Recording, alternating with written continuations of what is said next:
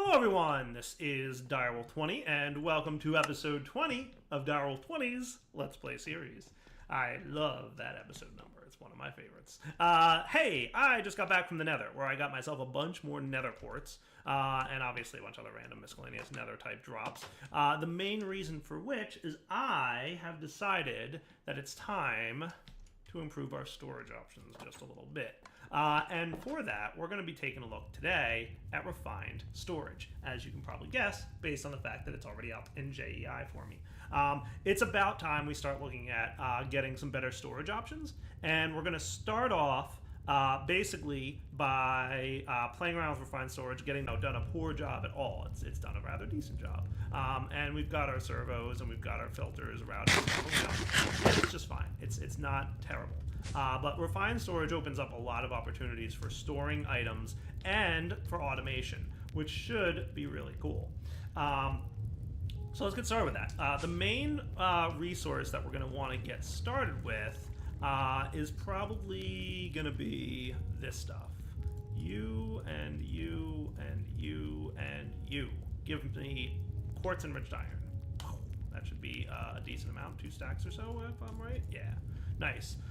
Quartz enriched iron is used for pretty much everything in refined and also, I guess, in reborn storage. It's the main resource component of refined storage, and we're going to need it to get the basics up and running. Now, refined storage also needs power, and a decent amount of it as well. So my suspicion is we're going to start getting power up and running with this thing, and at some point soon we're going to start needing more power gen. So we'll probably get started with better storage, and then quickly need to get into better power gen to maintain the power needed to keep our storage up and running. At the beginning, it seems like refined storage doesn't use a lot of power, but it quickly gets to the point where it's using quite a bit. Since this is the basement of my storage room, I suspect that it's probably the best place to start building a refined storage central processing area. So like, we'll have the brains of the refined storage system in the basement. We'll eventually clear away all these storage crates, but I'd like to leave the storage drawers in place, and I'd eventually like to tap into the storage drawers that are over there, as well as some of the mob drops that are over there. So we'll basically convert the storage room, instead of storage drawers and crates, it will become a storage drawers only area, where it'll store just basically a bunch of resources and storage drawers that we want to have a lot of, and then everything else can live in our refined storage system. That sounds like a plan? I hope so. That's pretty much what we're doing. And there's all kinds of other cool stuff that we can play with and do things with. So we'll definitely have fun with some of the new features of refined storage, because there's a lot of stuff that has been added since I last played with the mod. So yeah, definitely some cool things to take a look at. Wow, look at all this neat stuff. Yeah, there's some stuff and some things. Alright, so to get started, the main thing we're going to need is a controller, which is kind of the brains of the operation. And we're also going to need some cabling, which is going to need some glass and redstone. That shouldn't be too bad. And then a socket, which is going to need some sticky pistons. So, sticky pistons, not a problem. I've got some slime around here somewhere. It's not in there. It might be in here. Oh yeah, look at that. Shield slime block. Neat. So we'll get some, we're going to want some redstone, a decent amount of that. We might need some glowstone. We're totally going to need some iron and some gold. And that's probably pretty good to get us started. We're also going to need a few diamonds. Luckily, my mining conditions has got me some of that. I don't know if I'm going to pros yet, but we'll see. That should be a good starting point. The other thing we're going to need a decent amount of, and for now I'm going to get about half a stack of it, is silicon. The best approach to getting silicon is simply smelting nether quartz. So there's other kinds of silicon, by the way. You can get silicon by smelting Certus quartz dust. That's another option, which you can get by grinding up Certus quartz, obviously, in a pulverizer. But for now, we'll stick with the smelting of the nether quartz one, because nether quartz is a little bit easier to come by than Certus quartz. So with that up and running, we should now be able to make, from refined storage, a machine casing. This looks like some kind of smooth stone needs to be had. So let's get ourselves one of these dudes. Cool. And then we can get one of these guys. Cool. The controller is ready to roll. I'm going to want some power. So we might need some more leadstone flux ducts. So let's get about, you know, a handful of those, and we should have a little bit of glass ready to go, just so I can run power over there.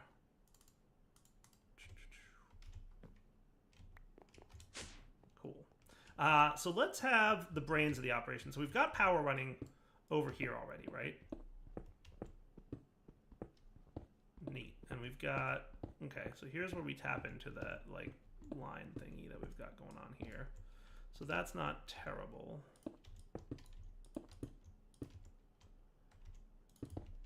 So how and where do I want to have... So unlike Applied Energistics, which is the last mod that I use that's similar to this, you should probably be smooth cobblestone or something. There you are. Unlike Applied Energistics, the location of the controller isn't that important because there's no channels. So if you watched my most recent series, Age of Engineering, you saw me playing with Applied Energistics. Refined storage is very much like that, in that you can store, you know, stuff and things. And if you like Applied Energistics, that is also in the pack. So the concept with the Direwolf 20 pack is play how you want and learn the mods, right? Those are the two main premises of the Direwolf 20 pack. Learn how to play with mods if you've never played with them before, but if you are a fan of playing with them, you get to play however you want. So I put both Refined Storage and Applied Energistics in the pack, even though they're very similar mods, because they have a different play style. They both accomplish the same goal in that they're a giant item storage system with lots of automation and auto crafting.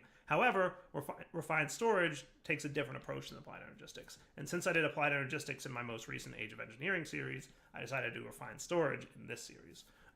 So if you like Applied Energistics, cool, by all means use it. And if you like Refined Storage, cool, by all means use it. Have fun, either way. So it's not super important where we place the controller. It's not like Applied Energistics where you want to have it kind of centered in a room. So it's not that big a deal.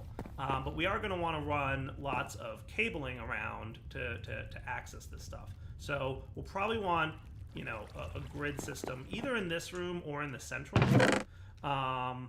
So how should I go about getting that up and running is kind of the question. Let's go ahead and start off with the controller being right maybe here. We'll stick it inside the room, right? And then you can see it powering up there. When it's flashing red, it means it's low on power. So it just took a moment for it to collect the power it needs. And now it's good. And we're currently using 0 forge energy or 0 RF per tick. It has an internal buffer of around 28,000. So as we connect more and more machines to this thing, it'll start, you know, using more power. The next guy that we're going to want to get down here is the solderer. That's going to be used for, you know, a handful of things. So let's get ourselves a couple of pistons. Let's do, I don't know how many solderers we're going to want. Let's start with 4, or 4 pistons, aka 2 solderers, and then we will see how things go. Does that sound fair? Stop putting stuff in there, you stinker. I gotta figure that out. Oh hey, I got an advancement in soldering. Woot. So because I have my solderers now, I got that achievement. And let's go ahead and put them downstairs. The other thing I'm gonna want is probably some cables from Refined Storage. So that would be these guys, the Refined Storage cables. Let's get that many of them. That should be fine. I have a suspicion that I'm gonna need some glass. So I'm gonna go smelt that up real quick. There we go. And while that's smelting, we can play with cabling a little bit. Now, Refined Storage machines will always connect to and automatically power adjacent machines, so we don't need to run cables to these guys. They should automatically get power from the controller. So the controller powers this guy powers that one. We shouldn't need to run cables to them. A few things we're going to need. Let's get about 8 of them to start. Nice, it's working. Cool. And we might need a few of these as well. So that should be cool. Improved processors. We're also going to need printed silicon. So we'll want a few of those. So the next step in Refined Storage, there's basically 2 things that we have to get started with. The first is item storage. So disk drives are usually the best approach to get started with item storage. They're going to allow us to install storage disks that can hold 1,000 or 4,000 or 16,000 or 64,000 items. There's also a creative one that's uncraftable, obviously. So 1, 4, 16, and 64,000 items. And basically the 1K storage disk costs that, and the 4K storage disk costs a 4K part, which needs 3 1K parts. So basically, upgrading your storage disk is totally worth doing, but it starts to get expensive as you go down the line. And then the other thing we're going to need is grids. Grids are how you access the items inside the disks. So disks go into disk drives. The disks are what actually stores the items. And then the grid is what allows you to interact with the items that are stored on the disks and either put items into the system or get them out. So we're going to need a few of these things to get started here. We're definitely going to want some printed silicon. I'm going to stick 16 of those in there and let them start cooking. Let's start off with a disk drive. So for that, we're going to need... What? A shulker box? What? Accepts any chest. Oh, okay. Any chest. I was going to say, like, did he really require shulker boxes? That's a weird disconnect from what I'm familiar with the mod. No, he did not. It is just, it accepts any chest. Cool. So, we'll get the disk drive first. That shouldn't be too bad. And then we're going to also need an advanced processor, which is one of the printed advanced processors, which I just got for putting a diamond into the solderer. Oh, you can do blocks at a time with solderers. That's cool. Looks like it's slower, but it's still cool that you can do it. It's going to also require some printed silicon, which I'm making down there, and some redstone. So here's the thing about these little doohickeys. They are only used to make the processor themselves. So there's no reason to hang on to the unprocessed version. So I'll just go ahead and throw this in here with a bunch of printed silicon. Cool. And then this can go in here with these 8, and those 8. Cool, and that'll get us the components that we need to really get going. The other thing we're going to need to do is throw some iron into it. There's, by the way, speed upgrades that we'll get at some point that will make the solderers run a little bit quicker. But there's an iron version of these as well. So basically, there's a gold version, a basic processor, which is made from iron, and the diamond version. So iron, gold, and diamond are your 3 tiers of processor, which are really just at the end of the day. So that's right. I went down there to get something specific, and then I forgot to grab it. So you're cooking up these guys. Cool. I'd like to throw some iron in there in a minute. As soon as this one last process is done, this will take a few minutes to process the rest of these. But at least I'll have the base components to make more stuff. So that's diamond and that's gold. They do take a while, don't they? Goodness gracious. There you go. Let's get about 16, because iron's pretty common. We'll get a bunch of those and let them process while we're crafting disk drives and other things. So I should be able to make a disk drive now. That's what's going to store the items on the storage disk. Neat. Now to get a 1K storage part, we're going to need some quartz-enriched iron, some redstone, and silicon. That's not bad at all. So let's totally do that. I'm missing glass. Yay, drives.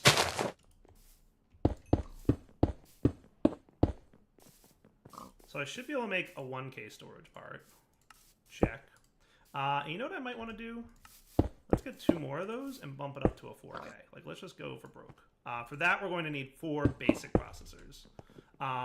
So if you do the math on this, it takes 3 1K drives to get a 4K drive. So by doing that upgrade, you wind up with a free extra 1,000 items to be stored. So a 4K drive is a pretty good early game approach. Put 4 in there. Put 4 in there. And we're going to need some more silicon, so I might as well, do something about that shortly. Probably smelt up more quartz. So it's definitely worth doing the 4K storage disk. It requires 4 basic processors, obviously, but that eventually turns into a 4K, so you can store 4,000 items. So we'll start with a 4K. We might wind up making a couple more 4Ks, and then we'll proceed down the line, and later on into the series, we'll get into the 16 and 64K storage disks, which start getting progressively more expensive. Those require some gold, and these require some diamonds. Not terribly expensive, but, it's probably a little bit outside the range of what we can afford right now. Cool? Okay, so you're all good, and this is the 4th basic processor that we're going to want. Come on, buddy. Looking for the speed upgrades already.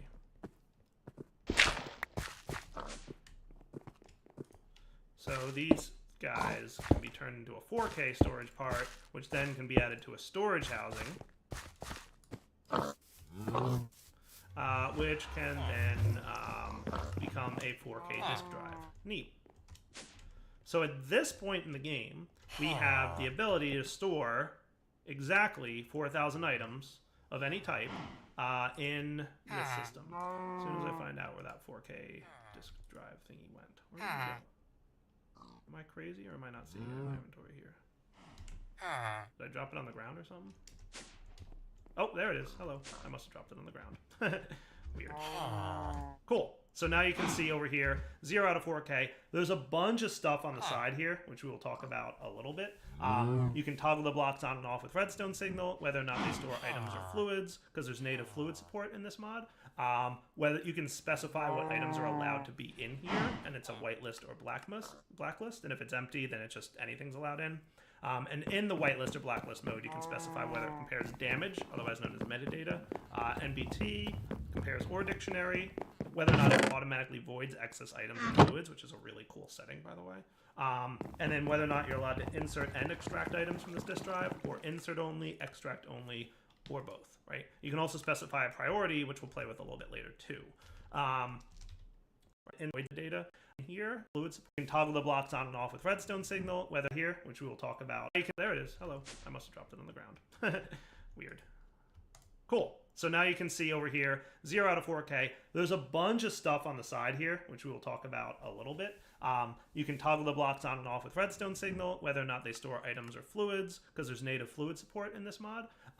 Whether you can specify what items are allowed to be in here, and it's a whitelist or blacklist. And if it's empty, then it's just anything's allowed in. And in the whitelist or blacklist mode, you can specify whether it compares damage, otherwise known as metadata, NBT, compares or dictionary, whether or not it automatically voids excess items and fluids, which is a really cool setting, by the way. And then whether or not you're allowed to insert and extract items from this disk drive, or insert only, extract only, or both, right? You can also specify a priority, which we'll play with a little bit later, too. So all those features come together to make a really nice item storage system. Love and refined storage. So the next thing we're going to probably want to get is a grid. In order to get that, we're going to need some improved processors, which we already made. We're also going to need construction and destruction cores, which is an upgrade to the basic processor. So knowing that, let's get ourselves another half a stack of silicon, because we're totally going to need more silicon smelted up. You please give me some more silicon. We'll get like a dozen. Does that sound like a good start? And then we'll go from there. Alright, so you get cooking on more silicon for me. We'll just do all 12 in there. And then silicon, redstone, and printed circuits will kind of be a good 2 and 2. Nice. So that'll get me a grid, and then we want to upgrade that to a crafting grid, and I'll show you what the difference is in a minute. Let's figure out where we want our grid to live while that's cooking. So definitely a lot of options here for like where our grid can exist. We can stick it like here. Might not be a terrible place. That might be a good place for a grid. Right, so right there in the wall. Or it could really be like in the center of this room. Wherever, really. It's kind of the nice thing about the storage is you can kind of stick it wherever. Inside here might be a cool place. Like, I kind of like sometimes having it in the middle between two rooms. Let's consider it being here. That might be a good spot. And we'll run this guy down. So these are your cables from refined storage, which will basically run up from our controller or any other block, honestly. So for now, I'm going to have them in addition to the item conduit system that I have for sorting, but eventually we're going to remove the item conduit system and we can clean up this wiring a little bit. So with these two things done now, let's get about 5 more of these cooking. 5 more of those iron circuit board thingies. You know what? Let's get pieces of silicon as well. 11 sounds good. So for crafting the grid, we're going to need a construction core. We're going to need a destruction core, which needs a piece of quartz. Just one. Let's put away... I don't need power. Or wood. I don't really need my slingshot. Inventory issues as always. And this torch as well can go. Okay. The quartz that I need. So the grid requires a destruction core. And then another one of these dudes. And again, any glass pretty much. Cool. So grid's neat. We pop it down, and now we have access to our storage system.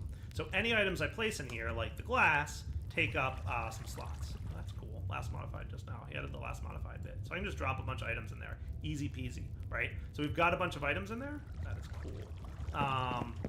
And if we pop downstairs, we'll see that they're all taking up space inside the storage disk. So this storage disk is using 336 out of the 4,000 storage units available. And the total amount of all the disks in this disk drive is pretty much the same. So if we added another 4K drive here, we'd see 336 out of 8K, and this is 4K, and this is 4K. Make sense? Which we will probably do before the end of the episode. We'll see. 4K, and if we added, and the total amount of all the disks in this disk drive is pretty much the same. So if we added another 4K drive here, we'd see 336 out of 8K, and this is 4K, and this is 4K. Make sense? Which we will probably do before the end of the episode. We'll see. Now, if we're covering this up, that's a question. I wonder if covers can work. I don't know. It would be cool if they did. It would be really cool if they did. So we have structure. We have oak plank covers from thermal. Man, I really, really want this to work, but I don't think it's gonna. Yeah, no, it doesn't. That would be super amazing and cool if it did.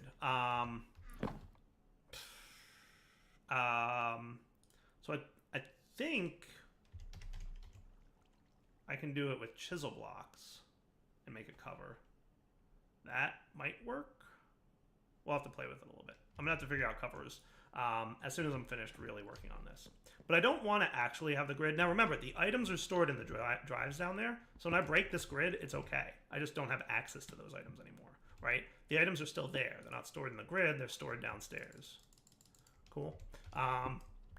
What I want to do is upgrade this grid using some wood.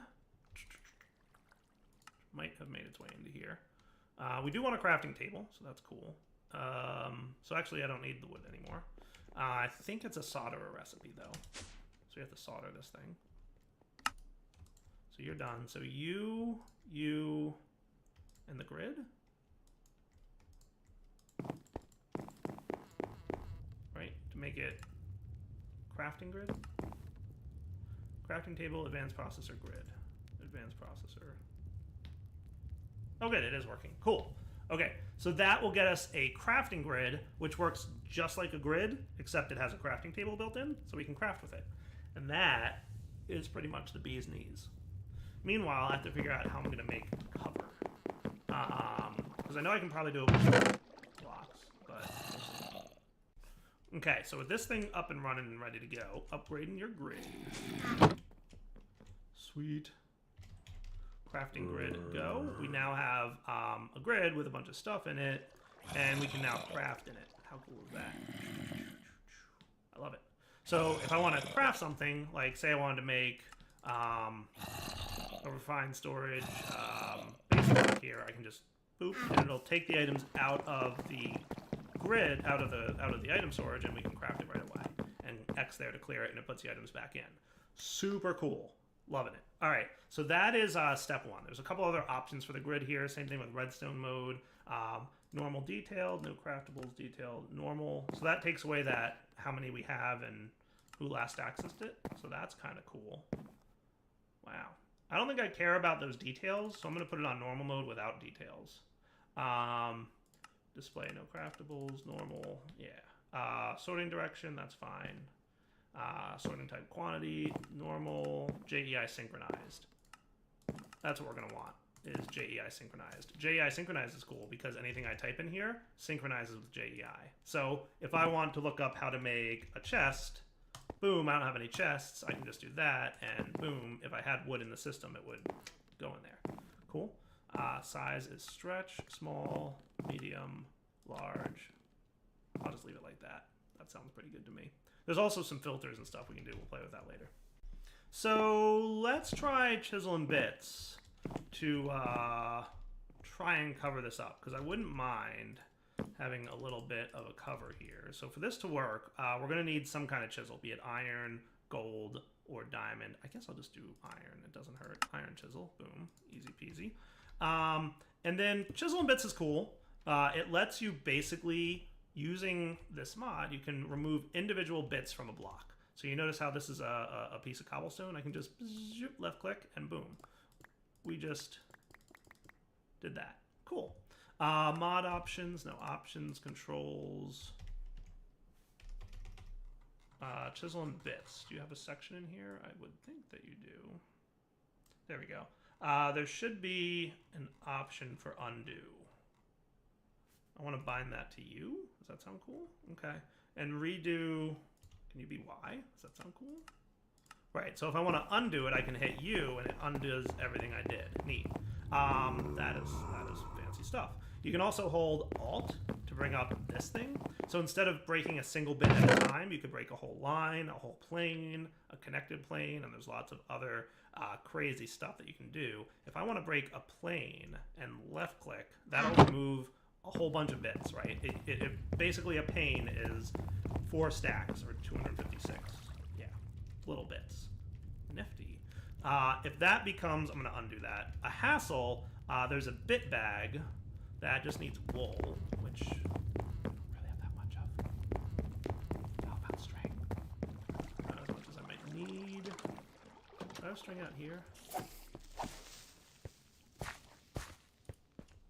I've got some string. I've got some more string. Thank you, buddy. The bit bag can hold. So what we're going to need is to left click that pane. Cool. And then the bit bag requires 1 bit. And then this thing can hold all your bits in large quantities. So now if I want to chisel this whole thing up, boom, we ate up that entire block. We filled up maybe a little bit of the bag, and we have 4,031 bits of cobblestone. Hey, good times. So bit bags are neat. Definitely would recommend getting one if you're going to be, you know, playing with this mod at all. And then placing them, you can place individual bits. So you can, like, build stuff with them, and you can place them in certain orientations as well. That's cool. Place, undo, redo. So if you wanted to place, like, a large cube, you would do that, and then right-click, and it would use a bunch of bits. And it uses them out of the bag immediately, right? And then we can undo it, or if we wanted to, we could obviously use the chisel to break the bits. But what I want to do is a plane, and if I did that and put this here. Yeah, it didn't seem to work out so well, did it? Undo. Clock has changed. So there's totally a plane there. Okay, so maybe just, yeah, that's not working as well as I would have hoped.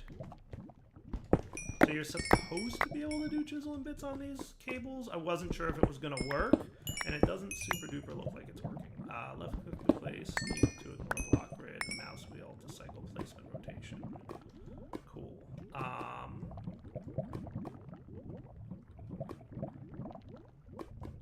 So it doesn't look like it's super duper. Yeah, there we go. That's what it's doing. So if I tried to place it there, yeah, no, it's just not rendering properly. I'm gonna do a quick backup. There we go.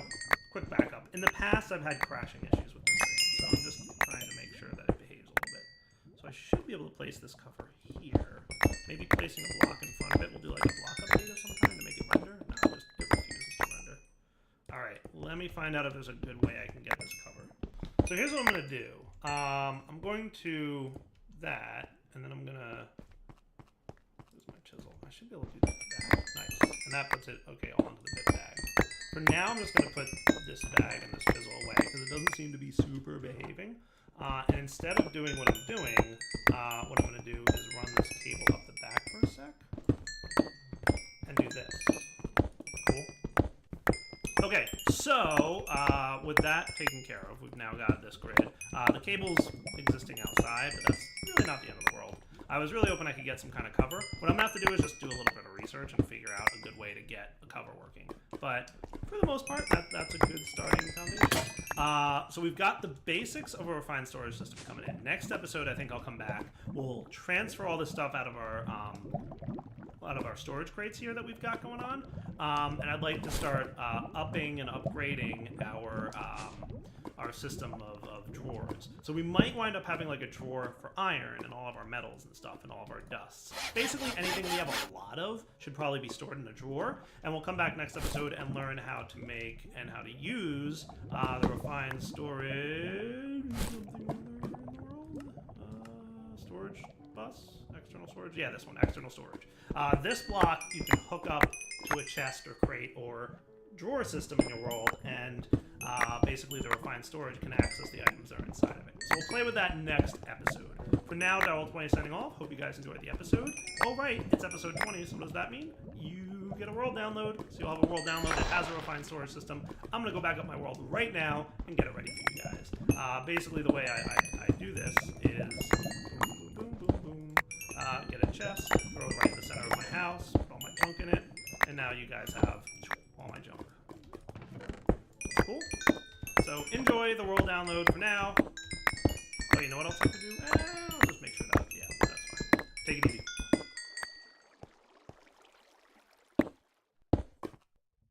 Hello everyone, this is Darwell20 and welcome to episode 21 of Darwell20's Let's Play series.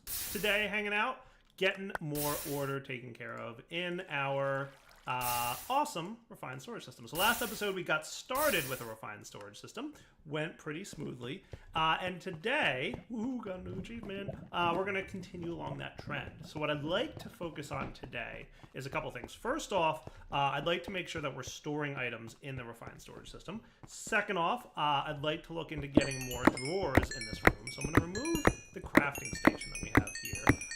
Now would be a great time to go grab some wood from outside this area, back at our little tree farm area. Look at that giant tree that thing's chopping down.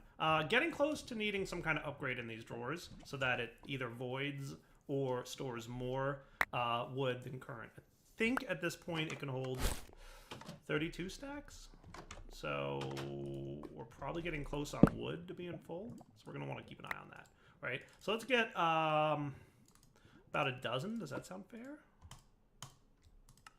Drawers. Let's do that. Boom. So by just having these things in here, a dozen more drawers ought to be good.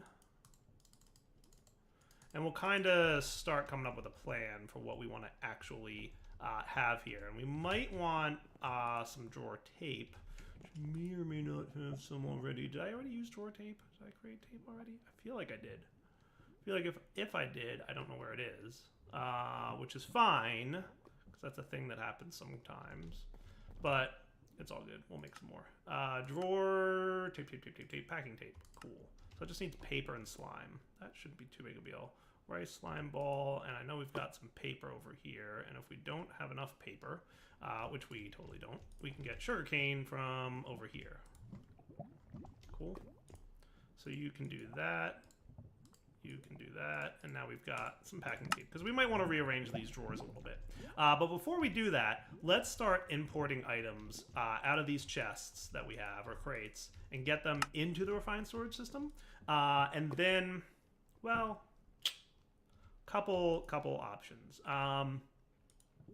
So I kind of want to do that, but then I also kind of want to go a different approach. Because I'm part of me wants to have the storage drawer system implemented first before I start importing stuff out of my crates. But the crates are kind of in the way of the storage system. So let's get some crate moving options here. Storage crate keeper, boom. We're probably going to want a bit of this on hand just to make a few of these. 1, 2, does that sound fair? Like this one.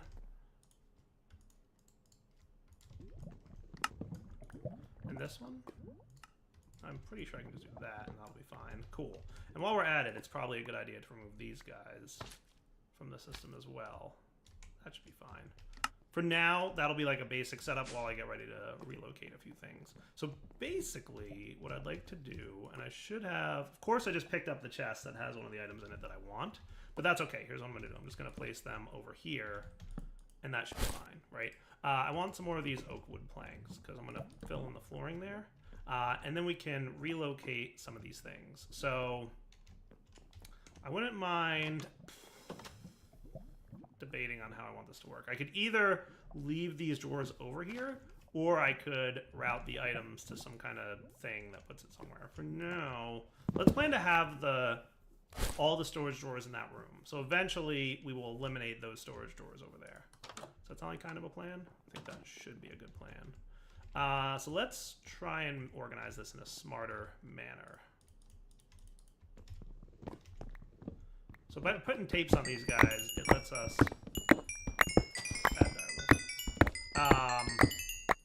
rearrange them in a little bit. So that should be cool. So let's have, can you tell me what's inside of it? Content sealed within, that's all it says. All right, guys, so I'm trying to figure out how I want to arrange this stuff. Part of me is thinking, like, do I want just this wall, or will I want more walls? For now, I guess I'll start with just this wall being full of drawers, and then if we need to expand it later, we totally can. So, like, starting off with, like, dirt and netherrack, and then cobble, gravel, sand, andesite, and all that stuff, right? And then we'll kind of expand from there. So let's start, kind of, let's get gold and diamonds and other. So, like, iron I want, but quartz doesn't need to be in there. Redstone. Right, so basically, wood to have in there. Not too much other stuff. So like the stuff that's in there in the refined storage system right now can stay in the storage. If I double click that, it takes away all my stuff. Cool. So let's do like trying to get organized here with all my stuff. Yeah. So we've got iron. Let's put silver, copper, nickel, yeah, aluminum, lead in. We'll get to some of this other stuff in a minute here. So like, for example, I will do iron and I'll do gold, and then I'll do silver. Here is kind of one of the ways I like to do things. Lead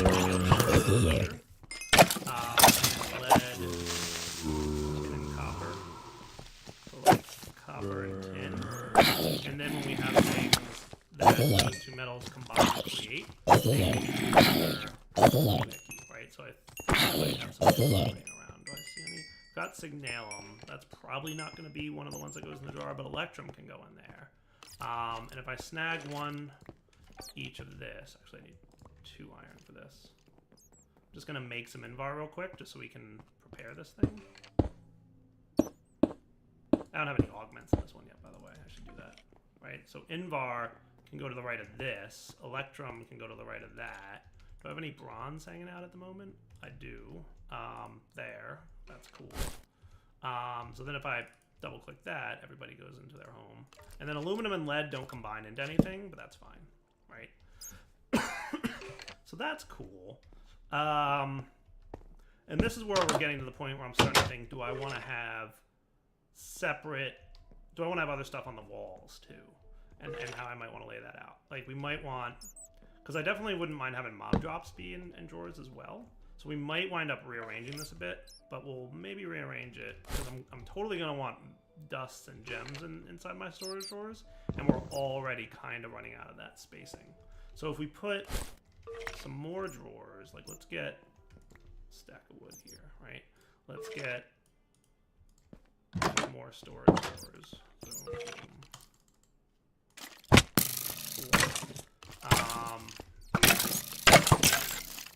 I might wind up. Let's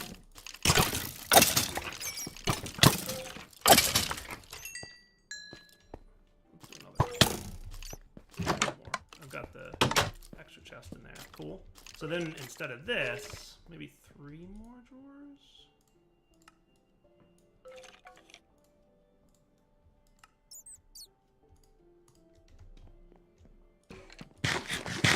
So what I could have is like eliminate these drawers.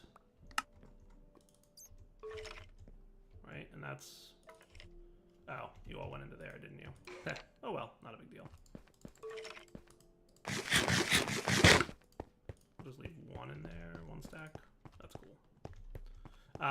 And then like cobble, for example. That could go here.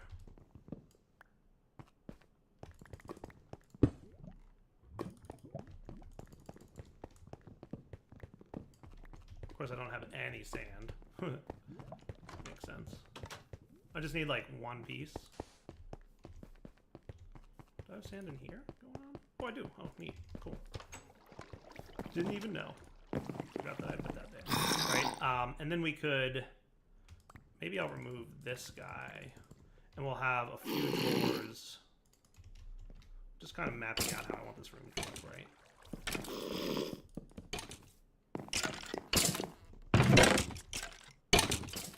So like this could be like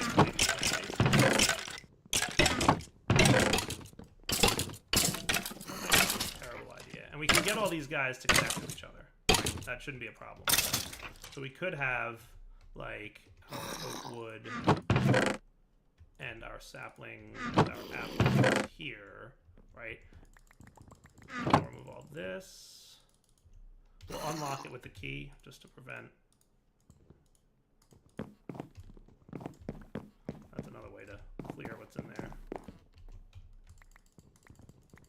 Cool. So you, andesite, and all that good stuff can go here. So this will be like building material type stuff. I might move that over a little bit once I've cleared up this stuff. We'll see. We'll figure it out. This will be all our metals on the right, and we could have like dust and gems and stuff over here, right? So we could have like, you know, redstone and glowstone and nether quartz. Did we clear out all our metals? Lead, tin, invar. Oh, I had some invar. Cool. Nickel. So if I did this and I double clicked that. Alright, so all our metals are accounted for. So this chest, or this crate can go away, right? Lapis we'll definitely want on the list. Hello everyone, this is Direwolf20, and welcome to episode 21 of Direwolf20's Let's Play series. Today, hanging out, getting more order taken care of in our awesome refined order system. Last episode, we got started with a refined order system. Went pretty smoothly. And today, got a new achievement. We're going to continue along that trend. So what I'd like to focus on today is a couple things. First off, I'd like to make sure that we're storing items in the refined storage system. Second off, I'd like to look into getting more drawers in this room. So I'm going to remove the crafting station that we have here. Now would be a great time to go grab some wood from outside this area. Back at our little tree farm area. Look at that giant tree that thing's chopping down. Getting close to needing some kind of upgrade in these drawers so that it either voids or stores more wood than current. I think at this point it can hold 32 stacks. So we're probably getting close on wood to being full. So we're going to want to keep an eye on that, right? So let's get about a dozen. Does that sound fair? Drawers. Let's do that. Boom. So by just having these things in here, a dozen more drawers ought to be good. And we'll kind of start coming up with a plan for what we want to actually have here. And we might want some drawer tape, which may or may not have some already. Did I already use drawer tape? Did I create tape already? I feel like I did. I feel like if I did, I don't know where it is, which is fine, because that's a thing that happens sometimes. But it's all good. We'll make some more. Drawer, tape, packing tape. Cool. So it just needs paper and slime. That shouldn't be too big a deal. rice slime ball, and I know we've got some paper over here, and if we don't have enough paper, which we totally don't, we can get sugarcane from over here. Cool. So you can do that. You can do that, and now we've got some packing tape, because we might want to rearrange these drawers a little bit. But before we do that, let's start importing items out of these chests that we have, or crates, and get them into the refined storage system. And then, well, a couple options. So I kind of want to do that, but then I also kind of want to go a different approach. Because part of me wants to have the storage drawer system implemented first before I start importing stuff out of my crates. But the crates are kind of in the way of the storage system. So let's get some crate moving options here. Storage crate mover. We're probably going to want a bit of this on hand just to make a few of these. 1, 2, does that sound fair? Like this one.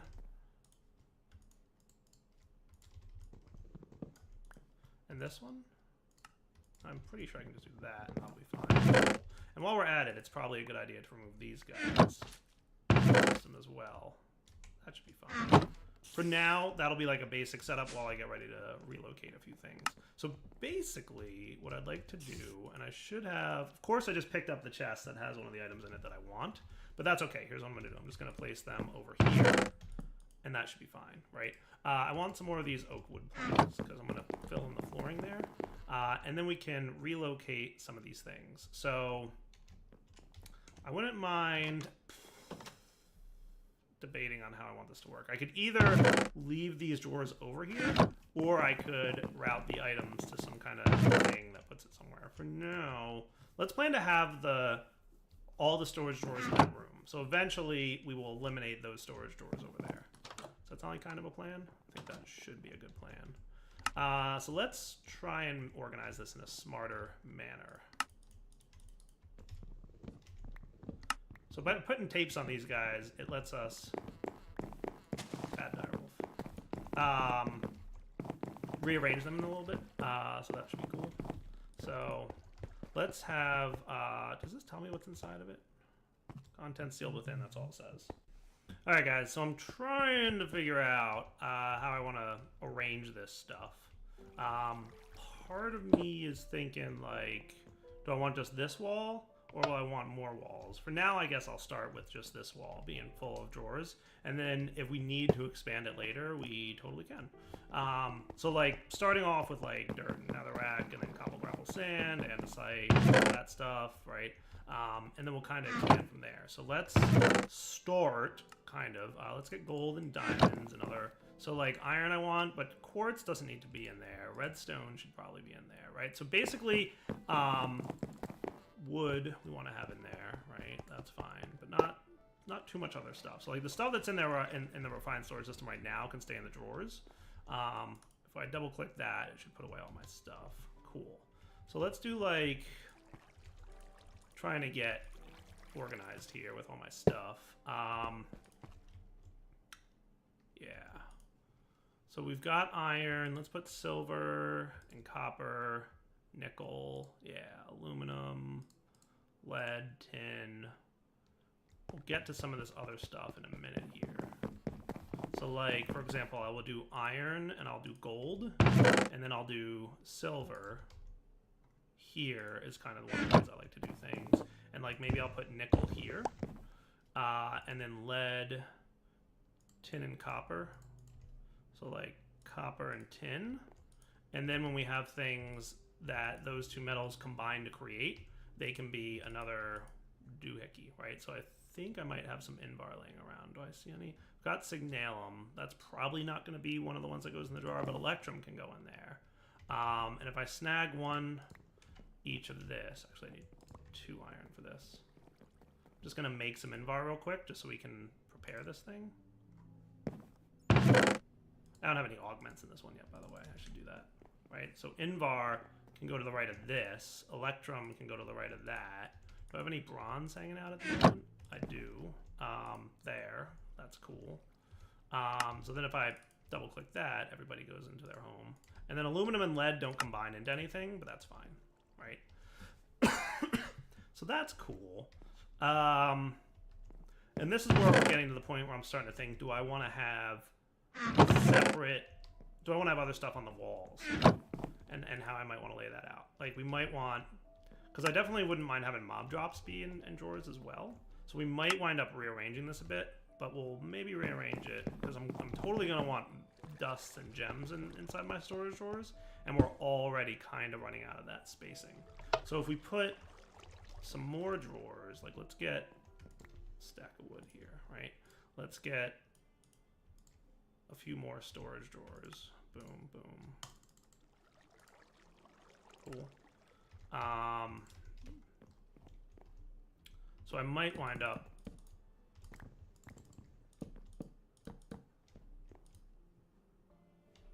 let's do another drawer. Just one more. I've got the extra chest in there. Cool. So then instead of this, maybe 3 more drawers?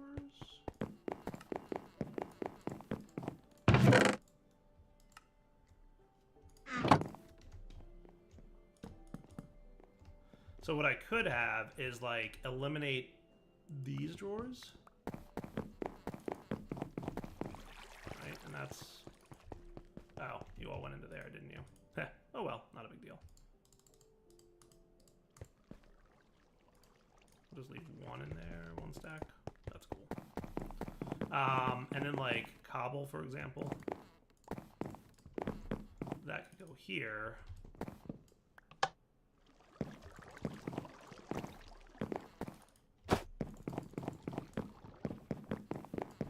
Of course, I don't have any sand.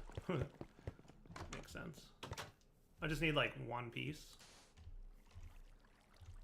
Do I have sand in here going on? Oh, I do. Oh, neat. Cool. Didn't even know. Forgot that I put that there. Right? And then we could... Maybe I'll remove this guy. And we'll have a few drawers. Just kind of mapping out how I want this room to look, right?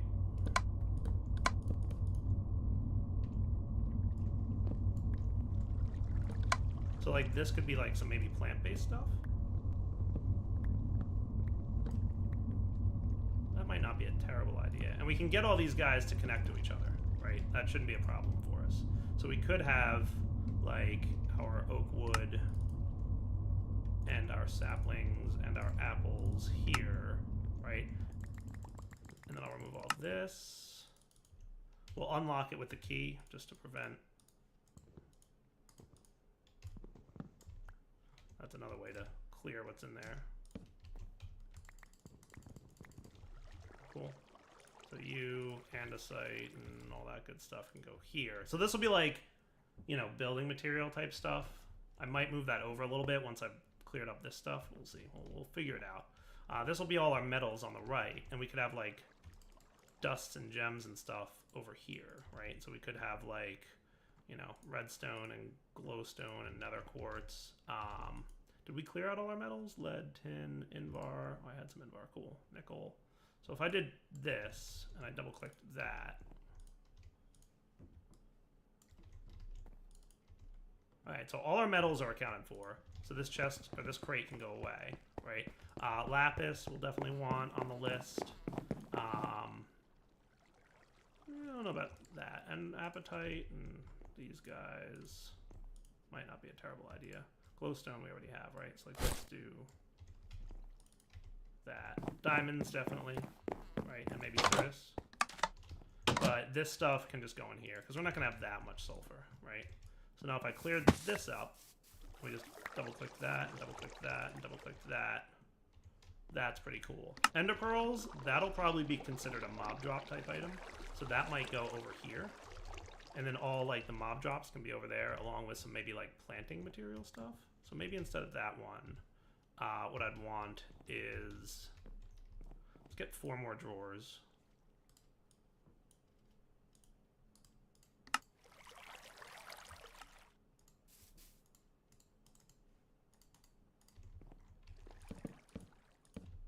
Cool. And we'll start with mob drops over here-ish. 2, 1, 3. That's good. So there's a bunch of mob drops that we'll probably want to have here. These rods can probably wind up in there. I don't know about much else. So like, I kind of like when I'm setting these up to be somewhat organized.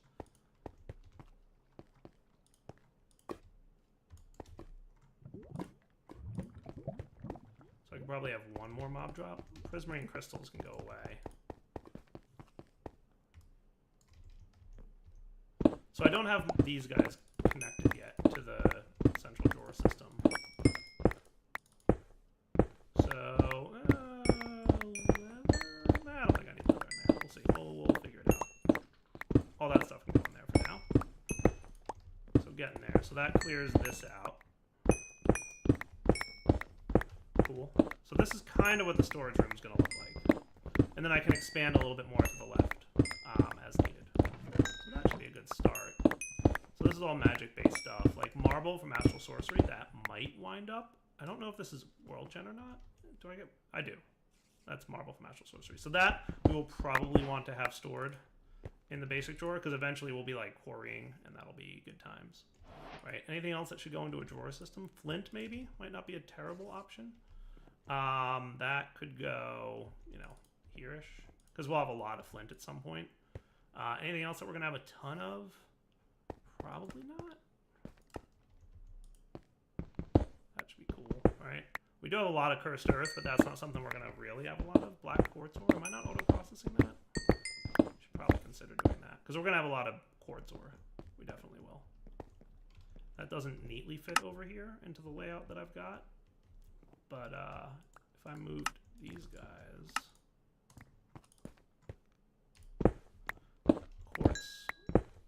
Try to store, yeah, there's some. That could go there, and that could kind of work nicely. Right? So that's not a terrible idea. So now that we've got that basic layout set up, we might want to do soul sand. That would probably be smart. You know what? I'm going to move marble down here, and I'll put soul sand next to the storage drawer. Yeah, and that should be good. Everything else can kind of be okay. Like smooth stone, I don't know if I need to have that in a drawer. I guess I could probably consider having it in a drawer. That should be fine. It wouldn't hurt. Grass, I don't think I need to have in a drawer. Alright, so let's get storage import buses going. So the best way to do this, probably, there's a couple approaches we can take. I'm probably going to want to make a stack upgrade, though. That's going to need some sugar and 4 speed upgrades. Speed upgrades need an upgrade, which is made with improved processors. So I'm basically going to want 4 improved processors, which I've kind of got. So let's get some upgrades. 1, 2, 3, 4, 5. Neat.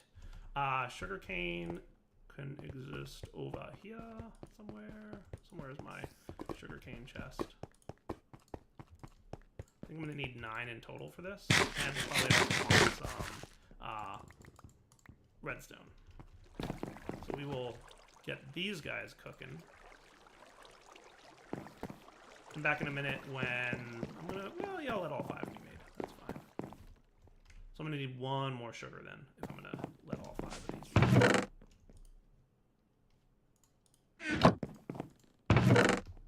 So back in a sec when this is done.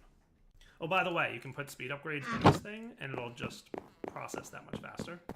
I'm going to use these for my import bus in a minute, but, you know, just FYI, eventually we'll probably want our solderers to have speed upgrades in them. It definitely helps. Cool. Speeding it up upgrade. Nice. Alright, so you guys can be used to make stack upgrades. So basically the way this works, most machines will either import or export or interact with inventories at a set speed. And by putting speed upgrades in there, it makes it happen more frequently. And by putting a stack upgrade in there, it makes it import a stack at a time instead of a single item at a time. So what do I mean by that? Let's demonstrate with this system right here. I'm just going to temporarily run this in such a way that it connects to the cabling that's already here. So that, right? So we can see it's slowly but surely importing the soul sand. We probably actually don't want to do that yet, because that soul sand is probably going right into here instead of into here. The problem is, I can demonstrate that by double right-clicking on this. Soul sand, this drawer system isn't connected to this drawer system. So let's fix that. I think all I have to make from the storage mod is some oak trim. Let's make couple sets of these. So oak trim is a neat mechanic.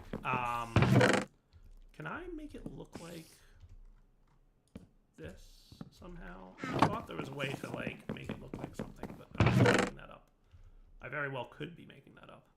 But oak trim will allow two remote storage door systems to connect to each other, basically. So by doing that, it should basically connect this so that when I double right click on this guy, I put my soul sand away. Neat. All right, good. So I'm going to want to do the same thing pretty much over here. And because we're getting really close to the point where I'm not going to want to import with this anymore, I'm going to remove all these guys. Cool. So we will oak trim this up as well. Good deal. And I'll clean up the rest of the item conduits there in a minute. Good deal. All right, cool. Spider, please. You're an annoying nuisance of a creature. Thank you. So now, for example, watch my string. When I double right click on this, the string went away. And I can still cover this up. So before I do the next part, let's get a storage, external storage. So this guy, we're going to need another shed. And we're going to need a construction core, which is going to need some quartz and glowstone. So I'm going to want one of you. I'm going to want one of you. I'm going to want one of you.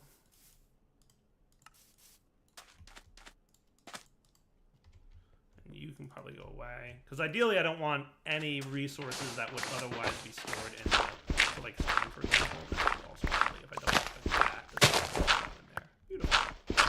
Alright, so the external storage is the next thing that happens. So that just needs gold. So I just need a quick piece of gold and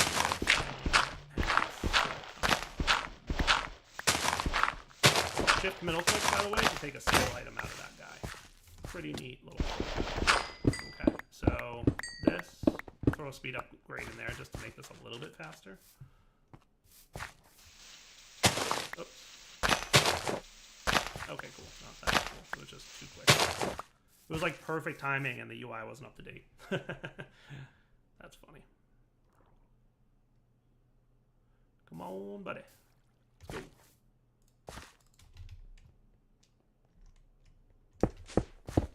Okay, so this goes in here for the crafting component. And external storage bus lives. So then we'll grab our cable, which I have a feeling might need a little bit more of. So that is a couple pieces of glass and some redstone. We may or may not have some glass laying around. Did I smelt some and not get it? Or was that silicon? Nope, that was nothing. You. I should have some sand in here.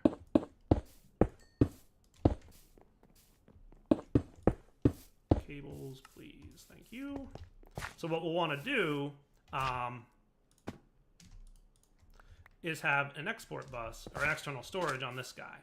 We're going to set the priority high. What that means is when items go into the refined storage system, either through a grid or an import bus or anywhere else, it will try to put it into this external storage higher priority, so priority of 10, than anything that's less than 10.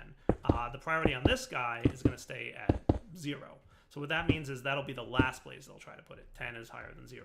So what'll happen is when it comes time to basically say, all right, we want to insert an item in here, right? You know, that'll be the place where it tries to go. So with that connection now, we should see all of our stuff that's in our drawers. Nice. And for example, when we have soul sand, right? Let's demonstrate this with soul sand, right? Currently we have 77 soul sand in there. When I place soul sand into the refined storage system, we now have 141 soul sand in the drawer. It went into the drawer because it was a higher priority than the disk drive. Cool? So now we can start import busing here. All right, so let's get to work importing and test out how cleanly and well organized I set everything up. So we're going to stick our importer on here. So that's going to start importing slowly but surely soul sand in pretty much the order of the items, right? So soul sand's going to get sucked in there. Now if I throw my speed upgrade in there, we'll see soul sand coming in a little bit quicker. So if we put a bunch of speed upgrades into the importer, it would much more quickly import items. But the stack upgrade is going to be even better. When I throw that guy in there, it's going to grab stacks at a time. So it should wind up sucking everything into the system there, which is cool. And the smooth stone should have gone to the right place, and everything else should have gone to their appropriate places. Neat. That is good stuff. So you're pretty much done there, buddy. So I'm going to pick this up, and then we'll grab our importer. So like this inventory is the next one that's going to get imported. So boom, and then you, and it should just pull everything in. Nice. That's pretty cool. So everything's going into this system, so we can see all the good stuff showing up. See? Getting populated nice and quickly. And then once this thing's empty, we can break it and move on to the next item, right? And we'll go on throughout the route. Now down here, I'd like to check, right? So far, we've got about a third of the way, a little bit more than a third of the way full. And because we went ahead and put a lot of stuff in drawers, we significantly improved stuff, basically. So like, we'll do this one next. Do we want to put like potatoes and carrots or anything? Like, I could have a couple drawers for like potatoes and carrots.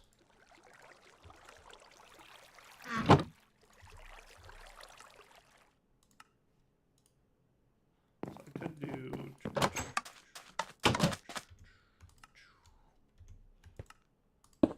get a stack of that, and we'll get one more of these, and that should be cool. Okay. So like maybe here could be like potatoes and carrots, and maybe some other things at some point. Well, at the very least, like potatoes. But then like this could eventually be expanded to be other resources, right? And that might be cool. And I might want a set of drawers here, so this kind of is like a more even corner. But we'll mess with this as time goes by. Also, let's not forget to lock our drawers. Boom, and that should lock all of them. Nice, so that nothing can go in them. If you didn't lock the drawers and they were empty, it would put whatever item gets imported in next. So carrots, maybe not. We'll just stick carrots in there. That'll be fine. So let's quickly import bus this guy. And that should clear out pretty fast. Nice. And as we get to the point where we're going to have things that we'll have a lot of, so like a perfect example might be canola oil, right? Like we're going to eventually build like a cool canola system. So as we get around to doing that, see, look, we boosted up our flint. Now everything else is getting sucked in. This one might pretty quickly fill up our system. Not too quickly, but we will probably rapidly get to the point where we've filled it up a bit. And then this stuff is all miscellaneous kind of as well. That's fine. So we might soon... I can probably clean out these item duct things real quick. So remember, we don't yet have anything to deal with ore processing, but we'll manage that eventually. Cool. So how's our storage doing? Not bad, 27.99. So we're probably around 2/3 of the way full now. That should have finished up this thing and both pages. Yes, cool. Nice. And then the very last one will be this chest. So import bus, stack, and speed. Nice. Looking good to me.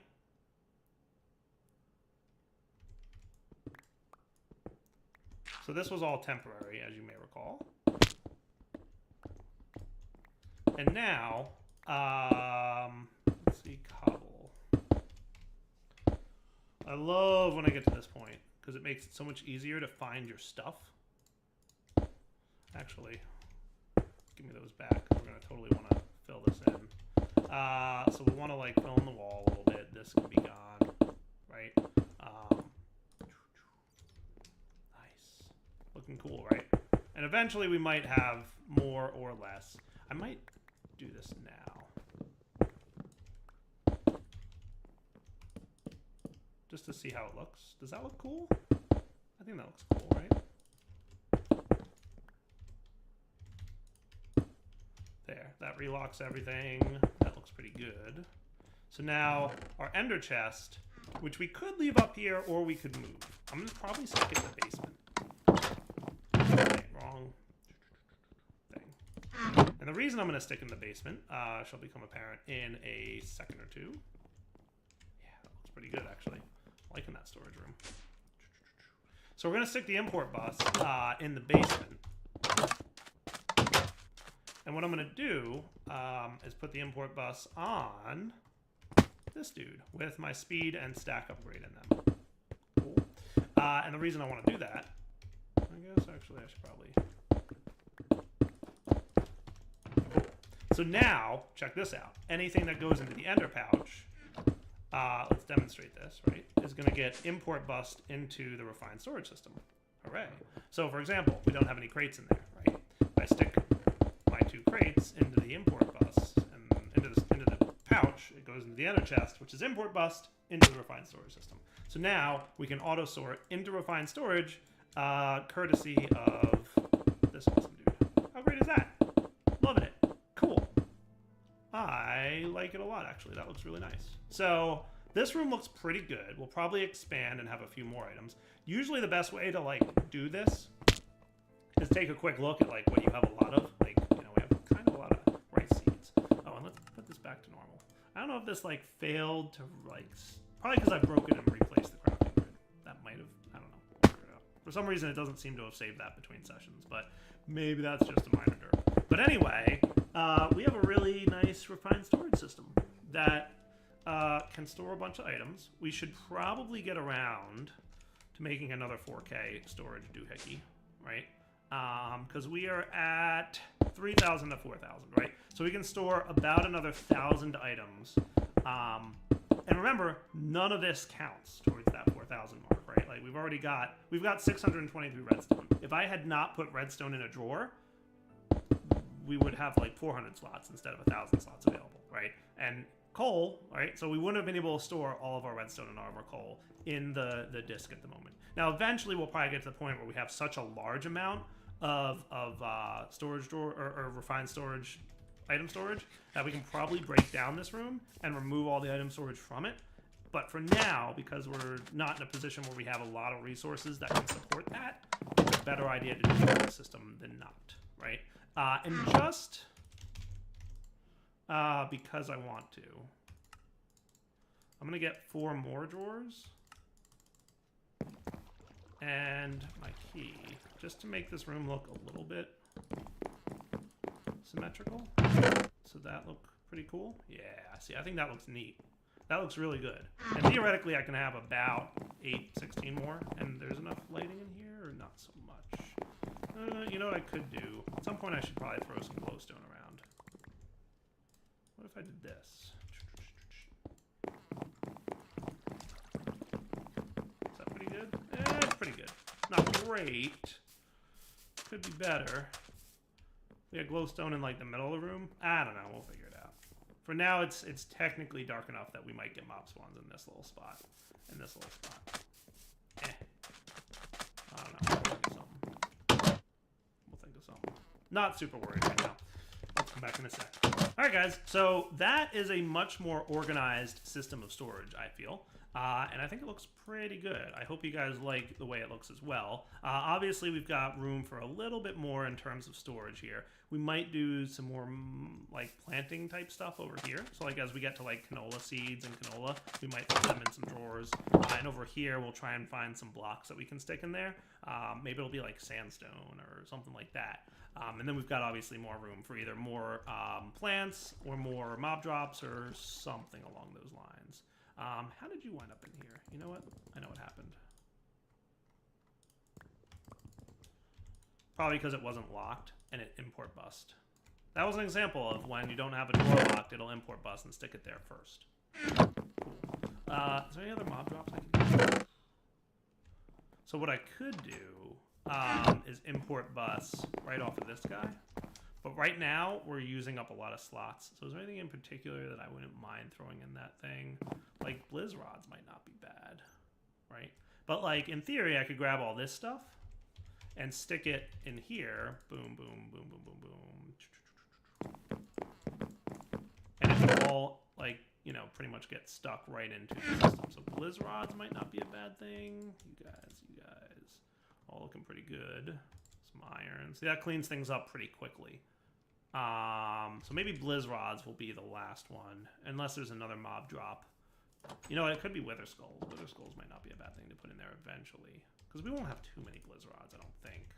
So yeah, blizz rods. So if I auto sort all that, you should probably boost up your. See, boom, boosted. Nice. All right, yeah, definitely wrapping up point though. So Darryl20 signing off. Hope you guys enjoyed the episode. Refined storage system up and running. We're probably going to want to focus next on auto crafting, because we're going to want more storage related stuff. And the best way to do that is to auto craft the things required for more storage related stuff. Also, we'll probably want to stick to keeping an eye on our power situation. So if we pop over here and check this guy out, we're doing good on refined fuel, right? Like another, let's say, stack of coal would not be a terrible thing to have. We can just throw that in there and start processing some more refined fuel. But we also have like a bunch of sulfur and tar, right? So think of something to use that for. But at some point soon, right, we're going to want to keep an eye on this, because now our system, which is a little bit sloppily wired, I'll fix the wiring a little bit at some point, we're using 27 RF a tick. So just to keep the system up and running, it requires 27 RF a tick. And without that, we won't have access to any of our items that are inside the disk. So we'll want to keep an eye on power. And we'll also, at some point, want an export bus on this chest, because, what is this, a filter? So what do we got going on down here? So you extract from the chest, and then what do you do? Filter. Okay, I see how that works. Cool. So what do you do? Okay, I remember how this all works now. All right, so what we'll probably want is to set up an export bus for all the different ores. So next time I go mining, I will do that. For now, Darryl20 signing off. Like I said 3 times already, but the first time I'm saying it, it's take it easy.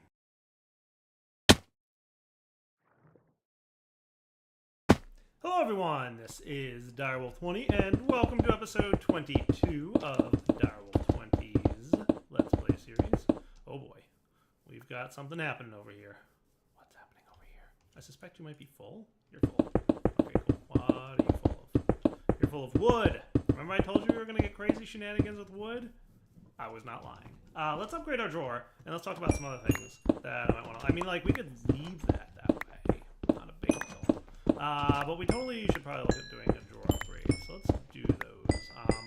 These guys are not too terrible to make. You know what I could do is... let's do wood.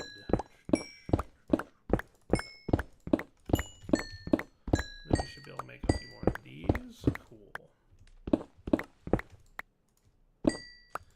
Those, nice. So I think I'll go with an iron upgrade for now, because we don't have like a huge amount of resources that I can just say whatever to. But long story short, each upgrade to drawers allows you to install, basically say to have more available space. And I think there's 5. If you shift right click, 1, 2, 3, 4, 5, 6, 7 now upgrades available. So iron is 4 times, obsidian is 2 times, gold 8, diamond 16, emerald 6 is 32, and then you can do flint, which reduces it to the point where it can only store a single stack.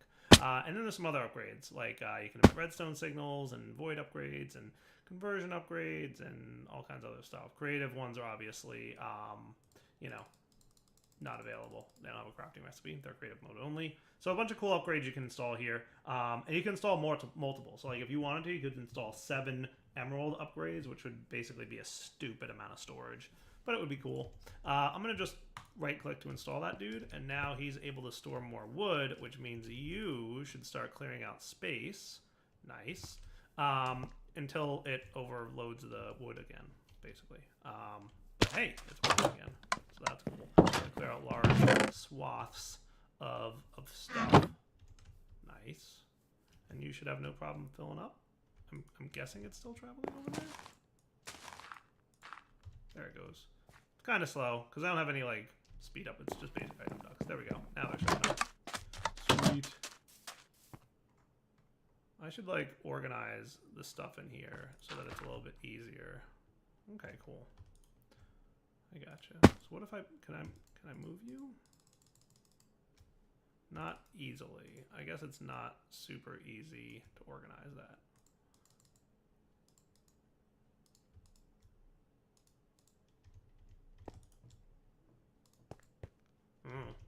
Anyway, basic drawers can store more stuff now. You're going to chop down all the trees. That's up and running again.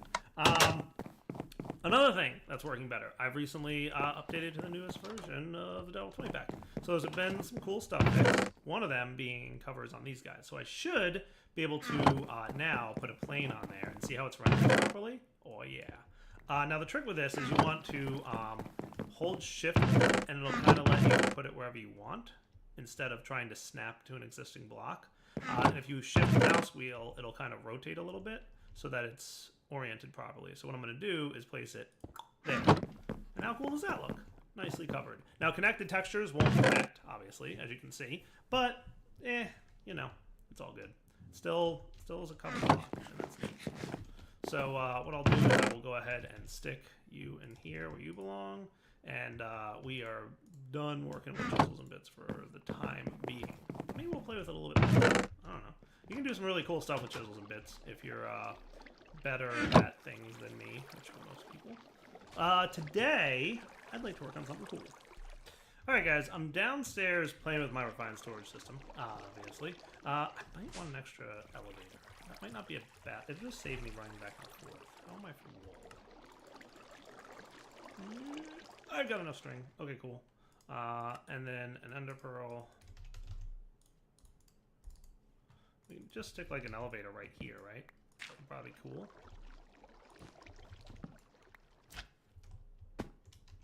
Just because I want to? Yeah, just makes things a little bit easier to get around. So what I'm working on is, first I'd like to do some upgrades. We're going to need more glass, I guess. This stuff. Oh, that does work. Cool. Okay, neat. So that'll do. I definitely want like a bunch of upgrades. We're going to need more quartz enriched iron. So let's get a stack of that, which should be cool. Nice. This, I'm going to basically put these in here. And we're going to want a few more upgrades. Whoops. There we go. Basically, I want lots and lots of speed upgrades. Maybe not lots and lots, but enough to keep these two machines running at a pretty decent speed. Because we're about to do a lot of soldering, and my goal is to, you know, be able to do it quickly. What I'd like to work on today is a bit of auto crafting. Now, there's a couple different approaches we can take to auto crafting if we wish. See how much faster that is? Like, that's beautiful. That's what I'm talking about. Cool. So if we want to do these now, like, boom. Hugely noticeably different. I like it. How's my silicon situation doing? I've got a bit. So if I wanted to, I could snag 1, 2 of those, and then this, 1, 2, 3, 4, and we've got some advanced processors. Cool. What I want to start working towards is auto crafting things. And to get that going, we're going to need crafters. Crafters are the way that in refined storage, you can go about auto crafting things.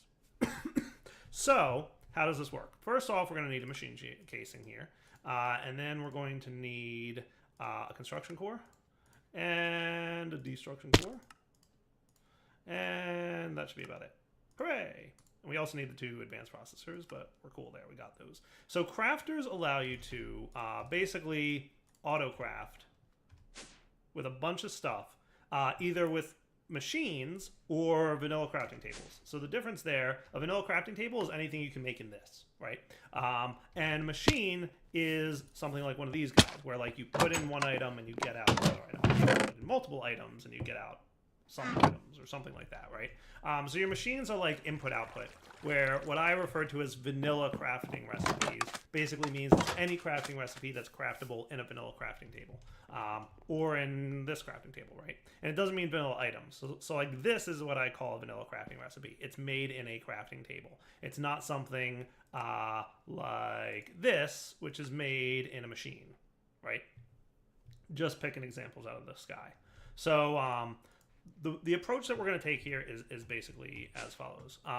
We will first start off with vanilla crafting table recipes, and then we'll probably want to start automating things like the solderers if we can. So that sound cool? So for this, we're going to need some cables, but then the other thing we're going to need is a new type of grid. The grid that we're going to need is the pattern grid. This is what allows us to create the patterns that we're going to use to do our vanilla crafting recipes. So for this, we're going to need a basic grid, for which we have nothing. So that's cool. How are we on sand? We have like any sand. We have some. Let's go smelt some of that up to do cobbleworks. Well, we have a bit. Sand can go back in there. So red is going to need another construction core and another destruction core and a bit more gold. Times 2 redstone and silicon. Okay, we should be good here. So I'll put 1, 2 in there, and I'll put these guys in here. I'll put these, and these, and that'll get me the 2 of these dudes that I'm going to need. And then up here, we can make our grid. Cool? Cool. All right, so now that that's built, we want to get a pattern. Patterns are made like so. Pretty straightforward to make, not terrible. We'll go ahead and combine this, and then these to get ourselves a pattern grid. Cool. I usually put my pattern grid right here, so all that fancy work that I did to get, you know, things working in a fanciful way with covers, already eliminated, but that's okay, because there will probably be instances in the future where I'll cover up some cables, especially when we start working on our fancier things, which I haven't quite gotten to. So with that going now, we can make patterns. So we're going to want to make one of these to start, right? And what I'll do is I'll place this in here. And the first pattern I usually like to teach this thing is how to make a pattern. So all you do in the pattern grid is specify what goes in and what comes out. And you can basically, as we saw at JEI, you know, click the pattern in there and it works great. So when we hit that, we can see that this makes a pattern. The output is a blank pattern from refined storage, and the input is 3 glass, 3 redstone, and some quartz enriched iron. Sweet. So for now, I think I'll start like right around here-ish. Does that sound like a good place for our crafter? So our crafter lights up, it's working, and then you just place your patterns in this slot up here. Now, our refined storage system knows how to make patterns. So you can see that we don't have any patterns available. It's telling us we can craft one. I click on it, I tell it how many I want, I hit start. It calculates how many resources I need for the total, and then hit start. Beautiful. And it just made me 2 patterns using up the resources that we just designated. How cool is that? I should probably also teach you how to make quartz enriched iron, because there will probably come a point here, I don't know when, but if I said give me another pattern, it's going to say we don't have quartz enriched iron. I was kind of lucky that you know, just kind of happened to be a thing that was there, right? So what we'll do is we'll teach it and say, hey, you can make quartz enriched iron, by the way, using iron and quartz. So now when I go to say give me a pattern, it's going to say, hey, cool, I need to make a pattern. And for that, I need 3 quartz enriched iron. So I'm going to craft it, and in order to craft it, I need the 1 quartz and the 3 iron, which are available. So it's saying now you've got these items available, this is what needs to be crafted, these items are available, and this will be crafted at the end, and then boom, we've got our pattern. Nice. The crafting process is not slow, but you can speed it up with speed upgrades here. And also, there's a whole mod in the pack that augments this, and it's called Reborn Storage. And basically, it's a giant multi-block of crafters. It's the way it works. And you can put like a bunch of crafting recipes in it. It's a large multi-block, but it's a little expensive in that you require some crafting frames, which need pretty much 5 gold per crafting frame. And then since it's multi-block, you need a lot of those. And you need a lot of iron as well. And then you'll need some other stuff in order to get it whirling. We'll take a look at reborn storage probably a little bit later on in the series. For now, we're going to hold off on that. But I would also like to do... So let's do this. Let's set up crafters for soldering. So there's basically a few soldering recipes that we might want to teach this thing, right? So there's gold, there's iron, there's diamonds, and then there's combining them into and silicon, right? So if we wanted to say there's 4 base components, right? So there's silicone, gold, iron, and diamond. Those are the 4 base components that you do. And then there's combining those base components into something else. Now, pretty much all of those require silicon. So there's a couple ways we can lay this out. We could have a solderer that's dedicated to silicon. What I'm thinking is, let's have 2 solderers. One that's set up to do like silicon and iron, and the other that's set up to do gold and diamonds. Does that sound fair?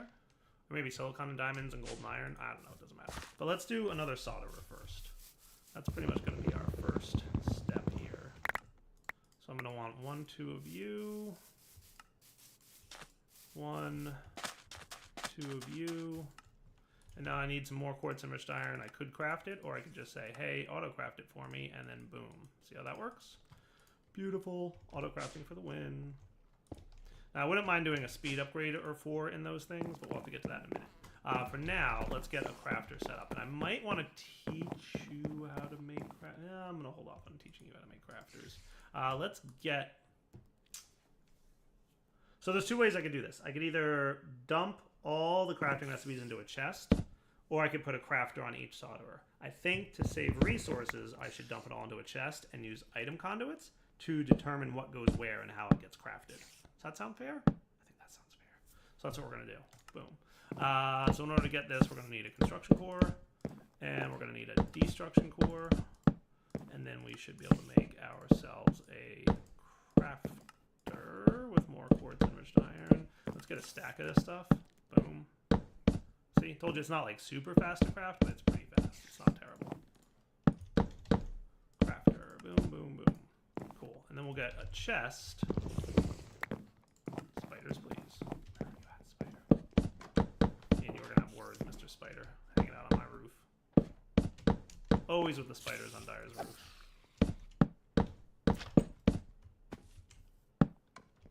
Okay. So, we might want to... I have to figure out the sidedness of this and how it's going to work. But let's first start off with, we're going to get filters, and we're going to get servos, and we're probably going to need more servos. So let's get some iron-based servos if I can. Hardened works, actually. Might need a couple of these. That should be good. And item ducts. So I'm not 100% sure how the sidedness of this whole thing works. But basically, we're going to want to do the following. And we might wind up putting a chest here with a crafter facing into the chest. And we can rotate this dude, and basically the direction it's facing is where it's going to put stuff. So what we could say, I'm not sure how the sidedness of this works, but we're going to test it. Okay. The things we're going to need are gold, iron, redstone. Do we have any more silicon? I can get some.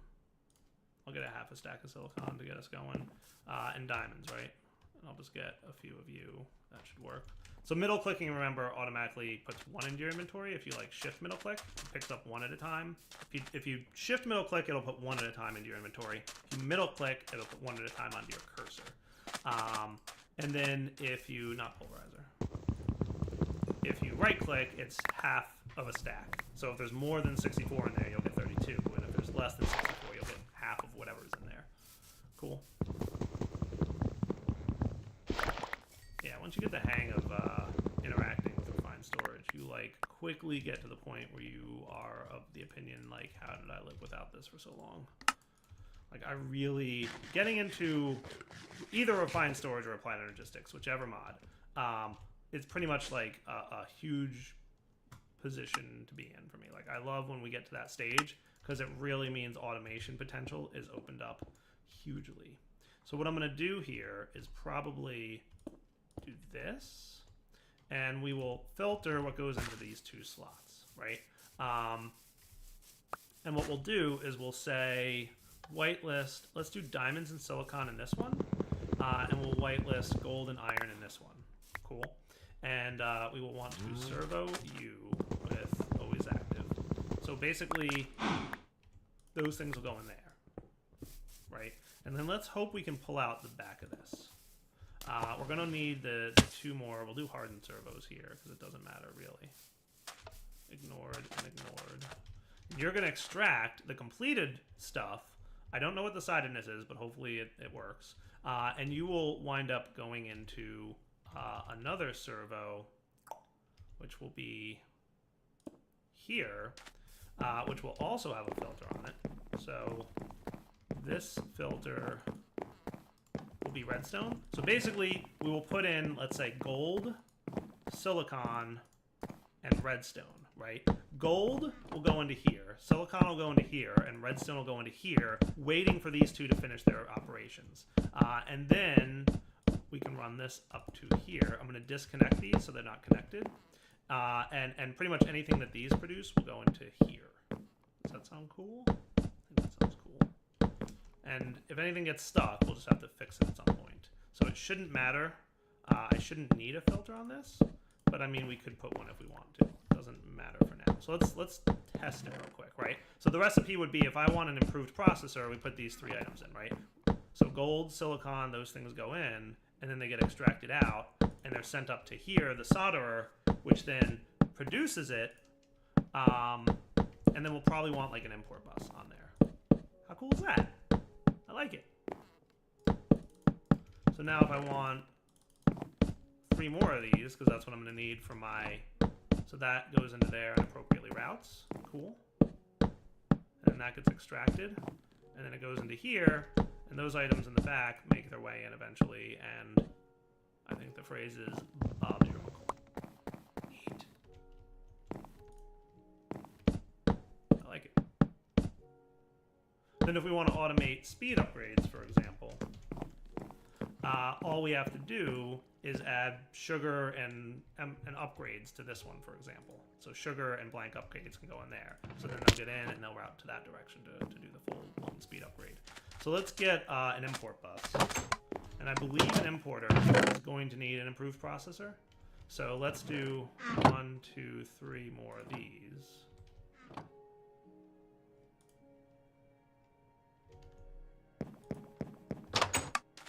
And that should be cool. And then we'll come back to that in a sec. So for an importer, we'll basically want a destruction core. And there you go. And then we'll say to basically import off of that. And then boom, it'll suck that stuff in, and we're cool. Nice.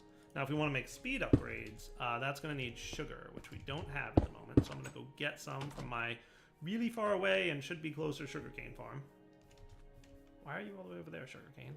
Probably because I haven't needed it since I planted it. But we're at the point where we need it, so let's go get it. So that saved us a lot of effort. And actually pretty cool so far. We'll have to see if it continues to be cool. I'm hoping it will.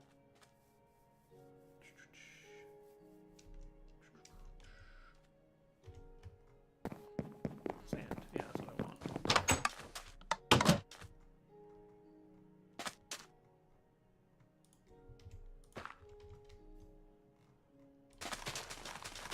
It doesn't have to be sand, I know that.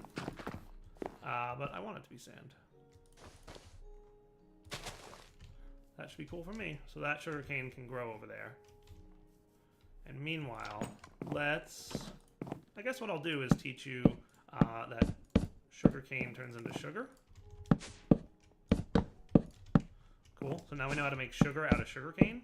And in order to build patterns for this guy, we need a very special machine. And we will talk about what that special machine is right now, as soon as I remember the name of it. Yes, I don't. It's something something making stuff. Something something has to do with things. Crafter. Something something. Where are you at? Where is the thing anymore? Unless it doesn't exist anymore. Does it no longer exist? Is it no longer a separate block? Did that change? Hey, look, it's no longer a separate block. That's cool. You click this processing button, and this is how you define stuff to be processed, right? So if I want, for example, to say, how do I make advanced processors, right? I would say 1 diamond and 1 silicon and 1 redstone will make an advanced processor. And then I write that to that thing. Can I get like 3 more of you? We're missing glass. Not that much missing glass. I can get 4 more for the time being. So that's neat. So that's a different thing from the way it worked in 110. So then I put this in here, and what it'll do is it'll say, I'm going to put diamond, silicon, and redstone into this chest. And I expect, after a period of time, whatever period of time that is, I will get an advanced processor. And the way it works is the items route appropriately, and then the output bus sucks in the advanced processor. And that should work.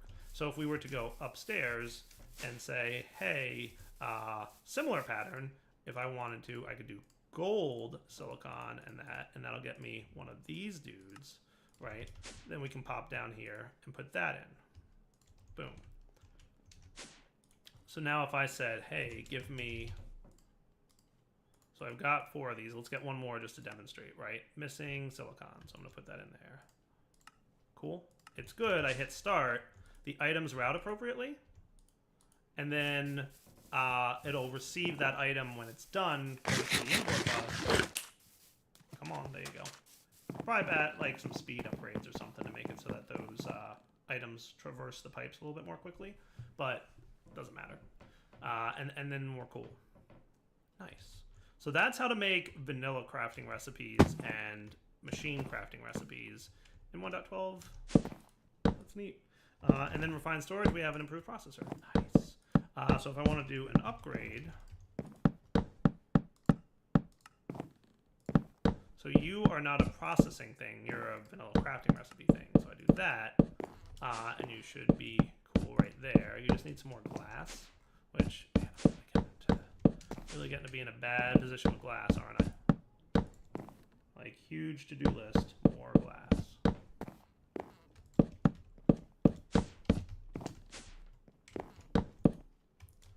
So you know how to make those blank upgrades. Let's teach you how to do speed upgrades. So to do processing, if I just do speed upgrade here and hit plus, it should say sugar, redstone, and upgrade equals that. Neat. The only thing to make this really work is I have to still craft an upgrade. So we're missing silicon, so let's put that in there. Let's also put you guys away. Printed silicon, I'm going to put all this away. And I'm going to put my improved processors in there. So now when I hit upgrade, it's already got the improved processor it needs, so it's just going to make one. And then sugar cane, I should say as well. Cool. So I'll create that pattern. We'll stick it in here. I will put in the whitelist, upgrade, and sugar. And then if I put these in here and I say speed upgrade, please, what'll happen, we'll see those 3 items go directly into this guy. And he should automatically process and then be import bust into the system. How cool is that? So the only thing that might happen, it shouldn't be too bad, but we might want to be careful about it. Was one potential problem is it could wind up putting the sugar in here like while it's waiting for the silicon to be processed. So if that starts to become a problem, there's an issue that we'll see it happen, and then we will take corrective action to make sure it stops happening. So long story short, I should have speed upgrades now. So if I want 3 more speed upgrades, I need more glass. Really, really big to-do list. Need sand. Nap time. Cool. So we've got basic auto crafting up and running. All right, so let's get ourselves more sand and more glass, therefore. And now, if I said, hey, get me more crafting upgrades, or more speed upgrades, like 3 more of them, that would be cool. They should all do the thing they need to do. I'm going to throw a speed upgrade in there just to make it a little faster. Nice. All right, so it's working really nice, as a matter of fact. So that's pretty spiffy, and then we'll get our speed upgrades. So that's auto-crafting. That is cool. What else should I do with this system before we wrap up the episode for now? Well, there will be way more auto-crafting going on in the near future. You know what I could teach it is storage disks. Like maybe if you made 4K storage disks for me. Oh, I should make you JEI synchronized so I can do 4K storage disks. So I'm going to want you to know how to make 1K parts. Oh, but you should not be a processing mode. By the way, if you shift right click this thing, it like clears it, and that's pretty cool. So I'm going to need more patterns. Get ourselves some glass. Come here, buddy.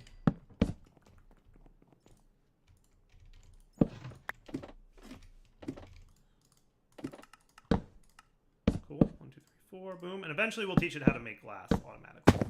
So then if I want 4K storage parts, basically we want a 1K storage part, so you need to know how to make that.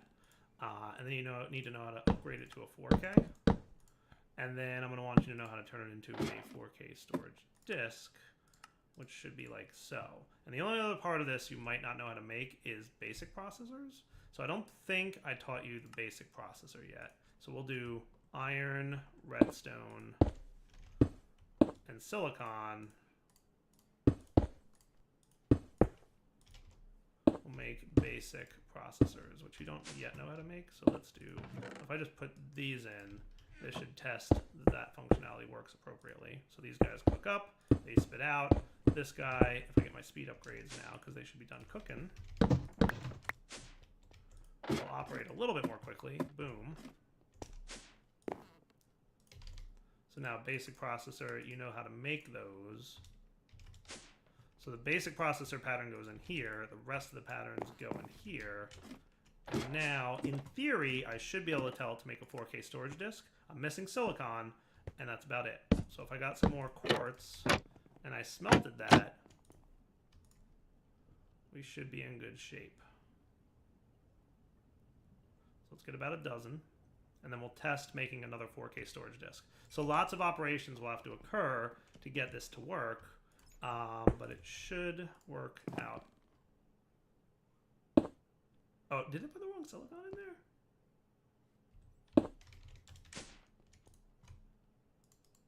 One of these guys got the wrong silicon inserted into him.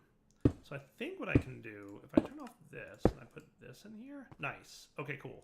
And then we tell it this.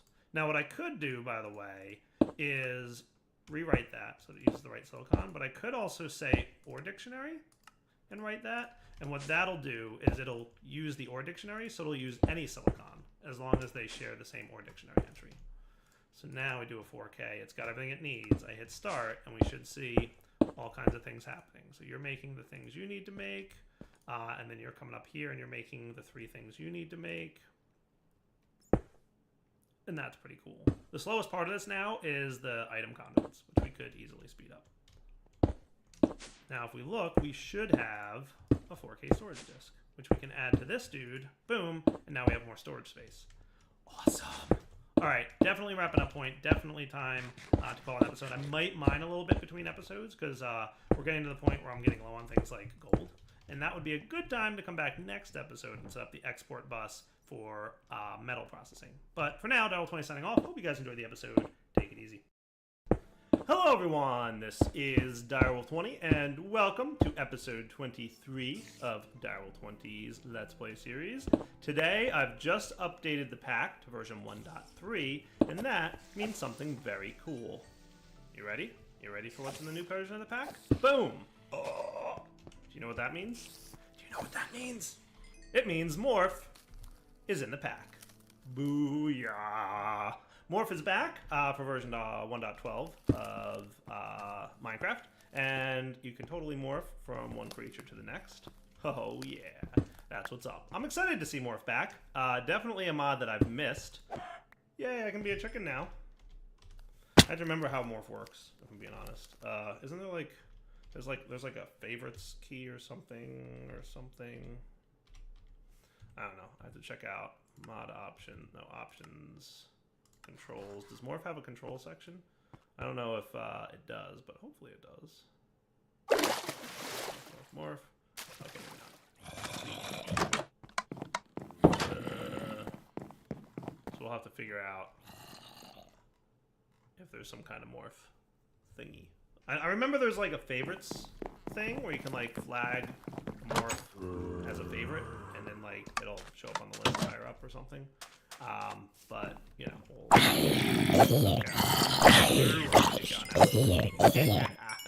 that is awesome.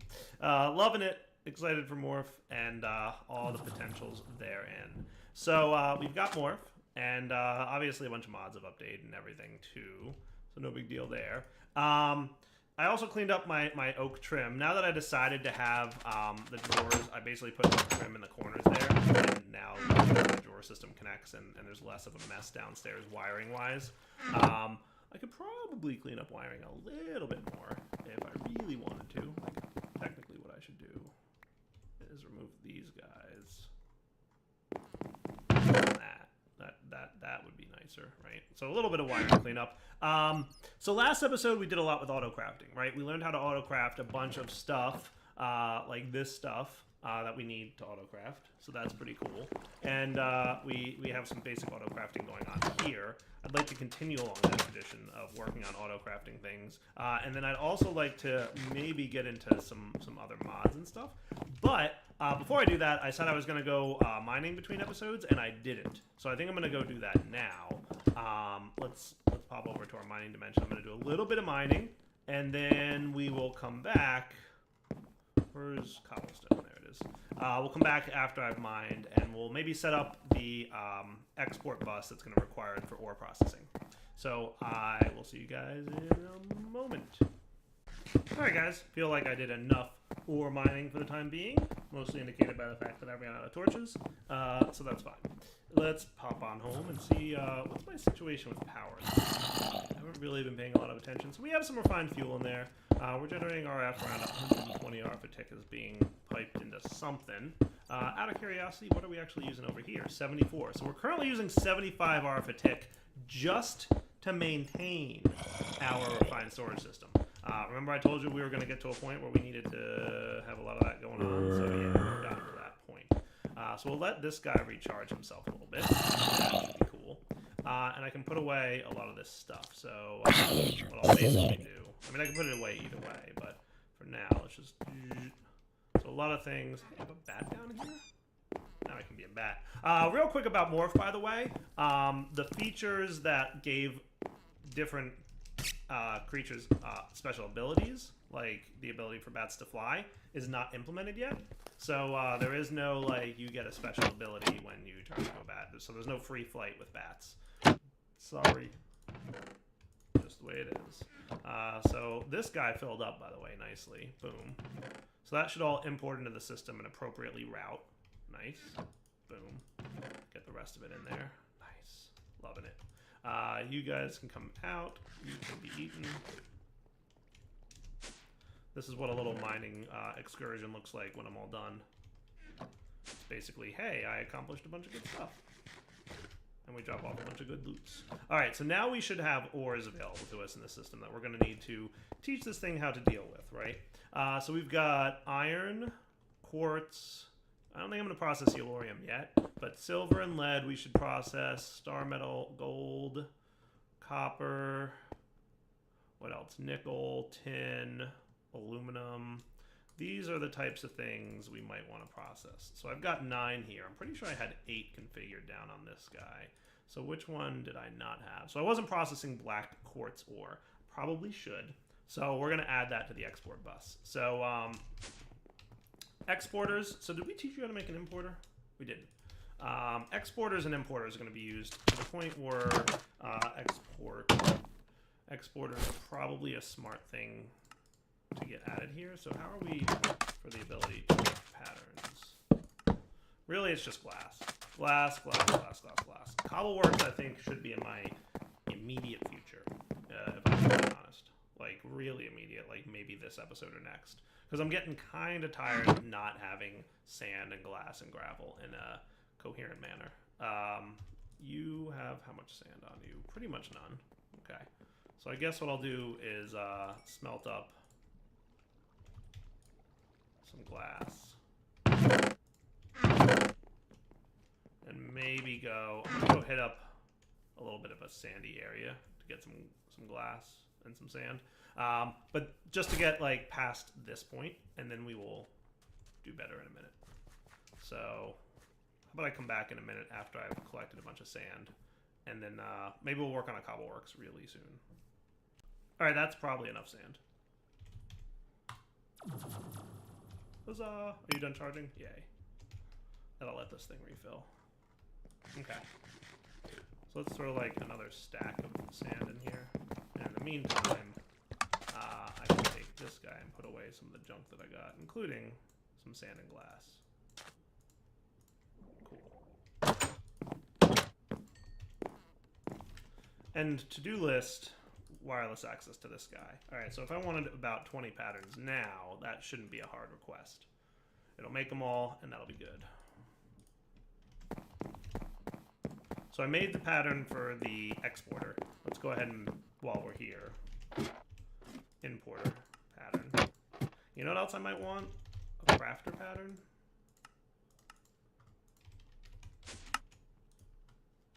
Because I'm pretty sure I'm going to need another crafter pretty immediately. So if I requested a crafter, do we have everything we need for that?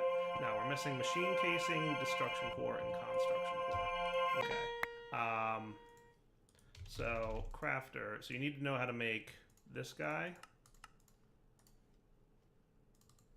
You need to know how to make this guy and a machine casing. Which I'm probably going to pull out just for a second here.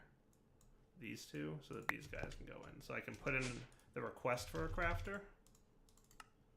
Boom. And that'll do all the crafting required for that. I should build a crafting monitor of some kind so we can see what's happening. Crafting monitor? That doesn't look so bad. So we just need another improved 2 patterns and a casing.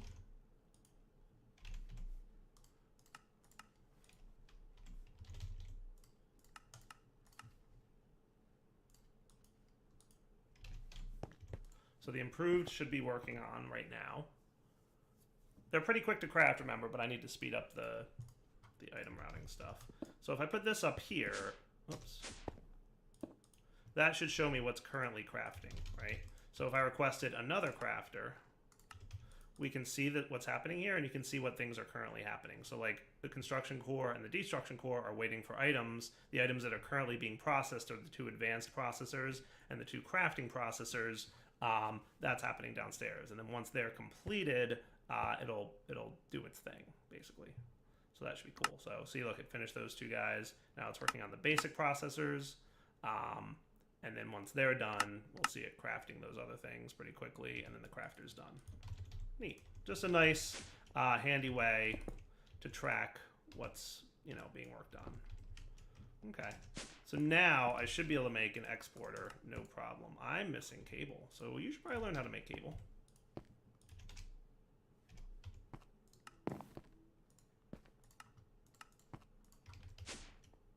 All the things that you want to teach your refined storage system how to make in one fell swoop. Okay. So how do we want to do this? Because we're definitely going to want an importer of some kind, or we could do an interface type thing. That might work too. Thinking interface might be a good route to go. And I think we can get to a point where we have even better ore processing with strictly refined storage, but we'll see. So is it called interface? It's called interface, refined storage. So that's made with an importer, an exporter, and a machine casing in a solderer. So what if we taught that?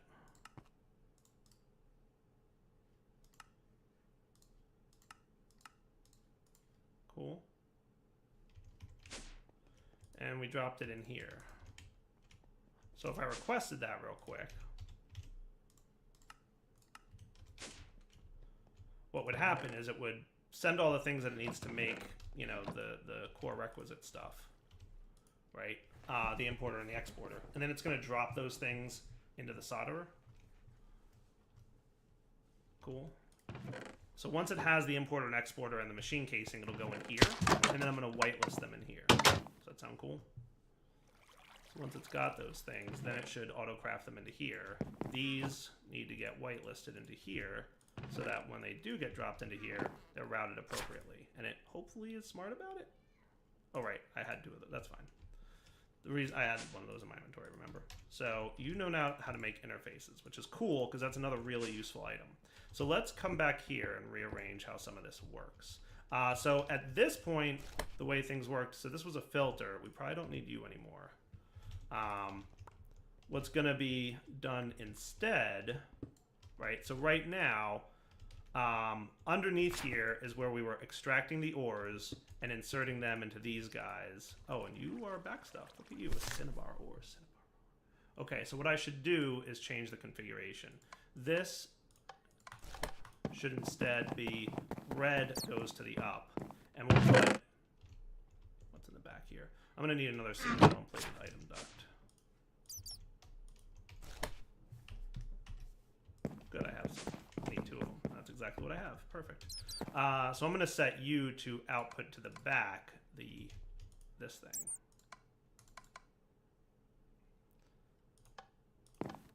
So what'll happen here is kind of annoying.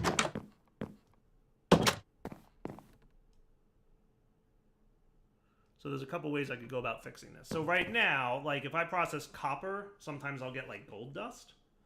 And I would want that to be smelted. But things like cinnabar, which block this, are the only thing I'd like to output to the back. So to make that a reality, let's get another hardened servo here.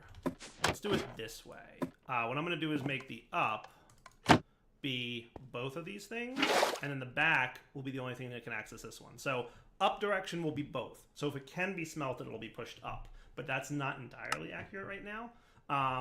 And then same here, up direction will be both these slots. But I no longer want you to auto output. I'm going to disable the auto output. And what I'd like to do is get a hardened machine upgrade. What are the chances that I can make one of these? I can-ish. Just need some Invar. To do is teach you how to make Invar. So nickel and 2 iron. Into the induction smelter you go. I think with a hardened upgrade, we're going to see if I'm right about this, but I think if I hardened upgrade you, does that mean that you can auto input enabled? Cool. So you can auto input. Oh, you can auto input on basics. Okay, cool. In the past, I thought auto input was not available on basic, but maybe that changed. But basically what I'm going to do is say don't auto output from here, auto input on this one. So basically the redstone furnace will pull from beneath. And then on the back here, I'm going to want the cinnabar. Do you have any cinnabar? Just so I do. Okay, good. So what I'm going to do is remove you and you. Instead, we're going to put the 2 of these dudes. You're going to get these, and we will whitelist cinnabar. So only... Why do you know let me whitelist?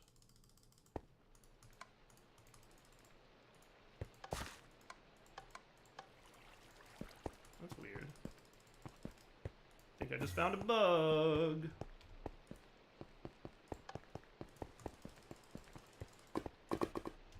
Might have just found a bug. Neat. Can I whitelist you? Raining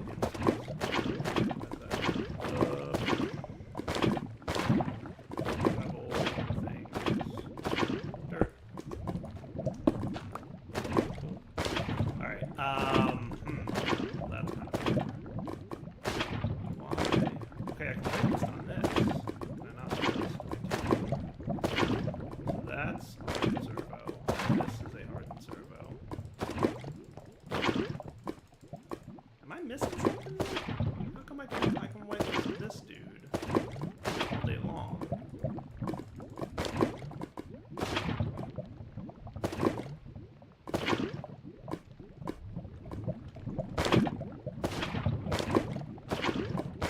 My head is tilting very hard to the left at the moment. I picked this up, place it back down. It works. Oh! Okay. I figured it out. These are signal-plated fluid ducts, not item ducts.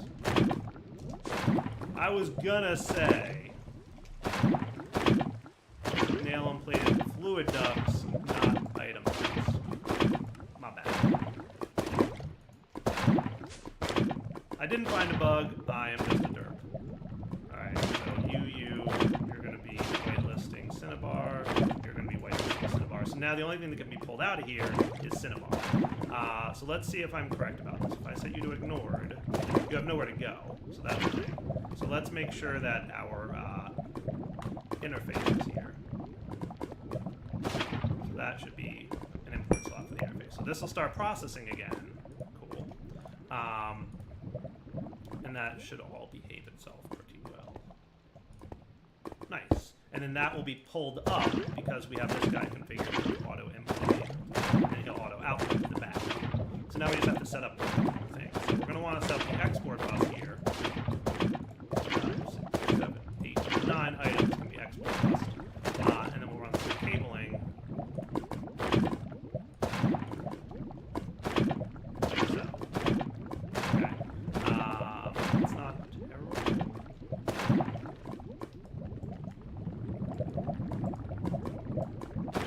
Not 100% ideal.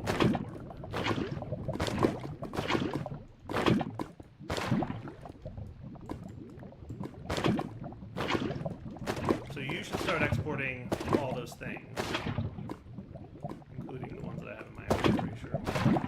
And they'll get extracted when we set you to export again. They'll go in there and get stuff. So they'll start pulling stuff out. They'll start going into the pulverizers, right? Did I leave a way here? There we go. Beautiful. That's pretty cool. So now if Cinnabar gets stuck in our thing, that's how we're going to work around it. So you should probably be registered as well. So if Cinnabar ever gets stuck in there again, what was it that caused Cinnabar to get stuck out of curiosity? It was gold has a chance to do Cinnabar? Okay, that's good to know. Redstone has a good chance, but we're not pulverizing redstone at the moment, right? So gold is the one that has the chance to cause Cinnabar to get stuck. Alright, so that should solve that. And then the way the interface works is anything that lands in the interface import slot will automatically get sucked into the system. It's like a built-in import button. But you can also tell it to keep certain items stocked if you have them. So, for example, I don't know, but let's say we wanted to keep half a stack of cobble inside this slot for some reason. We could do that, and anytime we remove the cobble from it, it'll auto restock it. It's pretty nice. So if you had like the need to, pipe that somewhere through item ducts, it would totally work out for you. Cool.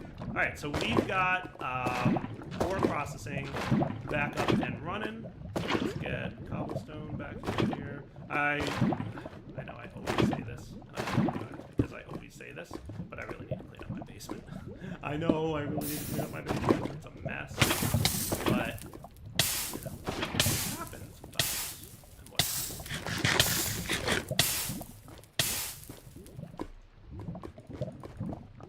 Can't control it. Messes happen. And you're not at a super high tech level. But we're getting to a super high tech level. So auto processing of ores, check. Cleanup of Cinnabar, check. Let's go back in a second. Alright guys, so I think if we really want to start picking up thermal expansion and among other things, a bunch of other mods that I really want to get into, one of the first things we're going to need to do is start automating a lot of these machines. So the pulverizer, smelting would probably be nice to have automated, the induction smelter, absolutely, so we can get electrum and invar and all that stuff, and if we want to be able to automate signalum and eventually Ethereum, we probably don't want to automate the crucible and the fluid transposer. So all these machines need to be automated pretty much with my refined storage system, basically using crafters, right? So if we want to do that, we basically have two options, and I'm trying to wrestle with how I want to do it right now in brain. Option one is to run the refined storage system over to here, which we'll probably want to do one way or another eventually anyway, and hook them up to the existing machines that we have up here. The downside with that is if my system's currently auto-crafting and I want to use any machines, they will be tied up for me to use them manually for any auto-crafting that's going on. Option two would basically be to set up a bunch of machines over here, which is pretty much what I usually do. I usually have one set of machines that are dedicated to manual use. So like I'm upstairs and I want to make something real quick, I can pop over and make it real fast. And then another set of machines that are dedicated to the refined storage or AE system that automate. So I'm probably towards this. Now you guys have already seen me make this line of machines. So what I'll probably wind up doing is the 1, 2, 3, 4, 5 machines that we can automate right now. Will probably land over here or magically off camera as part of a cut. So what I'll do is kind of map that out.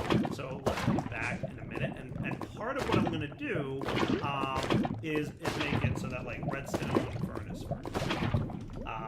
Most of these machines require machine frames and reception coils in some form of gear. I'm going to also spend a little bit of time teaching the system how to make these. So no longer do I have to manually craft this stuff.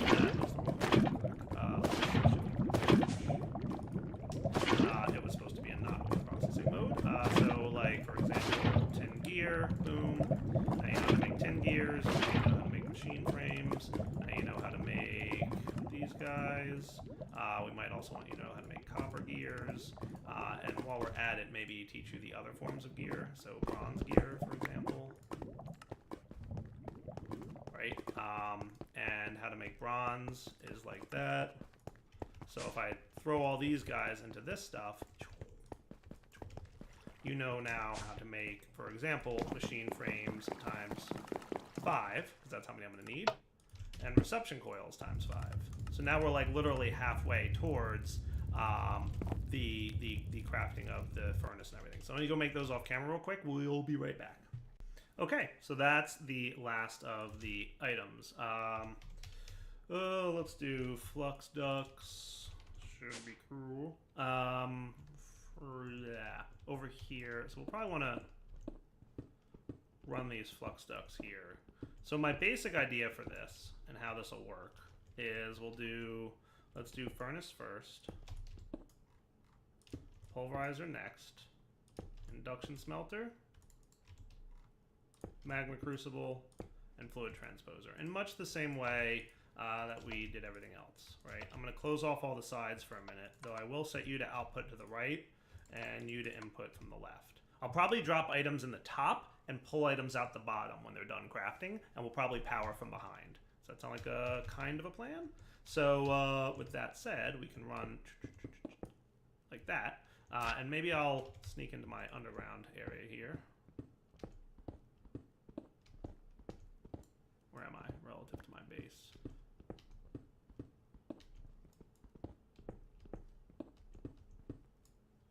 There we go.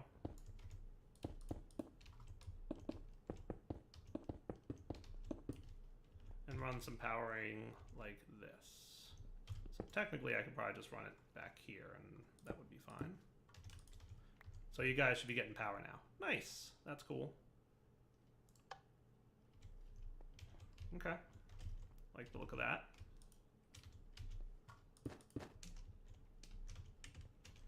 So with that said, you guys all have power now. Now let's get, pretty much what I'll do is I'll want 5 crafters. So in total that needs more silicon. So one of the things I'll be, teaching this thing how to do is make silicon. Basically we'll say that nether quartz equals silicon. And once that's done, we no longer have to manually smelt silicon when we want to make stuff, right? That's one of the many recipes that we're going to be teaching all this stuff. And once you start getting into auto crafting, it's like an addiction, and you want to auto craft all the things. It's crazy. So we will have those sides of the machines available to us. We will get to a point probably where we have more than, let's say, I think it's 9 crafting recipes that you can have. So let's see, crafters times 5 now. looking good. Cool. So lots of things that need to be crafted for this, but that's fine, right? Boom, boom, boom, boom, boom. Everything's going to work out pretty well. Should be good, in theory. And this is a good time to, like, test and find out, hey, are we going to get in trouble with anything? We may at some point want to have a dedicated solderer for silicon, for example, and maybe some other things getting stuck along the way, but we'll see. But overall, that seems to be working pretty well. We will have probably also, once that's all done crafting, how are you guys doing there? Lots of stuff to be made, but it's come along nicely. Cool. And now you'll be exporting your 10 of these dudes. Cool. And those guys are processing. Beautiful. The next thing I'm probably going to want is an interface.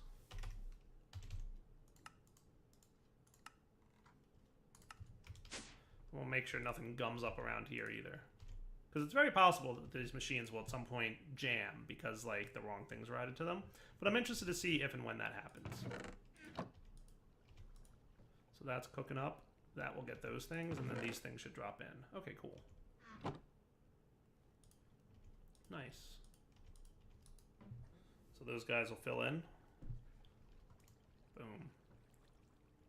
Nice. And then drop all those items in. Good. And that'll be my interface. So crafters times 5.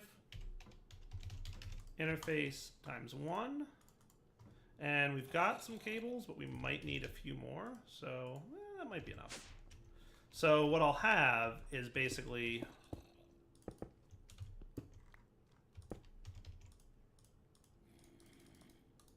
One, two, three, 1, 2, 3, 1, 2, 3, 1, 2, 3, right?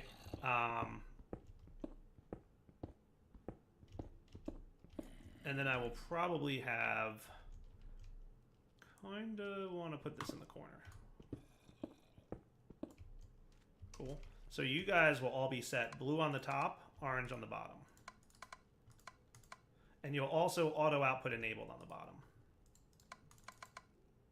Cool. Blue on the top, orange on the bottom. Okay. Now, technically, we only need one of these crafters here, and we'll configure that in a minute. So that'll have to be a little bit different. But if we put item ducts along the bottom here, orange on the bottom, and they're all set to auto output, what we should wind up with, just so I can have a block here. Eventually I might have another machine here, but we'll see. We should wind up with a system where I can say, hey, if I want to teach you how to make silicon, for example, right? You're made by smelting, right? So we do the ore processing thing. We say 1 quartz becomes 1 silicon. I'm going to take these out. We put silicon into the crafter here. Boom. We hook this stuff up with some cabling, which will probably be done behind the walls here a little bit.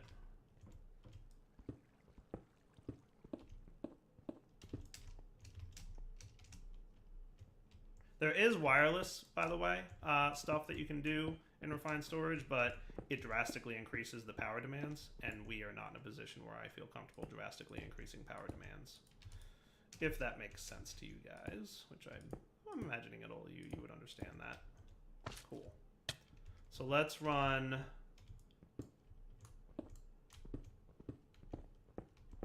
parallel to our power line here.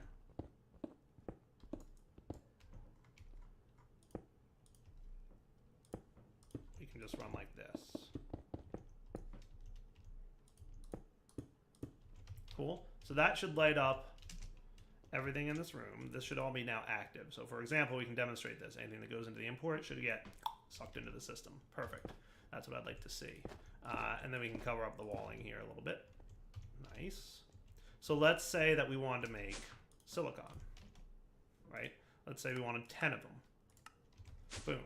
It should automatically drop 10 nether quartz in here. Now it's going to be a little bit slow because we haven't sped things up yet, but that's fine. And the auto output should push it to the bottom, which it did. You can see that happening right there.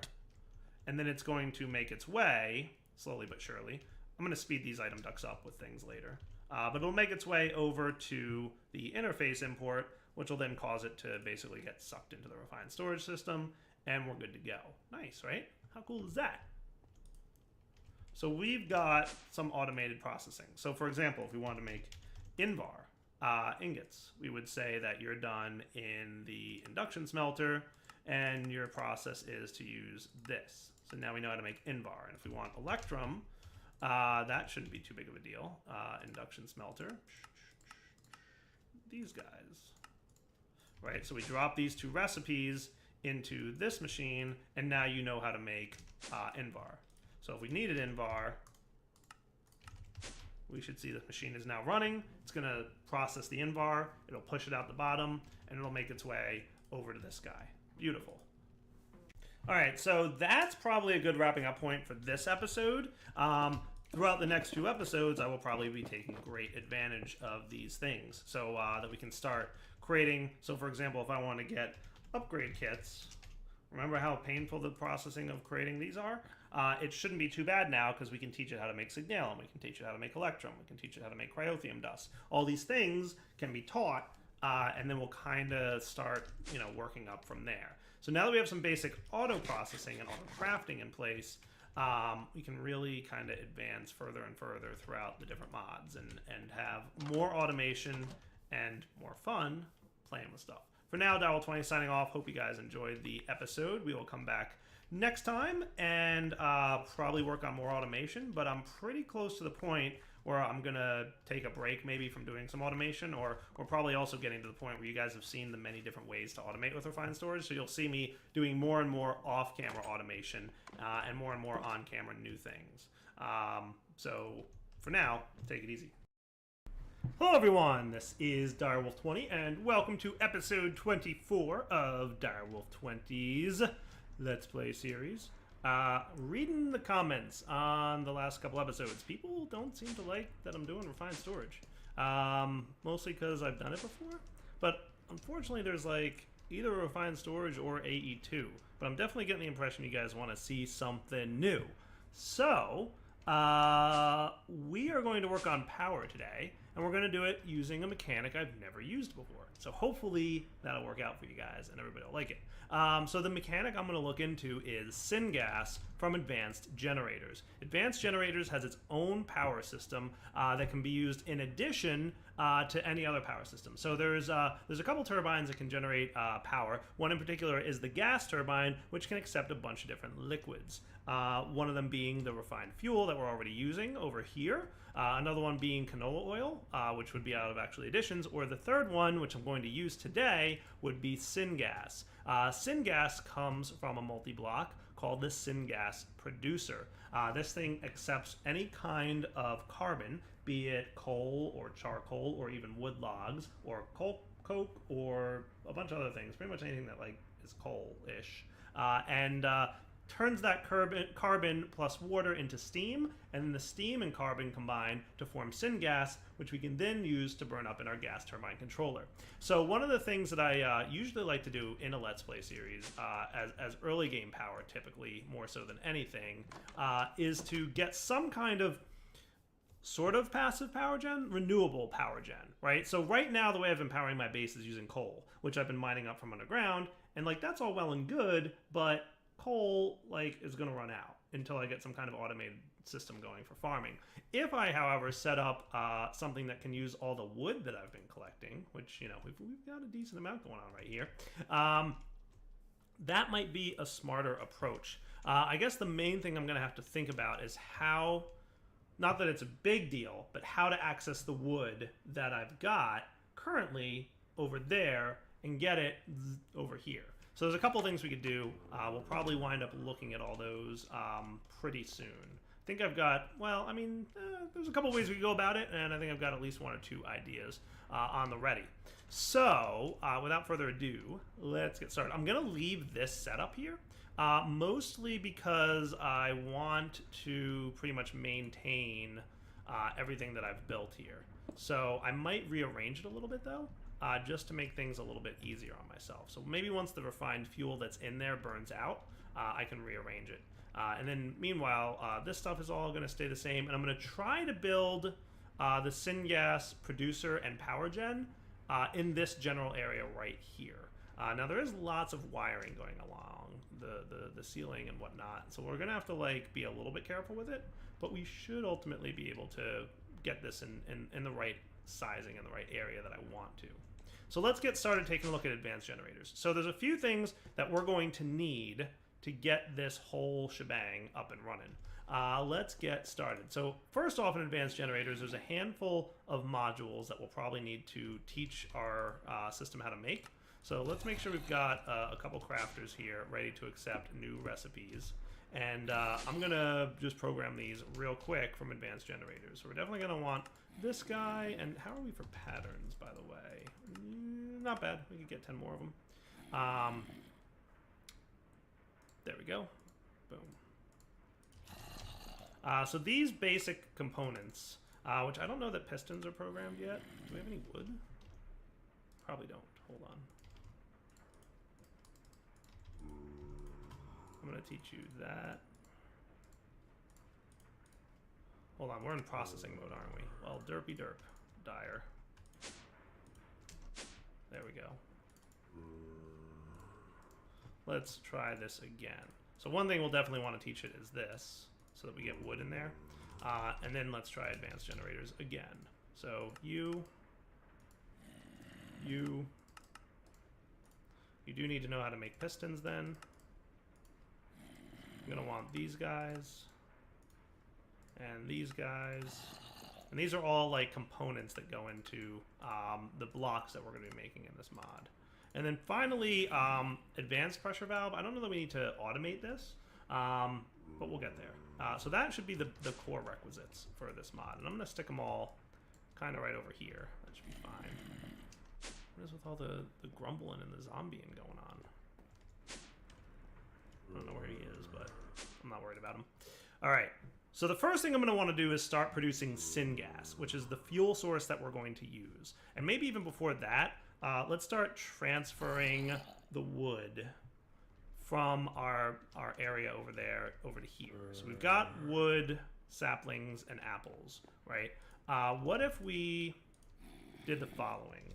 Let's get our drawers upgraded over here to support them. Let's do, I think we're in a position where we can probably upgrade to gold, and I'm probably also going to want to get some void upgrades, right? 1, 2, 3 should be sufficient. So I want to have a lot of wood, and then I'm going to void wood, saplings, and apples. And the void upgrades basically mean when we fill up this drawer, it'll start voiding any excess that shows up. And then what I'm going to do is make an ender chest. Haha, pretty spiffy plan here. So we just need some wood, and we need some string, and we should have an ender chest that we can then replace our storage drawer system that's over there with the ender chest. Cool. So let's demonstrate. Basically, let's sleep through the night, yoinks. And then we'll put on the item conduits over there the ender chest. So basically anything coming out of the tree farm will go into an ender chest. That'll then be imported into the refined storage system, and then we're good to go. So, first things first, let's just put you here for now, right? Cool. So now any items coming in, and I can go ahead and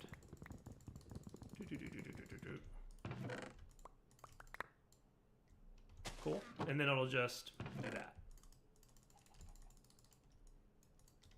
Nice. So then what I'll probably do is just break this dude real quick, so that nothing new goes into him. And at this point I should be able to break that. And that'll all get quickly sorted, right? Now my saplings can be sorted and imported.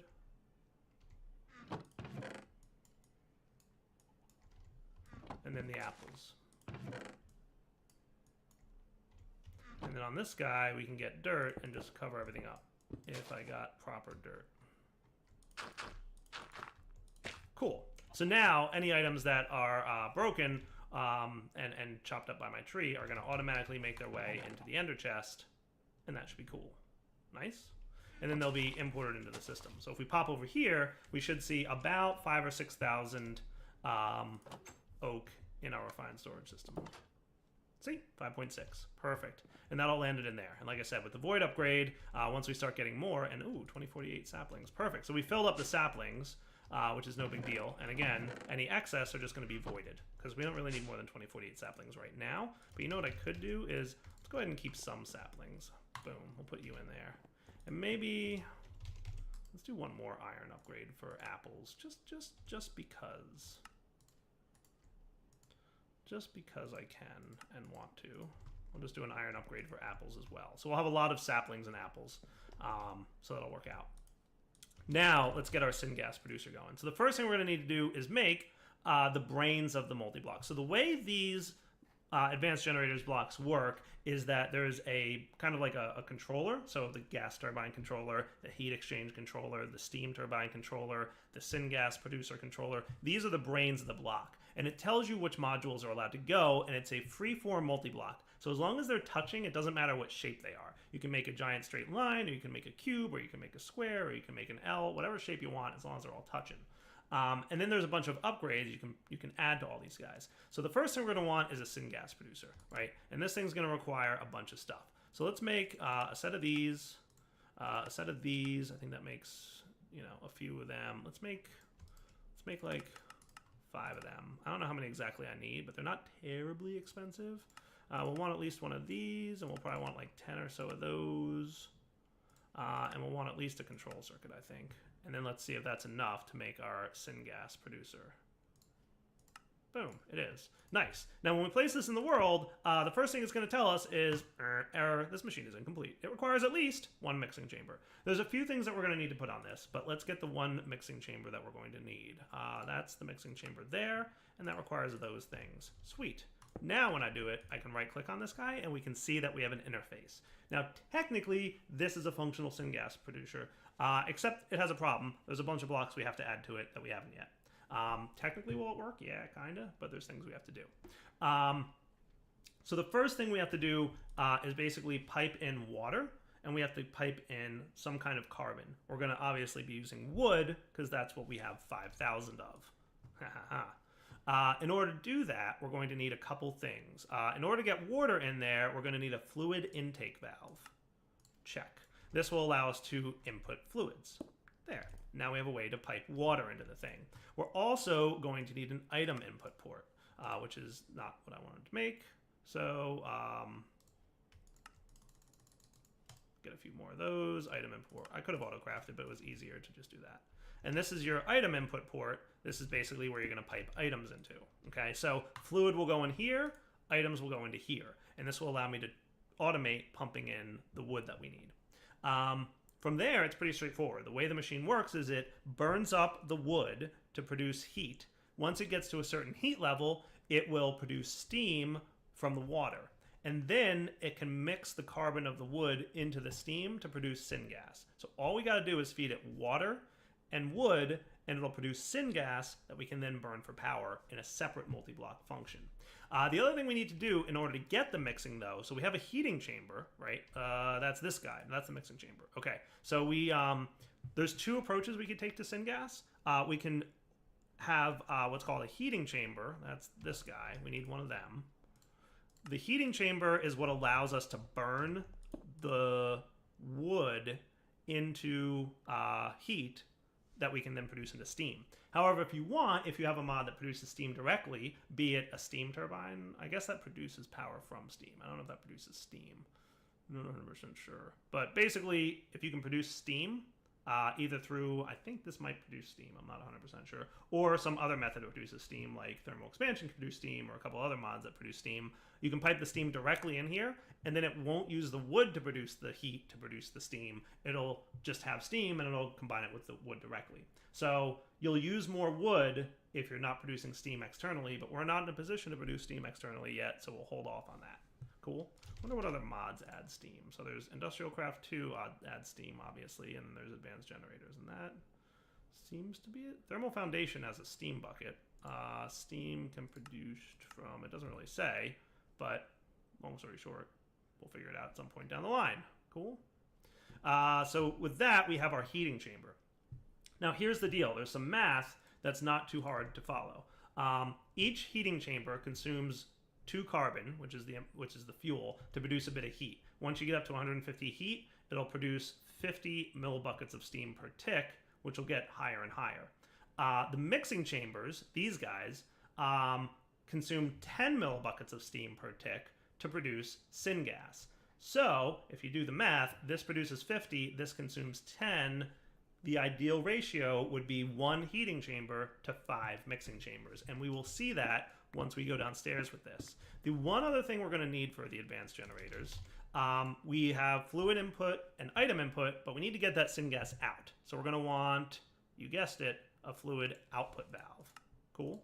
The fluid output valve will allow us to output fluids. Makes sense. So we're going to import water, input wood, output syngas. That's how this multi-block is going to work. Let's go build it. I'm going to go down into the basement here. Zoinks. And you might have burned up all your stuff. You totally did. Good job, you. We'll break all these guys. So what I'm going to do is kind of clean up the flooring under here. Because that's the kind of thing you get to do. Let's make you cobblestone for now. And that. Hopefully you can auto output to the right. I don't know. You think he can do that? Would that be a thing you think he could do? Let's give it like 4 coal, and that would be like a good test, just to see if this thing starts getting stuff. He'll also need water, but yeah, we'll get there. So water will come via the fluid ducts. Cool, so you've got water now. You guys are going to process your stuff. So you've got 100, and that's got 100. We can increase the efficiency of this stuff, by the way, with a new mod update that came out, but we'll get to that later. So how about right here? Are you liquefacting? Cool. Back in a sec when this is done. All right, so we've got this thing coming in. I just want to see if it auto outputs to the right. Nice, it does. So you got fuel and you're running now. Beautiful. Okay, cool, cool. So let's do syngas like here, and then maybe the power thing there. I kind of wouldn't mind doing this inside the wall here. That would look cool, but that means moving you, which I don't think is a big deal, and you, which also isn't really a big deal. I wouldn't mind like recessing this into the wall a bit. I think that would look kind of nice. In order to do that, we're going to want, let's see, how is everything laid out here? So that's that. Probably don't need this here anymore. And you're piping water to where? Here?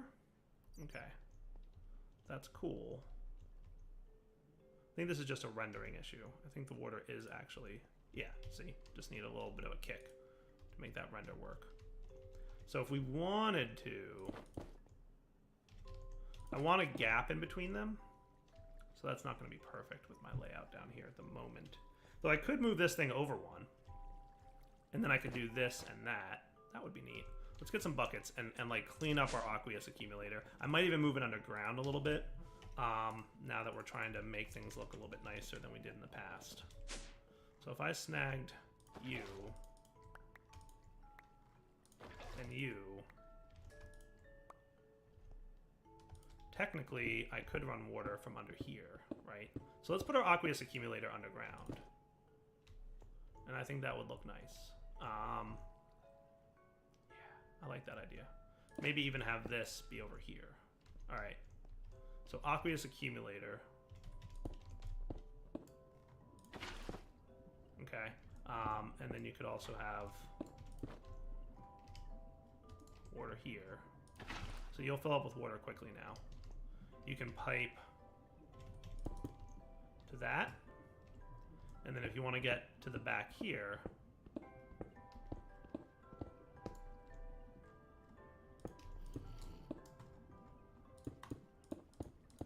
nice. Okay, cool. And then I might wind up moving this a little bit, actually. Trying to make things look nice. because I know that that's not usually my strong suit.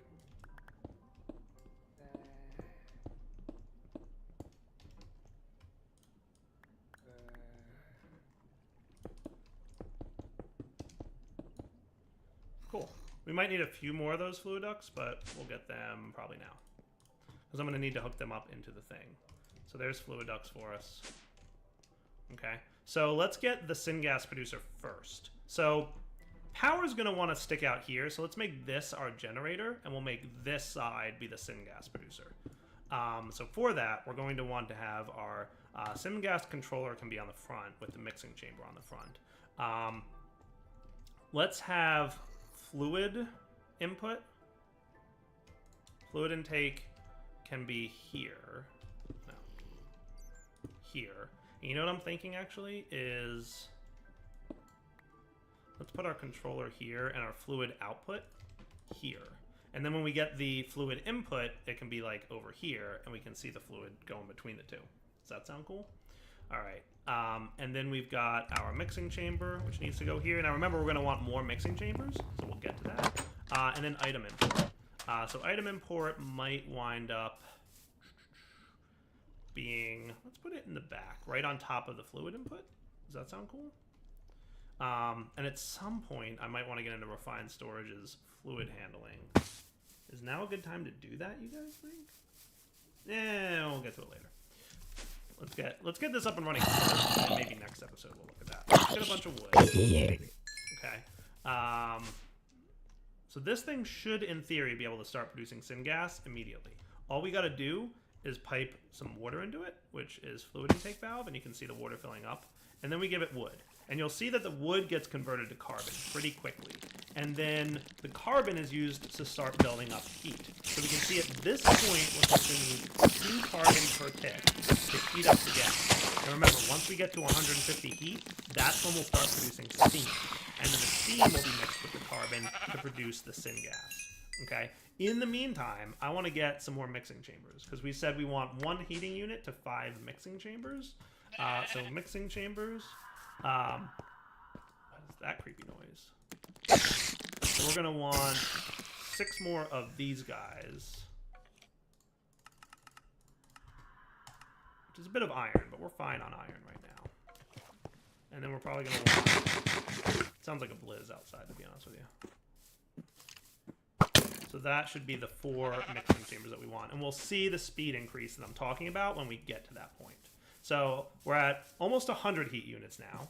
So that's pretty cool. Should I make a tank that sits in between these guys, or no? Maybe. Tank might not be a terrible idea. Definitely sounds scary.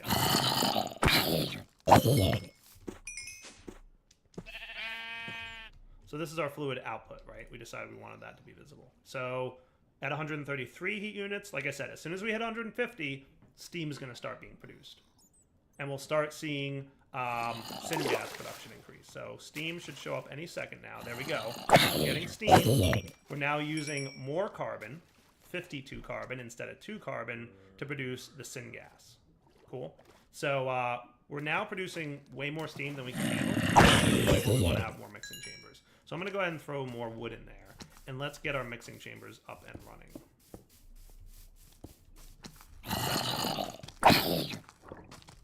Cool plan. So that's going to be my item input. So let's do like that. Cool. So now we should have 250 carbon in use, right? So we're burning through carbon, and we're producing 5 syngas, 5 millibuckets of syngas. So we burn through coal or wood pretty quickly. But you can see we've already produced about 3 buckets of syngas, which is cool.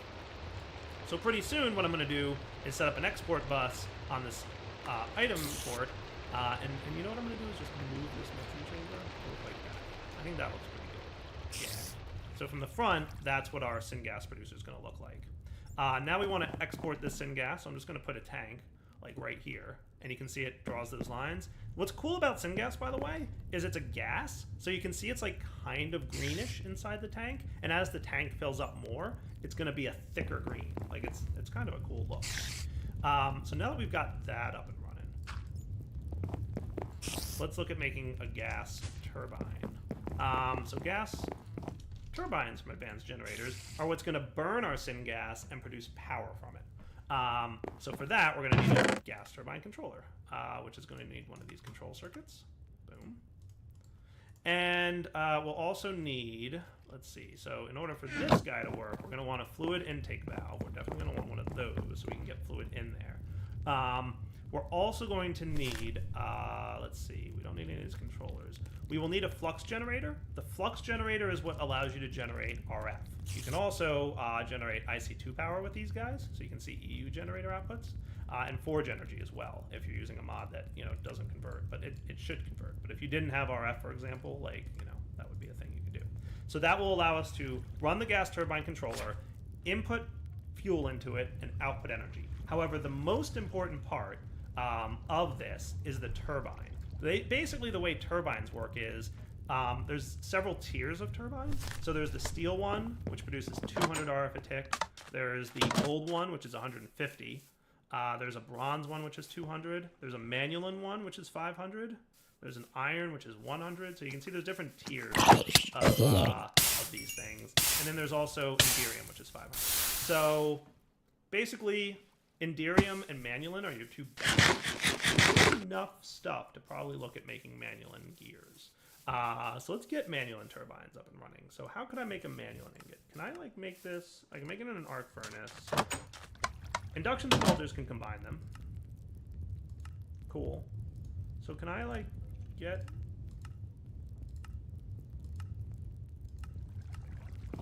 Looks like if I wanted to combine these guys, I don't think I can. So cobalt and ardite. Right? If I wanted to pulverize them, that wouldn't really work, would it? No.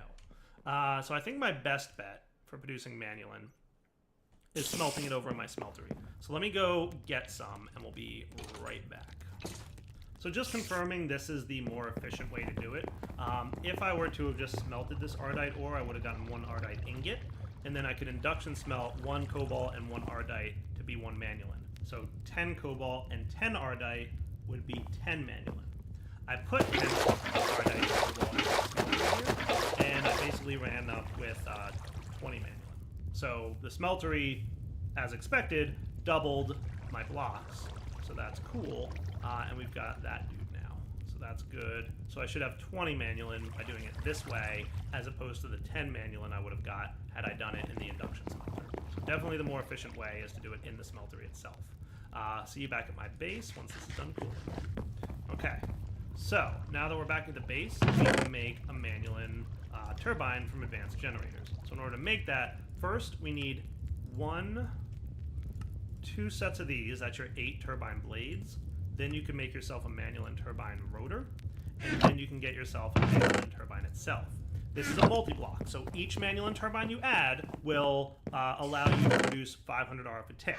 Obviously, the more turbines you add, the more RF you produce, but also the more fuel you're going to burn. And we'll see that in a minute, because I'm probably going to add a second turbine by the end of this episode. The other 2 things you're absolutely going to want to add, just do it, is these 2 things. The fuel air mixer. This block is nifty, so we're going to need a pressure valve and 2 pistons.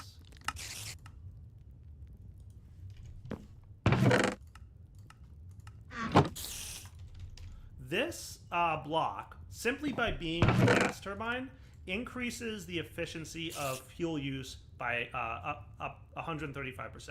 So instead of 100%, it's 135%. So long story short, you get 35% more power out of each fuel bucket that you burn. There's no reason not to do this. And then there's the gas mix compressor, which bumps it up to 185, but it requires the fuel air mixer first, which you can see on the tooltip. So having one of these is also really useful. However, we're going to want 2 of these dudes cooked up. And in order to upgrade this guy, we're also going to need either advanced alloys from IC2, which we don't have yet, because we haven't started IC2, or we're going to need 8 Enderium ingots each for the advanced pressure valve. So we need 16 Enderium ingots. To make Enderium is a process that we haven't really gotten into yet. It requires getting some Enderium blend. So we needed, how many did I say? 16? And you get 4. So I'm going to need 4 sets of this. And we need pulverized lead, pulverized platinum, and a resonant bucket, which is basically 4 ender pearls. Okay, so I need 16 ender pearls smelted into here. Magma. So let's see if I've gotten a few. Cool. Which can be... And then 3 lead. So we're going to need 12 lead.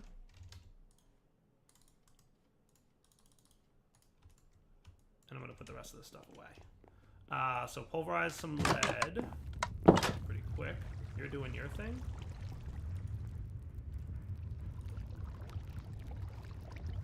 Cool.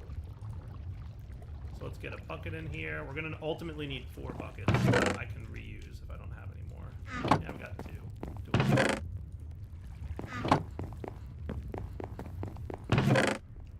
Okay, so there's your lead. There's your platinum.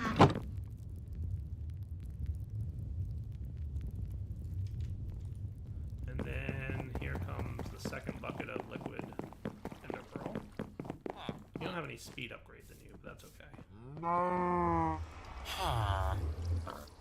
So these 2,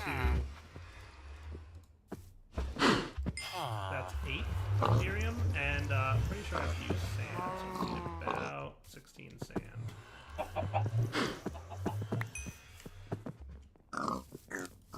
Or is it 8 sand? It might be 8 sand that I need to throw in there.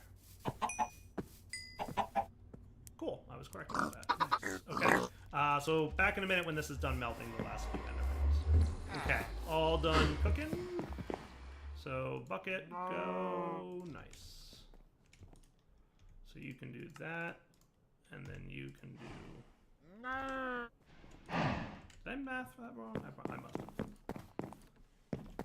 I'm gonna have to find more platinum, because I just used a lot of it. Cool. Okay, so you can go into here.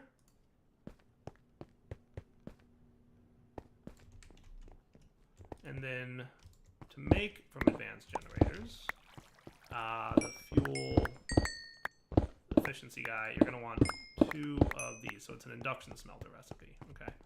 So the induction smelter gets these 2 and these 16. And that looks like it might take a few minutes. So we'll be back when it's done. How's my... Ooh, yeah, getting low on power. I'm going to try and push it. So that we can start producing with syngas. I guess while that's happening, let me throw more wood into here, because the more syngas we have, the better. Cool. You'll notice that this thing does eventually burn out of heat. So, like, if you're in a position... So right now, it's using the steam that it has in its internal buffer to produce more syngas. But eventually, we'll run out of steam there. And that's going to kind of be bad. So let's get ready with our export bus, I guess, while we're waiting for that.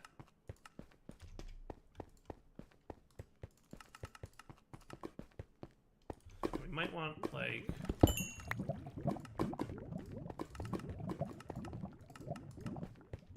Let's set up a glass recipe real fast.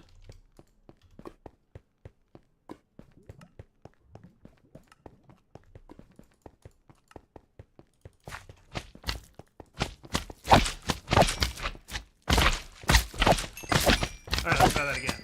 For speed upgrades, it now should say it's going to craft the glass. Nice. Cool.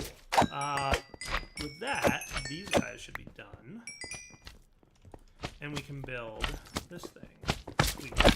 Alright, so we're going to put this guy down here. What I'm thinking is I'll probably put our... How do we want to do this? Fluid intake valve can go here. I guess we'll put the fuel air mixture. It doesn't really matter where these go, because it's a freeform multi-block, like I said. So that'll be the controller kind of mimicking that. And then I want my flux generator. This is where the power is going to get outputted to. And then the manual and turbine can go here. And this should be a functional turbine controller. Cool. What I will do... This I don't think is a hot gas. Like, you know, hot, quote-unquote.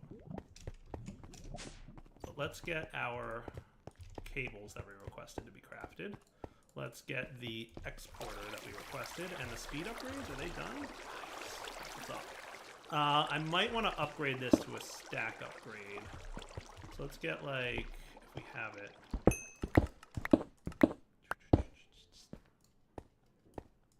So that it'll output stacks of wood at a time. Okay. And then the next step is to kind of figure out what we're looking at in terms of... So I'm going to run this... I want to run it behind that wall. Does that sound cool? Alright, I already have it back behind this wall. So let's just run it back here. And I'll be pretty much just running this like so.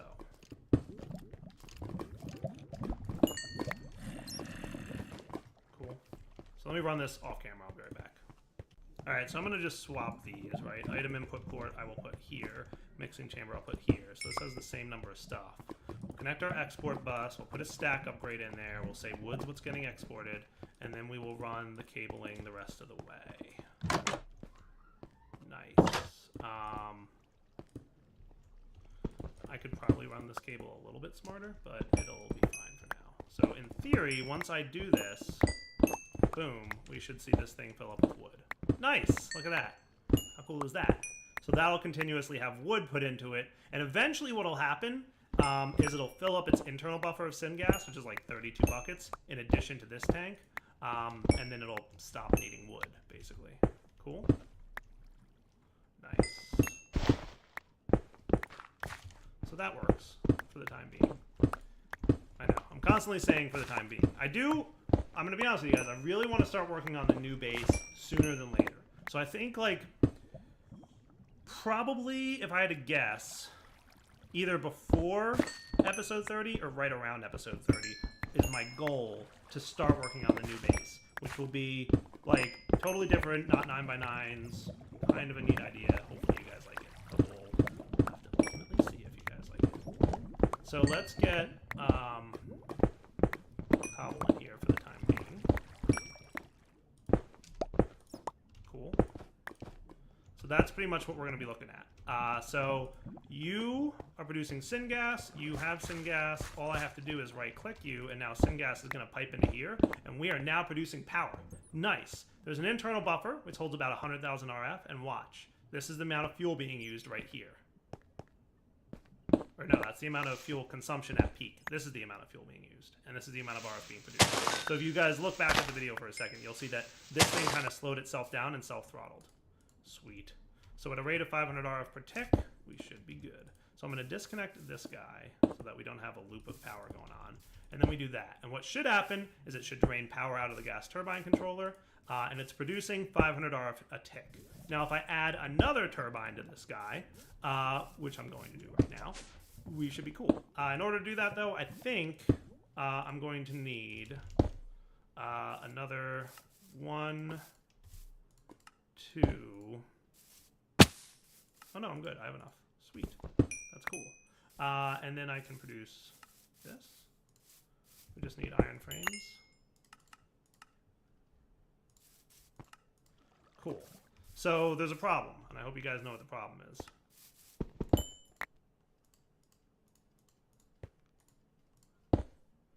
Is 9 enough? 9 should be enough. So remember, these guys only transfer 640 RF per tick. So when I go add another turbine here, which, wow, that was a heck of a fall. When I go add this next turbine, so we'll just put it right there. Okay, now we're reducing 1,000 RF a tick, which I think is more than this thing can handle, right? Can Leadstone do? I thought it was 640. You know what? Maybe I'm thinking of the wrong one. You can do exactly 1,000 RF a tick. Exactly 1,000. So literally we have just enough power transfer for this. So just to be safe, because we may want to transfer more power at some point sooner than later, what I'll do is I'll replace all these guys with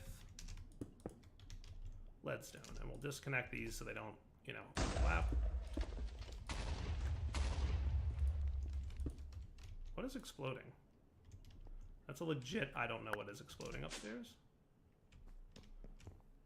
What is exploding? There's nothing in my base that should be exploding. Like, that's not even a joke. I have no idea what those explosion sounds were. Not a clue. Hey, I've got squid morph. I don't know what that was. It's a little concerning. But how's my power doing right now? So we should be generating a decent amount of power. Nice. And once that energy cell fills up, the internal buffer will fill up again. So syngas we're actually a little bit low on. You guys should be at peak production of syngas right now. So are we not able to keep up with the syngas demands of 2 turbines? That might be the case. So what if we got more heating and mixing chambers? So if we got another heating, let's do chamber. So another heating chamber. And so we're going to want 11 more pressure valves. See why I wanted to autocraft this stuff? So one thing I didn't test was the ratio of heating and mixing chambers that I would need, right? So it's 1 heating to 5 mixing.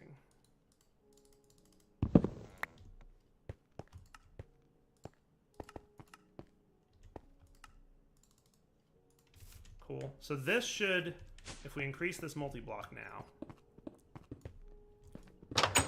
because it's a multi-block, we can do it in this direction. We can throw another heating chamber on there, which will now produce more steam. See how steam is increasing now? And then we can do that.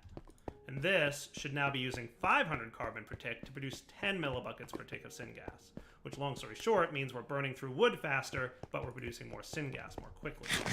I really haven't tested how efficient and how balanced this is going to be, so I'm hoping that it's like going to work out pretty well. But I might burn through wood like nobody's business, and I'll either have to expand the tree farm, or figure out a way to get wood more quickly, or make another power source. We'll get. Is that the reason that we're running low on that stuff?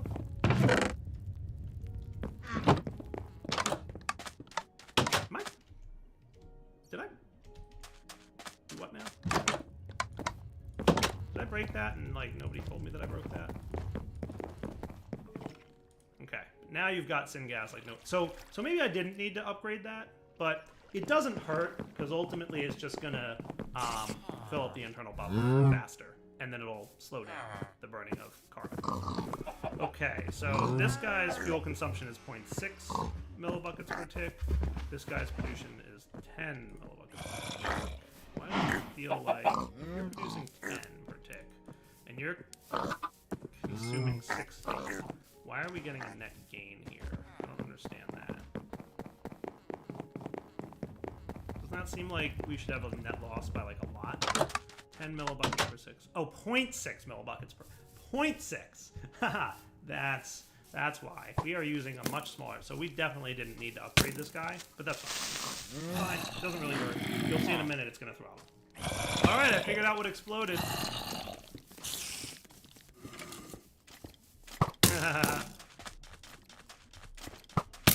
Totally just figured out what exploded and why things started misbehaving. Probably gonna need some hardened fluid ducts. Those are nail and plated. Get some hardened ones, please. Invar. ×2. Yay for auto-crafting Invar. Am I right?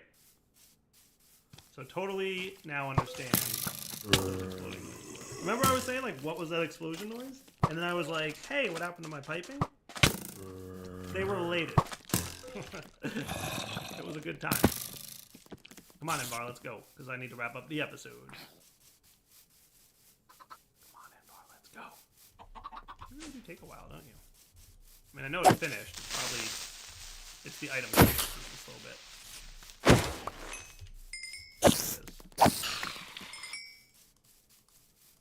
Cool. So hardened fluid ducts are not... I think syngas is hot, but I guess it is, because it's kind of based on steam. That, I guess, makes sense. And that would also probably explain why we heard 3 explosions. Alright, cool. So you're, you know, dumping your syngas, which is fine. So back in a minute when it fills up, because I really want to see it throttle as the carbon use slows down while it's reducing its internal. Alright, so at this point we're about to fill up our internal buffer, and we should see the carbon and production drop significantly. So see how we're using far less carbon now, and we're only producing 0.6 millibuckets per tick, between 0.3 and 0.6, because we're burning between 0.3 and 0.6. So the nice thing about advanced generators is everything kind of self-tunes itself and automatically, you know, converts from one, you know, it self-dials down its power production, basically, and that's pretty cool. All right, definitely wrapping up point, because we're way late. So Darwell 20 signing off. Hope you guys enjoyed the episode. I am definitely trying to avoid repeating content, like but at the end of the day, refined storage, like I wanted refined storage, and I wasn't gonna not do it, and I wasn't gonna do it completely off camera, because I don't want you to watch and be like, hey, when did you get a refined storage system? So there's definitely going to be repeat content, but I'm trying my best to have new content as well, which is why we got into astral sorcery, which is why we're getting into advanced generators, which is why we're doing things with thermal expansion. So hopefully you guys are cool with that. Hope you're enjoying the series, I do, because I'm enjoying playing it. So I hope you guys are enjoying watching. For now, Darwell 20 signing off. Take it easy. Do sandstone in here. I think that's what I'm going to do for now. And then we'll figure out if we want a fourth block in there. So let's make another one of these bad boys. Machine frame start. Just need a box. Get some water and lava.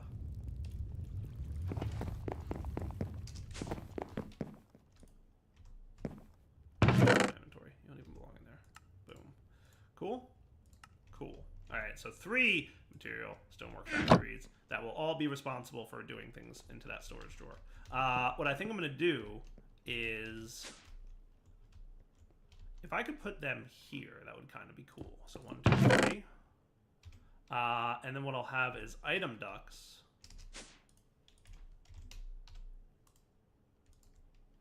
Going into there. Now here's the thing.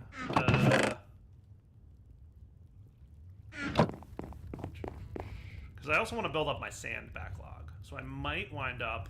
You know what I'm going to do? Let's unlock this dude.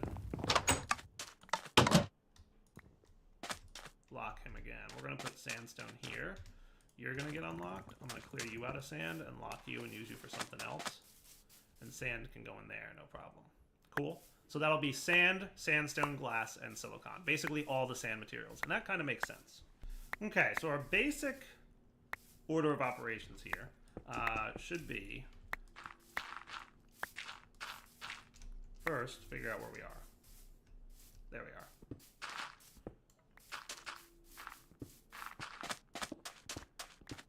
Cool. So from here, do I want to get smooth stone as well?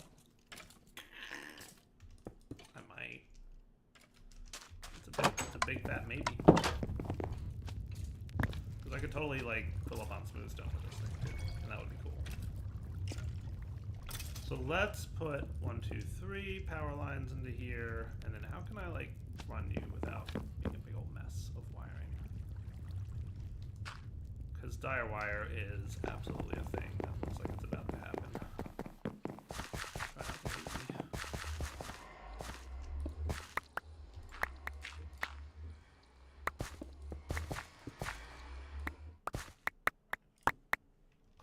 So that should at least start these guys producing cobble, right? So they are all making cobble right now, which is nice. Let's configure so that you're gonna, let's turn you all off for a minute. So you stop producing cobble for a minute so we can actually see what you're gonna do. So I'm gonna clear out the cobble here. And then we're gonna configure each of them to do the thing we want them to do. And maybe stone can go into that one that was there. Yeah, I like that idea. I'm gonna make another one of these. So you're going to be in grind. So cobble grinds into gravel, grinds into sand, grinds into silicon, and then you're done. And then what I want to do is make it so that the up cannot extract any other slot except orange. Okay, so the only slot that can output to the top is orange. So, you know what? I think green should come out the top as well, because we are stocking sand in addition to silicon, so that's fine. So the cobble and the gravel will not go out the top slot, but the sand and the silicon will. And purple isn't going to be anything, so that's fine. Cool. So you are going to be cobble to gravel, gravel to sand, sand to silicon. Is that what I did here? Yeah, so that should be glass. Cool. And then same deal. No, no, no, yes, yes, no. And then you are going to be sandstone.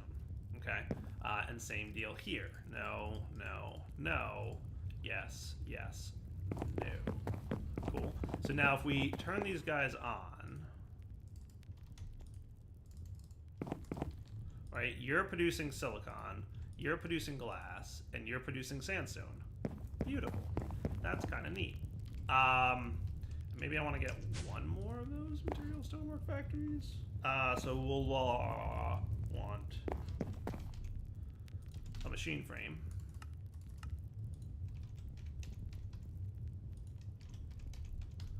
Stonework factory, we want 2 of you.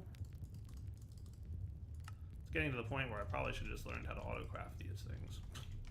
But now that I've suddenly decided I want smooth stone out of this, I think that's like a pretty good course of action, right? So let's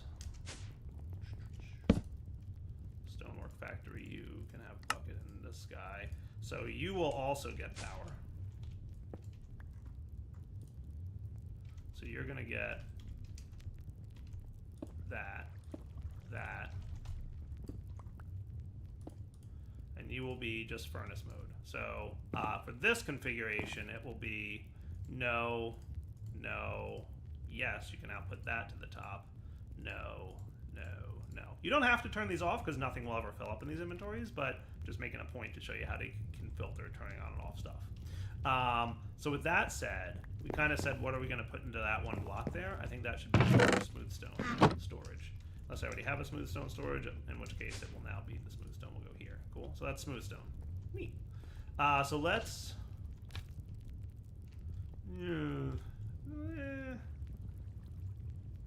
kind of want to move things a little bit. Because ideally, what I would, well, it shouldn't matter. It should be smart. So this should be fine. So what I'll do is this. So you guys can do that. Now they won't auto output, so we totally need to get some servos here. But you can see we've already filled up 2 stacks of silicon, 2 stacks of sand, and we're working on gravel. Same here. Same here. Well, we're not quite the same there because we're using, remember, 4 sand instead of 1 sand to fill up these slots. And you've already filled up your smooth stone, so that's kind of slick, actually. You actually might want to be a little bit faster than hardened servos, but we will see what happens. I'm going to do hardened servo because you transfer every 2 seconds. You move 16 items. It's not terrible.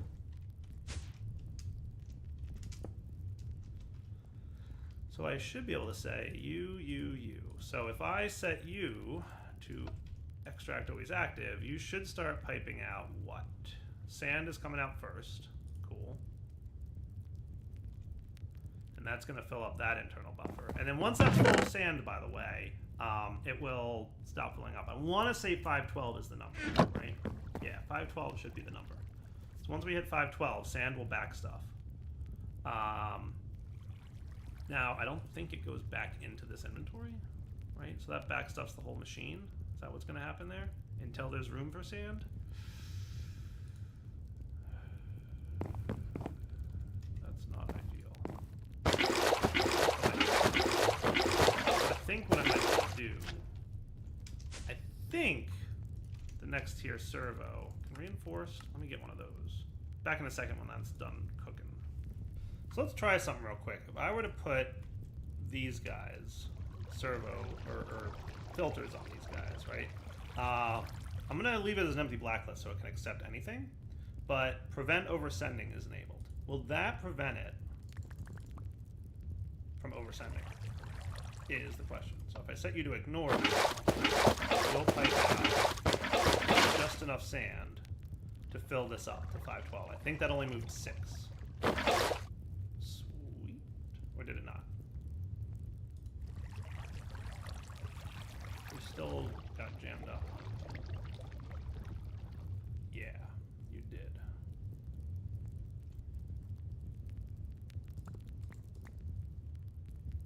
Even though you've got prevent oversending on.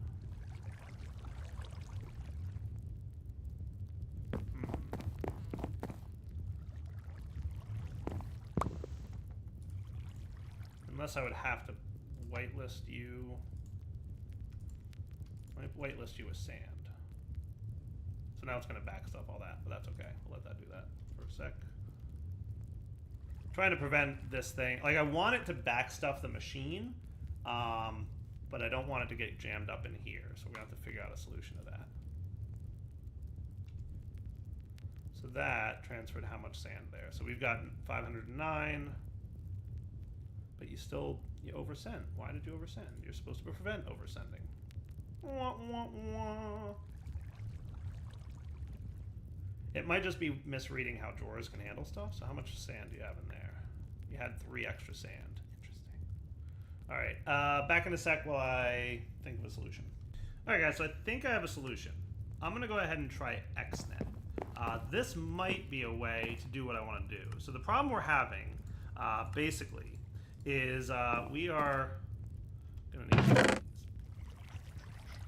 We're going to have to deal with the fact that it is overflowing or oversending items. And I really want backlog. So what I could do is put a void upgrade in this. It would void all excess sand and silicone. But what would happen is this would just keep producing silicon and constantly voiding it and would never produce sand.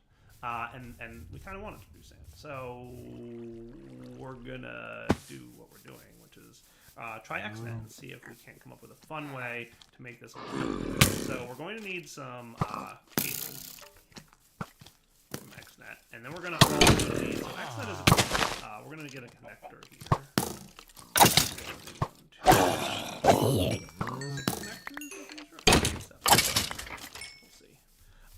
So XNet should allow me, if I place the controller here, you can do all kinds of fancy shenanigans to detect what's in inventories and then manipulate those inventories. And that should be pretty cool. So instead of using item ducts, we're going to use the magic of XNet. So for this I'm pretty sure.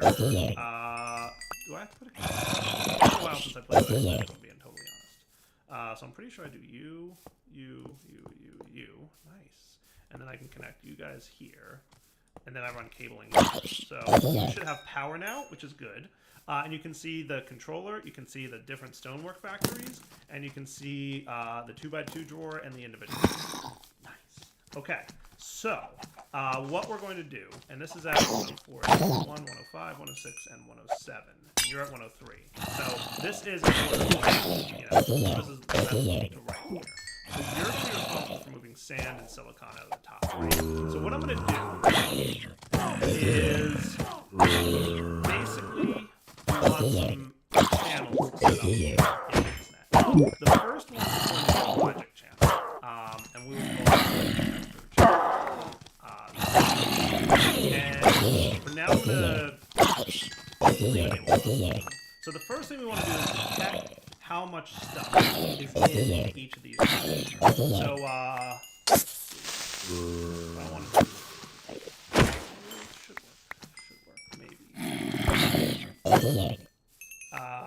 aside from which to operate, sensor. Every 20 ticks, it's going to check for items, fluids, or energy, or RS. We're going to check for items less than 512, and we're going to specify sand, right? So if there's less than 512 sand, you can output a specific signal color inside the XNet, be it pretty much every Minecraft that exists. So let's go, since you're sand, you can go yellow. Does that sound cool? I'm just trying to think, because we technically have 1, 2, 3. So we may not need to do this. We need to do this. So let's forget this. We could say, like, if less than this, then move the items. But I'm just going to try and say move the items at all times, and we'll see what happens. So let's take this one. We're going to create an item XNet channel. So XNet has a bunch of different channel types, and there's 8 channels per network. And each channel type can either be logic, which can like read information about a block and then do something based on that information, or item, which can transfer items from one block to another, or fluid, which can transfer fluid from one block to another. There's also redstone and energy, which do what you might expect. They transfer redstone or energy from one block to another. So my original plan was maybe to read how much information is in, how much sand is in here, and then move sand. And then read how much sandstone is in here and move sandstone. But if we did that, including stone, we would have 5 sensors and 5 item movers, which comes out to 10, and we really only have 8 channels, so that wouldn't fit. So I think what I'm going to do instead is just try and do the item moving directly, and we'll see what happens. So we will create. You're going to be extract mode. You're going to do single items, and you can operate once every 20 ticks. I might wind up doing stacks, and we will whitelist. So if that's highlighted, it enables blacklist mode when I'm on whitelist. So you can move sandstone. Technically, we don't have to specify what should be moved because it'll move whatever it's available, right? And you can do MBT and or dictionary matching and stuff. So you're going to extract from here, and basically you're going to insert into here. Insert priority 0. And that should be cool, right? So if that's true, so look, it's working. Hey, cool. Nice. So then watch what happens. When I remove some of this, it automatically refills. Boom. That's cool. That's what I want to see. All right. So XNet's definitely going to work for a non-backstuffable system because it'll just automatically move stuff. Very cool. The only problem is it doesn't seem to be able to get this stack, but that's okay. That's not the end of the world. Like it'll work. So then the next thing we want to do is specify that these two also have extract on the same channel. So you're going to be extract with an empty whitelist, and you're going to be extract with an empty whitelist. And what should be happening now is our glass and sandstone are filling up, but let's not forget that we want these to be in static mode. So now our glass and sandstone are filling up as well. So all 3 of these will contribute to making sand and glass and sandstone. And then finally, we want a different channel for this one. So we're going to create a new item channel on this line that we're going to extract from here a stack at a time, and we'll insert into this drawer. And that should start filling up our smooth stone drawer. Nice. That's pretty cool. Okay. So that works, right? So XNet to the rescue. Sweet. So all 3 of these guys will be responsible for, moving sand and whatnot. That's pretty cool. So we should have a pretty nice backstuffing effect going on here. Nice. And then if we come into here, we should see large amounts of sand, silicon. Right, so we've got a decent amount of silicon. That's the applied energistics to silicon, but that's okay because I'm pretty sure I specified OR dictionary for all my different silicon patterns. Right, I think so. Can I not see whether or not OR dictionary is enabled for that guy? Uses OR dictionary. Okay, so this one uses OR dictionary. This one does not, and I don't think these do either. Yeah, they don't say uses OR dictionary. So I might have to reprogram those guys with the OR dictionary checkbox enabled. Because I think a few of them I programmed without OR dictionary support. Not the end of the world, but, just a thing to note. Might not be a bad time. Why am I making that in here? Go away. Wrong thing. Might not be a bad time to make a trash can, because I want to avoid a few things. Things I don't need at the moment, so I can put like my copper on it. But I don't need this silicon. And I probably don't need this sand. We are now good on nice. So those are pretty nifty blocks. But like I said, they're a little bit powerful in that typically the process of making cobble works would be along the lines of like like 4 or 5 different machines and lots of piping and item routing and stuff. These are kind of just like place down machine, and you magically have, you know, silicon being produced out of it. Like, it basically turns energy into silicon, or turns energy into glass, or turns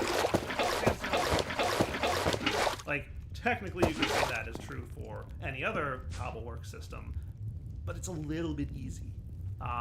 So I was kind of shying away from using the Material Stonework Factory because I felt like they were a little bit boring. But since I never used them before, I wanted to give them a try. They are easy. I will give them that. It is an easy way to start producing the stuff that you might want to produce. Anyway, let's come back in a minute. All right, so that is the official wrapping point for the episode. So we've got now no longer concerns about having smooth stone, sand, glass, sandstone, and silicon. We should have large amounts of that. Off camera, I'm going to spend a few minutes reprogramming any of these that need silicon that doesn't use the Ore Dictionary. So 1, redstone. These guys probably don't need to use the Ore Dictionary, but these two probably do, because they all use silicon. Anything in here that would use silicon? That doesn't matter. That, no. Glass, redstone, 4K. Don't think that uses silicon. They shouldn't. Their prereqs use silicon, but none of them do. This guy, yes, but this guy already says use Ore Dictionary. This one doesn't, so that's cool. So yeah, off camera, I'll take care of that. And going forward, pretty much all my all things should use Ore Dictionary unless you really don't want them to. In this case, we do want them to, so it's cool. I could have sworn there was a way. Okay, cool, nice. Let's put this in processing mode. So in processing mode, it doesn't pre-fill. Bummer. That is a bummer. So that is processors. Said I was going to do this off camera, and then like I totally didn't. Improved processor. That's this dude. So basically, but I'm going to say silicon here. So now you're saying inputs, those. No, and we also want gold. So gold, redstone, and silicon make an improved processor.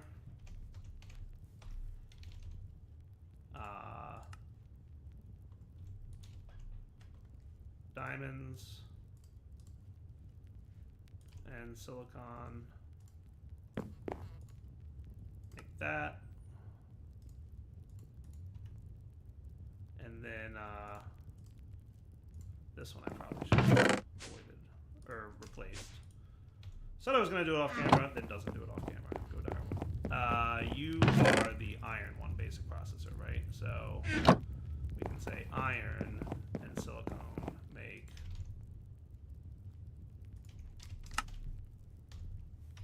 basic processor. So iron and silicon. Cool. And because it's Ore Dictionary, it'll use either silicon, but it's all good.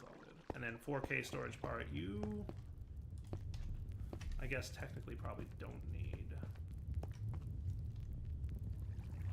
That doesn't need to be upgraded to Ore Dictionary mode, so I think we're cool there.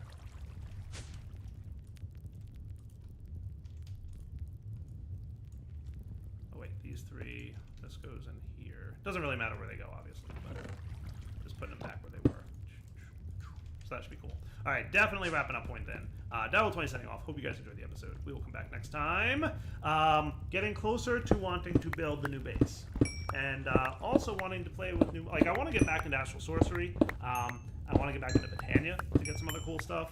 Definitely want to check out more Astral Sorcery, though, because it's a new mod, and I haven't played with it much. And it's fun, and I want to do something really cool with it. And now that I've gotten to the tech level where I'm at, I might be able to do that cool thing that I had in mind. All right, guys. Take it easy. Hello everyone, this is Direwolf20 and welcome to episode 26 of Direwolf20's Let's Play series. Today, taking a look at what we've got in this chest over here. Oh, and it's raining. Hello, rain. Hello. Hello. Nice to see you. That's cool that you're raining and everything. I think we need a few more ender pearls than we currently have.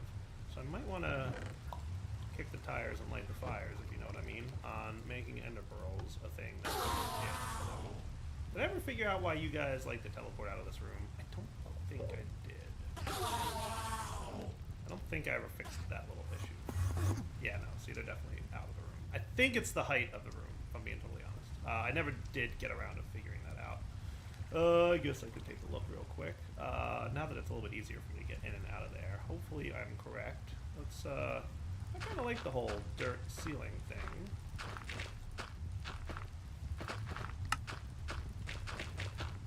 So I think I'll stick with it.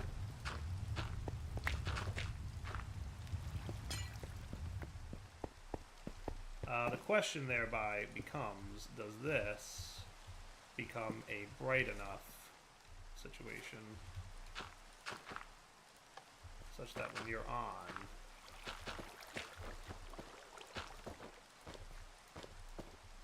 am I out of dirt in here? No way. Okay, I didn't think so. I find that every now and then, like, it doesn't want to right-click the dirt, and I don't know why.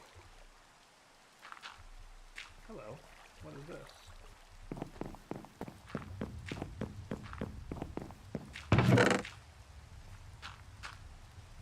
Am I missing something here? What is going on with this spot?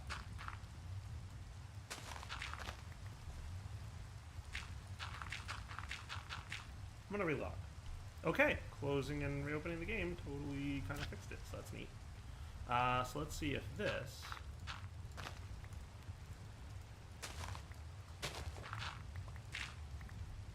The problem with this drill is that it's really good.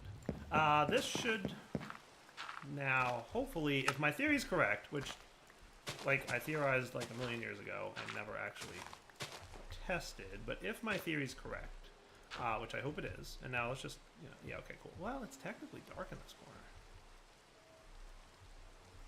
So why aren't mobs spawning there? I don't know, but I'll take it.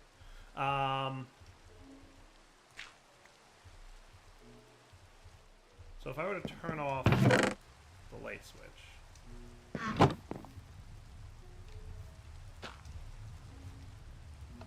which at some point I'll set up to like be wireless. Cool. So mobs spawn in there, and then they die, and then we get their loots and all that good stuff happening. Cool. Then we turn this on. There should be no more mobs. And if we turn this on, will Enderman teleport out of the room? Hopefully not. Cool. And then we should be getting Ender pearls. Oh, sounds like we did get out. How did that happen?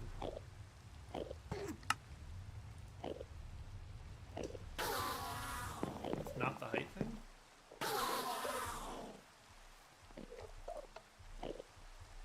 Interesting. Very interesting. Still not sure why that's happening. We're gonna have to resolve that, possibly at our new base. It only happens with Enderman, though. Like, it wasn't happening with lasers, right? Oh, well, there's another thing. There's a hole in the wall, so that doesn't help anybody.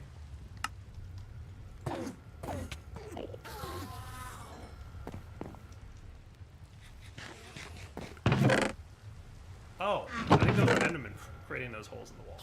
My bad. Alright, so we'll play with that idea a little bit. Figure out why that's happening. I mean, technically I could make this room larger. That would be... There's a couple things, but for now I just want to get more Ender pearls. The other thing I want to work towards, you know what, I'm actually going to make it bigger. I'm going to want some other stuff. I want some mob spawning and getting some more essence if I'm going to be spawning Enderman.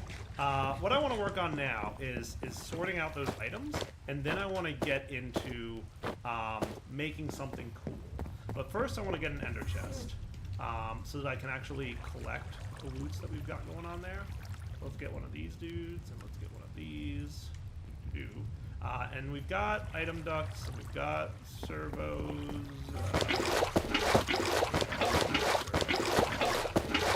Now this is just teleporting all around, don't they? And they like stealing my dirt. I should probably turn this into like a cobblestone building instead of a dirt building, and that would probably go a long way towards making this less of an Enderman spawning issue. I like how they're just like, hey, I'm gonna steal your dirt from your walls. See ya. Wow, look at them really grouping up over here because of the rain. Really gotta figure out how they're getting out. Weird. So what I want to do real fast is set up a sorting system basically for the items that are in here. to be filtered into here. So we're going to want a whitelist filter. And these are the items that we're going to allow to come out of here. So let's sort this fast. So ender pearls and gunpowder are definitely going to be on the list of things to come out of here. Solidified experience can come out. Spider eyes, for example. Snowballs? Sure, why not? Sticks? Yeah, why not? We can make sticks. We'll take cobwebs. And we'll definitely want string. And you guys. And sulfur. And bone meal. And probably rotten flesh. And that's like a good... Oh, and definitely blaze rods. That's a good starting point. Wow, I have a lot more items than I thought I might. I might want to take you out of there and put those in. So if I then put all this away, and we throw this circle on, go ahead and start extracting like crazy. I want to see what's left in this chest. Because I might need to get a better circle. Or a better filter. You can hold filter. It doesn't tell me on the tooltip how many items it allows me to filter. Hopefully, resonance more.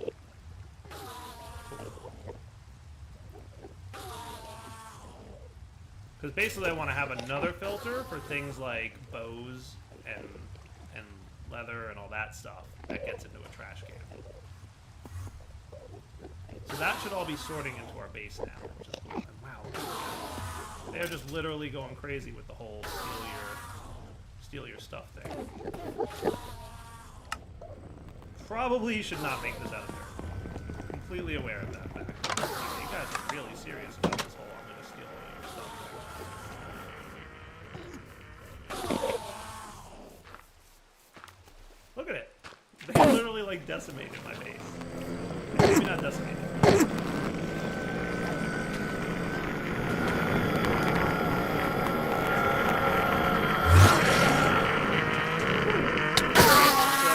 I'll leave this off for now so that like mobs will spawn in there. But yeah, we're gonna totally have to do something about the enemy.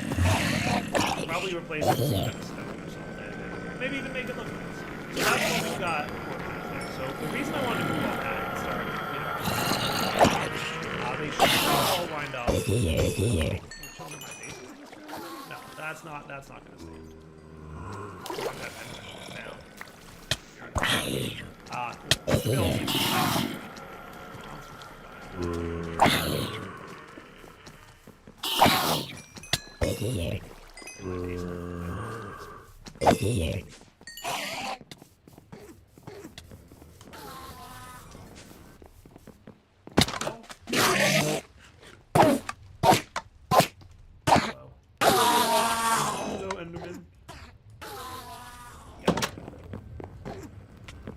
Wow, look at them all down here.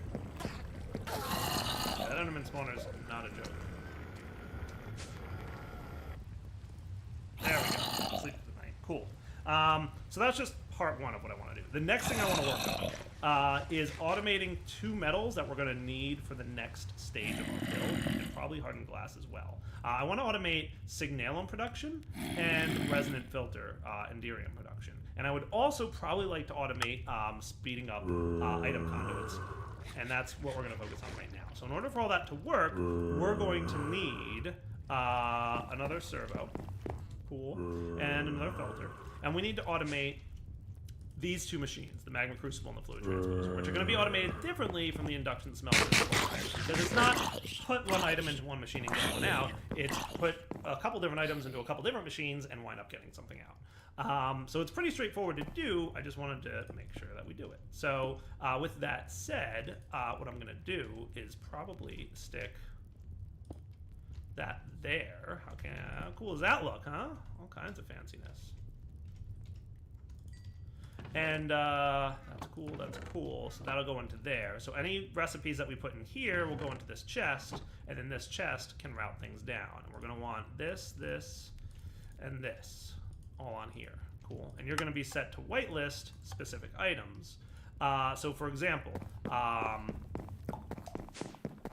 we need some ender pearls, boom, and we're going to need need some glowstone. Boom. And basically what we're going to say is glowstone, redstone, and ender pearls are allowed to go into here to be melted. And then into here, we're going to want to filter things like buckets.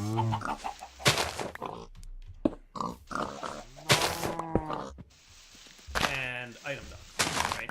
So item ducts, for example, we can infuse item ducts with 2 millibuckets, or 200 millibuckets of energized glowstone to get impulse items.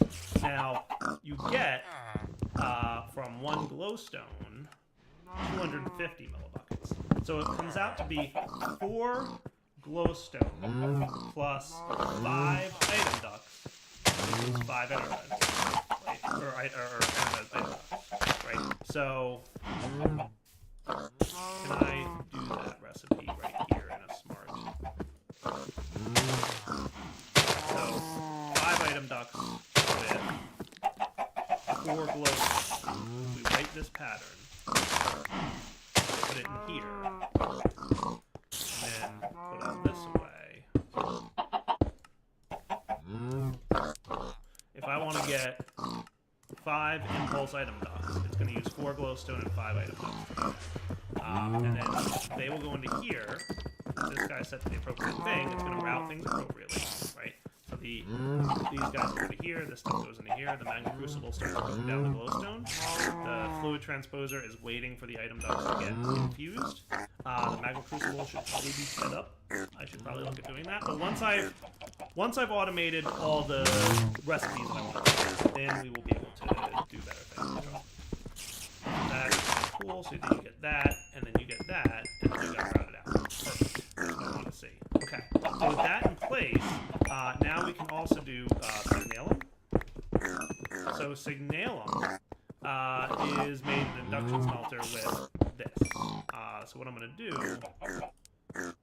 is say to get signalum, we want to put this recipe in, right? And I'm going to ignore the slag part, right? So it's 2 signalum blend plus sand equals 2 signalum, right? And I should be able to patterns now, no problem. Beautiful. And then to get signalum blend, we need basically this. And it doesn't matter which dusts we use. I guess just for the sake of making it look nice, but it really doesn't matter because we're OR dictionary, right? And then a bucket of redstone is going to be this recipe. And this one should be an item, like a vanilla crafting. Fix that. So this is going to be 10 redstone plus a bucket equals a bucket of these redstone. Right? And then that is used in this recipe, but like this,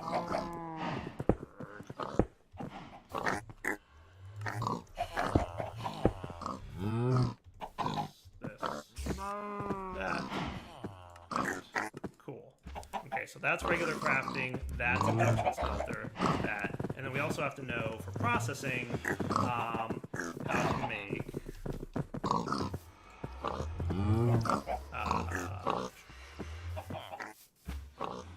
pulverized copper, and that will go into the pulverizer. And you're also going to need to know how to make pulverized silver, which will also be the pulverizer. And I'm going to remove the lead one here. That actually should be middle click. Cool. Okay, so all these things should come together to basically allow me to make signalum on demand. So this is our pulverizer. So the recipes that go in here are silver ingot becomes pulverized silver, and copper ingot becomes pulverized copper. Okay, this gets put in here because it's a vanilla crafting table recipe, right? It's just, you know, into a crafting table. This guy, 1 bucket plus 10 redstone equals a destabilized redstone bucket. And then finally into the induction smelter is the 2 signalum blend plus 1 sand equals signalum ingot. Cool. So now if we said that we want a signalum ingot and hit start, it needs a bucket, which I can just put in there. But eventually I might teach you how to make buckets. And hit start. And what we should see happening is you're pulverizing your copper. You've got your 10 redstone. And nice, nice, nice. Cool. And your bucket's sitting there waiting to go. Good deal. So now's probably as good a time as any to work on upgrade kits. So you should know how to make... Constantly forget that. Because it's a new mechanic. I just have to get used to it. I need to teach you how to make hardened glass, by the way. I haven't done that yet. And signalum upgrade kits. And then, did I not hit the button for you? So those upgrade kits are now known. Signalum needs cryotheum dust, which is that. And then you, we're going to teach to the pulverizer processing mode. Right? So you, pulverizer, that. We're going to remove the snowball. And that should be cool. So pulverizer knows how to make that. You are one of these, as are the rest of these. Cool. So in theory, we should be good to make everything we need now. And you're done, and you're done, and you should maybe be making my induction smelter run, or you already finished your signalum crafting. So we've got our signalum blend.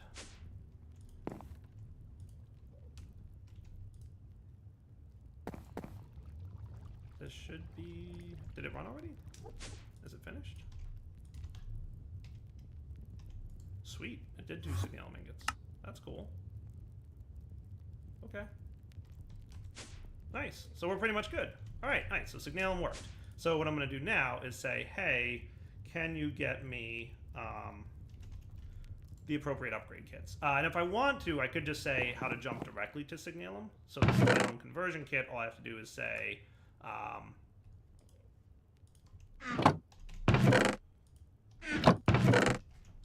So for the conversion kit, if I want to get one that I can just immediately click on there, it's not a big deal to add this to the crafting recipe. Signalum conversion kit. So that needs to make all the prerequisites, right? The only thing we might not be having right now is the hardened one. All right, so what we'll do is pulverized lead. We'll say that pulverized lead makes hardened glass. Pulverized lead is made from this guy. And then pulverized obsidian, which is pulverized.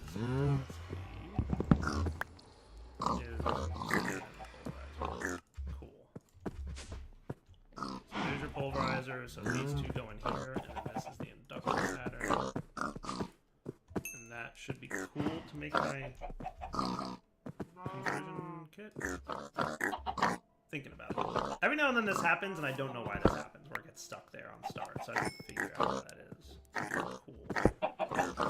You don't know why that is. So I think I figured it out. We were missing a couple of the gear prerequisites, but it should have told me I don't have gears, instead of just getting stuck. So let's see if I'm correct about this. See? Now we're ready to craft. I had to teach it how to make electro and silver. But in theory, it should craft everything it needs for this. And now's the time to find out if things are going to get stuck. It shouldn't, but we'll find out.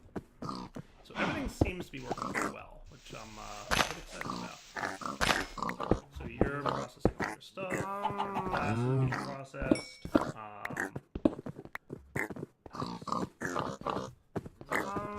Hardened glass is being processed. That's correct. Nice, so we have a signalum upgrade kit. Right onto the crucible. Wait, what? What did I make? No, we made an upgrade kit? Oh yeah, I want a conversion kit. Oh. I did ask for a conversion kit, I just hadn't crafted it yet, so I was being a little bit...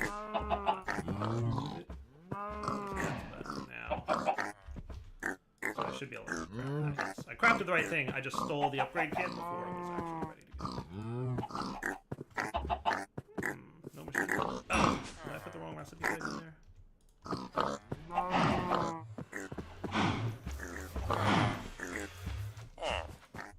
Probably did, knowing me. I probably had this thing in the wrong mode.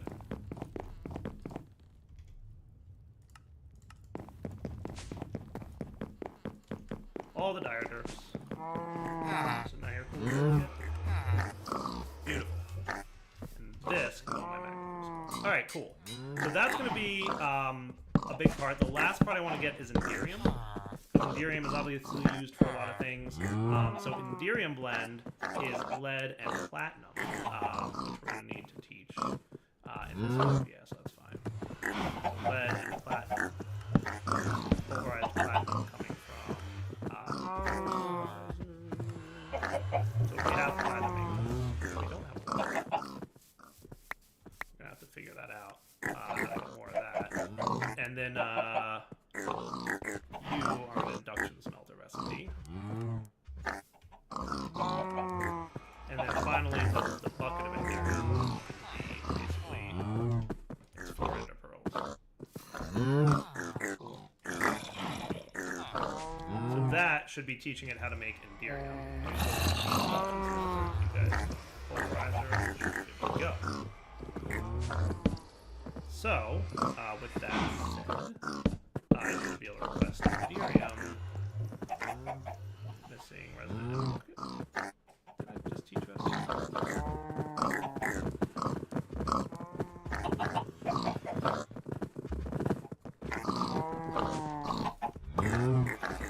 Molten Enderium bubble. It might be. Let's do.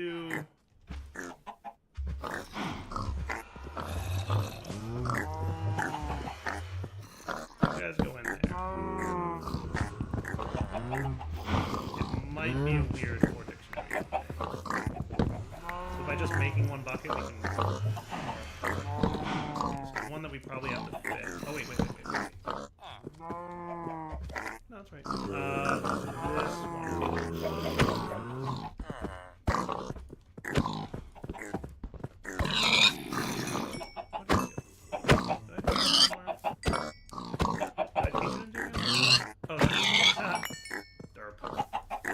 Please, the derps.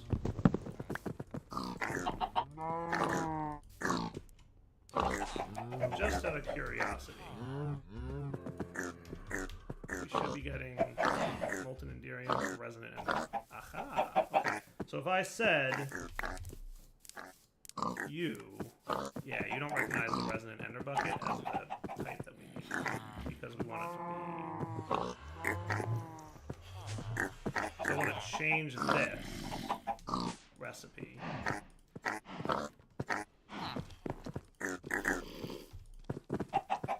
Instead of molten Enderium, we want it to be resonant ender.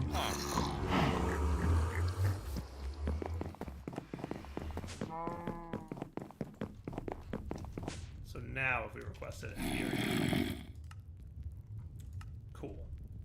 And just out of curiosity, where's a better place to get platinum?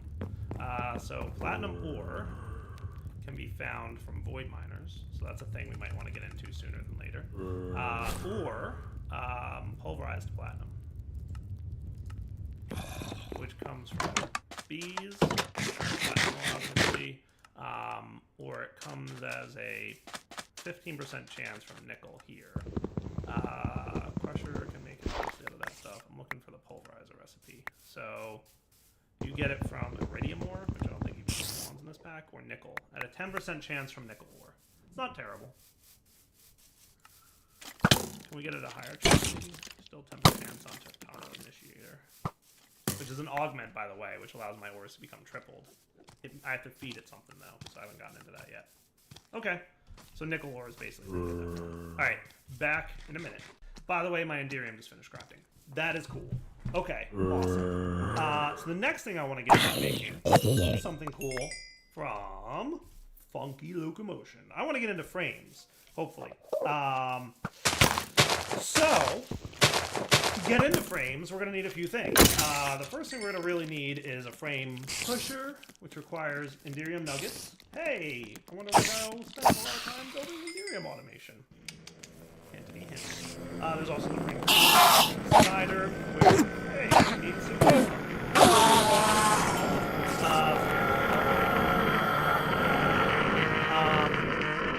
So with that said, we are going to need a few of these blocks and items. There's also which I haven't played with yet, but they look cool.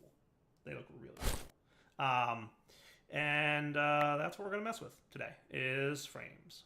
So, with that said, let's think about how I want to do things. So we're probably going to want to teach you how to do a few recipes, because I want to play with frames a lot this season if I can, because frames are just fun. Do you guys know what frames are? I have to imagine most of you know what frames are, because they are just super cool. So the frame pusher is the basic item that we're going to want. You're going to need to know how to make Enderium nuggets, by the way, because I'm not storing Enderium in a compressor. Frame puller, I could probably... I'm not going to waste my time teaching it that. I don't think I'm going to use it. But I do want you to know how to make Signalum nuggets while you're here. Frame slider. What was that one? That's one we just got. And then frame blocks themselves. And you should probably also know how to make Invar nuggets. Cool. And we probably might want a few more of these things. So that's cool from Funky Locomotion. The other thing we're probably going to want is a wrench from Funky Locomotion. I don't actually need the pattern, though. I meant to actually just make a wrench. And we might look at getting an eye wrench. But we'll see if we run into problems with frames at some point. So with you all set up and running, nice. I should be able to come over here. I'm going to want basically probably 2 sliders. Sounds fair. Yeah.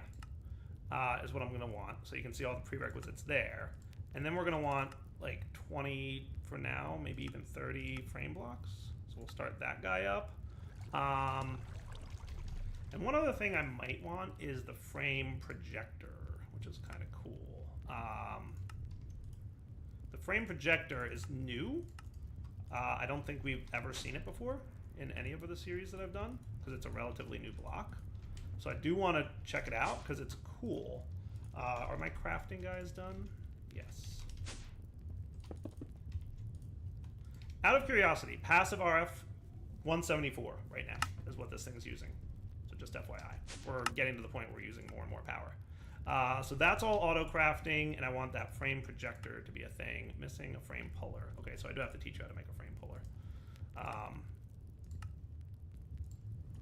And then frame projector. You should know how to make that already.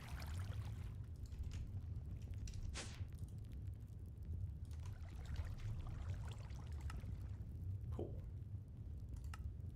And maybe what I should teach you how to make real quick just to have is the rice slime ball. I'll get to that when I get into liquids and all that kind of cool stuff. Cool, so lots of stuff being auto-crafted here. Back in a minute when this is all done. Alright guys, so what's Funky Locomotion all about? Funky Locomotion is a really cool mod that does a whole bunch of cool stuff. Basically, you're going to want to use this wrench for rotating the blocks, but basically the blue side of a slider, or in the case of the pusher or puller, these do different things, can move frame blocks. And frame blocks can be connected to other frame blocks such that they all move at the same time. And frame blocks can also connect to any other blocks, including tile entities, like chests, to be able to move them. What does this mean? So it means something like this. If we rotate this guy, and we place a couple frame blocks on it, and we put a chest on the frame block, and we put things in the chest, we can move stuff. Now, the arrow here indicates the direction that it's going to slide. If we shift right click, it'll change the direction of that arrow so they slide. In this case, we'll stick to that. These guys do need power. And they also need a redstone signal. So in this case, I don't need that. That sounds like something I boom.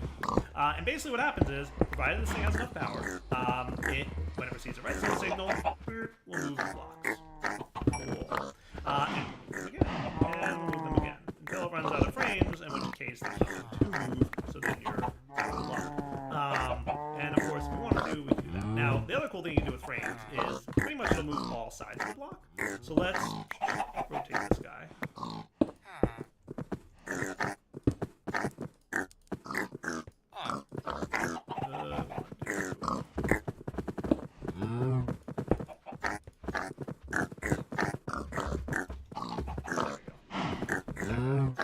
And then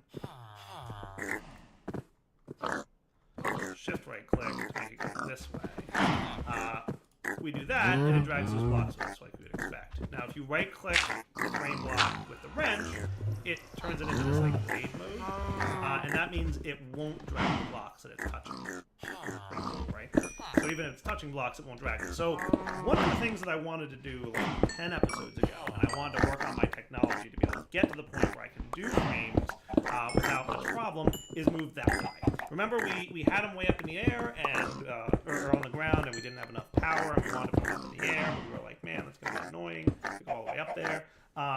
So being able to frame move up and down as needed would be kind of cool, right? And totally standing on frame blocks, like they will move you along with that. So if I'm standing on that thing when it goes up, I'll go up with it.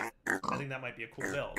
Unfortunately, I don't think we have time in this episode to really get into that. So what I'm going to do is break all this stuff that I built, and next episode we'll come back and ideally set up a cool kind of frame system that can move stuff. Now, every block that you want to move with frames needs to be attached to a frame block, which is going to be kind of ugly and annoying unless you use the new mechanic, which is the frame projector. We're going to look at next episode. So for now, I'm going to wrap up. Next episode, we'll come back. We'll take a look at what the frame projector is and does.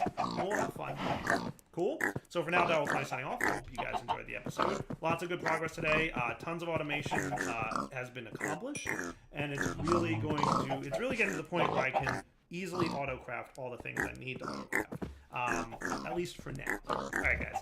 Take it easy.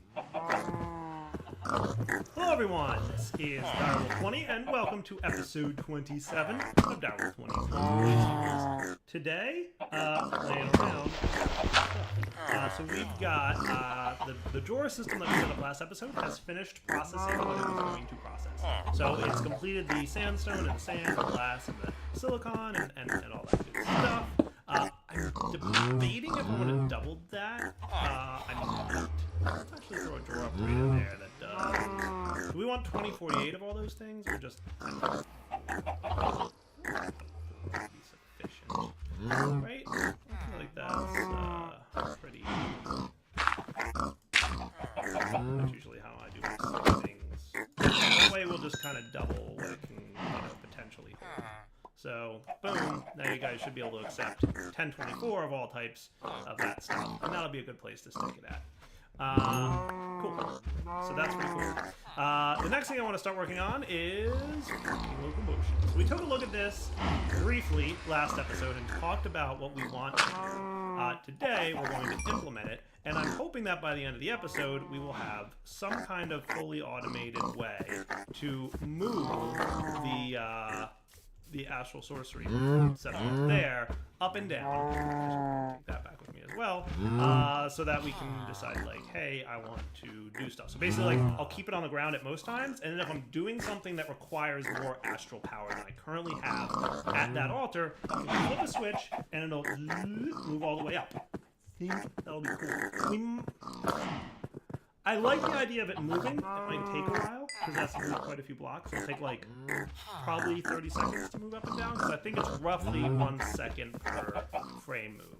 And I'm pretty sure that thing's up quite a ways. But before we get too much into that, I want to talk about what the frame projector is. The frame projector is another really cool thing. So let's pop this guy back down, right? And we'll get him to the point where he's got frames on him, because we talked briefly about last episode how we're going to be using the frame projector and what its purpose is. So the frame projector, I don't know if it actually needs power or not. Boom. It doesn't look like it. There we go. So see how that projects like a triangle-ish type shape? If I shift right click this, it should increase that size. And basically anything captured inside that shape will get moved along with the frame. So let's say that we had some cobblestone on here. And a chest on top of the cobblestone with some stone in it, right? When we go to press the button that causes this thing to move, I don't think this requires RF. And it should encapsulate that whole thing, and boom, look at that. That is cool. Now, personally, I'm not a huge fan of of the pyramid type shape that it has, and I don't think there's any way to change that. However, that said, I think a big part of that is the reason that super frames exist. And super frames seem to be a cool kind of thing that not sure how I want to do it. If I want to do it with super frames or if I want to do it with something else. Because basically, there's stuff and things that we need to sort out. Let's try it with this, and if it doesn't work, then we'll do it super frames. How's that sound? Now, sometimes my builds like this I have tested in a single-player world, like a creative testing world, before I've built it. That is not the case here. I have not tested this. So I'm not really sure how this is all going to work out. Another thing we can do is probably consider how and what to build down here. So, is there a way, isn't there like a thing we can do with frame blocks? Closed on bottom sides. Like a thing that you can kind of craft them in such a way.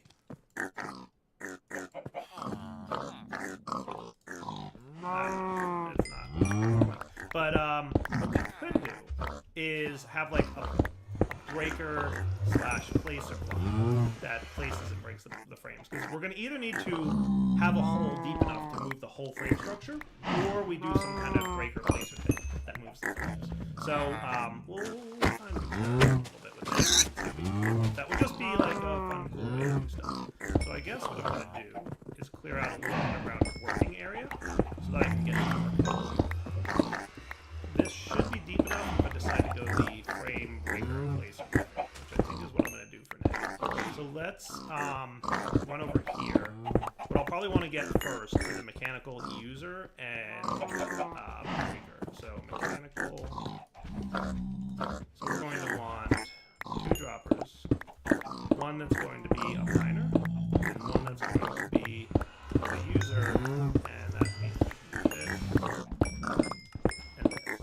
Cool.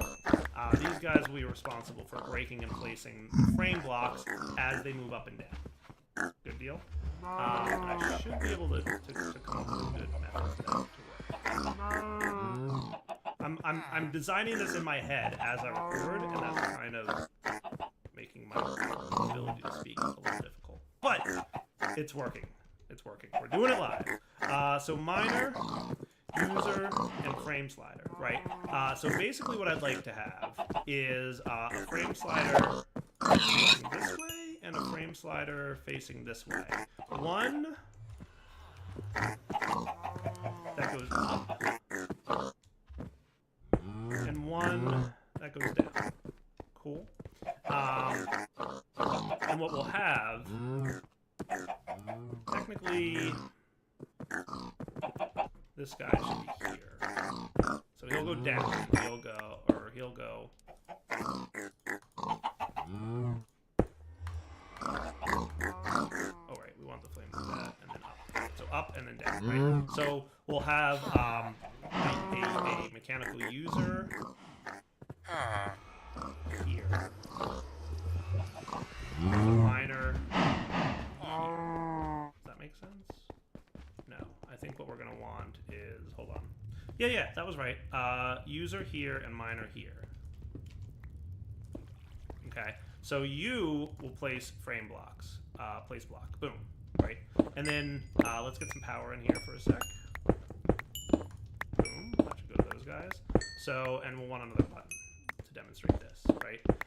So every time you want to move things up, you'll place another... Oh, you should not be there. Okay, there's a problem. Hang on. These guys all need to be blocked, such that the only sides that they're affecting will be the top and bottom. Now, I wonder if there's a way that I can get you closed on north, south, east, and west. I think if I do this, they will now all be closed. Cool. That's how it works. Okay, so once you've closed it, you can replicate it, right? So now they're all closed on north, south, east, and west. Cool. So now the only frame blocks that are going to be moved with this thing, it's going to place it. Place block. Cool. And you're a void miner. Cool. So they're closed on all sides. So now when we push this button, it'll go up. And it'll place a new one. It'll go up. And it'll place a new one. And it'll go up. And it'll place a new one. And then on this one, it'll go down. And it'll break. And it'll go down. And it'll break. And it'll go down. And it'll break. And that's pretty cool by me. Right? Isn't that neat? And then all we need is item ducts to connect these two things, and we'll take care of it in a minute. So basically we'll item duct this out of here and back into here. Cool. I like it. Okay. So that's good. So that's going to be our up and down mechanic. And by the way, these don't have to be buttons. They can be levers. I don't think I even have the resources on me to make a lever at the moment, but we're going to get one. So basically what we're going to do is have a redstone signal that will be inverted, right? And we'll say, we'll basically have a NOT gate, and we'll say, when you're receiving a redstone signal, you'll be pushing up, and when you're not receiving a redstone signal, you'll be pushing down. That's kind of my plan here, right? So lever, and now we're talking. And if I put some speed upgrades in this thing, it would place blocks a little bit faster, I think, right? And then for this guy, lever, and that should be cool. Might be getting stuck.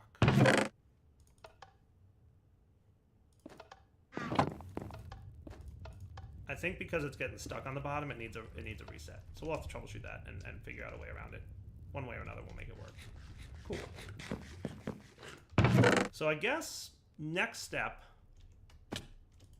let's get this guy all the way up there to the top.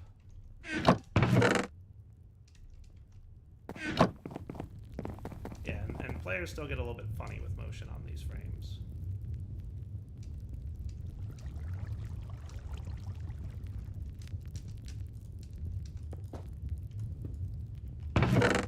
I might have just broken it. Yeah, if it gets stuck anywhere along the way, you have to toggle the signal on and off again. Having flight right now would have been amazing. I'm just curious if a solid block being there would help. And also taking off slime boots might help. Yeah, the stuttering I don't love, but we'll work around that as well. So when we get to a decent height here, I'll come back. Alright, we're at the 32 block height just because that's how many things I had. So I'm going to put you here, and I'm going to wrench you. And there's no like textual information about how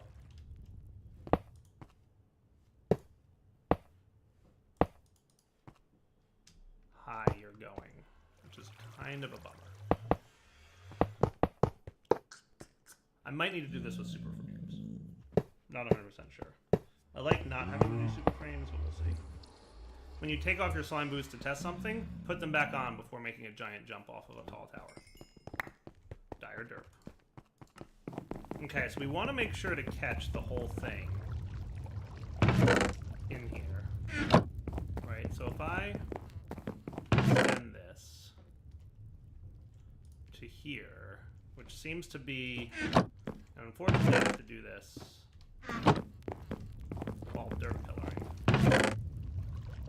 But that seems to catch pretty much the whole block space if I do that.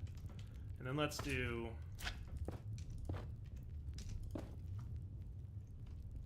it's kind of hard to see that thing, but I'm pretty sure, I'm going to bring it up one level.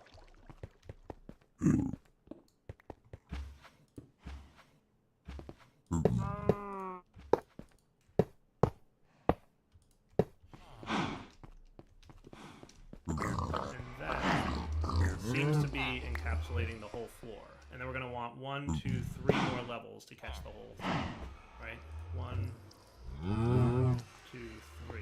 And that should be getting the whole floor now. So that does seem to be the same height as the build. So in theory now, if I start letting this thing come down, it should drag the whole thing with me. And also in theory, it won't crash the game. But those are the theories. I don't really know for sure. I'm especially hopeful about the not crashing the game thing. You always want to, whenever you're using frames, they're much better now than they used to be. But there's still the occasional, like, oops, I moved something I probably shouldn't have moved. And that's when you want to be careful. So make sure you have a backup of your world before you do anything too crazy. By the way. Hey, it's almost nighttime. Let me sleep through the night and we'll be right back. So, in theory, when I flip this lever, it should move that whole stinking thing down. Neat. Okay.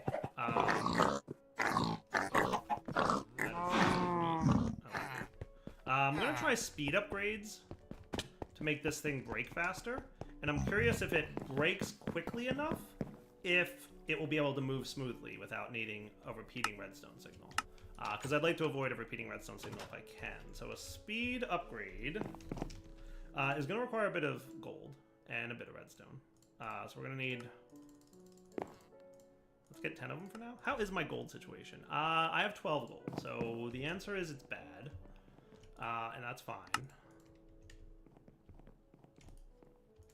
And I have a few speed upgrades in here, so I wouldn't mind, you know, testing that. And then redstone, we're going to want about 10 of you. To-do list, more gold. Oh wait, wrong thing. That and that.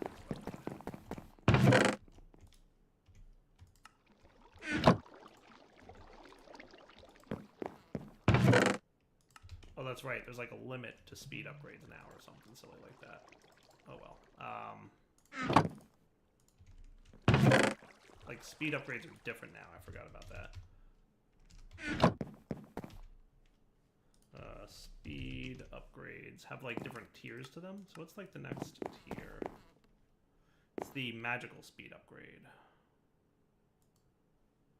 That requires enchanted ingots and magical apples.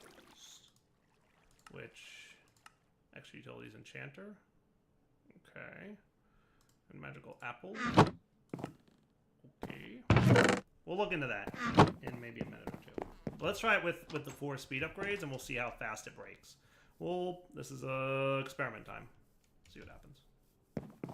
So if I put speed upgrades in this guy, he should break things more quickly. Okay, cool. So if I do that...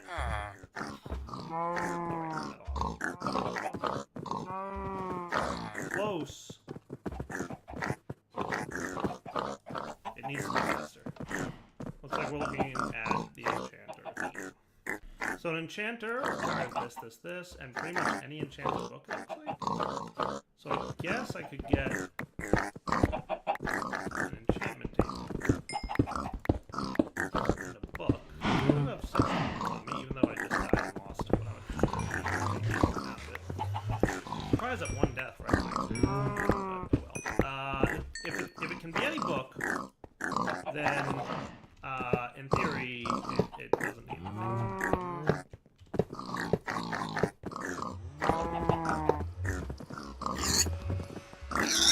Ooh, I got it. Wait, hold on.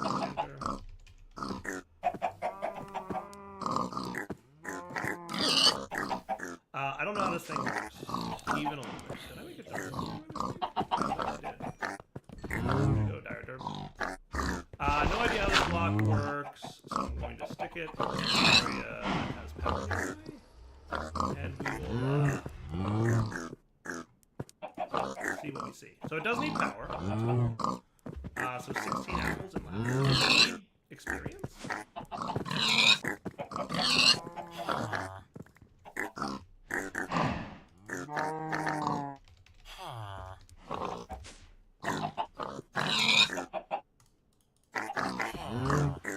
Enchanter requires a full set of nearby bookshelves or other enchanted boosting blocks.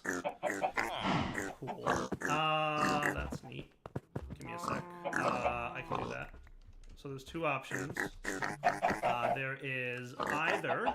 Can we do mana pylons? They still count as...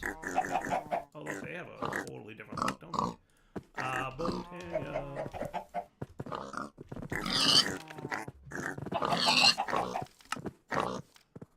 Come on, I just want to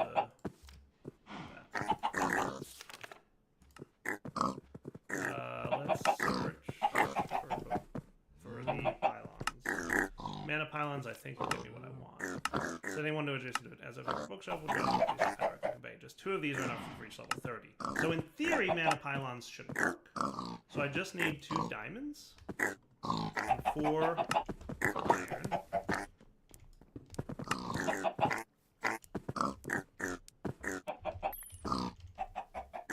Oh, I need more power. Hold on. Coal.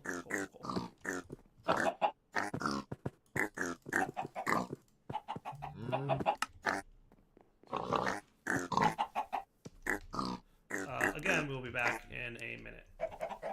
Alright, just waiting on a little bit more mana here. It should be any moment. Come on, iron. Let's go. Should be any moment. There it goes. Nice. Okay, so I should, in theory, now have the ability to make a mana pylon.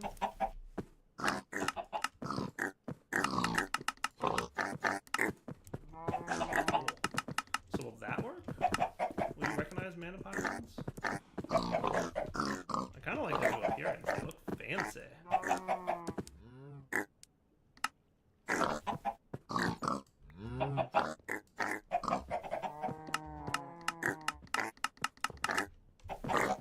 Just gonna try this.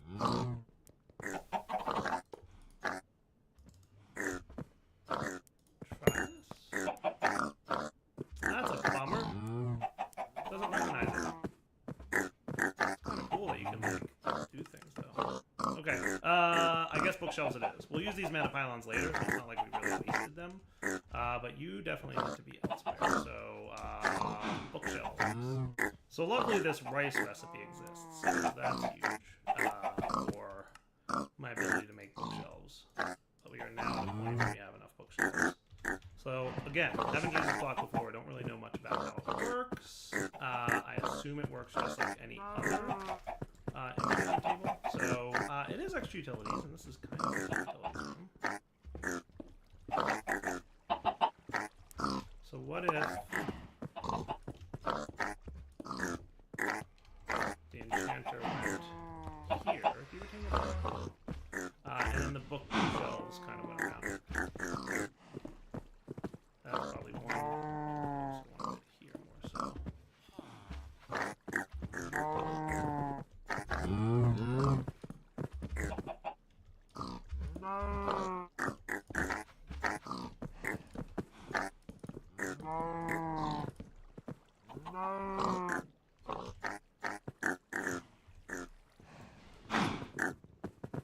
That's gonna give me my books back.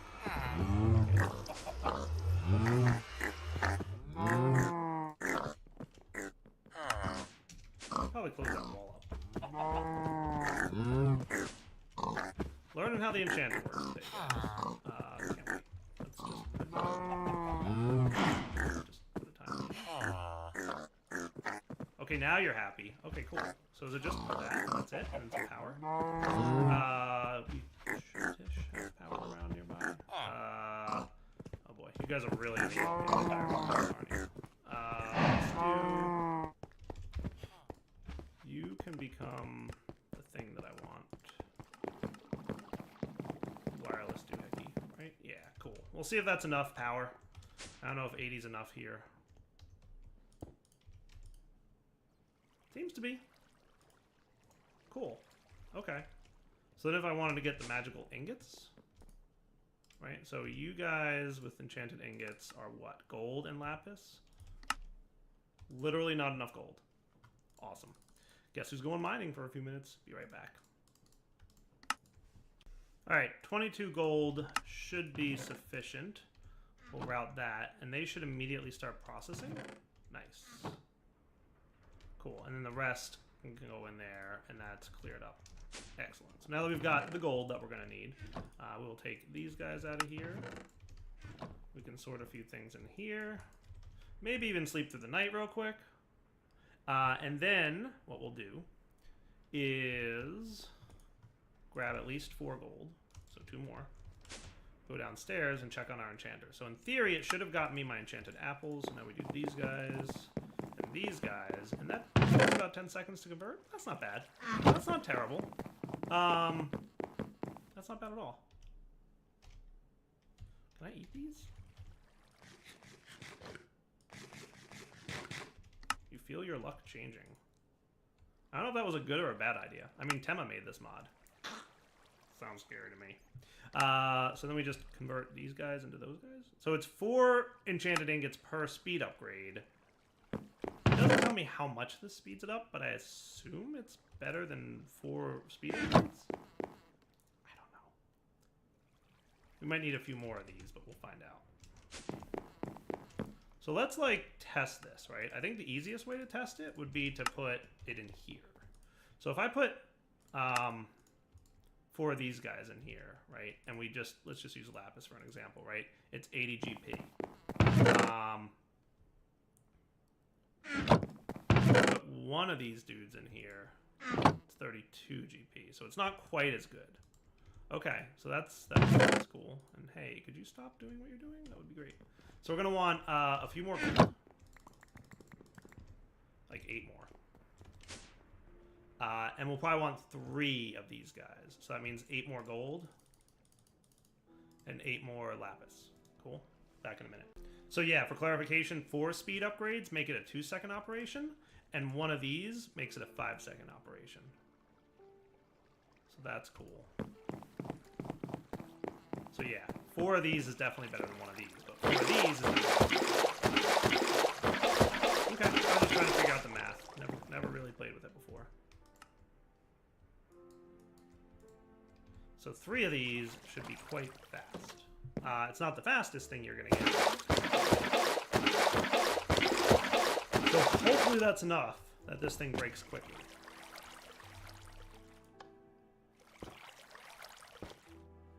Pretty close. Let me get 1 more of those. So it was all for naught. It didn't work out. Sorry, guys. It was worth a try, but no such luck. So we're going to have to use the timer from RF Tools. I was just trying to avoid it and see what we could do. But hey, it does look like the whole thing's moving down, which is kind of cool. So up is fine, but down is what needs a timer, right? So what we're going to basically want to do, and this actually kind of works for my need to invert, but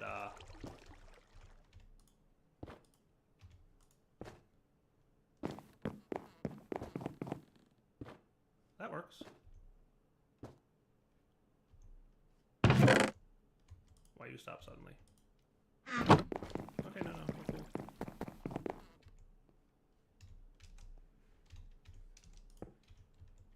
Breaker.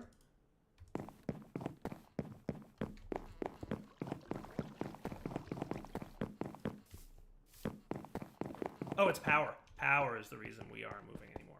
We're gonna need more power over here then. Because you actually require a lot of power. Good to know. Everything was good until power stopped. Good. Question. If I grabbed a few flux blocks, does this whole little sneaky workaround kind of cheaty thing still work? I'm not sure. We'll find out.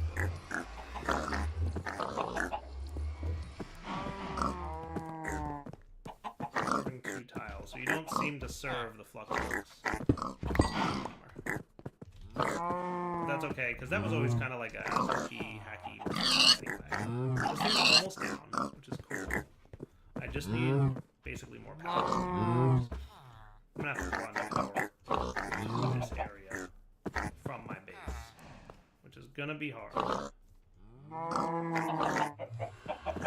Unless, you know what else I can do?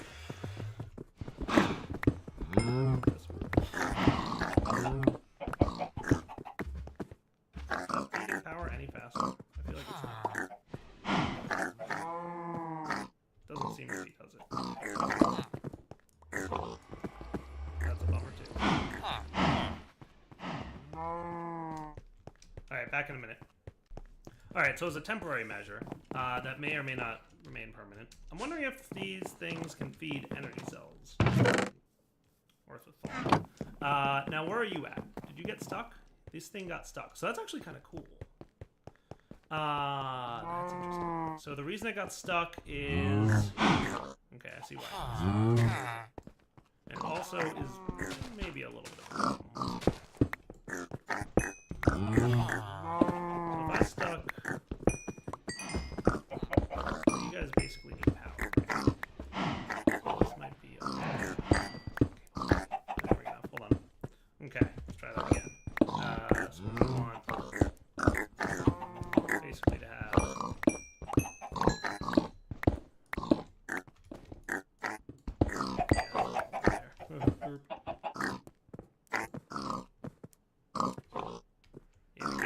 these two locations is going to just be a little bit tricky. But if I did it on this side of the world, it might not be too bad. So we just do leadstone here. Right now you guys should be nicely juiced up. And I'm not sure if you... You're serving 3 tiles there. So I'm getting out from this. Okay, cool. Okay, so it's front and back.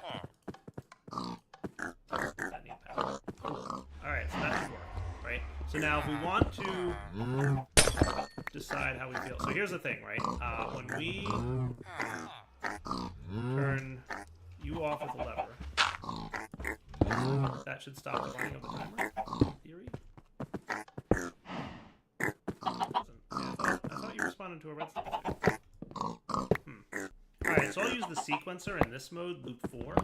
So the sequencer, real quick tutorial on this.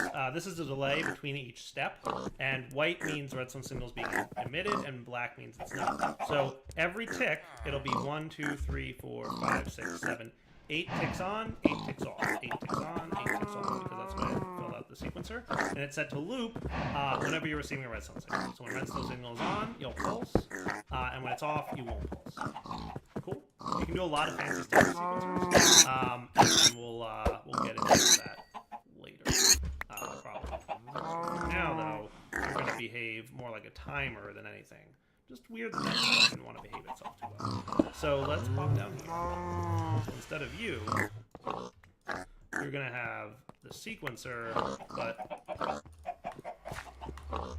only when you're receiving a redstone signal. Cool.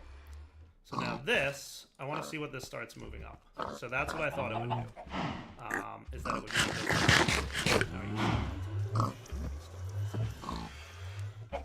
that's stuck, right? Oh, you haven't... we didn't set up those item routing things.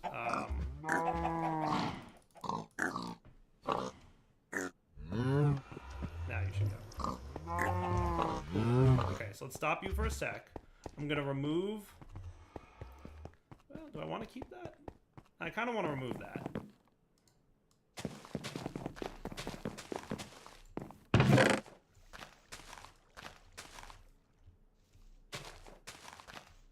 And let's get it down as far as it can go by flipping that lever, and that'll move my whole color down some. Neat. Now you're stuck on what? Shouldn't be stuck on anything there. Are you stuck on something? Or are you stuck on the inability to move down anymore? You're stuck on the inability to move down anymore. Okay, cool. So that's nifty. Because you don't want to project that frame projector down? Okay, so that's not terrible. So what I could do is just kind of do something like this. And now we've got this thing that's cool, right? And when we decide that we want to move him upwards, we turn this off, and we turn this on. And now, like magic, it's just going to move all the way up. That's kind of cool. So the next thing I want to test real quick before we wrap up the episode is to validate that the block from Astral Sorcery is detecting the fact that it's moved by frames. Because some blocks are cool with it, and some blocks are not so cool with it. So what we're going to do is let it go all the way down, stop, and then we're going to take a look at you. This thing at midday is right around this spot. If I move him up, he should be cool. So off and on. And also, what's it like to ride this thing? Is it all kinds of derby times or what? Yeah, I get a little bit stuttery. That's okay. Oh, and sometimes you fall for it. Happens. We'll deal with that after the fact. So that thing's moving up. We'll be back in a minute. We could also teleport those, by the way, if we wanted Okay, so now in midday, well, it's not super midday, it's kind of getting late at night, but it definitely looks like it's in better shape power-wise. So I'm going to say that it looks like the Starlight Crafting Altar. Handle's being moved by frame as well, that's a good sign. Now we just need a way to kind of let it get up there. I hate when that happens.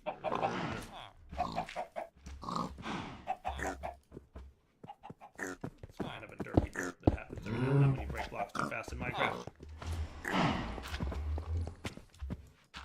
I'll fix this after. So for now, I think we're going to wrap up the episode, but we have a functioning move up and down thing, which is kind of neat. We will come back next time. We'll do this with cobblestone, because you don't break cobblestone too fast. That's a thing you don't have to worry about too much. We'll come back next episode, and we'll see about putting this thing to good use. I would like to be able to teleport it there. Whether that becomes a thing or not, I don't know. We'll figure it out. But for now, like I said, wrapping up. Devil20 signing off. Hope you guys enjoyed the episode. Take it easy. Hello, everyone. This is Direwolf20, and welcome to episode 28 of Direwolf20's Let's Play series. Today, want to work on some more stuff from Astral Sorcery. I think I want to get back into that mod. I haven't played with it as much as I would have liked to at this point. I definitely want to get into it some more. But before I jump into it, one quick thing I do want to make is a wireless grid. Dun, dun, dun. So we're going to need one of these, and maybe while I'm at it, I think I want to do those, these, all kinds of good stuff. So wireless grid is super useful because it gives you wireless access to your whole nifty refined storage system. Those of you who play with refined storage before, or refined logistics, because they have a similar mechanic, should be relatively familiar with this mechanic. So it's really cool, and I'm excited to play with it. The other thing I might want to kick off is item ducts.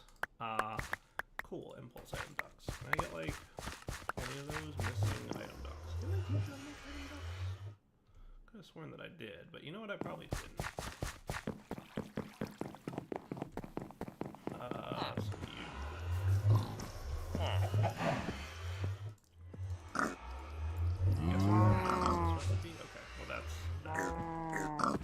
Because I want to speed up.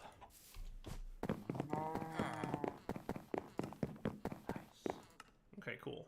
So now I should be able to make a wireless grid. Should be just you. Finish your food processors. Come on, buddy. What's taking so long? Oh. See, I knew that things could jam up every now and then. I'm gonna have to do something about that. Yeah, if you craft a little too fast, things can definitely jam up. And that's what happened down here. So we're gonna have to deal with that. So these guys here, and the wireless grid. Just need a little bit of quartz.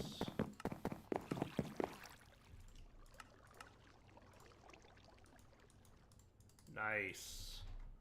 So now to remember how this works, I think I just shift right click on the controller, and now we have wireless access. Nice. Now that does boost up our power use, by the way, a little bit. It currently uses 8 RF a tick, but it also has a limited range. I think if you right click on this, you'll see what the range is 16 blocks. We're probably going to want to boost that with a range booster. It's going to be an upgrade, I know that much. We're going to want like a hand cooking now. So Ender Pearl, Redstone, and upgrades. So let's get about 8 of these upgrades, and then we'll... I'm not going to teach you how to auto-craft these. We're going to need more sugarcane for sure. Because it's not like we're going to need to be making them a lot. These upgrades really only apply a little bit. That is enough, yes. So I can just do this. And then from here request some upgrades. Not speed upgrades. Regular upgrades, cool. Alright, so while that's cooking, and it's going to be a few minutes, let's get back to this guy. So we were playing with this nifty block. I wish I could hide that glowing effect that occurs with the frame projector. That would be cool. I wonder if there's a way to do that. I don't actually know. If I could, that would be cool. But if I can't, we'll figure something out.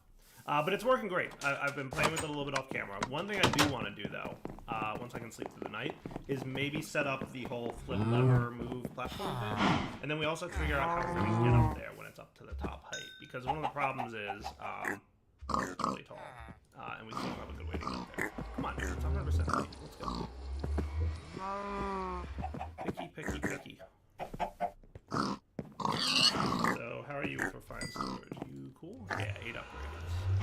Ender pearls, we're gonna want 8 of, and then we'll drop all these guys in here. And let those cook. And then, what am I gonna do for that? Let's do RF tools wireless doohickeys. So redstone transmitters and receivers need machine bases. 1, 2. We're going to want to create 1 transmitter and 1 receiver. Nice. Cool. So these guys work like so. You place one in the world, and when you right-click the transmitter and receiver on each other, it sets their channel. So this is currently channel 1, this is currently channel 1. And those of you who've played with this mod before probably know this already. But as a reminder, because I've gotten a lot of comments about this lately too, this series is definitely meant to be a tutorial for people who don't really know the mods that well. So I know, like, I'm covering things that a lot of you have seen before, but I'm also covering things that a lot of people who might be new to the channel or might be new to mods aren't familiar with. So I want to make sure that people who are watching this, like, you know what I'm doing, how and why, and all that good stuff. Cool. So range upgrades. This should be cool. I think 8. I don't know how many can max fit in here, but oh, it's 4 that we could have made. All right. Well, that bumps up to 48 blocks. That's cool.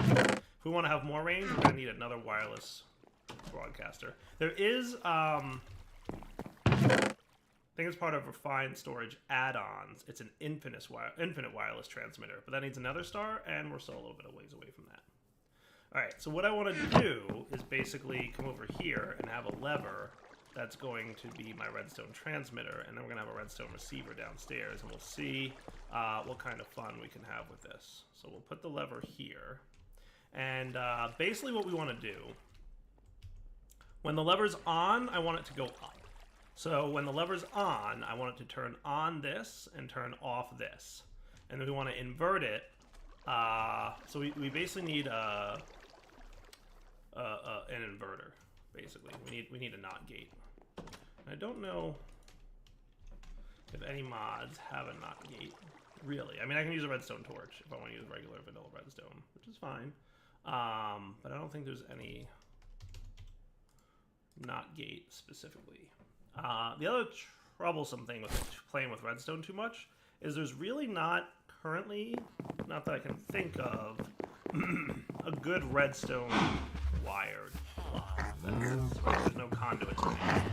I'm wondering if, I know there's a logic gate. I wonder if a logic gate. Did I teach you redstone comparators?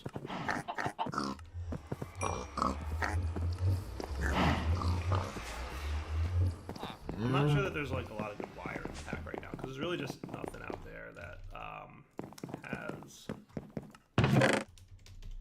much by way of that's released right now, unless I'm not aware of it. So a little bit more of that. We're going to try the logic gate to see if he can behave as a NOT gate. Let's see. So with this one, we can just say when B is off, emit a redstone signal. And when B is on, do not emit a redstone signal. That should basically work like a NOT gate.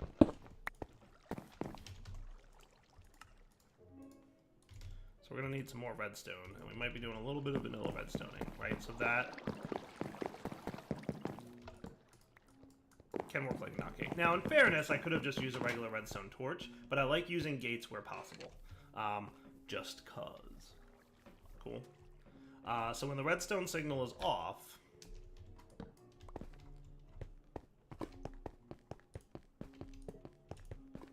we go. Nice.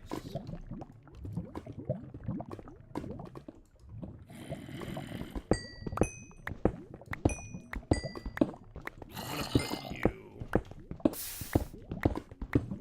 maybe here. That's not there. I think so. So we can set up our receiver now. I'm gonna break you.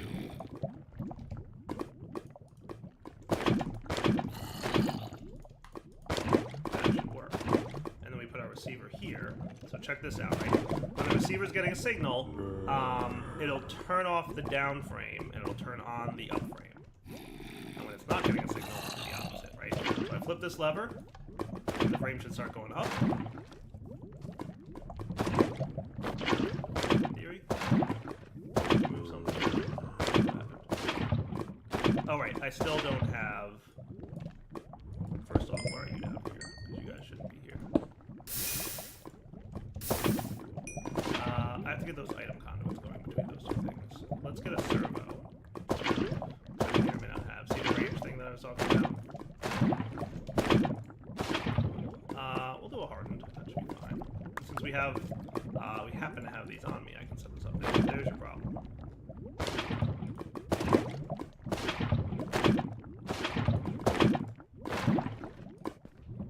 That should pull out the frame. Cool, right? So lever on, frames go up. Lever off, frames go down. Nice. Like it. What I think I'd like to do, by the way, is make sure that this doesn't happen. The best way to do that, realistically, would be to not have any room down there for that to happen. Let's just test that this frame thing is still working. Those blocks there.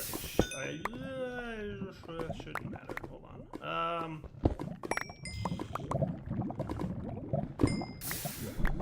It might kind of matter. What I should do is get one frame.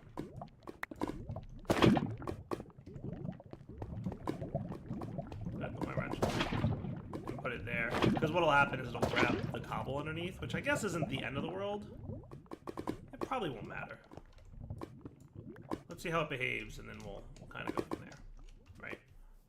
So, frame up. And then frame down.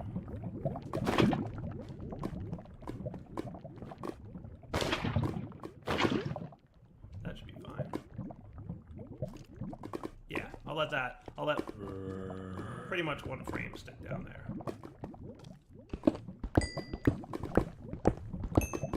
Now if it goes up, is it going to grab that cobble? That's the question. I think it will, but I don't think that's going to be a problem. Oh no, it actually doesn't. Okay, so we're cool there. We're cool now. Nice. Yeah, that's right. That's how it works. Okay, so yeah, it doesn't need to be there. That's cool. Right. So we've now got, you know, lever directly controls the up and down mechanic of this thing. It's kind of cool. I like that. Frames, how I've missed you. Nice. Okay, so with this thing now fully functional, let's get into some more astral sorcery fun. So I'm going to put away some stuff that we don't need for the moment.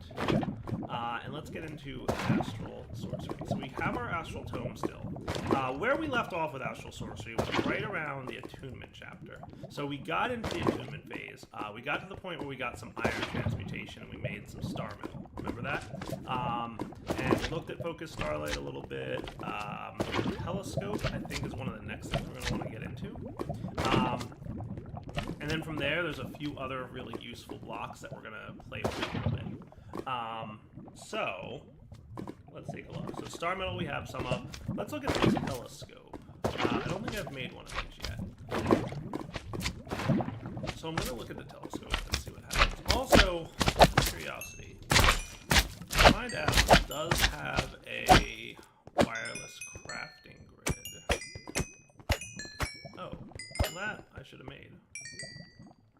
It's like super not hard. Let me make one of these real quick off camera. I'll be back. So yeah, let's try out this wireless crafting grid, dude. So this, nice, like that. Wireless crafting, yeah. I assumed that the wireless crafting grid would be an upgrade to the wireless grid, but it wasn't. So okay, neat. That's cool. Now we can auto craft or manually craft things from here. All right, so what we'll probably want to do with this in mind is get a telescope going. So let's try it with our crafting. So a telescope is going to help us. I probably shouldn't have slept through the night, but that's okay. Let's set you to search box. JEI synchronized. Nice. Okay, cool. So that's a starlight crafting altar. We're gonna need so we're gonna need gold, Akasha planks, glass lens. Glass lens is 4 glass panes and aquamarine. So aquamarine, we've got one of those. We're gonna need some gold, it looked like, which we are still low on. What else do we need for a telescope? Wood and sticks.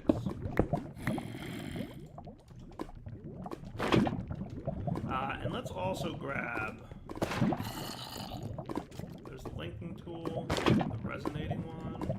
Oh yeah, I want to turn on the extra quantity thing. There we go. Resonating one is what we use to craft. Right. So let's pop over here and see what we got. Enderman. Dun dun dun. There we go.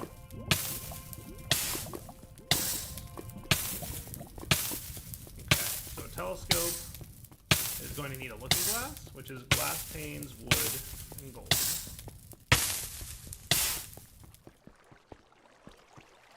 There we go. So that definitely needs more power. So let's either wait for nighttime, because that'll be enough, or bring this up to the top level. So I'll be back in a minute when we get up there. So I want to try something. I don't know if this will work, but it's worth a shot. What if we... an elevator here.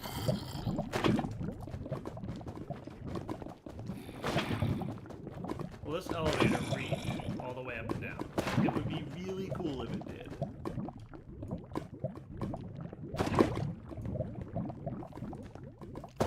And it was like right on the corner there. That would be like super cool if this works. If it doesn't, I'll be a little bit bummed. And the elevator should move up and down with the platform, so that like when it's at the top, I can use the elevator to get there, and when it's at the bottom, I don't need it. Oh, that is awesome. That works. All right, so that's a way to get up and down. Sweet. And the whole movement system should also still work, right? So I should be able to lever that. The elevator is going to move with the whole platform, and then beautiful. That is beautiful. Oh, look, it did do that thing. I thought it would. That's okay. Or no, it's not okay. I guess it's okay. I had a feeling it would grab that block. Alright, getting dark out. It's a good time. What's my lighting situation up here? It's interesting. What's generating light in this general area? Oh, it's the light well. Ah, well, I guess light wells generate light. It kind of makes sense if you think about it.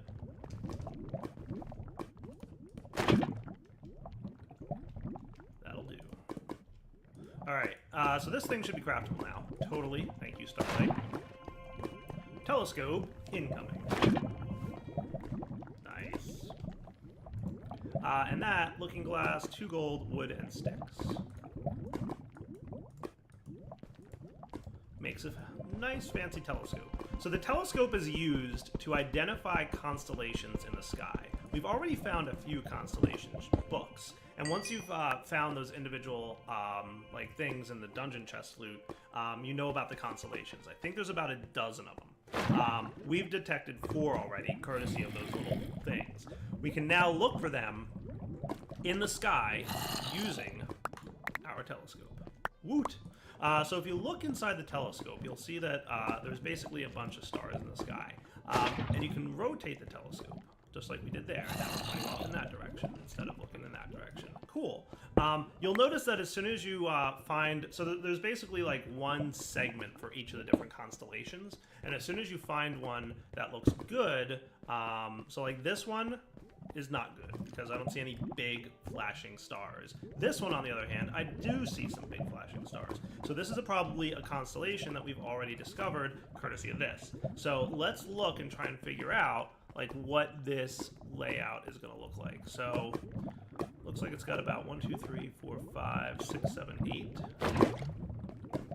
kind of big star things going on here. So if we look in here, I think it's Decidia, I want to say. What we're going to want to do then is connect this up by drawing lines between each of these guys and drawing the constellation in the same way that Decidia is drawn in the book. So see that? Boom, we just discovered a constellation, Decidia. From this point forward, the constellation will be visible in the night sky for us at all times, which is kind of cool in my opinion. I think that's a really neat touch. So we've discovered one of the 4 constellations that we already know about in the night sky. So now we can rotate our telescope and find another one. Oh good, this one has some big ones too. So 1, 2, 3 here, and then 1, 2, 3, 4 here. So what does that look like to me? Could be Eversio. So that, if it is, would just be like lines coming from the center to all of these points. I was correct! Hooray! Nice! So we just found another constellation in the night sky. Beautiful. Loving it. So this one I don't see any big glowing stars yet. And they'll start to fill out as we find more constellation pages, these guys, inside the dungeons, right? The chests and whatnot. Looking for any other big stars. Oh, here we go. Cool. So that one would either be Visio or Avitus. What does this look like? 1, 2, 3 here. 1, 2, 1, 2. All of the big ones.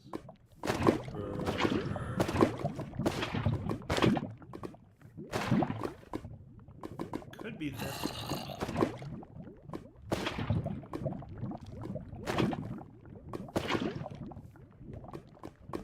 It could be. It is. It would look something like. I don't think it's this one. No, I think it's the other one. I think it's Venus. So that, and then line, and then line. That's a little tricky. So it's like a V here, a line down, and a line across.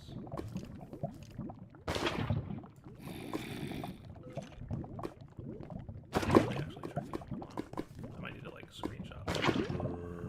Okay, so let's see if I can map that a little bit easier now. It doesn't entirely look like that. I feel like there should be a big star up here somewhere, if that's really the one that it is. I might not be entirely wrong about this. Hold on, let's try it if I'm right.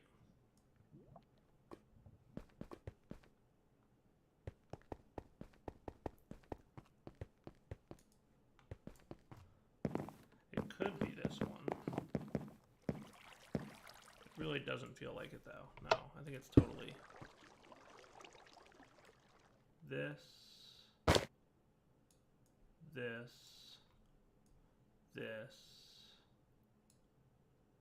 doesn't feel right either to me. Huh. Let's flip through to other constellations and we'll come back to that one maybe. Are there any other big constellations jumping out at me?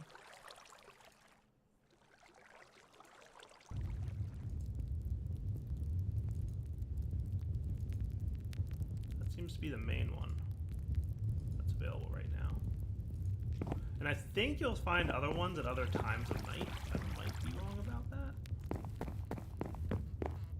Nothing else big jumping out. And again, as we find more constellation paper, we'll be in better shape. For more and more constellations, that is. Yeah, this one's tricky.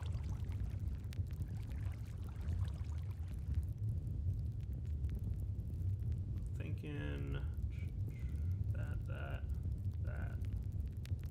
Yeah, it doesn't look like the right shape to me.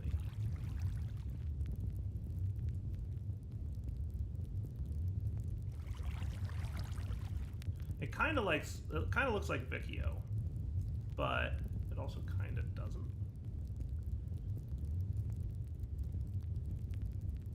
Yeah, it's really weird. I don't know which one this is.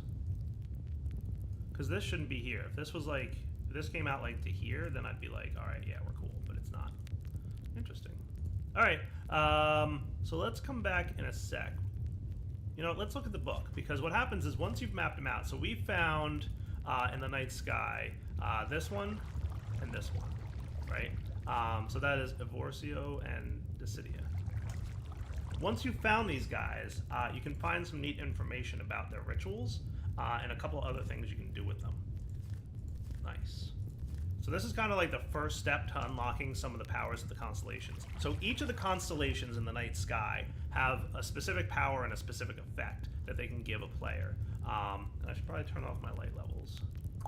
And then let's look at the next chapter of the book, because as we get further into the mod, it will make more sense. So in order to upgrade to the next one, we have to do Celestial Altar, but there's a lot of other things that we can get to before we do Celestial Altar. So we got Impulsion Wand, we got, I don't know if we made these yet, the Formation and the Conversion Wands, but before we get to that, I'd like to look at making a Celestial Gateway and Attunement. Those are some of the big parts of this chapter that we're going to want to get to, and maybe even some rituals. But a Celestial Gateway, I think, is the next thing I want to really look at making. So let's do this. Let's pop downstairs. We'll get prepared with a bunch of the stuff that we want to make while it's daytime, and then when nighttime comes around, we can craft again. How does that sound? Cool. So let's get away from that creeper who's looking at me like, hey, Direwolf, I want to blow up your cool fancy contraptions that you made. And then we'll have some fun. So in order to get a Celestial Gateway, which is kind of the next thing I want to look at getting, we're going to need 2 of these Celestial Gateways. So we need 8 dust. So we need about 10 star metals. Hopefully we do have about that. Refresh my memory. I have to smelt these, right? And there's no... So flux anodizers gets me 2. That's cool. If I have any cinnabar, which I think I do, that's nifty.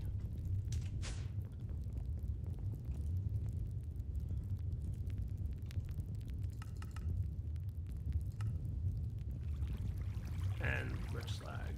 And sand will get me 2, at least. Cool. You can see that there's like some things we can do. That requires blazing pyrotheum. We'll get into some of that stuff a little bit later. So let's do this with cinnabar comes from so occasionally it comes from gold, but it's like 50% from 25% from redstone, 50% from destabilized redstone. All right, cool. So that's not like the worst thing in the world. So if I put these guys in here, that should quickly get me like 15 star metal.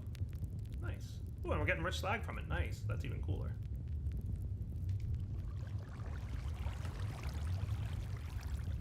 %, huh?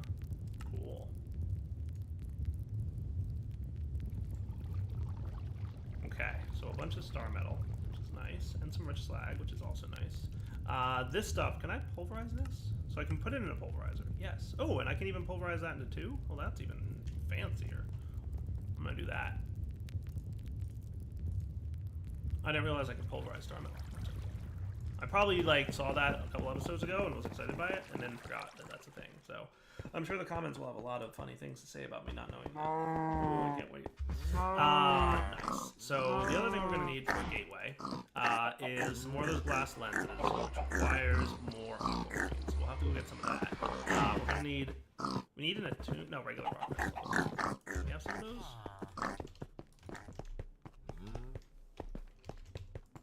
We do have some rock crystals. I don't think it matters too much what the stats on this rock crystal are, so I'm going to get like the 2 weakest ones that I have. So that's cool for a gateway. And then illumination powder, which also needs an aquamarine, and some glowstone. Illumination powder is cool. So we're going to need a bunch of aquamarines. Starlight Confusion, Gas Pain, So, Starlight Infuser. Yeah, I don't think we have access to it yet.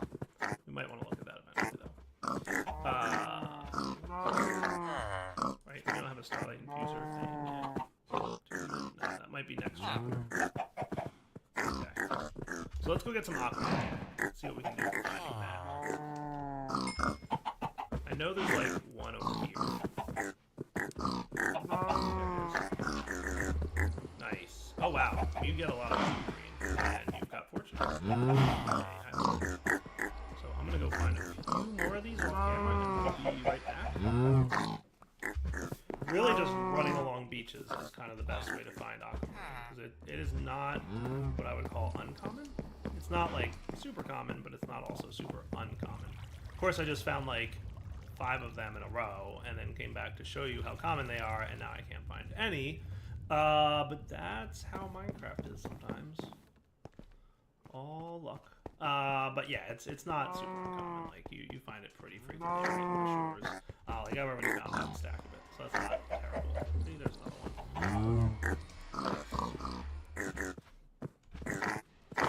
Is that enough for now? Let's see if there's any more right around this corner, and then we'll be good.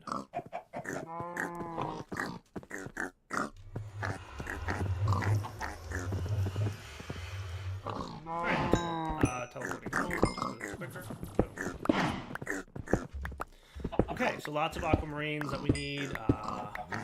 Sand while we were out there. Let's get some more glass panes. And of course, we're gonna like auto refill this thing back up to 1024 because that's awesome. Love automation. All right, so that's all good. So that's what we're gonna need for the gateway. We're also gonna need 2 ruined marble. Marble, we've got some. So we've got sorcery marble. I don't think we have any ruined at the moment. But I want to test this. So chiseling can just turn marble into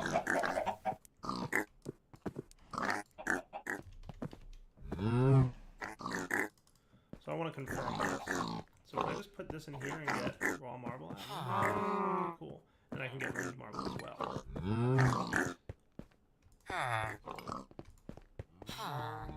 So out of curiosity, that makes 2. So it is 1-to-1 on this one. Which is neat. So I can get, whatever I want out of this, right? So if I want some ruined marble, we can do that. We can obviously, craft them, right? So that's 1-to-1 as well. Chiseled marble is 1-to-1. So pretty much everything is like, it's different crafting recipes, but it's always one marble makes another style of marble, right? So that should be cool. So let's come back after it's nighttime, and we'll be ready to go. All right, guys. Looks like the sun is setting, which gives us, some access to this good stuff. So a Celestial Gateway. I don't think I can shift click into this thing. So crystal illumination powder is going to need. Did I forget glowstone? Do I have range? We're so close. Not close enough. Ow, ow. Why am I suddenly not able to... Oh, I have slowness on. Bad combination there. Alright, cool. So let's quickly try and craft our Celestial Gateway, and then we're going to have to probably wind up playing with it next episode, because I think we're getting close to the old wrapping up point. But if we can get the gateway crafted, I will feel better. Nice. Okay, cool. So that's good. I don't think I can do, like, just regular old... I can't do that, can I? Okay. So gateway. So we're going to need a couple more glass panes. I wonder if we can do this. Does this work? I have no idea if this works. Hey, it does work. Well, that's cool. Okay, so we're going to want this dude, this dude. We're going to want a couple of these. We're going to want one of those in the middle. We're going to want these guys. And that should get me my Celestial Gateway. Nice.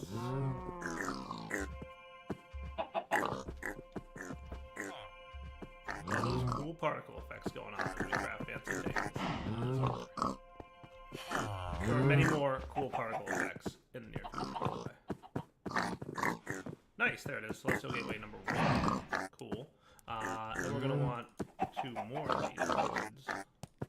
I should have made 4 of them instead of 2, but yeah. Cool, cool, cool. Okay. So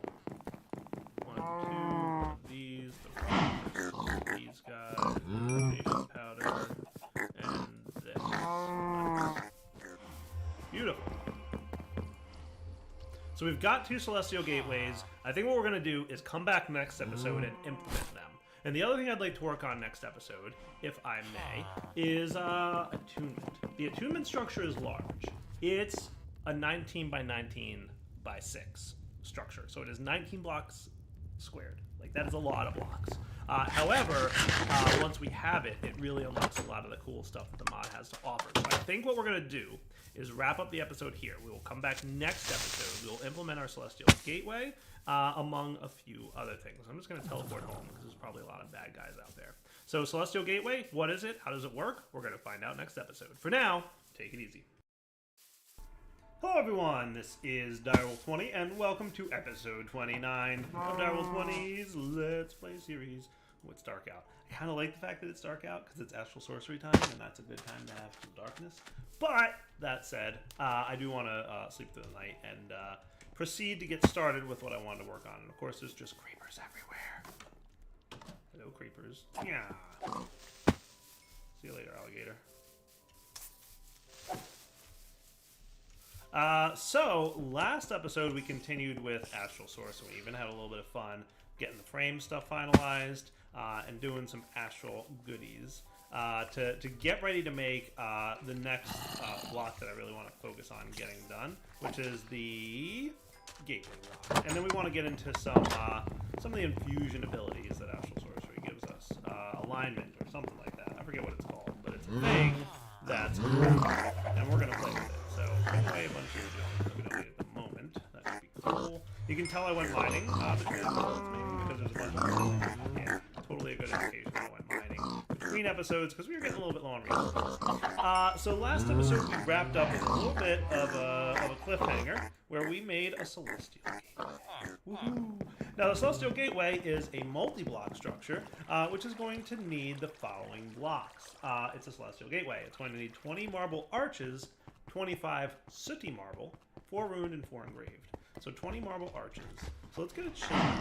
We already have like a junky chisel, a diamond chisel. And in every version of this mod in the past, the eye chisel has been like buggy. So I'm not going to try it right now. Maybe it's not. Maybe it's not that bad. But I don't know like what. I don't know. It's always been a little bit like broken. And we're going to want marble, right? So we've got 1 sooty marble. And we can get these guys. So we're going to want 25 sooty marbles.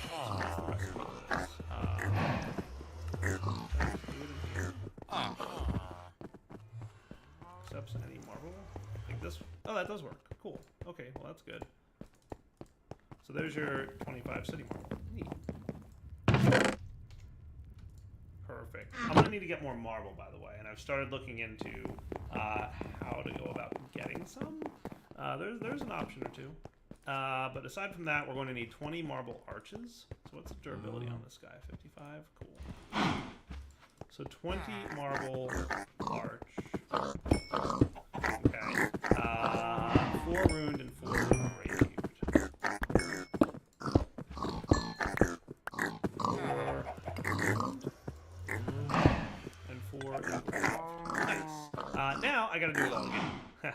Because we want 2 of these bad boys. So we're gonna do this. Technically, I need more of it. So we're rapidly getting more marble. What is our marble situation? So we need 20 more arches.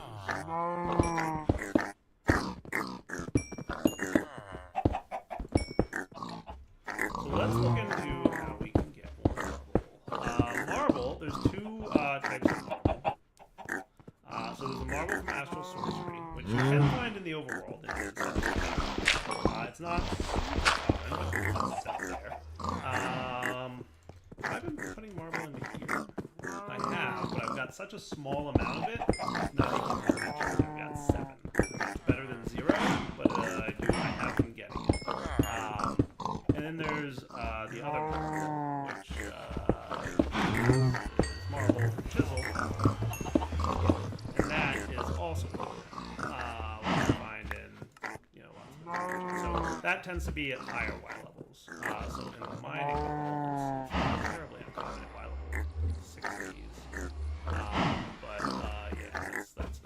So crafting of marble is something you can do. It's not super, but apparently if we put limestone in so limestone is that again a really small amount, like an almost comical amount of limestone has been found around. Small amount. Luckily there is a compacted recipe for that. It is a bone block, which we can find. So we'll do that or just that. And then bone meal we can obviously pulverize, right? So like, what if we just got a stack of bones, throw it in the pulverizer to do more augmenting.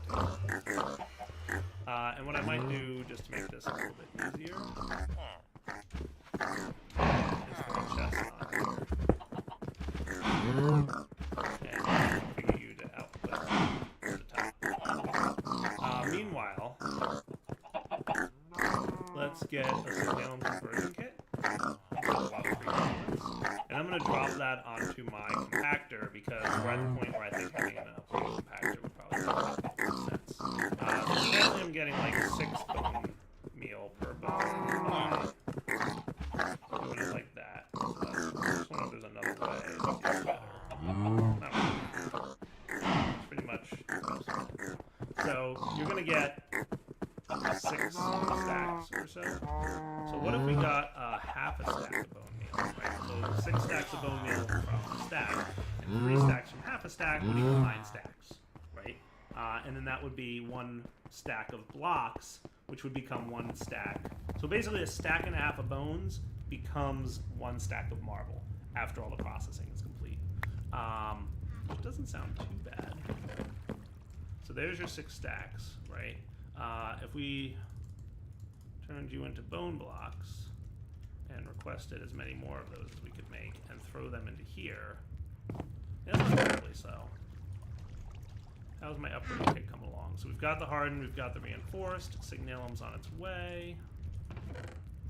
We've got a few more of those guys going. Just gonna real quick check to make sure that nothing's gummed up anywhere, right? Nothing's gummed up anywhere. What are you guys waiting on?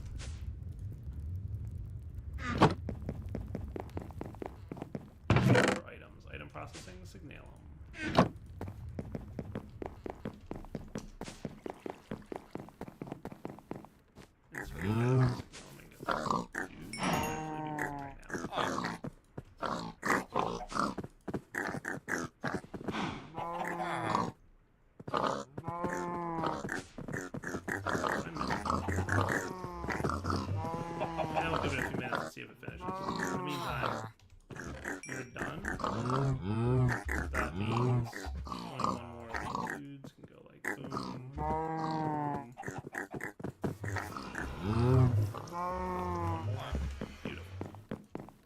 You're not too slow.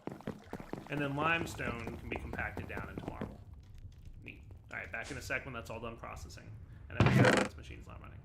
So apparently it's trying to craft the signalum with signalum ingots instead of blend. So I'm going to turn off the ore dictionary and see if that makes it better. Because that's weird that it would do that. Like when I crafted this, it was taking... There we go, now it's behaving. Nice. Okay. Much better. So now I should be able to get the conversion kit. Cool. Neat. In theory.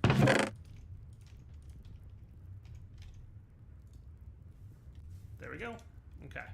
So you're gonna go, I don't know why I went down and then up. But that just will speed that machine up a little bit better. And if we wanted to, we could borrow these guys. And boom. Now we're really cooking. Aha. Beautiful.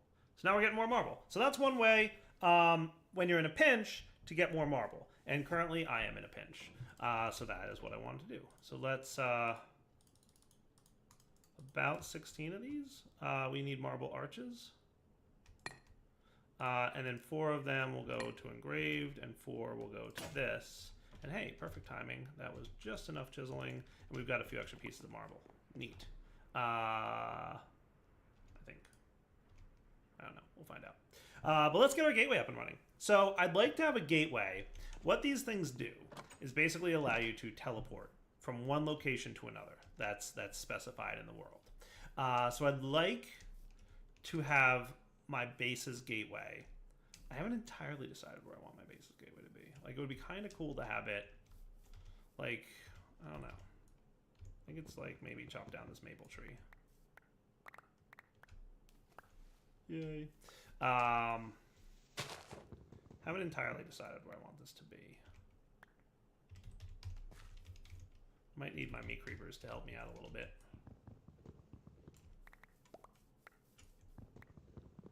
Like maybe on top of this.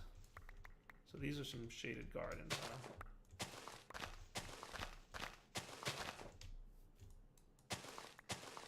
These are basically all Pam related stuff. Cool. Marble. Let's get the 25 exactly that we need here. Perfect. Okay. Like maybe up here can be where my... Well, I kind of want it to be near my astral stuff. But I kind of just want it in general near my base. Perfect timing. That thing just finished. So, should I put it over here by my astral stuff? I don't know. Maybe. Maybe like right here. This looks like a nice enough spot. What I'm going to do is get some dirt then to help fill in that creeper hole. And maybe chop down this tree as well.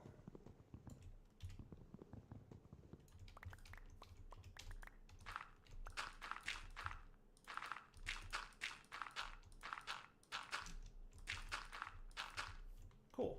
And with that relatively filled in, I'm going to next put away this stuff I don't need. And let's build out the multi-block structure. So that is a 5x5 of marble soot, right? So I'm actually going to...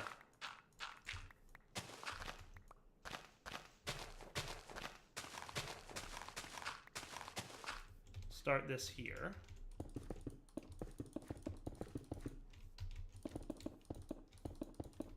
Cool. We'll put our gateway in the center. I said center.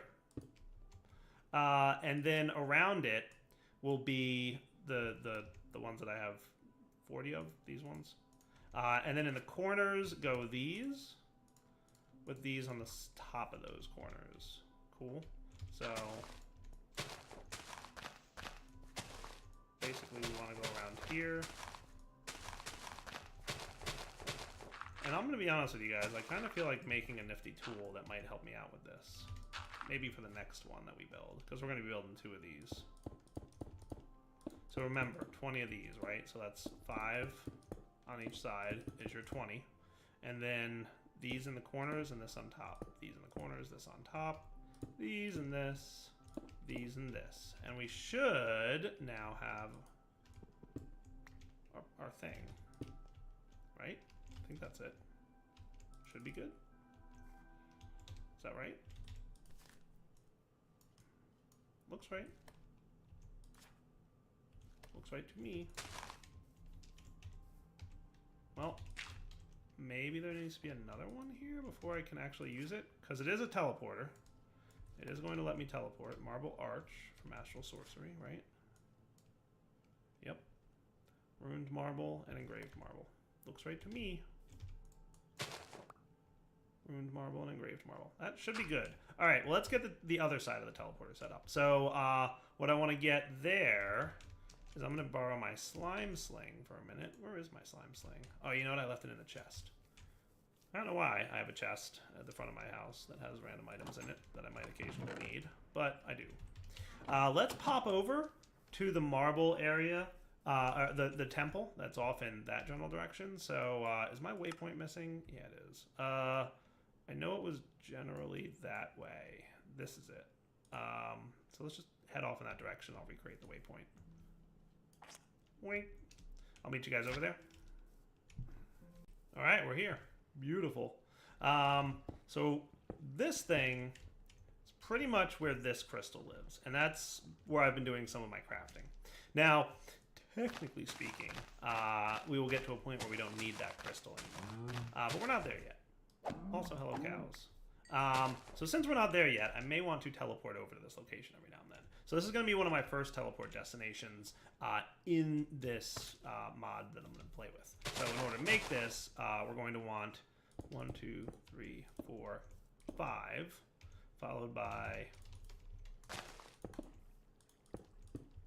I'll do the thing that I want to do for my next block.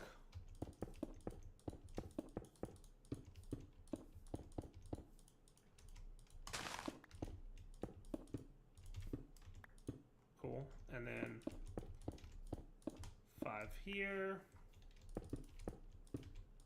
5 there,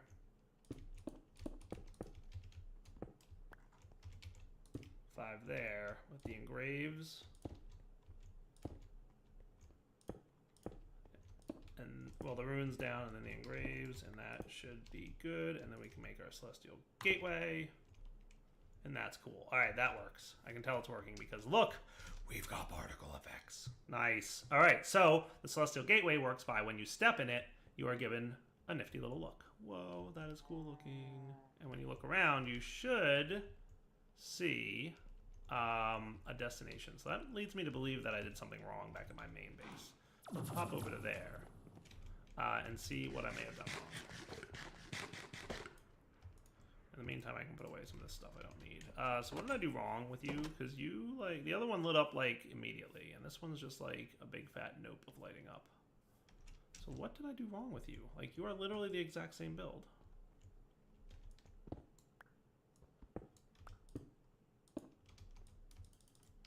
What's wrong with you? Multi-block. Sooty marble. Marble arch. Engraved in runes.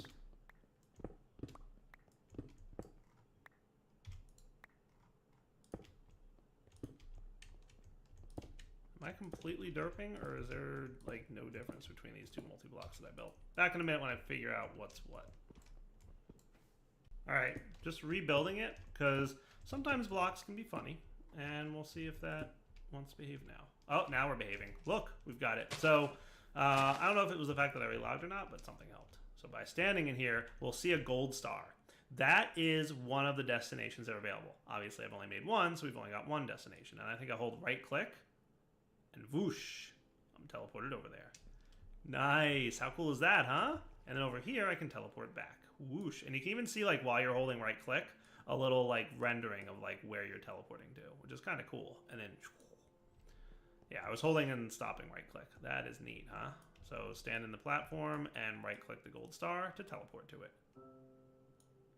Not sure that I'll ever get over the coolness of those particle effects right there. Alright, I literally have to stop doing that because I'll just do it all day. So let's take a nap because it's nighttime. And I think the next thing we're going to want to do is probably look at making this part of things, attunement. So the attunement altar is definitely something we're going to want to check out. It is a big part of the mod, and we're going to need a large multi-block structure. So in total, we need like a large number of things. So like 350-ish marble, give or take. So one of the things I'm going to do is head over to that fancy temple and destroy it. It's a nice looking temple, don't get me wrong. I kind of feel a little bad about destroying it, but I haven't found any others. And I need the marble that's there. So, yeah, let's go. I'll take a quick look in this general area to see if there's another temple. And if there is, maybe I won't destroy this one. But I'm not too hopeful for that possibility. So we will come back in a sec once I've exhausted the possibility that there might be other temples out here that I could, like, thrash for their marble reserves. It's not looking good, y'all. I looked far and wide and had, like, no luck. So I think I'm going to thrash this thing. Actually, what I'm going to do is grab my 2x2, 3x3, 5x5 miner guy and upgrade my drill. You know what else I want to get? This dude. Because remember I went mining last episode? Or between episodes? Yeah. So my drill could probably use some recharging. Alright, I'm going to chop down pretty much this whole temple. Except, obviously, the one thing that I need in there, which is the rock crystal that's kind of floating in the world. That thing stays. But the rest of the marble blocks, this is going to be a decent amount of marble for me. So Back in a minute. Seriously, guys, there's a lot of marble in this temple. Like, I've been dumping it into the bag for a while. I can't wait to get back to my base and see how much there is. Finally. Now, in theory, this thing doesn't really need the whole, you know, temple to do the thing it does. So that should be fine. We should be able to teleport home and drop off all these boots that we've got. Woot. Teleportation for the win. So how are we doing on marble? Ha! We're better. We are way better. What I do want to do probably... yeah, we'll see. So we want one of these, right? So let's, like, start the process of getting what we want to get. So we're going to need, obviously, 1 attunement arbiter. We'll get at that. 4 ruined and maybe 80 marble arch. So we'll want... ruined is 4. And I want to, like, prepare all this, right? So I think 21 is what I need for more marble arches. So there's your 80 marble arch, okay? And your 4 ruined. 12 marble pillars.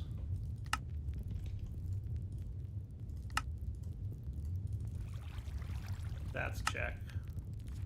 And then 4 chiseled marble.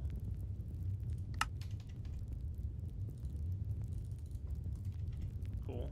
And that's check. Alright, so then I need 225 sooty marble, which is going to be by way of that stuff, right? So there's the this, and this are all required, and then 225 sooty marble, which according to my calculator, 225 divided by 64 is a little more than 3.5 stacks, right?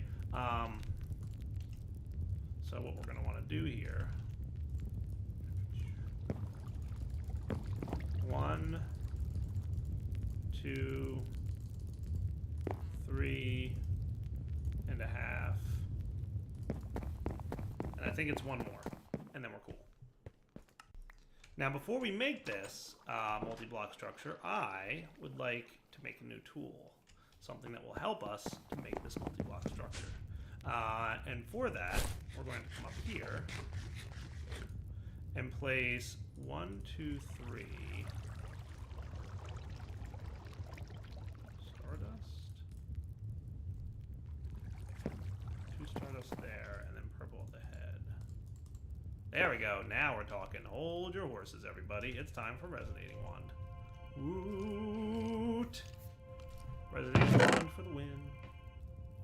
This nifty gadget will make building this giant structure that I need to make a little bit easier. And you'll see how in a minute. Hooray! We've got a formation wand. Let's pop home and take a nap. Because I don't want mobs around when I'm doing this.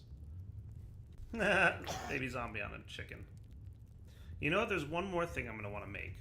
Just to make my life a little bit easier. And it's from Chisels and Bits. And that is the tape measure. This nifty gadget is going to be amazing for what we want to do in a minute here. So let me get back to chopping down all these trees, and I might even pop out the meat creeps to help me out a little bit with some flattening operations. My inventory full? Nice. That's how you know I've been busy. I can put away my slime sling and the dirt and the rubber tree saplings and that stuff for the time. Cool. I'll have to go away for now. Meat creeps. I'm Mr. Meat Creeps. Look at me. I need you to flatten an area. You know what? I'm going to actually dismiss you because I want you to flatten pretty much starting at this level. Ew, I'm Mr. Meat Creeps. Look at me. Yes, sir. Oh, yes, sir. So you guys start chopping. Come on. Great. What? Axe with the bees.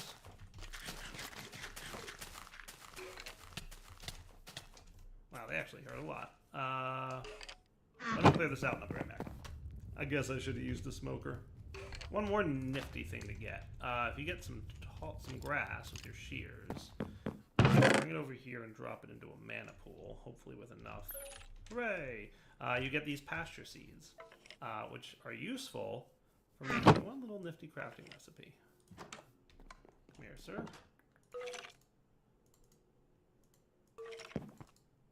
the Horn of the Wild. This thing is super cool because it will automatically cut down any tall grass in an immediate area. Cool. Goodbye, tall grass. Nuisances. Totally recommend it if you're trying to flatten a nice area. Cool. Definitely going to need to deal with my grave situation here soon. So, like, all this stuff. Awesome. So with my chisels and bits tape measure, I'm going to put you into block mode. And let's just see, after I remove my waypoint here, and we're probably getting pretty close to wrapping up, it feels like. But this is how wide across. You can measure this. This is... Oh boy, didn't want to fall over.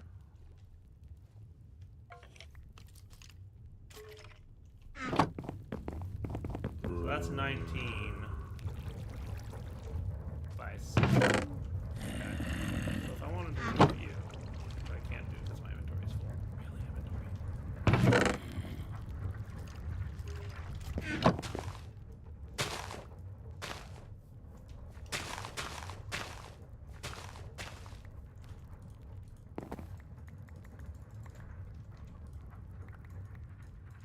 Goodness, that's a lot of stuff. So the tape measure is how you can, map out like a decent sized area. So if we wanted to do this, would this be 19 across?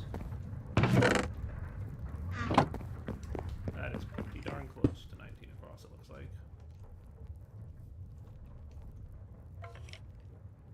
19 by 19. That could easily be my area, but you know what I'm going to do? So I'm going to bring it out like just a little bit further, so like 3 blocks.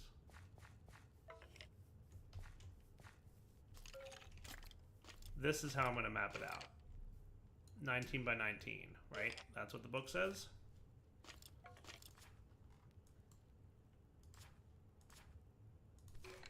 Totally.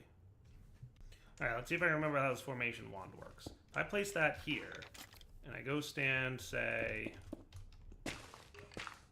wrong spot.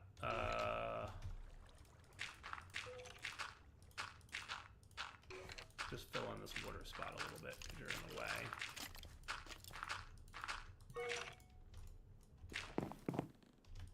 And put away the junk because inventory.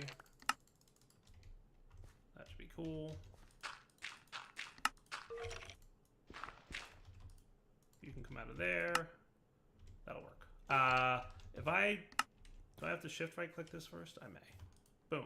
Now, see in the top left, it indicates that I have 224 of those. The way this works is you look at a block and you'll see some ghost blocks represented. You right click and it will build in a line to your player. So, if you're standing here, it'll build to there. And if you're standing, for example, here, it'll build to there.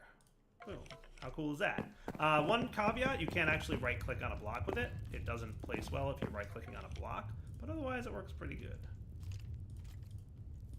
Notice on the bottom of my experience bar there, see that little energy field? That's your astral power that's being used to perform this magic.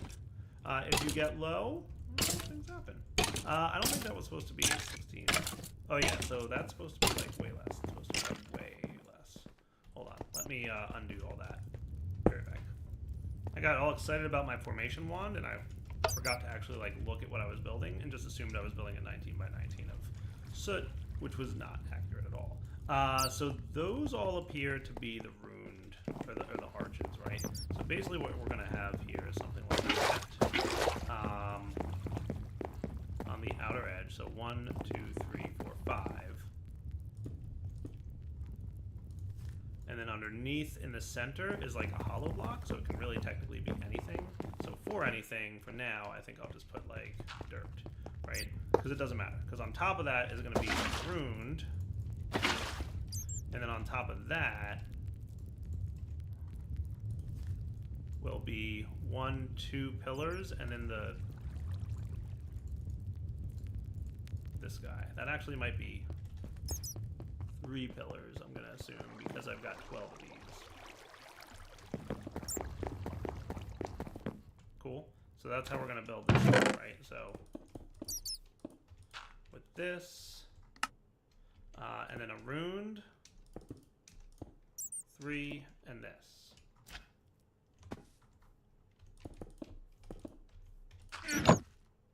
And a runed, 3, and a chiseled.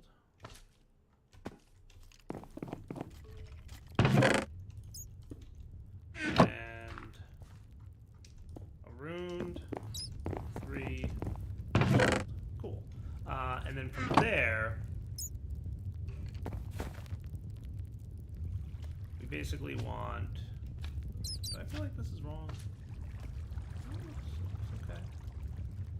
Right? Because it'll look like... So basically, from here to there, we want to use our formation wand, wherever it went, on that. And that comes to there like this.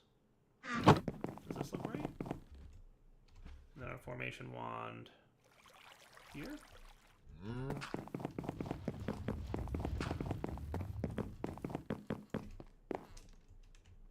Does that look cool? Am I doing this right?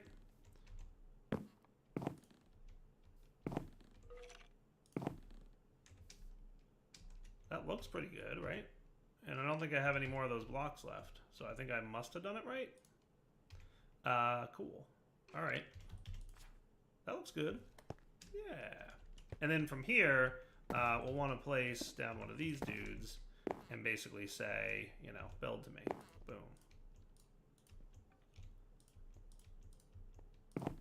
And if I build this right, we will have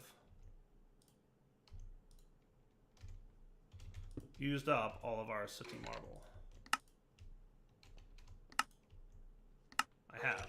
So I think I built it right. That looks cool. And then to clear it, just shift right click with your tape measure and it clears out the mapping thing. So that looks good, right? You? I want to put you on cobblestone or something. I hate how dirt breaks with the...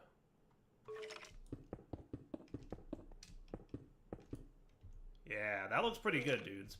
All right, so here's what I'm going to do. I'm going to wrap up the episode here, and we'll come back next episode, and we will get infusion going on. In order to get infusion going on, we are going to need to craft this thing that goes in the very center of that block. So for it, we need some star metal, we need a spectral relay, we need some ruined marble, we need some aquamarines, and we need an attuned rock crystal or a rock crystal. So this is what we're going to do. So we're going to build this guy next episode, and then we'll play around with attunement. And hopefully, another thing I'd like to do is maybe explore a little bit and look for more temples. Maybe not like necessarily large. If I found a large temple, I'd be thrilled. But if I found a small one, that would work well too, because that should get me more of these constellation papers that we need. These ones, because I'm going to want a few more of them to round out my constellation knowledge. All right, for now, Devil20 signing off. Hope you guys enjoyed the episode. We'll come back next time with more astral sorcery. I know I promised right around episode 30 is when we'd start working on the new base. That is something that I still have planned to do. It might be 1 or 2 episodes away, but I think in the very early 30s is when I will do it. Anyway, take it easy. Hello everyone, this is Direwolf20, and welcome to episode 30 of Direwolf20's Let's Play series. Hard to believe that we have already reached episode 30. That's pretty amazing. But it's also cool. And it means we get to have some more fun playing with astral sorcery. That's the plan for today. So I'd like to get this infusion doohickey going on here. And for this to work, we're going to need a few of these things and some of this. Cool, there's your astral relay. And then the relay is going to go into making the actual block that we need. Cool. So we need 2 aquamarines and a rock crystal at the top. We need 2 star metal, spectral relay in the middle. And then these guys. So I did pretty much prepare everything off camera to craft this. Oh yeah. Really large amounts of starlight infusion required to make this block, as you can see by the extra particle effects going on here. So that's usually a good indication that it needs a lot of starlight to do this. So it's definitely good that we've got this altar up high. Otherwise, we wouldn't have had what we need to get. And we've got the attunement altar. Hooray! Nice. I light up that area down there. Or we could do something else. I don't know. I've got rubber boots on, right? Yeah, okay, cool. Slime boots. I'm not sure how much we're going to want this to be lit up. So let's grab our tape measure real quick. Ah! Creepers sneaking up on me. I might get a few more city marbles. See that creeper. Sneaking creepers coming out of nowhere. Trying to explode my stuff. 6 might be enough. Definitely working towards, not so many mobs to be around. Nice. I definitely need more, so let's just hop on. I do want it to be nighttime. I hesitate to put a lot of torches out there, but I probably just should and see what happens. And marble. There we go. That'll let me repair my sooty marble situation. I've got enough torches for now. We could just make it so that mobs can't be nearby. That would be great.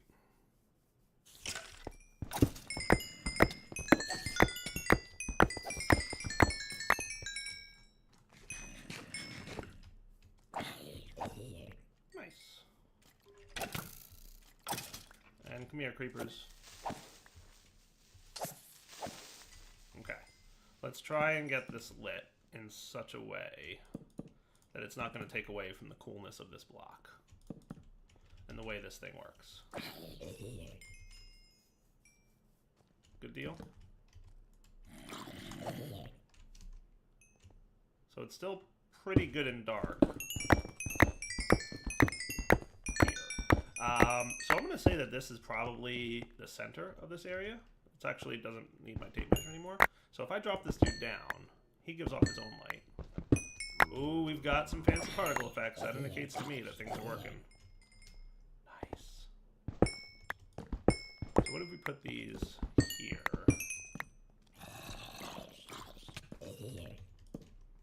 And pretty soon we'll be able to do a thing that will help us out. That should be pretty well lit. Alright, so fancy particle effects. Totally a thing. Nice. Now I can remember how to actually use this block, because I kind of forget, because I'm a derp.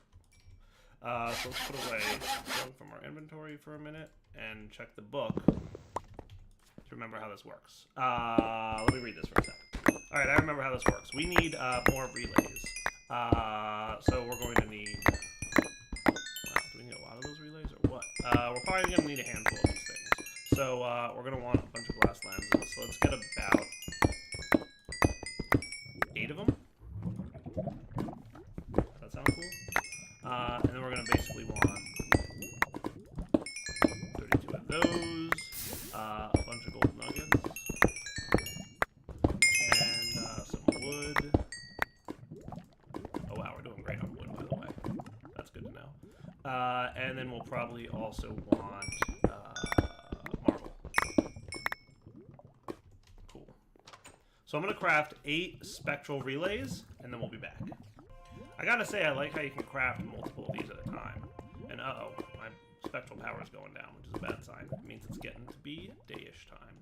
Alright, so we've got spectral relays. So the way this works, and we might have to wait until... Skeleton. We might have to wait until daytime.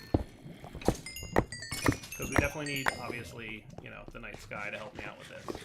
But the attunement altar needs to be laid out in such a way that we're going to have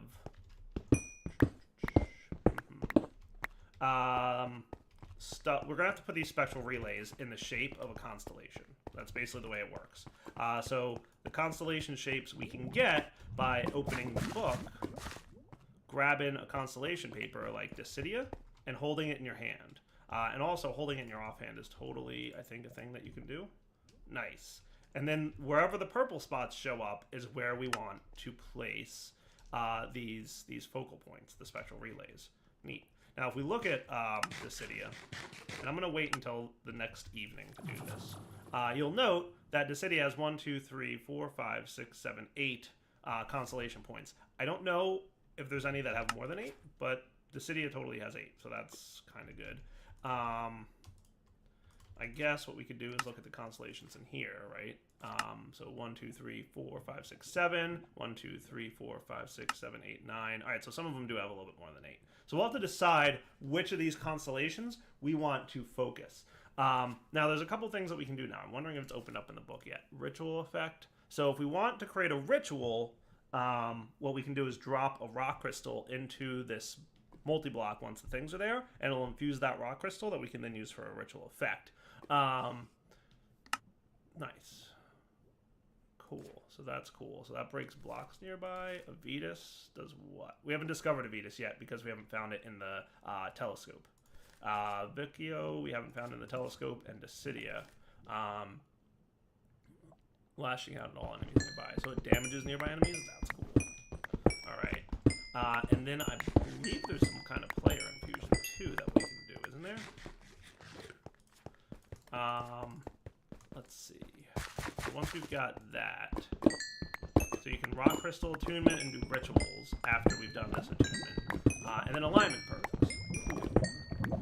So basically what happens is you can align your character with one of the constellations that are available. And once you do that, you get some perks. And as you stay aligned with it and you do some of the things that the perks help augment, you'll get more and more perks. It's really kind of a cool system. And if you ever decide that, but you can only be aligned to one constellation at a time. If you ever decide you want to break that alignment, you can make this guy a shifting star, which will, like, you know, break your alignment, and then you're okay. Cool? Nice. So, long story short, we can decide to align with one of the constellations. I wouldn't mind finding the other two constellations, and I also wouldn't mind doing a little bit of exploration. I'm gonna go grab my and maybe start looking around real quick off camera and see if I can't find some stuff. Does that sound cool? Like maybe something that would be useful, like more of those papers. So I'll come back in a minute. I'll use the daytime to look for those. And I'm just going to look real quick on Journey Map to make sure that there aren't any that I haven't already, like, explored. But I don't think there are. See, I went all the way up there looking around. So I guess I could head... I'm going to head towards that. I'm going to head off in this direction, and we'll see what we can come up with. You know what? I want to head towards the desert. It'll be easier to travel around the desert. Oh, did you see that creeper trying to sneak up on me at the last second? Alright, back in a minute. I don't think I've discovered this one yet. So, woot. Ooh, we found something else cool, by the way. What I'm going to do is install my 3x3 upgrade on this drill. Come on, don't tell me there's, like, no chests here. Okay, good, there's one. One constellation paper. Nice. Discovered Armara. Ooh, that sounds like a good one. Sounds like the word armor. Is there anything else in here worth grabbing? Why not? I see something cool. And I'll grab... I mean, technically I don't really need this stuff, because I've got a lot of marble. And let's send it all home, courtesy of the other pouch. Boom. What do we have over here? A little bit of lava. Ooh, compact machines. Liking it. I'll take it. I'm going to collect these. We haven't talked much yet about compact machines, but it's on my radar for something that I absolutely want to play with soon-ish. Not super soon, but soon-ish. So having a few compact machine blocks is nice. Alright, back in a minute as I explore for more of those astral sorcery temples, because I want to get a few more of the things. I even see one in the distance there. Hold on a sec.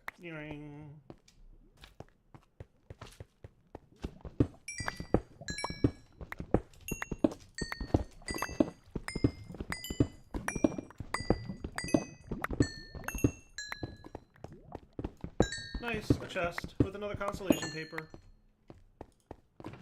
Don't tell me I didn't get anything. There's nothing here? That's not true. I couldn't have found all of them.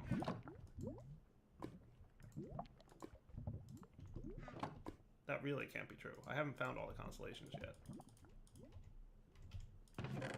That's weird. Alright, found another one. This one didn't have a constellation paper in it. Lucky me! Alright, starting to get dark out, but I'm continuing to explore in search of constellation papers. There's nothing here. That makes no sense. It should. I haven't found all the constellations yet, to my knowledge. So why am I getting constellation paper that says there's nothing there? Let's go home. And I've explored far and wide, both far and wide, as Journey Map will probably tell you. Actually, pretty good bit of exploration there. Strange.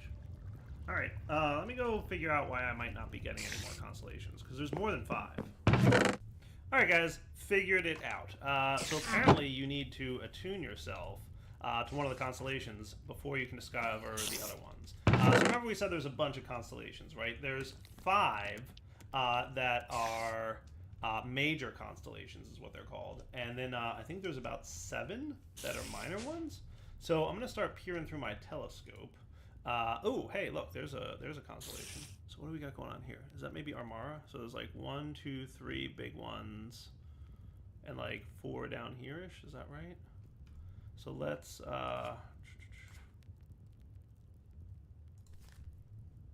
yeah, that's definitely it. So it's like across the top there, and let's see.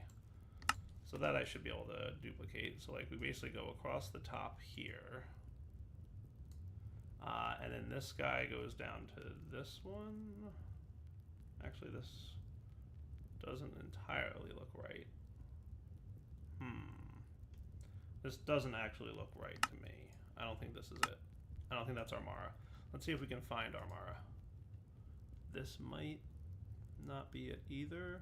I'm going to try and get Armara first, and then we'll look at trying to get the other 2 mapped.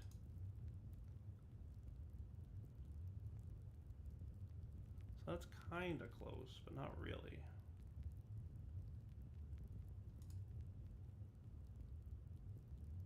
Interesting.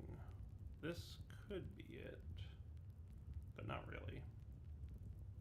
I feel like this is the one that goes more like, And remember, they show up at different times of night, so that's another catch that you want to kind of know about.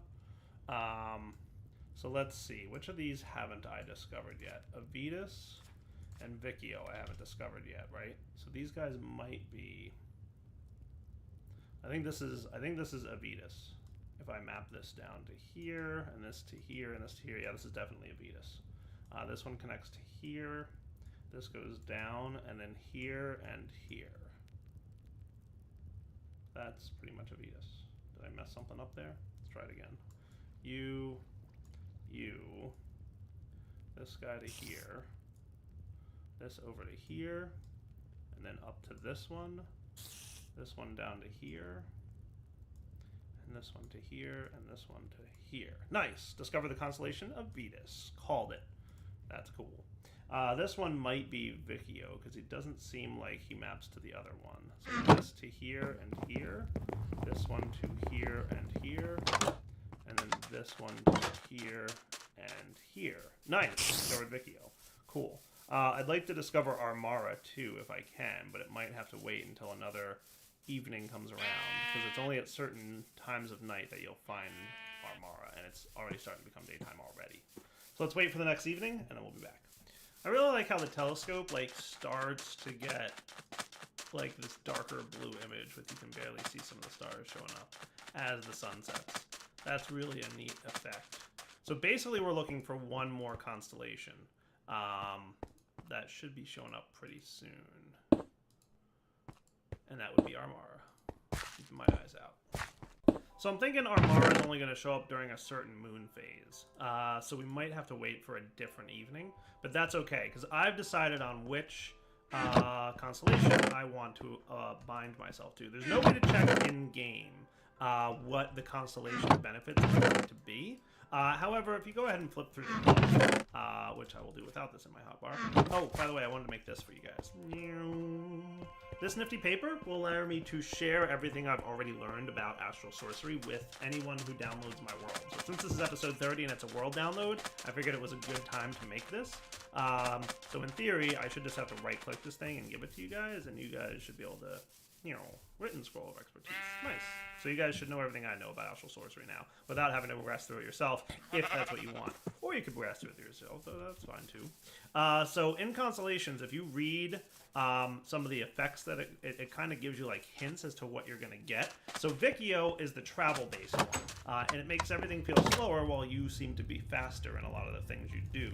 Evorcio is destruction, Avitus is creation, Dissidia is offense, and Armara is unknown, but spoiler alert, it sounds like armor, so guess what it probably is, especially considering the last one was offense. Probably defense. So, basically, decide which one you want to bind yourself to. Remember, you can always unbind yourself and reset your perk points and then bind to something else. But I decided I want to go Vicchio. It's a travel-based one, and that just sounds cool. So I would like to see what it's all about. So I'm going to go hang on to this thing and pop down here. Boing. Also, in speaking with the mod author, he recommended that it's a bad idea to move stuff with frames. So you probably shouldn't follow Dyer's, hey, spider. Don't do what I did and move stuff with frames. He said moving most of his blocks with frames is usually a bad idea based on the way they work, but we'll see what happens. So we will place these in all the purple squares, and if I did everything right, which I feel like I did, it should be cool. Right? I got the purple squares, right? There should be about 7 of these for this constellation.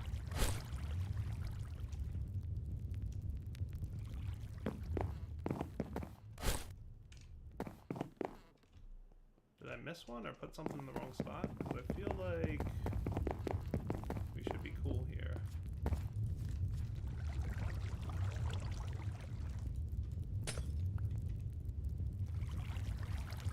Vicchio, please. Oh, you know what? It might need lenses. Hold on. Let's see. Take you out. Do you need to actually have...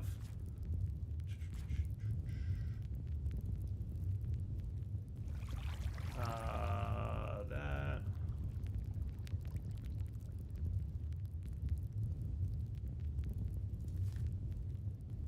should be good. So I think what we got to do now, because it looks like it's aligned properly, is wait for it to appear in the sky. We might need a different moon phase for this as well. Let's see. Can I see it in my telescope? That's a curious question.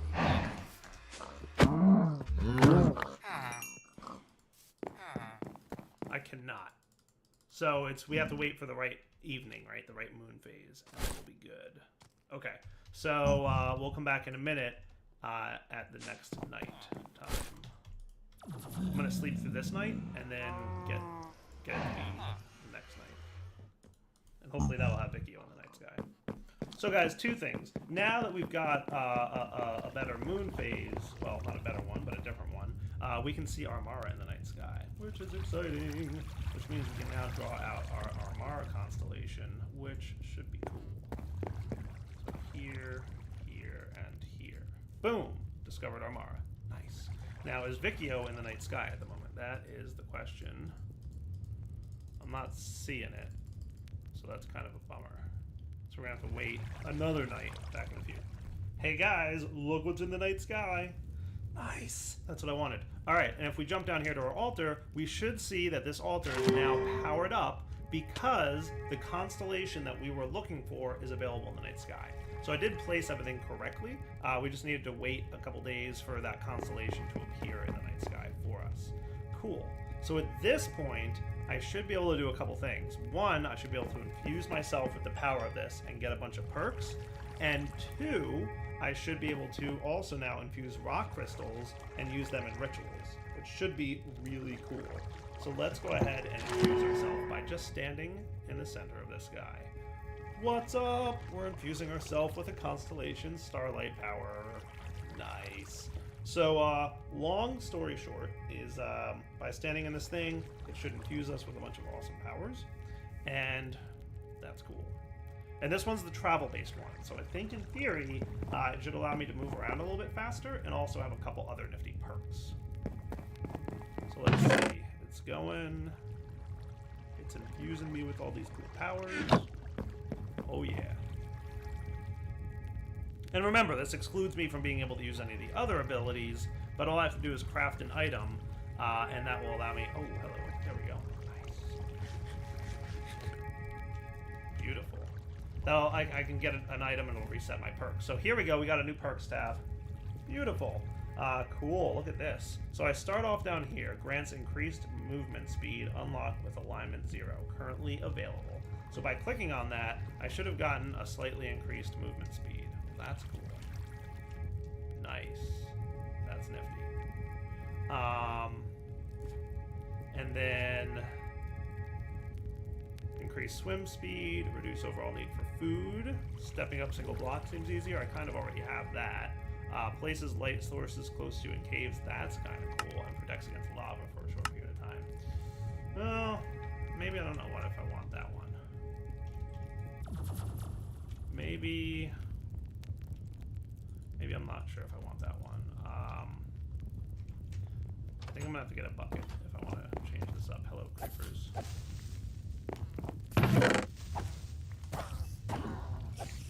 Oh, I didn't have the witch dwarf yet. I do now. I've got the blizz one too. Now, where's my... It's up here, isn't it? You. Boink. Start getting... I'm gonna let that fill up, because if I want to make the shifting star, I've suddenly decided I'm not sure if I want... It broke already? Wow. I'm suddenly thinking I might not necessarily want the one that I have here. And it won't be hard to make a shifting star. I just need a bucket of liquid starlight. So I might need a few more aquamarines if I'm going to be doing that. Rock crystals, I've heard, can also pick up starlight a little bit better, but I think I'm out of rock crystals. But what I could do is hold my resonating wand in my hand. Oh, hello.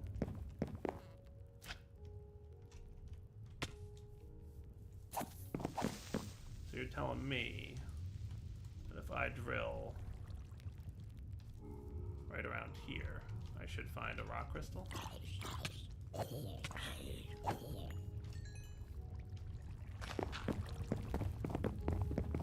Go all the way to bedrock.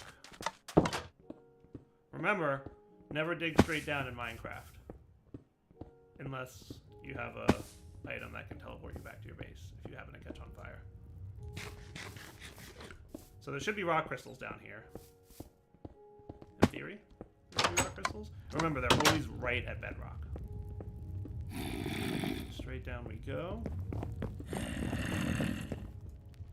We'll bump up. Ooh, I got some already. Nice. Sweet. Oh yeah, there's some rock crystal ore. Alright, let's put away.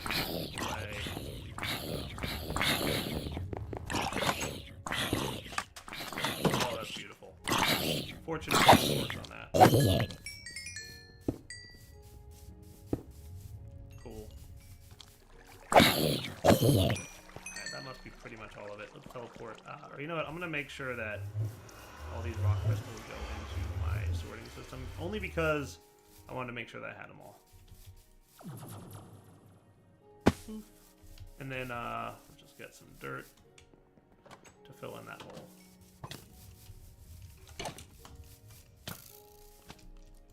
Everybody, I'm sure, is commenting on the fact that I don't have torches outside my base. I don't like the torch on the ground look. I've never liked the torch on the ground look. I think it just looks silly to have a bunch of torches all over the ground. And granted, I understand that it means that, you know... let's see, rock crystal? Let me just grab one of these. I've heard that you can put rock crystals on these things to collect liquid starlight, but I'm not 100% sure. But we'll find out, won't we? So I'm assuming by now you've probably... Oh, you haven't broken. Oh, and you're filling up pretty good, actually. Can I get a bucket of starlight yet?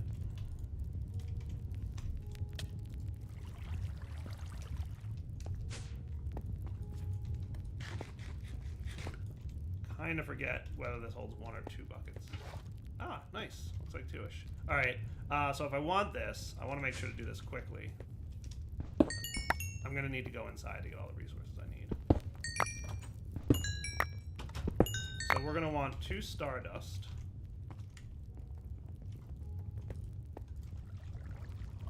The bucket, 4 runed, 2 illumination, and 4 aquamarine.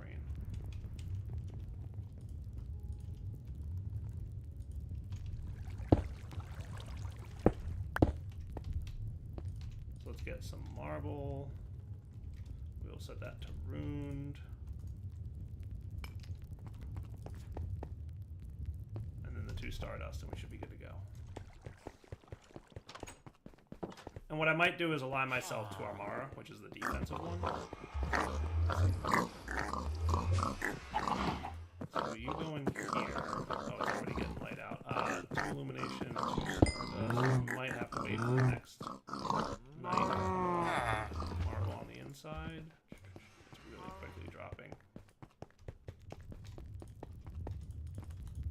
Oh, we just barely missed it. Arg. All right, we'll be back in a few minutes. All right, now we've got enough starlight power. Whoosh. Nice. So this should allow me to remove the perk. I want to just try another one maybe, because this perk is cool. You might notice, by the way, that when you're in the perks tab, you'll see like your level up thing. Oh, cool. So just from walking around, I've leveled up because it grants increased movement speed. So I didn't notice that much of a movement speed increase, so I decided, it's not as good as I had hoped. So let's shift right or right click this, and I should get some particle effects. Boom, my power fades. I've now lost the perk. It's gone. So should we do the Armara one? Is Armara in the sky at the moment? It is. That's cool. And how many constellation dots are on Armara? 1, 2, 3, 4, 5, 6, 7. Let's do Armara then. And that'll be like more defensive, and that'll help me to hopefully survive longer. We'll see. One of the things is there's no real good way to figure out like what kind of perks you get until you attune yourself. But luckily, like, attuning yourself and unattuning yourself really ain't that hard. So let's put this in our offhand. Boom. And then we can do you. And if you guys decide you want to go with a different perk, all the more power to you.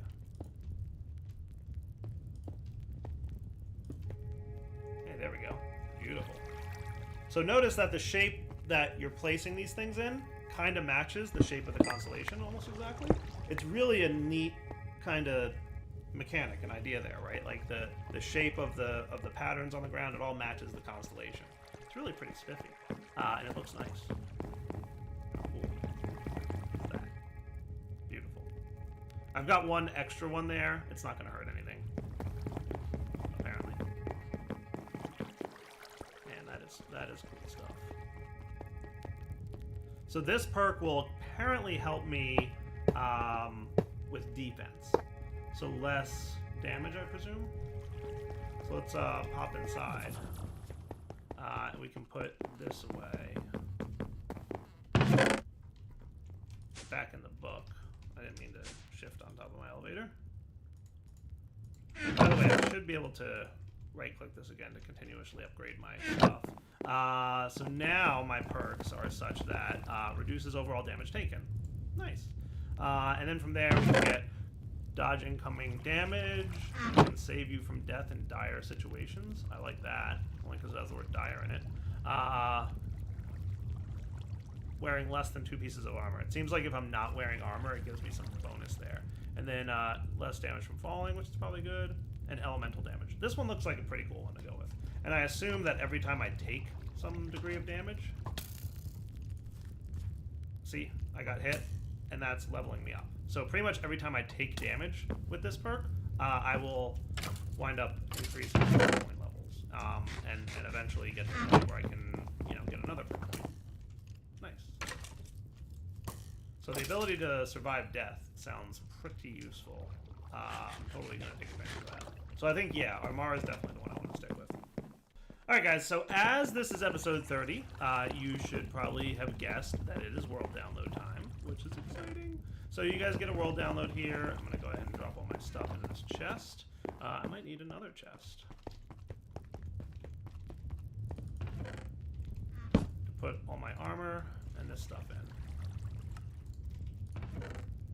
Alright, so double chest of loot's here for you. Lots of goodies. For now, Darwell 20 signing off. Hope you guys have enjoyed the series thus far. It is world download time. Again, if you want to automatically catch up with my astral progress, you can just click this scroll. Or what I recommend is progressing through the mod yourself, because it's a fun mod.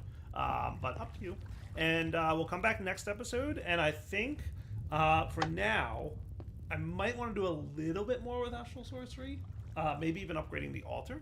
And when I upgrade the altar, I might want to stop it from being on frames. We'll see. But for now, we also want to probably come back and start working on that new base idea concept that I had. Hopefully, you guys will like it. But for now, take it easy.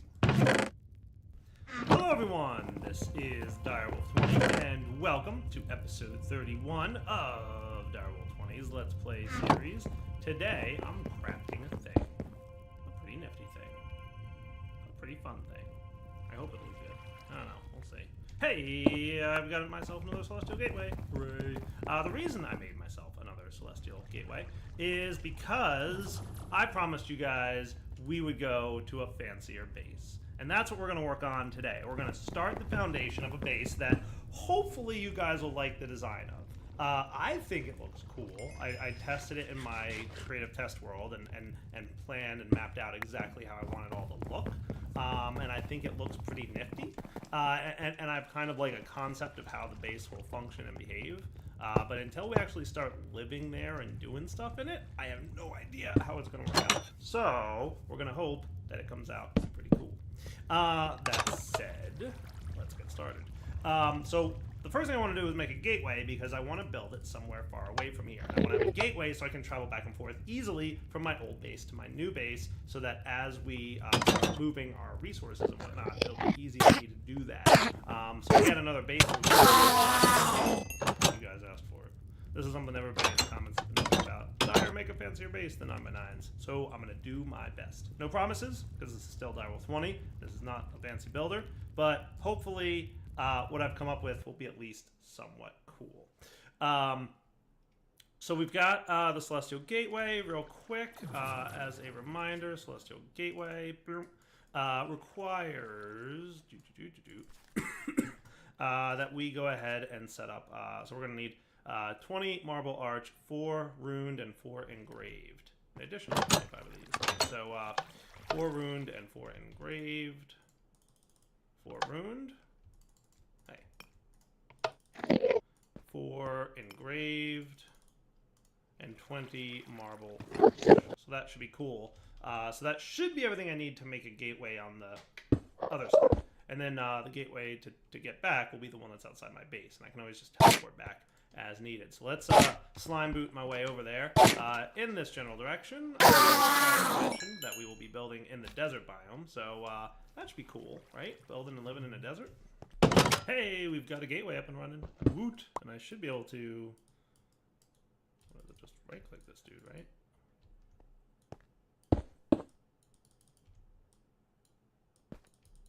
This should be working.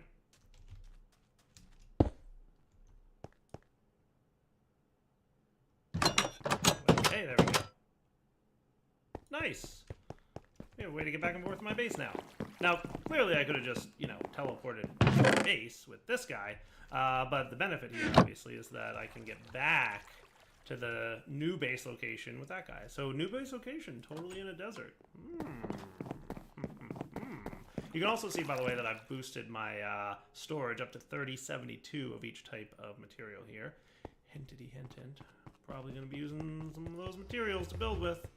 So that's also cool. So we've got that up and running. I'm going to need a scoop because I want to clear out a little bit of terrain there. And I'm going to flatten out some areas. So one of the things I'll probably want to start working on is this builder, which will totally help me to build some cool stuff. Specifically, I'm going to use it to build the new base. So for this, we're going to need about 16. Now, I don't think I've got bricks bought into this furnace, but I can just throw them in there. So that'll start cooking. In fact, I've already decided that you're too slow for me. Or at least a little bit faster. So that'll be the builder, and while we're at it, I'm probably going to want to shape the card as well, which is going to need 2 more pieces of clay, so might as well just get that cooking. And we're going to use the builder in conjunction with some power and some blocks and a couple other things to hopefully be able to make a really neat looking base. We'll see. There's also, by the way, new features to the shape card, so those of you who've used ARC tools in the past, there's some new mechanics that I fully do not understand. Let's see if we can figure them out.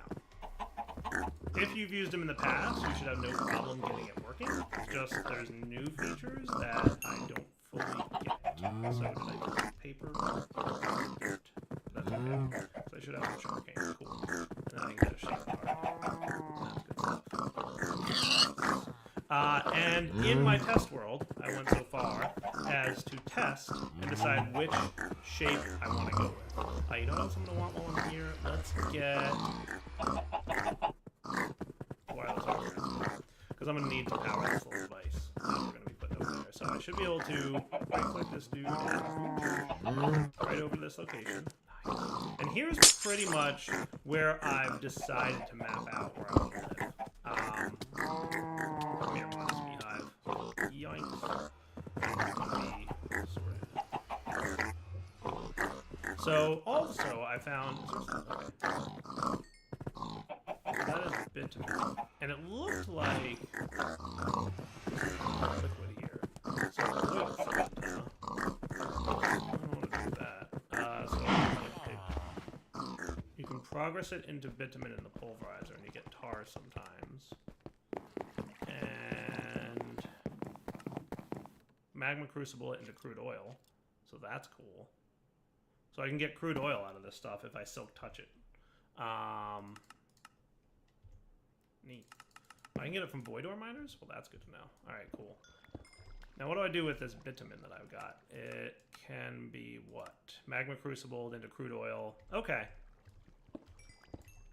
So it looks like it's kind of like redstone, in that you get like a varying amount of it. Well, that's neat. I'll take it. And I should get some sand as well to flatten this terrain a little bit while I'm here. That might not be a terrible idea either. So let's jump back here. We can whoosh. And hopefully I have the range on this guy. Let me get a few stacks of sand, and I can probably put away my bitumen for now. I'm going to keep the tape measure on me because I'm going to want that. And there's probably a few things I don't necessarily need.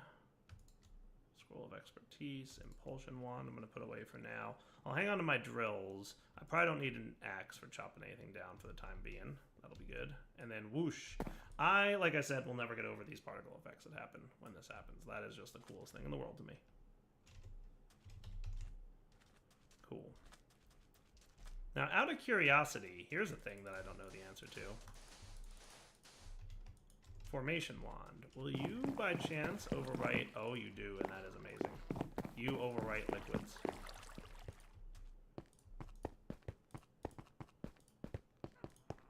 I love everything about you. Oh, that is a neat effect. Look, because it's like a quicksandy type stuff, even solid blocks fall slowly. That's cool. It's because it's quicksand, guys. Because it's quicksand. But that's alright, because it'll fall, it'll overwrite the source block on the bottom like it's doing right now, and then we can plant another set of it. Sweet. That is cool. Did you guys see that action right there? Nice. Now will you overwrite... Oh, beautiful. I love this formation wand. It is my new favorite toy. Sorry everyone else. This is my new favorite. Cool. And then as needed, actually, you know what I can do?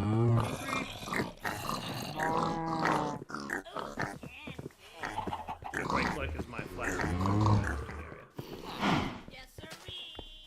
Nice. You guys take care of that progress. I'm just kind of flattening out Yes, sirree. a little bit of terrain here. Yes, sirree. You guys are the best mechanics. I have to move this game. I'm not gonna lie. Oh, I wanted my tape.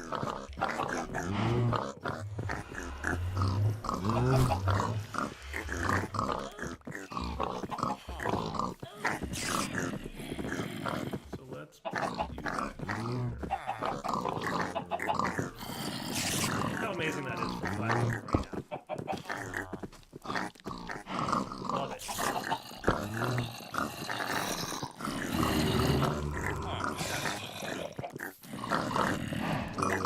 Alright, let's get the builder down and check out what we're gonna make. So we're in the desert. We're gonna use a bunch of sand. Any guesses on what I'm actually going to create or make? Last chance before you find out.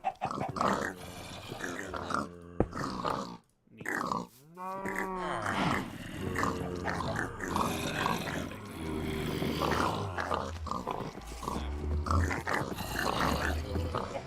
So the final verdict is we're going to build a pyramid. I'm going to build a pyramid, and the concept of my design here is such that like it's a pyramid build. Like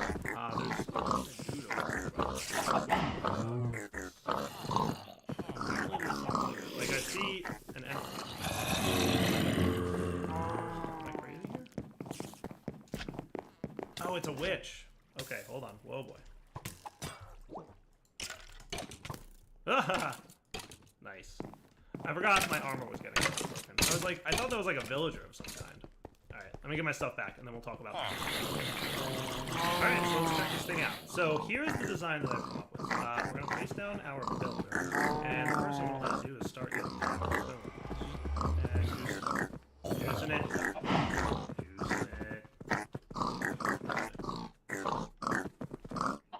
I might need to read. Every now and then it seems like my loading breaks. And a couple people have reported this. It's being worked on. And back. Human behavior is better. But it might be a chunk. So, like if you check here, you'll see that it's claimed.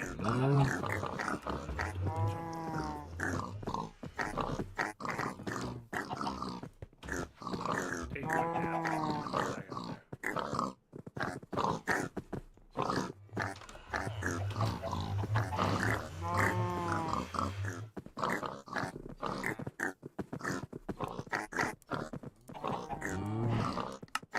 Whoosh.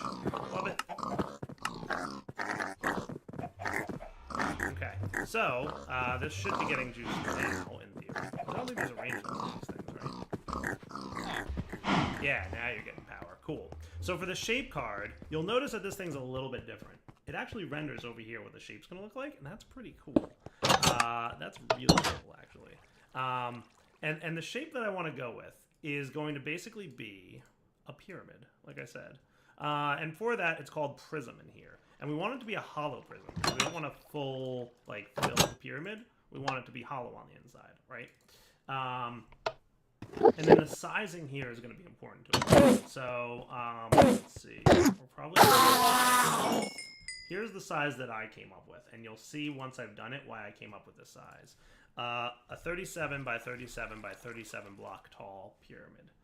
That sounds pretty cool. We'll right-click to insert this, and I'm going to stick this at the southwest corner so that basically the builder is in the southwest corner of the actual pyramid. Cool. And by doing that, when we do support preview mode, we will see a visual representation of what our pyramid's going to look like once it's fully built. How cool does that look?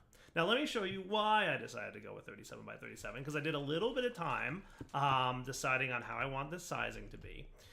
Let's take out our tape measure. Let's make sure we're in block mode. So 1, 2, 3 from this corner is where like the best usable block space starts to become, because you're not really going to build much like in the deep corners here, right? And if we did, oops, I didn't want to shift right click. I wanted to just right click it. So like unpreview, repreview to rebuild. Cool. So let's try that again. 1, 2, 3. Here we're going to have a piece of cobblestone. And that's going to represent like the first part of what we can build. So if we did 9 and then a space, I shift clicked again, killing me. Let's try that one more time. And if I can't avoid derping it, I will do it off camera and then show you guys in a second. That one didn't count. So shift click will like clear out the whole like chunk of thing. It's pretty cool. So what you may have noticed is that we have a 9 space 9 space 9 and then 1, 2, 3 from the corner. So 1, 2, 3 from the corner, 9 space 9 space 9, 1, 2, 3 from the corner. 9 space 9 space 9, 1, 2, 3 from the corner. So this is a pyramid of 9 by 9s. I'm waiting for the collective sigh from the audience that I can't hear. But yeah, that's what I've come up with. So it's going to be a cool pyramid-based design. A couple ideas. Thinking I might want to drop it down 1 Y level. If I do that, I think that would be cool. So let's turn off preview mode. Take this guy out. So your Y offset is 18. If I change this to 17, will that just drop it down 1 level? So in theory,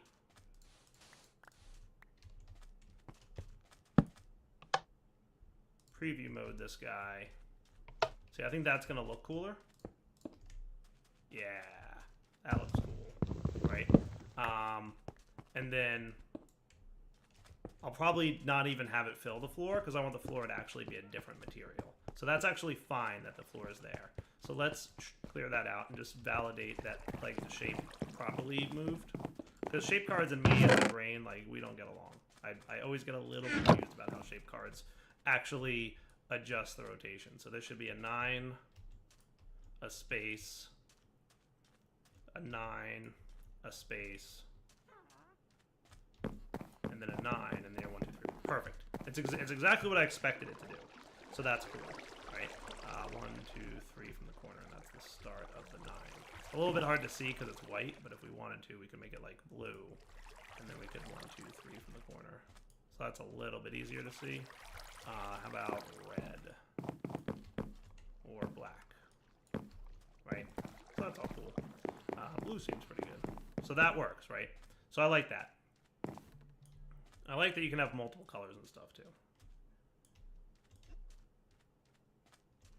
So that should be perfect. Okay, so that'll be the design of our base. It'll be a pyramid. Now it's also going to be multiple stories.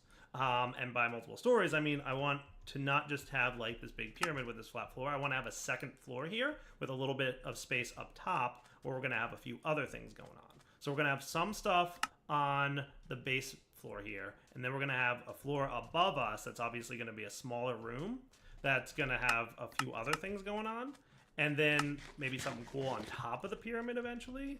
And then underground, underneath the pyramid, we might build some things as well. I'm thinking potentially stuff like reactors and some other things. So like we'll have a basement where a lot of stuff that we won't have to mess with too often will exist. And then we'll have a main floor where there will be stuff that we will probably frequently interact with, like machines and refined storage system and all that stuff. And then we'll have an upper floor which might have some other cool nifty automations, right? So plenty of room for building lots of good stuff, right? And some of the automations might occur on this main floor. So like the actual additions crafting mechanisms, they will all exist in probably one of these 9 by 9 squares, right? So we'll have 1, 2, 3, 4, 5, 6, 7, 8, 9 by 9 squares. Is that right? Am I right counting that? 1, 2, 3, 4, 5, 6, 7, 8. So technically 9 if you count the center square. So 8 9 by 9 squares inside the pyramid, and those will probably break up the different things. So we might have like a mob spawner as one of those squares. We might have the actual additions thing as one of those squares. So that's cool. So let's maybe pop home and sleep through the night and bring back a bunch of sandstone, and we're gonna start building this. So let's bring a strong box full of sandstone. Does that sound cool? So I'm gonna get an upgrade kit right here there's what's being crafted. So it's working on things. Meanwhile, I'm going to take a nap and get a bunch of sandstone out of our drawers, and we'll build the pyramid. And the goal is to have the pyramid built probably by the end of this episode. And then we will probably do a few other things beyond. So that should be cool. Cool. You probably collected some sandstone from that. That's fine.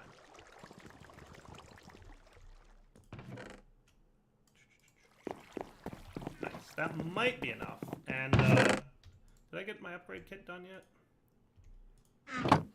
It's working on the hardened glass, and then it'll make the reinforced upgrade kit. Come on, buddy. Let's go. Totally going to want to make this as efficient as possible, by the way. So we will probably live in both bases for a short period of time, because I don't want to just tear everything down here. I'm probably going to need to build a bunch of stuff to go over there. And how we're going to do that is something you'll find out probably next episode would be my guess. Hey, look at that. Nice. More storage space. Nice. All right, so we should be able to bring this with us. We might... Let's grab just a few more. That's pretty much all of the sandstone that I have. But if we need more, I've got 3,072 sand that can turn into sandstone. But I feel like that'll probably be enough. And away we go. Whoosh. So this will teleport me over to here, and then I will come out, and there will be my pyramid, right? And that'll be my new main base with a whole bunch of cool, fancy stuff planned. So in theory, I should be able to just stick this strongbox on top here, and click this to ignore it.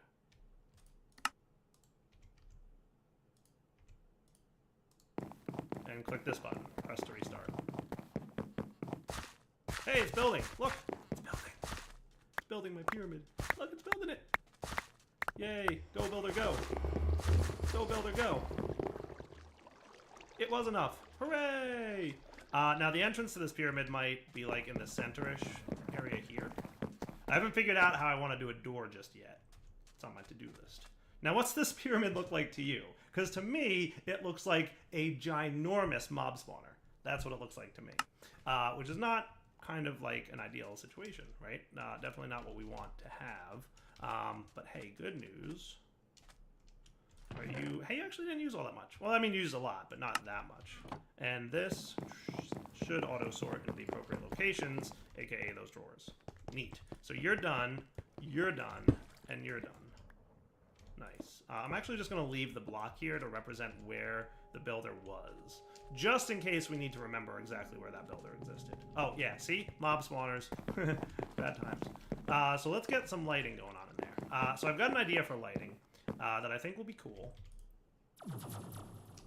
We're definitely going to want some glowstone. That's no question, right? And we might need more glowstone than we currently have. But that'll be a good start. The next thing I'm going to want, though, is glass. What I want is thickened glass from Extra Utilities 2 plus glowstone dust equals glowing glass. Neat. So to get more thickened glass, we're going to want some sandy glass, which shouldn't be a problem because we've got glass and sand for days. And then I can smelt this dude up into my redstone furnace and maybe even speed him up a little bit courtesy of augmentations to really get the power flowing. By the way, how's everybody doing down here? Just great. Peachy. Loving it. So I should now... I want to get, like, roughly a stack of this stuff if I can. Oh, by the way, what else I wanted was exchangers. I might want to upgrade my exchanger just to the next tier. What would be involved in that, out of curiosity?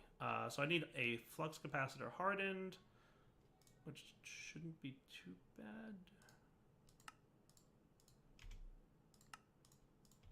Cool. So for you, I need the leadstone. So I need 2 reception coils and more Invar and one of these dudes. Oh, okay, cool. I already had a bucket of that. Alright, so that needs copper gears. So 4 copper gears.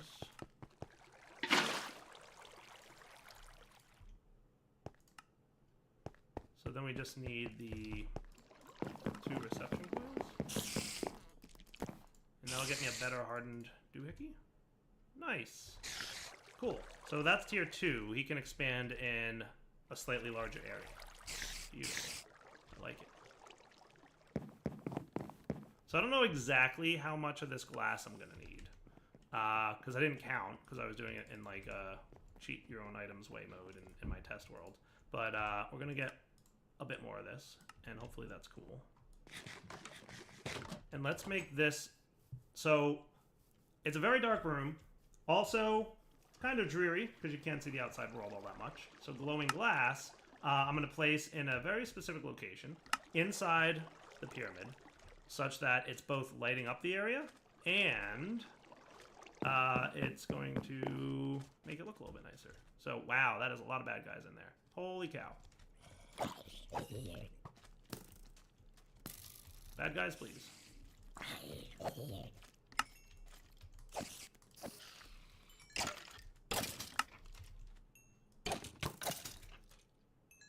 Come here, Enderman.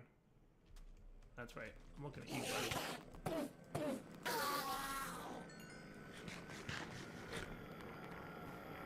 Can't believe I just made like a giant mob. To be fair, I also tested building this in a world that had like, you know, passive. That's, my test world's like always like passive and cool. Let's get this creeper first.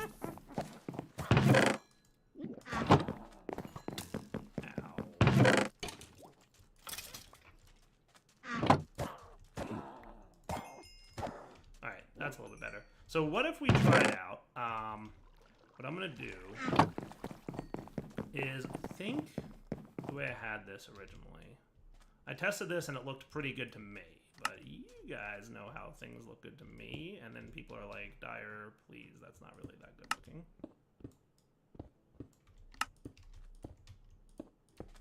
So what if we did this? And then, so pretty much in the center of each of these 5x5s is where I want to have this, right? So here's the center. Does that look kind of cool?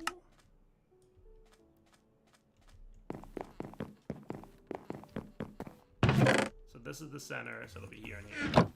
So would that look cool? Potentially also there. And we'll kind of see how this works out for us. I'm trying. I know I'm not a genius when it comes to making things look nice, but I'm going to attempt.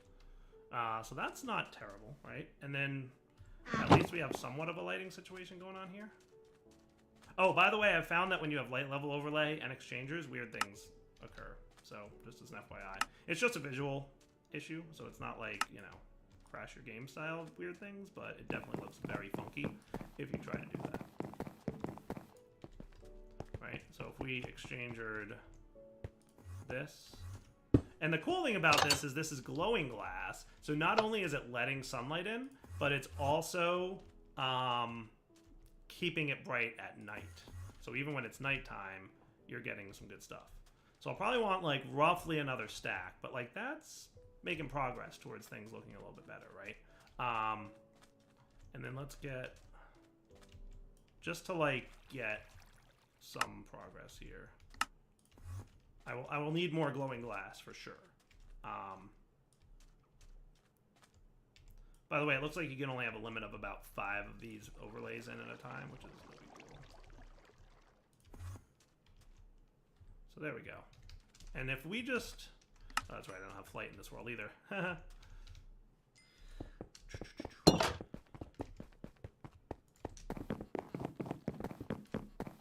We just opened up the ceiling for a sec.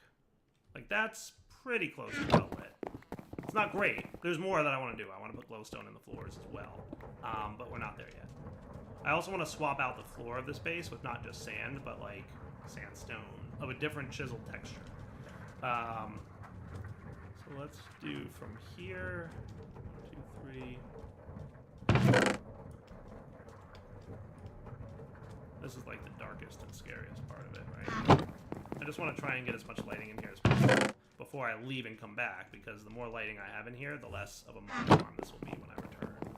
So that looks cool. Error. How Okay, so I mean, like, not terrible.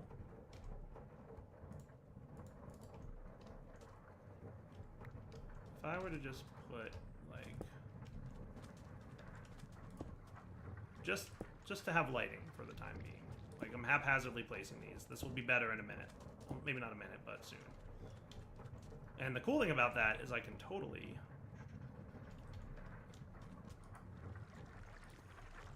exchange of that. Oh, yeah. So as long as light level overlay is not on, you don't get that weird... Is that, like... I hope I'm not, like, showing an X-ray. X-ray. Might be. Not a big deal. Okay, back to the base, and we shall return. There's my charge order.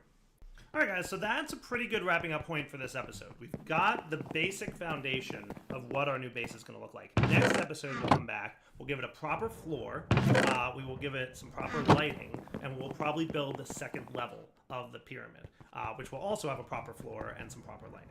Cool. And then we will probably, maybe even by the end of next episode, we can hook up so that we can have access to both bases at once in terms of stuff and things. And what do I mean by that? You'll find out.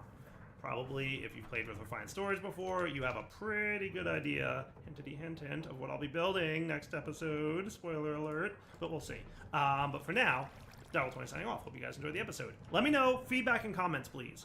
Do you like the pyramid idea? I have more planned. It's not all going to be within the pyramid. Obviously, astral sorcery needs to be outside. And I was thinking Botania could be outside too. And maybe even one or two other things might have like little mini pyramids popping up around the main one. Would that be coolish? We'll see. Alright guys, take it easy. Hello everyone, this is Darryl20 and welcome to episode 32 of Darryl20's Let's Play series. I have seen a lot of comments the last few days recommending that I make the Ring of the Squid. Cool. Jet propulsion at your fingertips.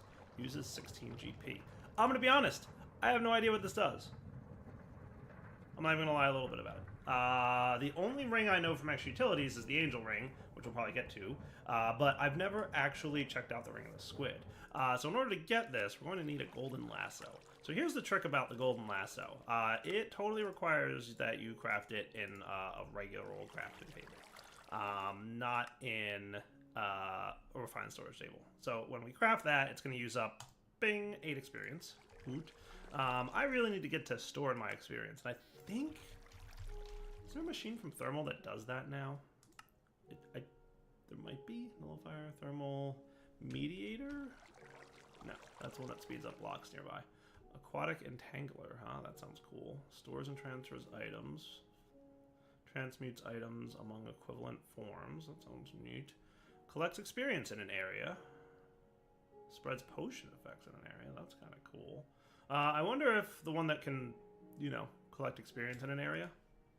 Out of curiosity. So you need a Tome of Knowledge. Stores experience within its pages. Used to store knowledge in the tome while sneaking to retrieve stored knowledge. Cool. So that stores experience.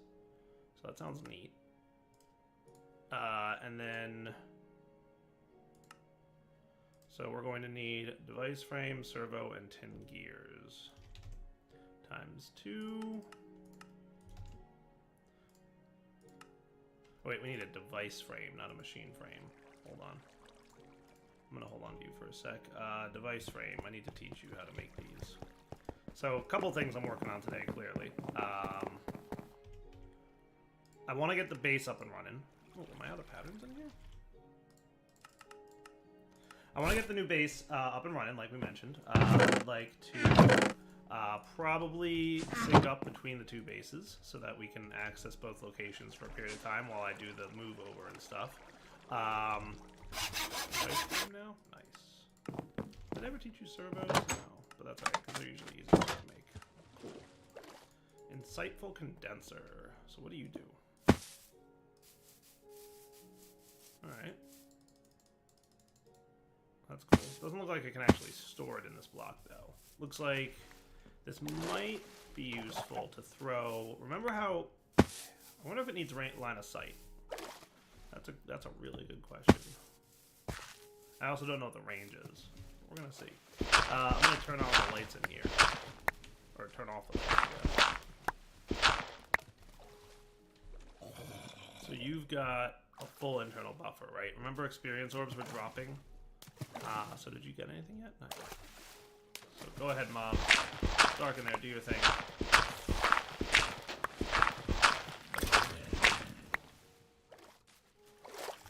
The grinder might be full. This thing's full.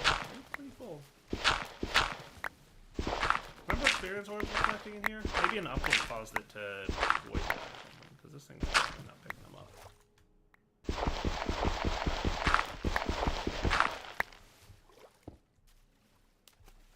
Oh, what do you give off light? You're kidding me. Not that that's the end of the world, because it's not enough to actually, like, you know, light an area, but... Come on, Dark Room, let's go. Equip the mobs already. We'll leave it in there for a little bit. We'll see if it collects anything. How's that sound? You might want to get that tome, though, but it looks like the tome can only hold a certain amount of experience. Like 10,000. I don't know how much that is, but it doesn't sound like a whole lot. I don't know. We'll figure something out. I'll probably have to do a little bit of off-camera playing around to figure it out. So we were working on something else. Right, the squid. That's right. The ring of the squid. Haha, I had a reason for all this. Chicken is the first thing I'm going to need because I'm going to need a golden lasso with a chicken inside to get a chicken wing ring. Really, Tema? Really, Tema? You say so. So let's go out into the world and find ourselves a chicken. I see some. I see two. Nice. Lots of people recommending the ring of the squid. Like, a lot of people recommending it. So we'll see. We'll see what the ring of the squid is all about. It sounds cool. It sounds neat. And obviously the angel ring is like a top tier version of this thing. So that gets me a chicken wing ring. Nice. Cool. And then I can take my golden lasso and get a squid. And that will allow me to get the squid ring, in theory.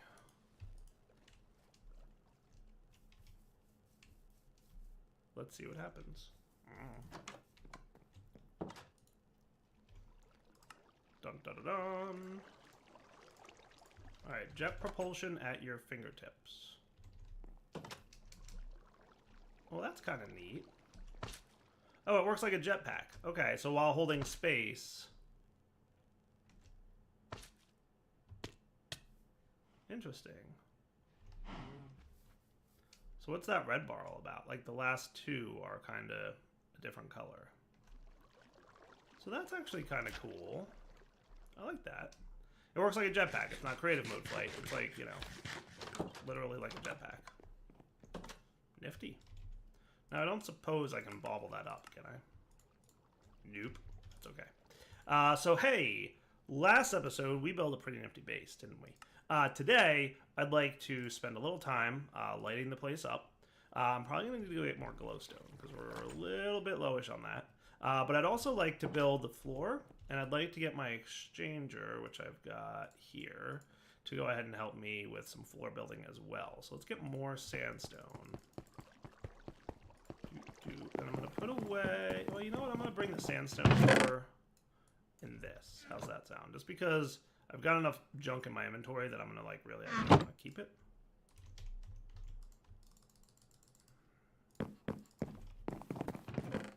So let's do that. And I also want to have my chisel handy, because there's a specific type of sandstone that I want to bring with me over there to swap out the floor. Does that sound neat? Yeah, that's cool. I could get down with that. Now, if we want to get the next tier, I believe, which is the angel ring, we need to capture a ghast and a cursed lasso and a bat and a golden lasso. So that shouldn't be too bad. And that thing requires a lot more extra utilities power, but it shouldn't be a problem. So here's my new base for anybody who missed it. Woot. Looking good. Now, we did kind of haphazardly just throw this stuff all around. You know, that's on me, being a little bit haphazardish. But we'll kind of make this place look a little bit nicer now. So, let's get ourselves some sandstone. The ones that I kind of like, not circular, not tiles. I think it's this one is the one that I like. Let's see if I'm right about that. Yeah, that's the one I like. Nice. All right. So, what is it? Not road, Celtic. Yeah, that's sand, not sandstone. Lots of Celtic.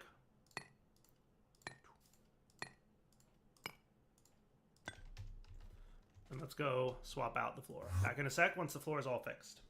I do love this thing so much. It is so much fun to use. Nice. Error out of block. I can probably just make more sandstone.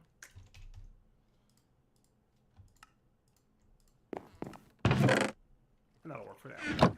Alright, the next thing I'm doing is kind of trying to talk and not lose count at the same time. 6, 7, 8, 9. Cool. So this should be... What did I do wrong here?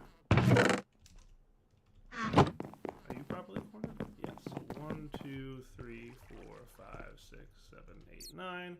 1, 2, 3, 4, 5, 6, 7, 8, 9. 1, 2, 3, 4, 5, 6, 7, 8. There's your problem.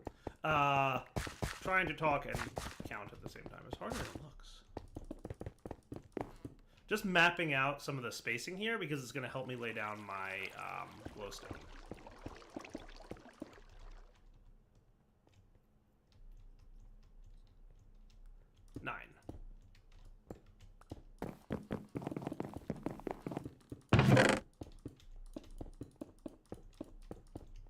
There we go. So that's kind of like a bit of framing for the room. And then I was doing something like this. So, like I said, I did a little bit of testing. And if we center 1, 2, 3, I think.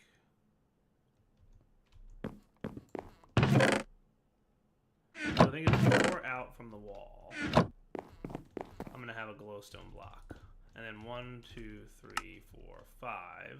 So what I'm going to do is actually do this. And I'm going to switch this to 1 by 1 mode. And then 1, 1, and 1. And that should be 4 from the wall again, right? So it's 4 from the walls. And then, hey, how did you get there? So 4 from the walls, and then 5 separating each other. 1, 2, 3, 4, 5, go. 1, 2, 3, 4, 5, go. 1, 2, 3, 4, 5, go. And then 4 from the walls. Cool? 4, 5, go. 1, 2, 3, 4, 5, go. 1, 2, 3, 4, 5, go. And then it's 4 from the walls. Neat. I actually did this myself. I'm pretty proud of it. Hooray! And then we just fill out the rest of the grid, right? So that, and then that, that. So that should look like a pretty nice grid, and it should be well lit for pretty much most of the area. There's still like a couple spots. So some of the spots there I have to, the ones that are not lit, need glowing glass. Cool. So that's pretty good. All right, let's go home. I need more glowstone. I need more glowing glass. And I also want to get started looking at doing... So let's see, what's my glowstone situation? My glowstone situation is I should probably go to the nether and get more glowstone, if I'm being honest. So let me go do that, because I am an honest person who likes to be honest. So we're good after I go to the nether and get a bunch of glowstone off camera. Well, this is pure shenanigans. The ring of the squid doesn't work in the nether. See? No jetpacking. What if I, dropped it and picked it up again? Oh, hello. Now it works. Into this thing. Alright, back in a few. I hope I don't have to do that every time I switch dimensions. Not that it matters too much, because I'm going to just go ahead and get a angel ring soon enough, but still. Since I was in the nether, I probably should have considered grabbing a cursed lasso, but we'll deal with it later. Alright, so let's try this tome thingy out, because that sounds cool. How many emeralds? Not terrible. So, while sneaking to retrieve, press apostrophe through the tome to automatically collect experience.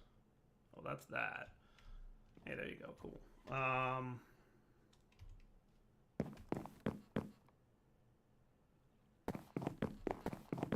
Oh, right click to fill it. Okay, cool. Neat.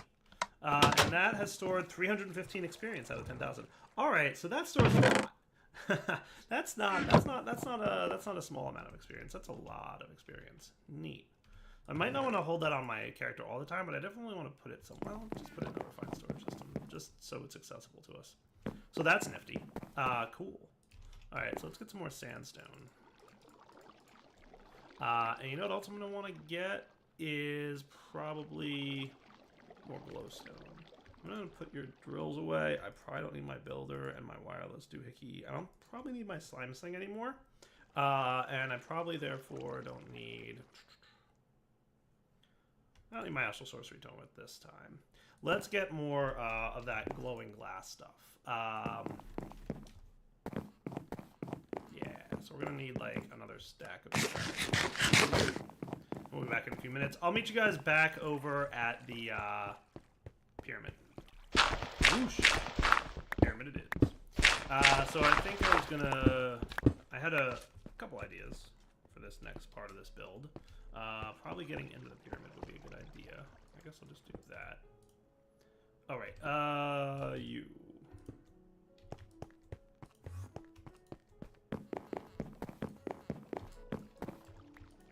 Cool. So like, let's kind of light this area up just a little bit more. So there should be 2 blocks from the side. Cool. So I kind of want to have at least 2 layers like that. Yeah, and then we're going to have like pretty much, so that's going to well light the entire interior, right? So the glowing glass from the windows plus the glowstone from the floor, that's a well lit floor there. Nice. I think what my builder's wand, because I'm about to build a lot, and a builder's wand would absolutely help at this point.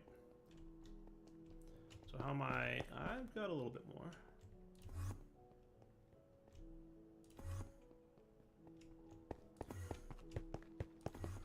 So I kind of want to just have like 3 up. I want to remember to fix that. Let me go get another stack, and then I think we'll be good. All right, so what do you guys think? Does it look kind of cool? I experimented with a couple different ways of like putting windows in a pyramid. It's kind of a weird, like, how do I make this work kind of thing. And I think this works out pretty good. I kind of like it. So that's what we're going to go with. So the next thing I want to do is have a second story to this building. So for that to work, we're going to basically want to go... zoinks.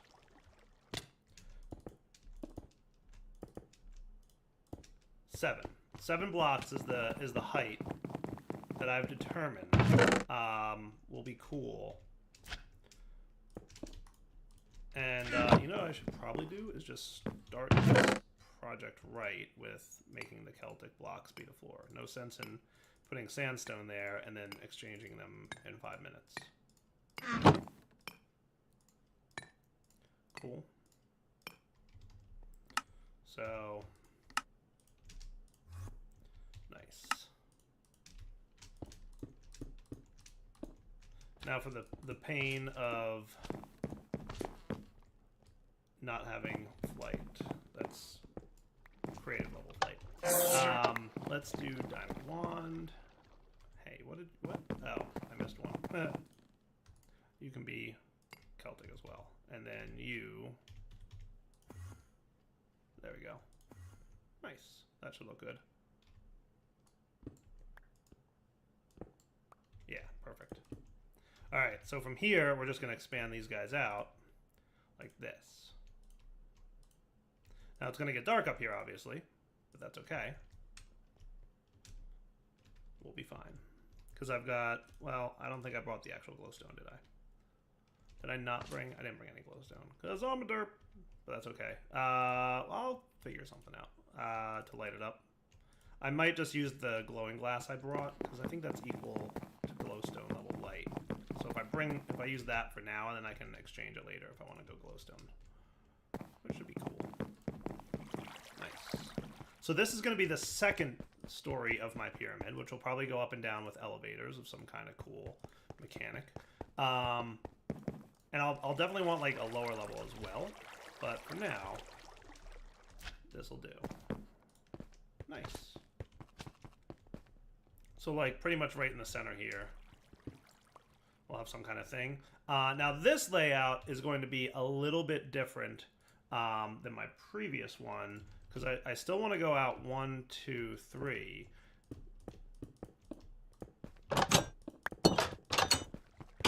1, 2, 3. So what we've got is basically 7 blocks a space and then 7 blocks, right? 1, 2, 3, 4, 5, 6 space. 1, 2, 3, 4, 5, 6, 7. 1, 2, 3, 4, 5, 6.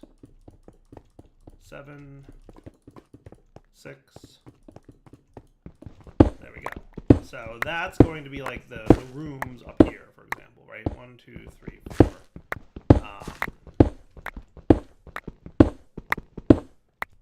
Now, if I'm not mistaken, that should match to that.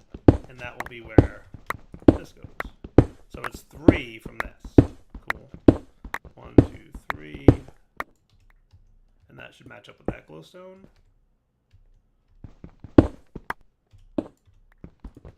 Here. And here. So they should all match up with the glowstones directly beneath them. And then what I was also thinking...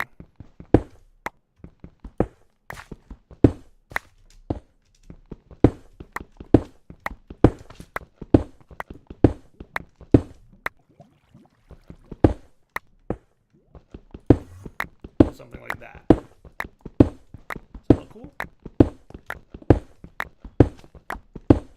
Jetpack, please. To do. Upgrade to Angel Ring. Right? Would that be nice? Give it like a little bit of a skylight thing going on.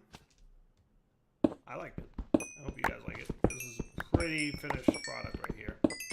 Pretty heavily a finished product. I'll probably just exchange the glass with glowstone at some point or something like that. And maybe I'll even chisel the glowstone. I don't know. Is there a chiseled glowstone? What if I did that? So is there like a cool looking... I don't know exactly that there is, to be totally honest. I'm not a huge fan of any of these. Personal preference. So I'll probably just stick with regular glowstone. Alright, so that's a pyramid. Neat. Alright, so the next task on my list, as it were, would be to get remote access to my refined storage system. And for that, we're going to need 2 blocks from refined storage, the network transmitter and the network receiver. And in addition to that, we're going to need a network card, which needs paper, which I guess I never taught you how to make. So let's teach you the...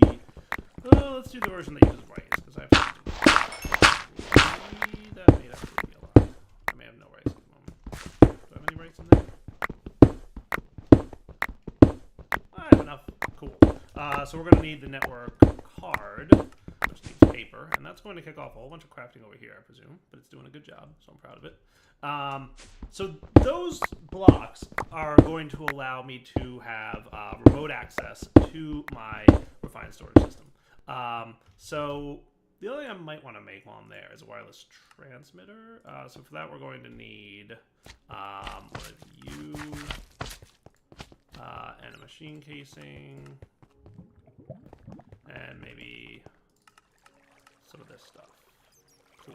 So I'd like another wireless transmitter just to demonstrate this functionality, but I might even want some range upgrades, and luckily I have 4 of them. Nice. So let's pop across back to our new base at the pyramid and set this bad boy up. So for this thing to work, I forget which side of things I need. Actually, I should have brought them with me. Hold on. Let's demonstrate it here. Because I forget for a second. I always forget which side I need to click into. So the transmitter side is where we put the card. Okay, so I remember now. So we've got our receiver and our card and our transmitter. Now we should go over there. We're going to put the receiver in the pyramid. we go. Whoosh. I do like that. I do love that teleportation system. It is cool. So in here, you know, somewhere. I haven't decided exactly where I want that to be yet. Mr. Meat Creeps. Could I bother you, sir? So that would be 1, 2, 3, 4, 5. Yes, sirree. Ooh, can do. Can do. Yes, sirree.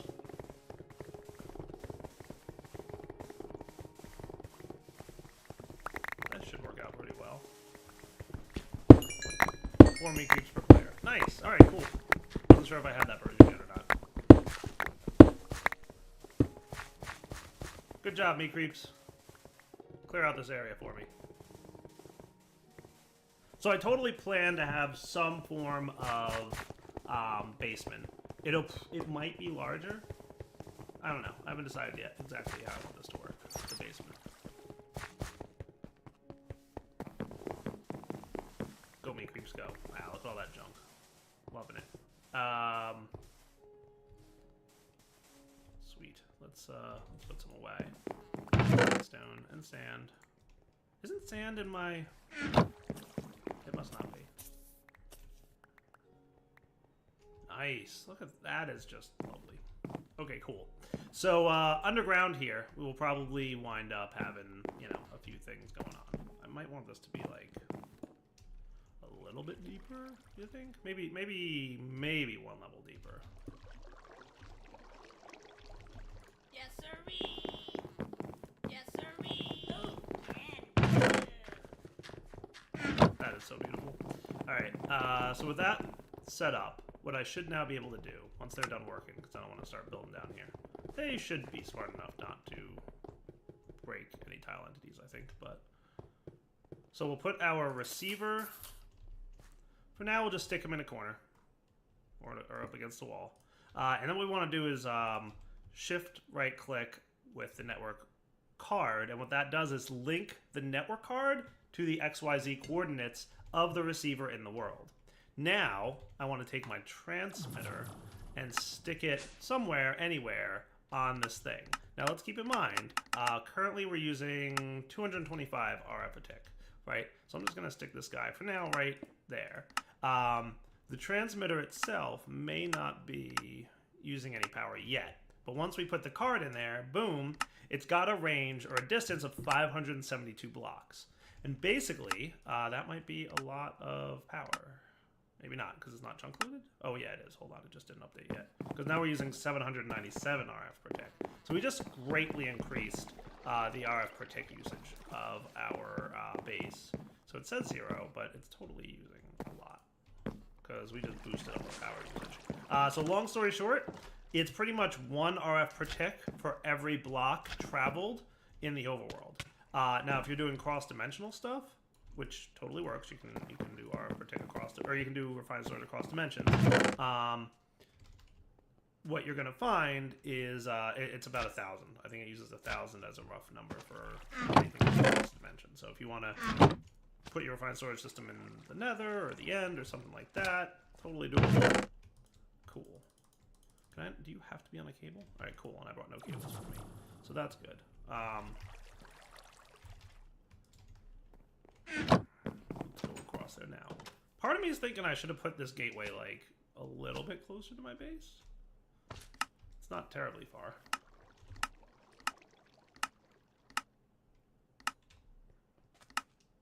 Nice. The good thing about those gateways is I can totally move them if I need to. Like, there's no reason why I can't. There are just multi-blocks.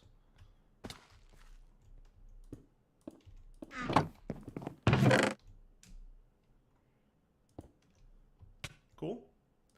So now I'll stick this in here, and what that should do is mean that I've got wireless access to my entire network.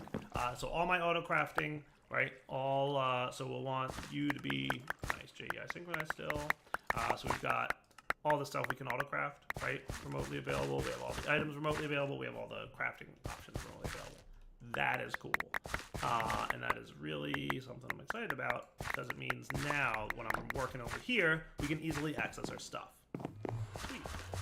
So So the next thing I want to do is possibly clear out the rest of my basement before we wrap up this episode. And I decided to go with a quarry card for that reason. Now, the best thing to go with here would be quarry, silk quarry, clearing quarry. Because quarries, or quarry cards for that matter, can go into the builder bar of tools, and while we're here, let's get something, and maybe even a chest. But I should probably do it as an ender chest. To be honest, well, I'll hold off on that for now. So basically, the builder, I'm not going to use a builder to quarry just yet, but I am going to use it. I'm going to get the stuff ready.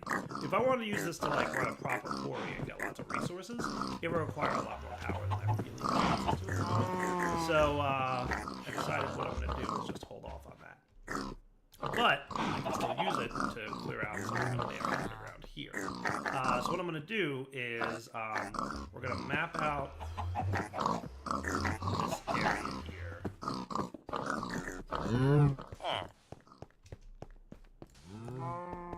By putting the quarry card, or the quarry itself, right, say, here. And then we're going to choose this as the first corner.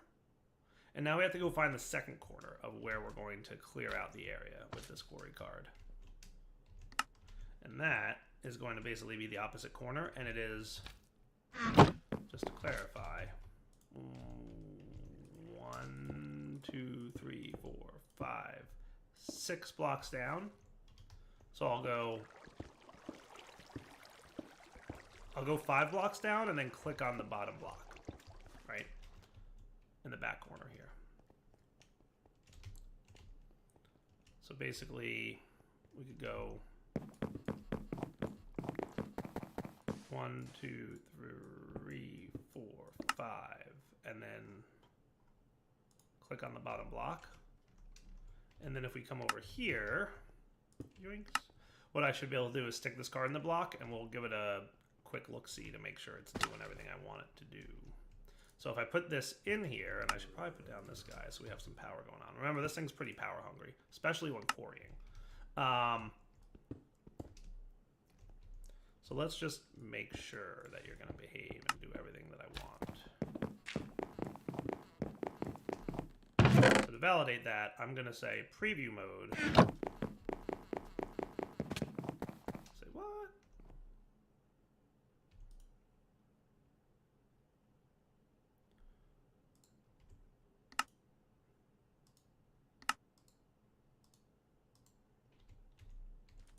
Why are you being weird? So maybe I want to put you, maybe we should go from bottom to top. That might be a little better.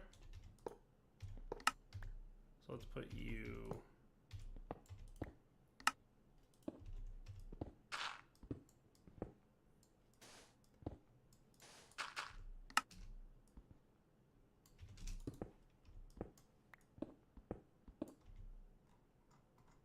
we'll pop this guy here. We'll put our builder here. Let's steal this card again. Oh, you're... Did I? Oh, that's the shape card. Right. This is the clearing quarry. Hold on. Did I derp this up just a little bit? Yeah, I did. Hold on. That's why. Derp dire. Come on now.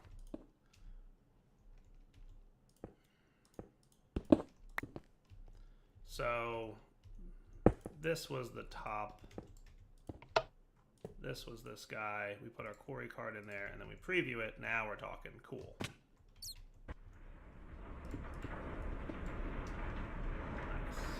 That was pretty good. I just want to make sure that you're not going too low. And this is a solid box, right? Solid box. Nice. So you're not going too low, and you shouldn't be going too high either. And to demonstrate that, all I really need to do, can I get out of here real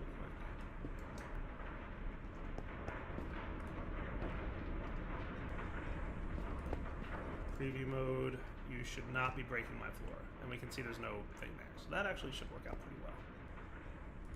So turn off preview mode, and I think I can let this thing go. Go.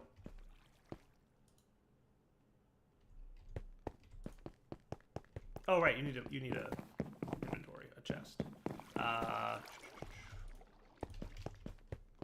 Almost forgot about that.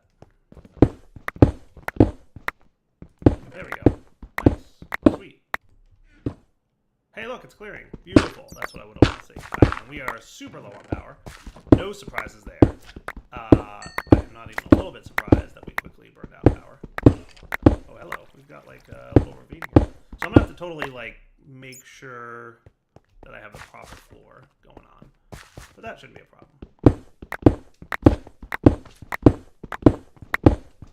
We'll get this back up. Going. So that will slowly but surely clear out the area for me. So how about we wrap up the episode here? We'll come back next episode. What I'm going to do is fix the floor in this basement and maybe even light it up a little bit. So I might grab some glowstone or something.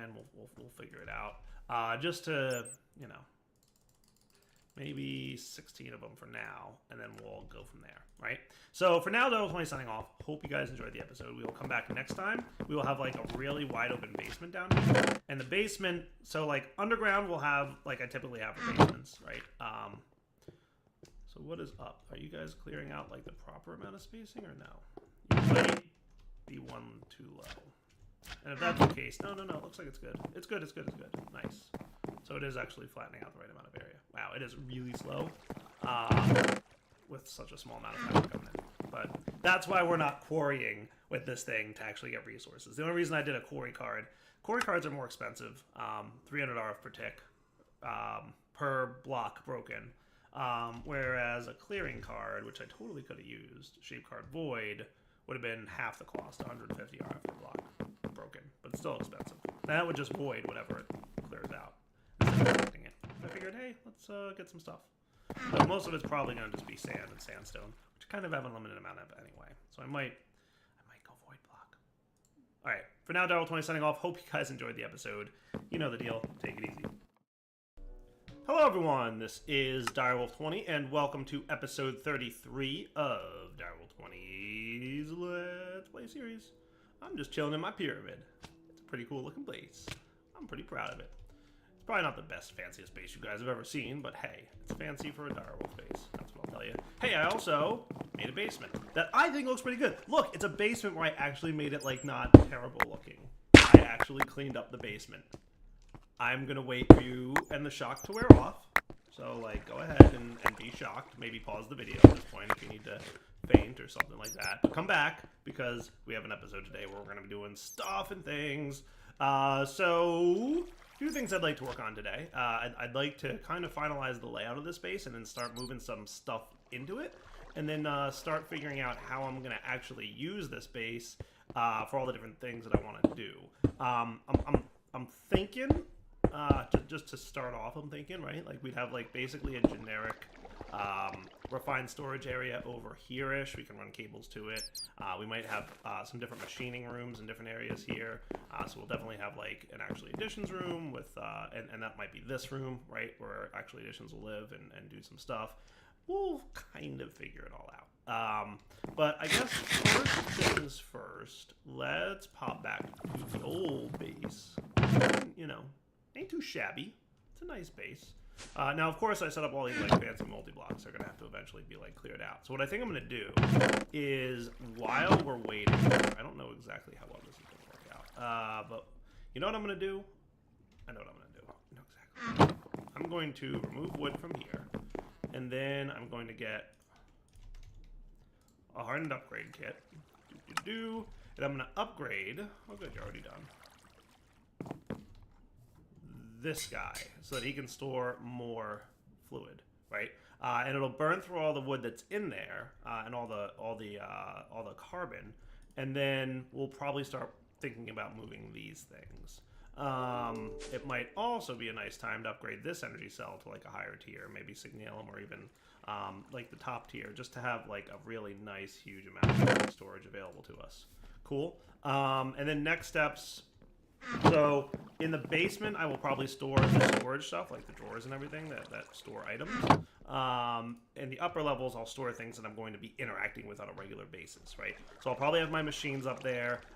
It'll probably at the start it'll be similar to this base, right? Like these machines I actually use right now because I haven't automated in any way, and even once I do automate them, I will probably still wind up using them manually anyway. So that's gonna be a thing. So I'm gonna let this guy actually. I'm gonna turn that off so he stops emptying, and then all the syngas that's in here should eventually burn out, and that'll be cool. So you can come with me. Probably don't need you so much anymore. Lots to move today. That's kind of my plan. So I think I'm gonna put you guys away because I really don't need that at all anymore. I think what I'd like to start off with moving is probably let's see how this is doing. This guy actually seems like he's bullish. And I'm sure part of that is a result of sandstone maybe and sand. Yeah, so what we're finding is so we've got like literally 2,000 sand in this dude. And that's not a particularly easy thing to fix. How hard would it be to get a 60 storage disk? Would that be doable? I feel like it would be doable. And that would give me even more storage available. Actually, let's do it this way. I requested that. You should have no problem making that at this point, right? Yeah, that seems totally doable. It requires 50 silicon, but that's no big deal. Sweet. Alright, so we will let that cook up. That'll give me a little bit more storage disk space. And then I'll probably wind up starting to move some of this stuff. So while that's cooking, maybe let's move like our actually addition stuff. And what I'm going to do is grab that cache thingy, strongbox guy. And we're going to do kind of the same thing that we've done in the past when we move, is just kind of put a bunch of stuff in here and then build out the new base in a way that will hopefully look nice and y'all will like it. That's the plan, at least. We shall see what your feedback is on the video once you've watched it. So cleaning up all this junk. Cool. And then this will probably be my last base move for a while. Does that all look good? Yeah, I think so. And hopefully I'll be at this current base for a bit. Nice. So this can all go in here with you. A builder I don't need on me at the moment. And let's see, what else should I bring with me right now? I'm going to hold off on moving this stuff for the time being. That's the actual addition stuff. Is this? Oh, wow, this emptied out nice and quickly. So that's good. Maybe, do I want to move our power over there? I feel like we should leave the power at this base and move that last. So maybe I should. So that actually moved pretty quickly.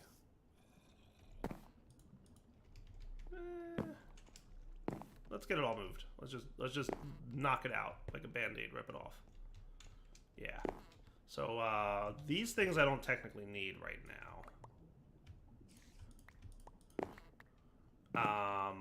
So that all can kind of go. Magma crucible, fractioning stills, and pulverizer can just go away for the time being. And maybe we'll bring that back at some future point, but for now I don't really need that. And this all can go away. Cool. Okay. This stuff I'll leave here for the time being for a minute. I'll leave a lot of this behind for now. I want to get like the most important things. So let's move the actual addition stuff and the storage stuff. Cool. Did I put my chest away? Oh no, I just took it out. Okay. So to move all these is probably going to be a little bit of a hassle, but it should be doable. All I need is a vacuum tape. Cool.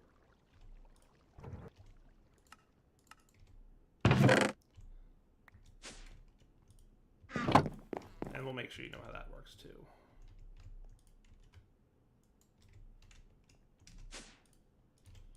So now I should be able to get like 4 4-ish of those, missing slime balls. Oh, wait. Hold on.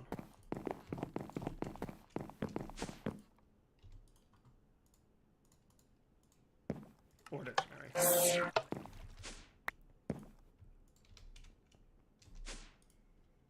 And let's turn that off again. Or dictionary is good sometimes, not so good other times. Okay, we'll be back in a minute anyway. Alright, all cleaned up. Let's bring it back to the new base. Alright, so first off, let's get the drawers back up and running. So all my items I have access to once again. What I'm thinking this time is instead of having the controller at the bottom underground, and hey, I missed one. Ooh, bad werewolf. Worst builder ever. I will put it at the top, and then we can have the external interface dude chill up here. And again, remember we want this priority to be high, so set it to like 10 or something like that. And then we can just run the cabling right along. Of course, you're in like doors. Hey, why don't you have why are you not online? Because this should totally be interesting. Let's do. We'll get these guys connected.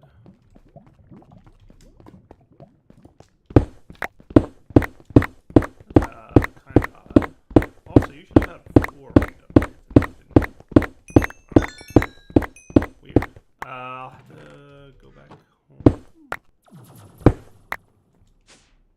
Oh, I know why it's offline. We couldn't possibly be out of power already, could we? Wow, we burned through power fast. Alright, that's why it's offline. Haha. Let's get wood back in here. Please. Look, it's powering back up.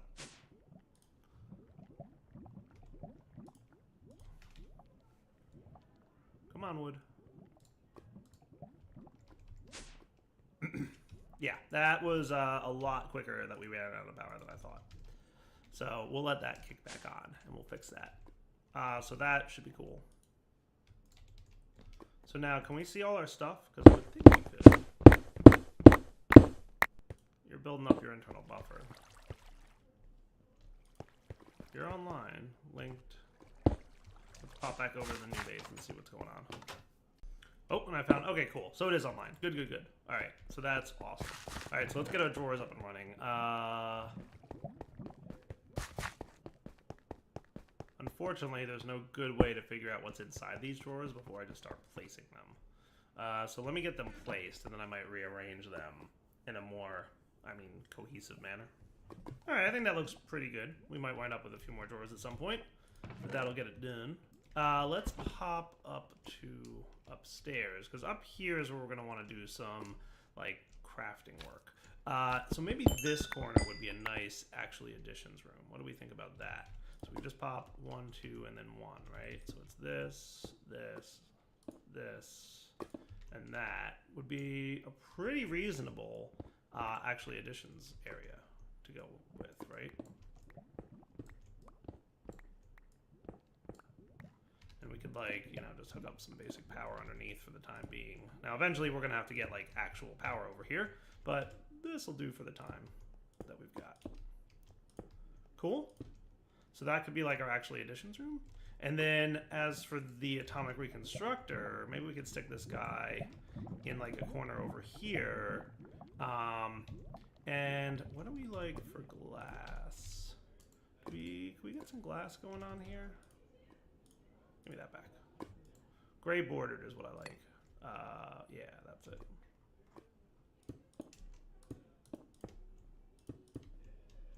Like, that would be a cool little setup that we could automate at some point, right? So that would be a good time. For now, I'll just put the glass there as like a temporary, here's what's going to be. But, eventually, it'll be more than that. Nice. All right, so that works for actually additions, right? Let's go back downstairs. Was there anything else inside that thing, or do we want to move the next bunch of stuff? Nope, ready to go. So back to the old base. And I should, from here, have access to all my stuff. See, it's all there. my wood and my saplings and all that good things. Like it's good to go. Nice. All right, so packing tape can go away, and we're good. We're good. We're good. All right, I'm going to move next. Probably. So the next thing I could move is either I could move all of my. I could leave the controller here, and I could move all this stuff. Or I can move my power gen. The problem is I want power to exist on this side until the last move, right? Because we want to keep this guy powered. He's my most important power producer dude. So that's going to be important. I can't believe how quickly we burned through this energy cell. Like, that is surprising to me how fast we burned through that. To do might be more turbines for a faster RF production, but we'll get to that probably in a future episode. Let's go ahead and move everything that's over here except... Oh, did my 16K finish, by the way? Yeah, he did. Nice. All right, boom. We just significantly increased the amount of storage capacity. We pretty much doubled what we were capable of, right? More than doubled. Yeah, because we had 12 and now we've got 28. So a little bit more than double. Let's move everything refined storage related. And we'll move this stuff after, right? But for now, I'm going to move these bits. So today I learned an important lesson. You should not put these storage disks inside strong boxes. Otherwise, you'll crash. And if that does happen, it only crashes when you open the strong box and there's these storage disks inside of it.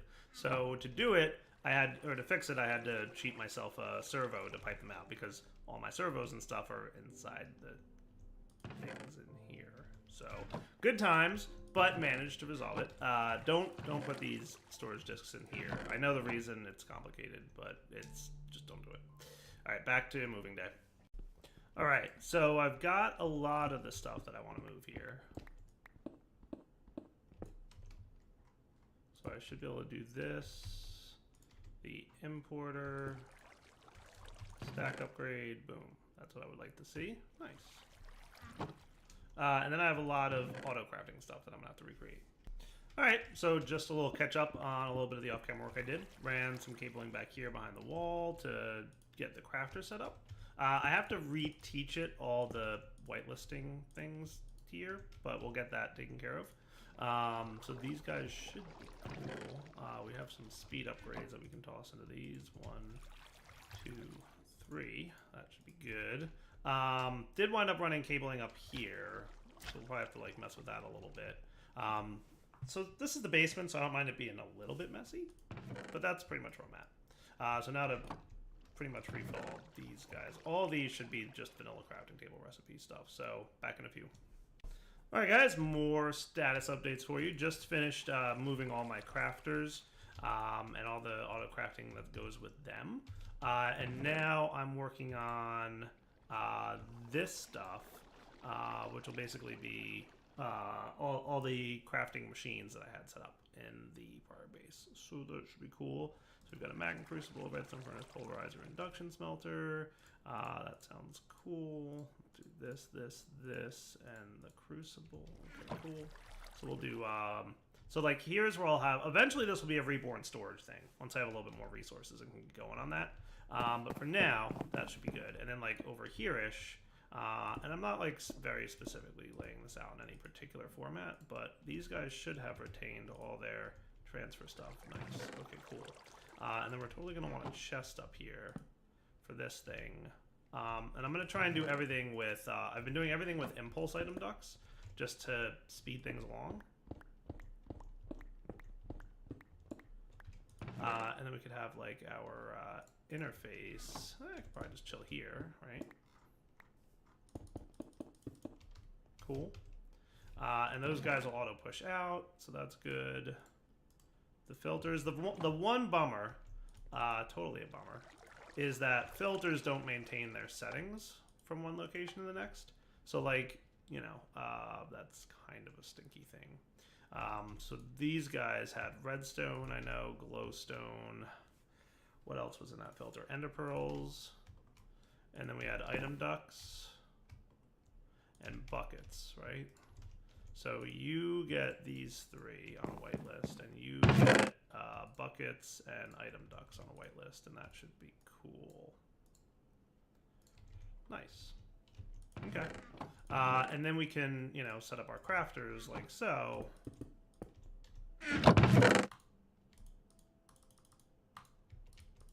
That should be cool. Okay. And then for cabling, we could just do this. That does bring everything online. So that's not terrible. That's fine. I like that. Cool. And that should work. So like, let's just do a quick test. Well, let's actually like insert some recipes, right? So this, and this are all in the induction smelter recipes. This are all in here.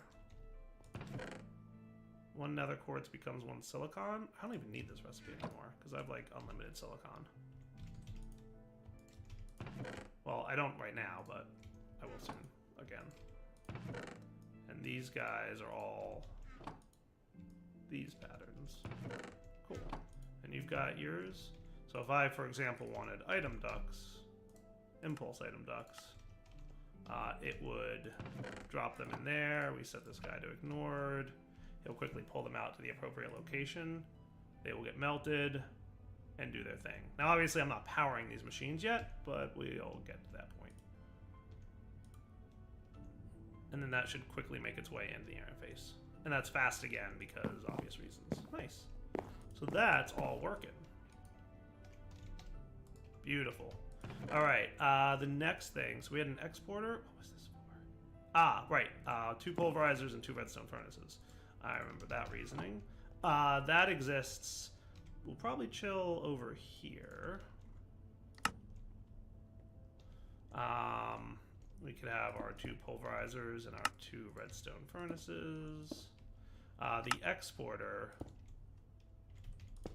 The cable hooked up to it. Oh, right. So how do I want to do this? I could run this.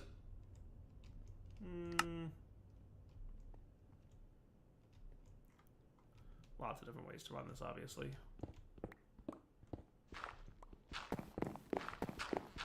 I'll run it under here.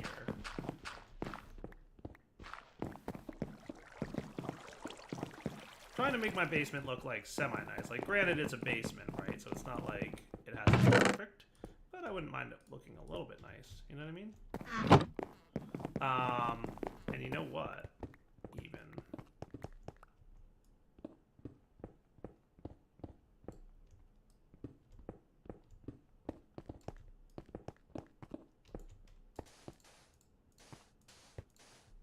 Cool.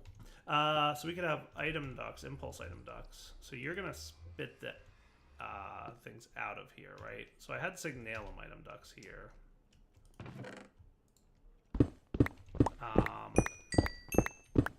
Because this stuff all winds up. So you're on auto eject, right? Yes, auto output enabled. And then you're on auto. But you were set to auto input.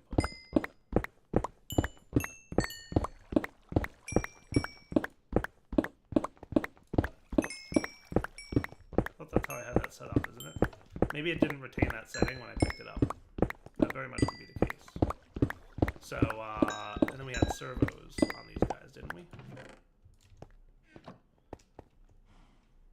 That said you could extract cinnabar. Do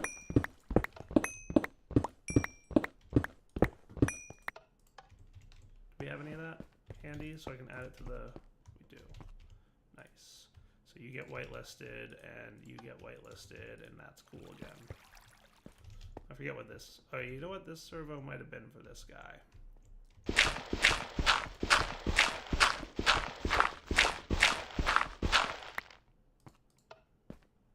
That's cool, right? So that'll, or no, wait, that was for under here. Oh, so that does need to be, so I had that underneath. So I guess we'll have the export bus on the side. Or I could have it in the back. That would work too. Kinda nice looking. Not perfect, y'all. Doing my best here. That would look pretty good, right? And then we could have the these dudes here. That's going to be an ignored. Cool. So that'll pipe everything into there. It'll push up to there. So these guys will not auto output anything. The back will extract cinnabar, and then the top will auto input anything from this slot that it can. And then the redstone furnace will spit it out the back. And what I'm going to do is have it feed into the same impulse item duct line here. So what'll happen is, I don't think we have any ore at the moment, or if we do, I'd be surprised. Anything we can actually process? Hold on a sec.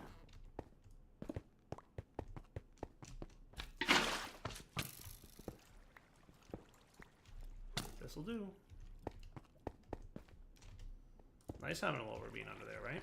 So ore will go in here. Let's just validate this, right? You get sucked out. You start processing. Cool. Just want to do a quick test of this machine before I cover up the walls and everything.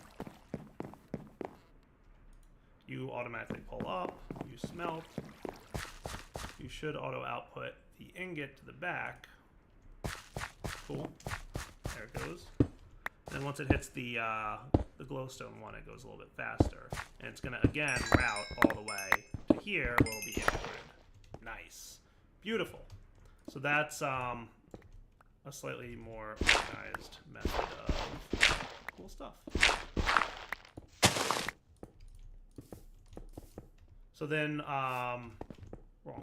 The to-do list here is to add all the different ores after all the mining and get all the different ores to the export bus again.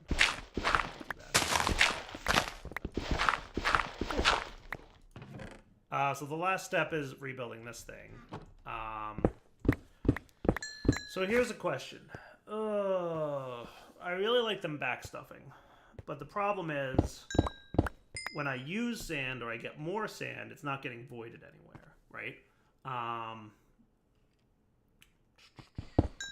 So that's tricky, right? Because I could put a void upgrade on this, and then these guys would not backstuff anymore, the material stonework factories. But then we run into the problem where, like we have right now, where we've got 5,000 sand, 2,000 of which is actually in the system. I would like that to be the 3072 sand, and that should be it. So that's a little bit tricky. I have to figure out how to manage that in a better way.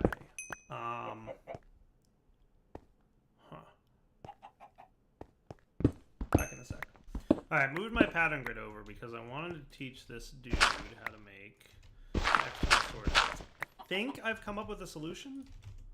Start up that bad boy. Should be doing some crafting now. So you guys will probably have to do some learning. How do I have this set up in the next one? So I think I had it so that silicon and diamond don't fall. So this was gold and iron, and this was silicon and diamond. And this was redstone.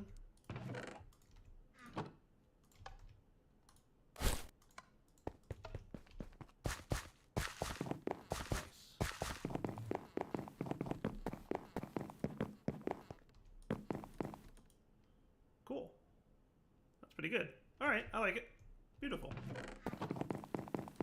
Did that external storage bus go? All right, let's make another drawer that's 4x4.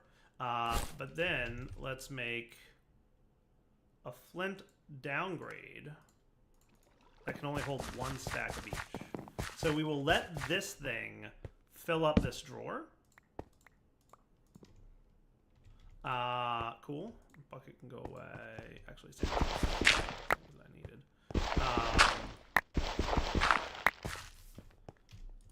And you can probably go away for the time being.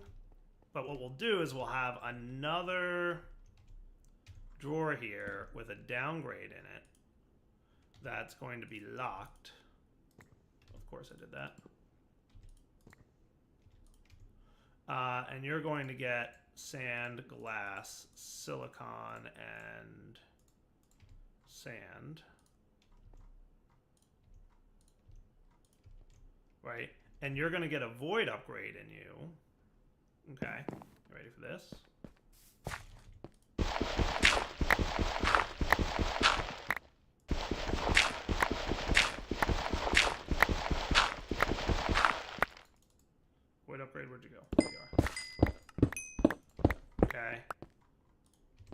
And your external storage will go here with a priority of 9. Cool. So that means that this is the first priority. So when we put sand into the system, if there's room in this drawer, it will put it in here first, right? So let's say we looked at this and we took out like a stack of sand, right? Unfortunately, you're being kind of a nuisance.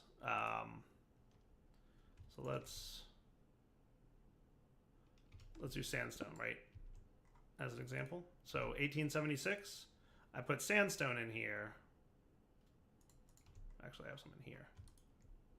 That's right. And I have some sand too. Perfect. So 1876 and 3071. This goes in here. This became 3072. And then the next bit of sand went into here, right? So watch what happens, right? I'm going to put another stack in there. That filled up that stack, but because it's got the downgrade in it, it can only hold 1 stack each of stuff, right? So now if we look, we're at 5589. We put more sand in there. We're still at 5589. See? So the excess sand went into this drawer that gets voided. Neat? That should be a good workaround. Now, can I make a disk manipulator real quick? I don't think I've made one of these yet. So it needs 2 of you. So we're going to want...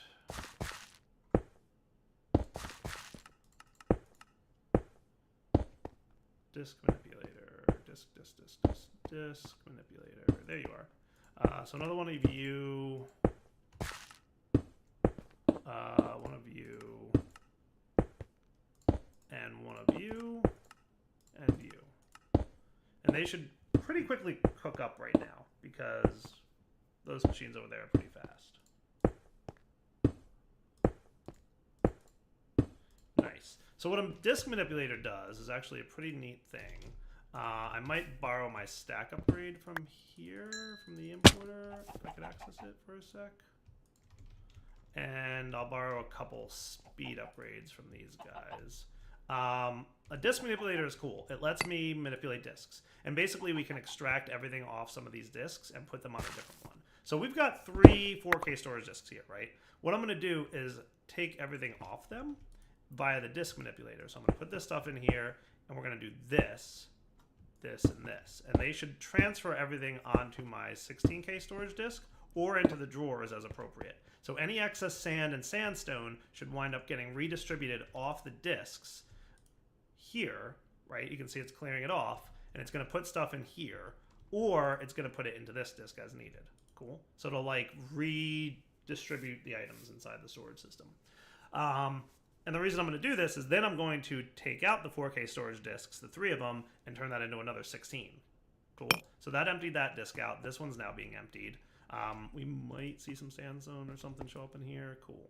So you're all cleared out, and then the last disk is coming through here. Nice. That is cool. So that will void any excess sand that we didn't want, as well as transfer items into this guy. Cool. I'm liking that. So that is usually a pretty quick process too, especially if you throw the stack and speed upgrades in there. If you don't, then it takes forever, and it's a terrible time, and you don't want to do it. Nice. So do we have extra stuff? So look, I think I put some glass in there, so that's kind of cool. So that just made sure that there's no items that could be in drawers stored on disks. Because anything, it uses the priority system to restore stuff, right? So it's like, oh, I can put this on here, and that's cool. Nice.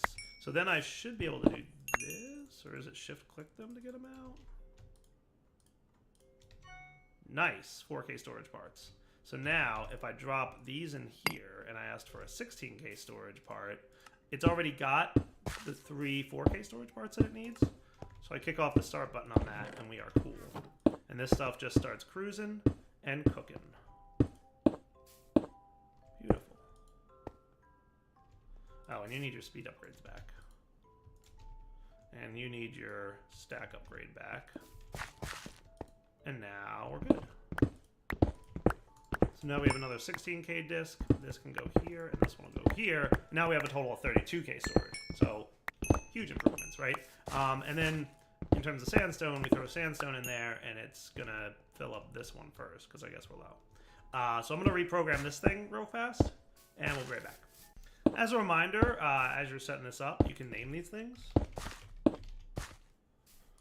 I'll name it Silicon Works. I'll call this Sandstone Works. And just for the temporary purpose, I threw one of these guys down so that he's feeding everybody. And they're all doing a great job. Good job, everybody. So I didn't finish programming this yet, but basically this should work. So when you name things, it's cool because the connector, when you mouse over, you can see what it is. So now I can easily say, like, all right, that's the Glassworks. So that's going to be an extract on here. And then this one is Stoneworks. So that's going to be the extract on this channel that goes into the stone drawer because I named that drawer stone. Nice. So these guys should all be extracted now. Maybe depending on, you know, variables. Nice. There we go. It is moving. Cool. And I might want you guys to be in, on the extract, I want you to be in stack mode. So that's all rebuilt and back up and running. Nice. So these guys must all be full, but sandstone isn't, right? So silicon, glass, sand, and that is full. Beautiful. All right. So that solves my problem of we had a lot more sand. If we look now, we'll see that we've got 3136 sand, which is 3072 plus 64, I think. That makes sense? And any excess sand that goes in there, for example, from here, right? So if we check 3136, we throw excess sand in there, it basically got voided because of this void drawer. Neat. Liking it. Awesome. Cool. Back in the queue. All right, so what I'm going to do is wrap up the episode here, but we will come back next episode. I think I'm going to move, let's see, what's left. Boink. And let's put some stuff away that I don't have to have on me right now, just because inventory tape measure, packing tape, you can probably all go. I don't need that network cable. That sounds good. So back at my base, the only thing left to move is this room. The bed, probably a good idea to move that. And the power gen structure, and that's about it. And these few things, but like that's like one more move. So I'm gonna do some of that off camera. We'll come back next time. We will have some fun getting ready to do new things now that our new base is going to be pretty much up and running. The goal is that by the time we get back to the next episode, the base will be fully ready for us to start using it and getting into some new and cool stuff. For now, Direwolf20 signing off. Hope you guys enjoyed the episode. Take it easy. Hello, everyone. This is Direwolf20, and welcome to episode 34 of Direwolf20's Let's Play series. Today, getting ready to set up a few more machines in here. Let's see, igneous extruder. I might hold off on that. Magma crucible and fluid. Those are what totally to put in. Compactor, yeah. Energetic computer, totally. And igneous extruder, why not? Sure, that sounds fun. You can go back to this mode, and for now I'm gonna put you up here. But I've got plans for this episode to do things a little bit differently. Last episode we wrapped up with moving a lot of stuff, and as you can see, that's pretty much good to go. Hey, oh right, that thing shows up. Is that because I just took damage? Why is that thing showing up over there? I don't know, maybe because I just took damage. That must have been it. I think I just gained a level. I just gained an astral sorcery perk level. How cool is that? Where's my astral sorcery perk? I want to unlock whatever perk that was.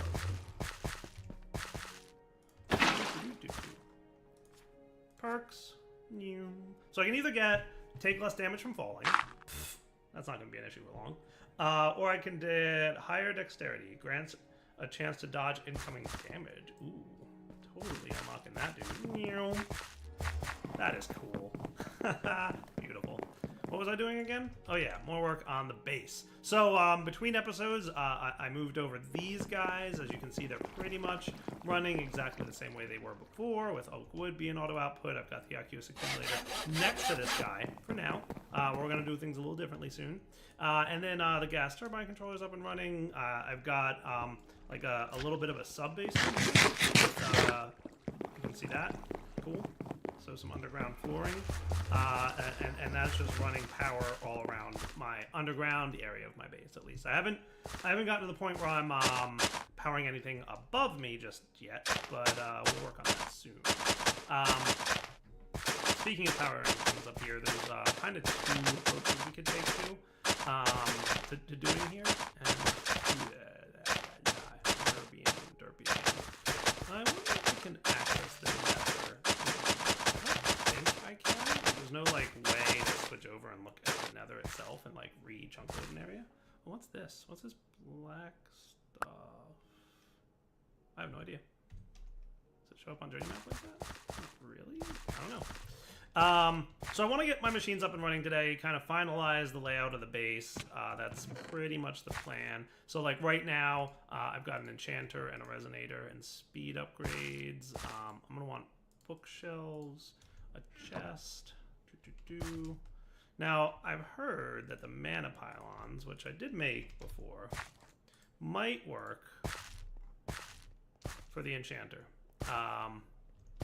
But the problem is that I didn't have them on both sides like that. Look, now it's working. Huh, look at you, you monster. And I guess that would be a nice place to put an enchantment table. And I assume that these guys will work on the enchantment table as well. That might be cool. Stick a resonator in the corner. That might get some speed upgrades at some point. Maybe, yeah, maybe, well, yeah. Still kind of deciding how everything's going to work over here. I'm thinking we'll run power underneath, because there's not going to be a lot of automation here required for these guys. So just...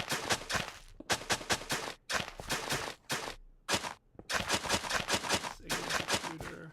Cool. And then over here... The resonator doesn't need power, though, right? No. And I'm still running, foolishly enough, redstone energy conduits, but that's all I really need right now.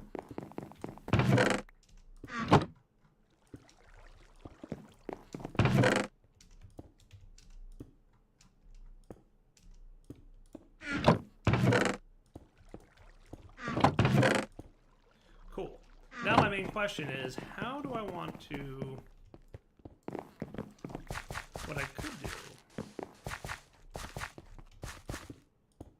is something like this. So I should have power back here somewhere. I do. Nice. So back here, by the way, bat form, this is the best for traveling. Look at this. I can travel super tight inside these little tiny spaces, and it is literally the best. And jetpack helps out a lot too. Cool. I wonder if I can get even smaller with a bunny. I remember the hotkey, by the way. It's the top right tilde. Is bunny even smaller? Dude, bunny is small enough for me to fit in between these two. That is awesome. That is really awesome. I can't fit along this wall, this block here. Like, I can't fit, but that's pretty darn cool. Anyway, yeah. Hello, I'm a flying bunny. Woo! How can you not love the flying bunny? Jetpack bunny for the win. Alright, I'm playing a game here. I mean, technically. I should probably be paying a little bit more attention to what I'm doing. So what if we ran these dudes out this line like so? Gotta say though, bunnies don't have a lot of health. So if you like fall to your death as a bunny, it's on you, buddy. Let's get back into human form, shall we?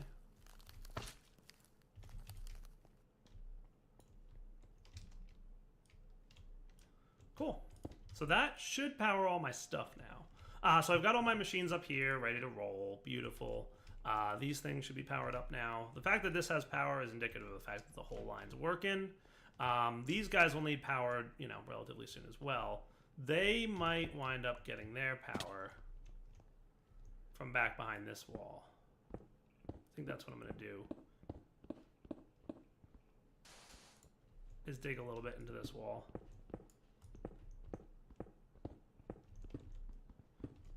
Just got to figure out how I'm going to run, like, you know, things around. For now, as we advance in power options, we might do more and more cool stuff. But for the time being, this should be a sufficient way to run power around our base.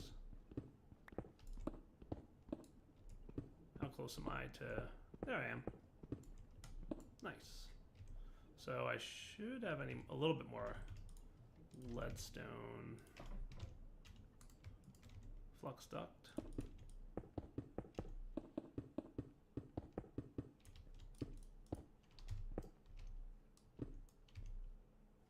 Beautiful.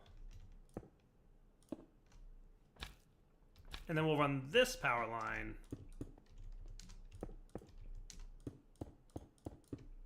And I'm not even sure why I'm doing all this, because it's like I'm going to finish this up and then immediately decide, you know what, we need to upgrade this to a higher tier energy transfer system. And then I'll just be like shaking my head at myself for not having cleaned it up a little bit sooner, but it's all good. Nice. So the books can probably go away. I don't need bookshelves anymore. Beautiful. Loving it. I'm really liking the new base. I really hope you guys are too. I'll be honest, I'm recording this before you guys have seen the new base, but I'm hoping that you guys are enjoying the way it's coming along. Nice. All right, so that should be enough power for those guys. I might need a few more leadstone energy conduits for the rest of these things. What else at this point do I need to get up and running again? This stuff. So this was kind of a basement machine, right? The whole industrial foregrowing thing. And this stuff can go just away. So, I mean, this could kind of go in the corner over here-ish. So what did I have here? I had a mechanical user in the floor. And then I had latex processing units. Tree fluid extractors. Yeah, that was it. But we wanted them, yeah, rotated like this. If I... Yeah. Like that, right? Nice. And then, where were you? So stick a stack of wood in there, place block, boom. They should start extracting latex. This was here. And then we had some fluid ducts. And this is not a hot fluid, so it's okay. And then these were what these things were for. Ignored. Ignored.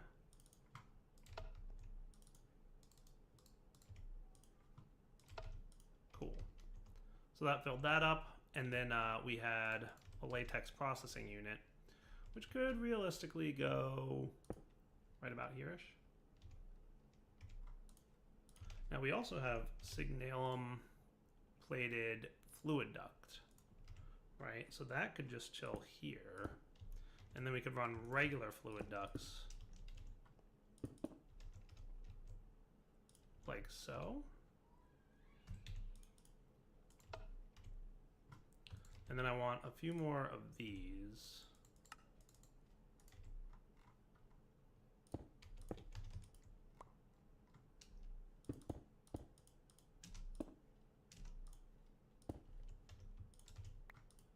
Cool. Now that needs fluid and latex. So there's 3 machines right now in my base that need water, and probably more soon.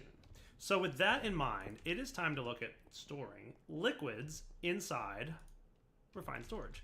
That's what I want to work on today. So with that kind of in mind, let's get started. So the first thing I'm going to want to do is eat because I'm hungry.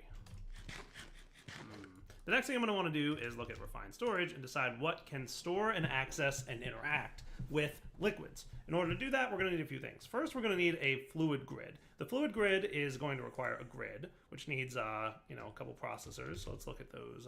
Let's get like 10 of these and 10 basics. And let's get like 4 diamonds. Cool. That'll at least kind of get the ball rolling on what we're going to need. And while that stuff's crafting, let's look at what we need to get. So there's storage blocks for items, and then there's a whole second set of storage blocks for fluids. So these storage blocks kind of act like a whole block size version of the storage disks. So this 1K storage block can hold 1,000 items in the block, as opposed to the disk. Typically use the disks because it's way more compact to have 10 disks or 8 disks or whatever it is in the disk drive. Fluid blocks are the same way. You could also make fluid disks, but I like to do the block version for fluids because it allows me to control how much of each liquid we get. So with that in mind, I'm going to go ahead and start doing cool stuff. So let's get a 64K fluid block. In order for that to happen, it's going to be a machine casing, a 64K fluid part, and a basic processor. So let's teach it how to make this. And then once we've got that, what I think I'll do is put it in processing mode and teach you this. Cool. Now you do require silicon. So what I should do is put on OR dictionary node for this guy and write that so that it uses OR dictionary, right? And then over here, we'll stick this thing, and in here, behind this dude, we'll stick the 64K fluid bit guy. By the way, diamonds, totally need to add them to this whitelist so that the diamond processing can occur. Nice, okay. So with that said, I should now be able to request a 64K fluid dude of this. We're missing a bucket. Did I not teach you how to make buckets? I always hesitate to teach buckets because sometimes it gets out of control with its bucket production. But yeah, I guess we could do that. And we'll see if it does. So a 64K storage block start. So that should have no problem, and then it'll dump all this stuff in here, and these guys just need to be told where they're allowed to go. So I'm going to whitelist these guys over here so that when they do show up, they'll all land in here and make the 64K fluid bit. Nice. Okay. So with that 64K fluid bit guy available to me now, I'm going to start placing them in the actual world. Here looks like a nice place to start doing that. So it stores liquids in the same way that these store items. And it has all the same buttons on the left, right? Redstone mode, whitelist or blacklist, compare damage, MBT, or dictionary, void excess, insert extract. What we want to do is designate which liquid is going to be stored in here. And in order to do that, I wonder if I can just right-click the aqueous accumulator. The answer is no. I cannot right-click the aqueous accumulator. That is a bummer. We're going to be moving the aqueous accumulator anyway soon. I hear you, Blizz, or zombies or something nasty going bump in the night. By the way, my old base, pretty much completely void of anything, which is cool. Hey, I got a new morph. Sweet.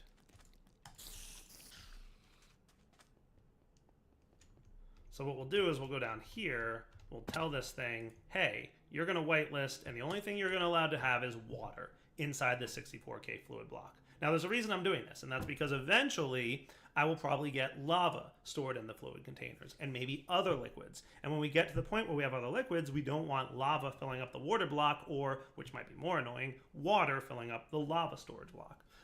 So that's what we're going to basically want to do. The next thing we want is an import bus, and probably export buses. So let's get one import bus, a couple export buses, and the fluid grid, which we're going to totally want to have a grid for, which is going to need a machine casing, some quartz enriched iron, and one of these dudes and one of these dudes. Okay. So now a grid, a fluid grid to be precise, requires a regular grid. Didn't I get... Oh, right, it's quartz enriched iron there. Must have used it for something else. Check. And then the fluid grid was what? Pattern, fluid needs a bucket and an advanced processor. You. And you. As I accidentally put away the wrong item. Cool. So these guys go in here, here, and here.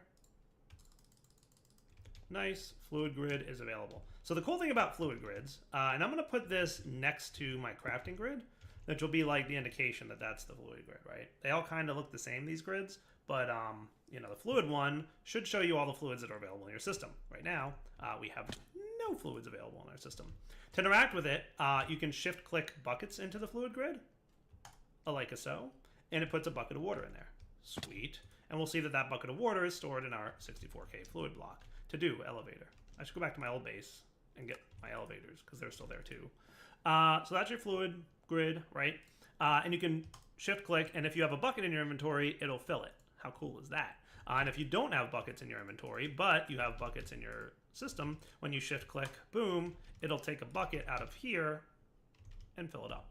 It's amazing. I love it. So we're going to import bus fluids today. So that's my next goal. So importer, boom, exporter, boom. So let's start filling up the system with water. And in order to do that, I'm going to move this thing. And in order to move this thing, we will probably want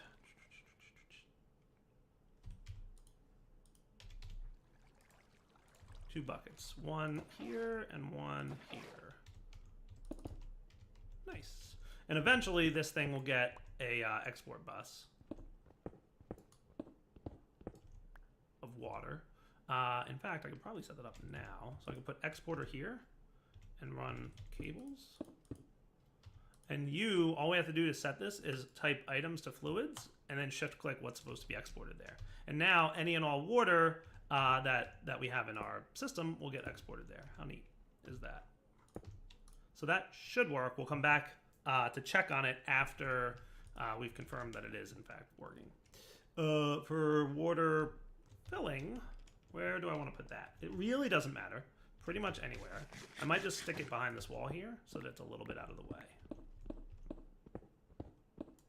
Cool.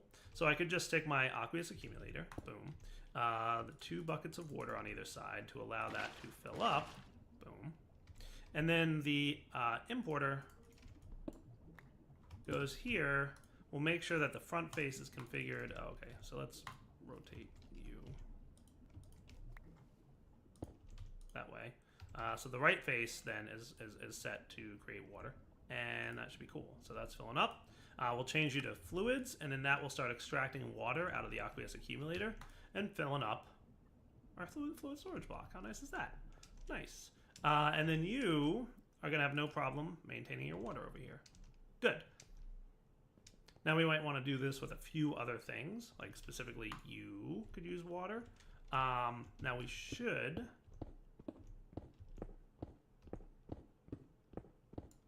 have some kind of ability. Let's get ourselves a bucket of water.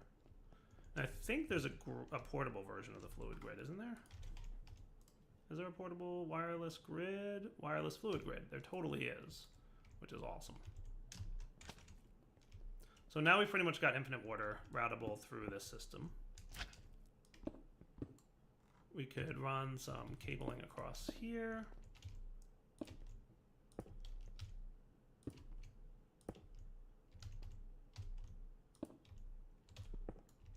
Right over that awesome ravine. We'll configure you for fluids, for water.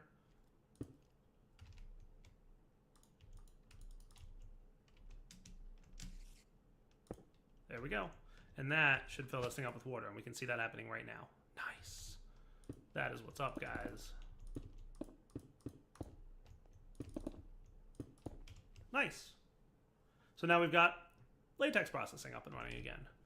Courtesy of that awesome thing. I'm starting to think that I might want to move this guy downstairs, which I hate to do, but I'm gonna. And I might want to try something a little different. Let's move you, which kind of annoys me that this is not centered right now, but we'll figure out how to deal with it later. What if I wanted to put this thing right about here?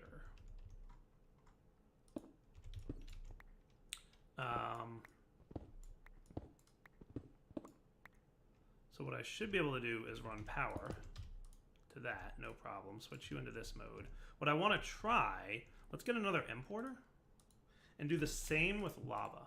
And I'm curious to see if I can export lava and water throughout the same exporter into that igneous extruder. So in order to do this, what I'm going to need to do is basically have an ender tank somewhere. Maybe here?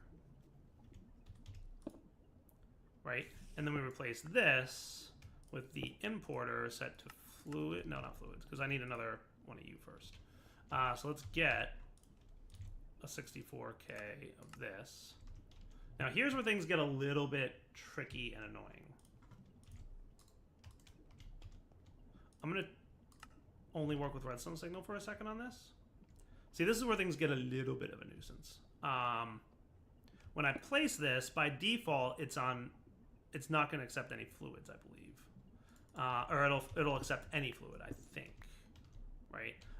So to prevent that from happening, I stopped the import of water. So I can have the time to get lava as a whitelist in here, right? And now, when I let this run again, it won't put any water in here. But you will be fluid type, and you'll start filling up with lava. Neat. Okay, so now we've got both lava and water available in the refined storage system, at least until I go back to the nether and re-chunk load my chunks. And how did you get broken? Oh, right. That's right, I moved that machine that was there.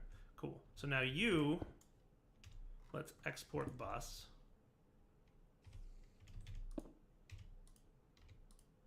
And now can I do this? And say, actually, fluids. Does that work? Whoa, that works. That is cool. That is actually super cool that even works. I really like that.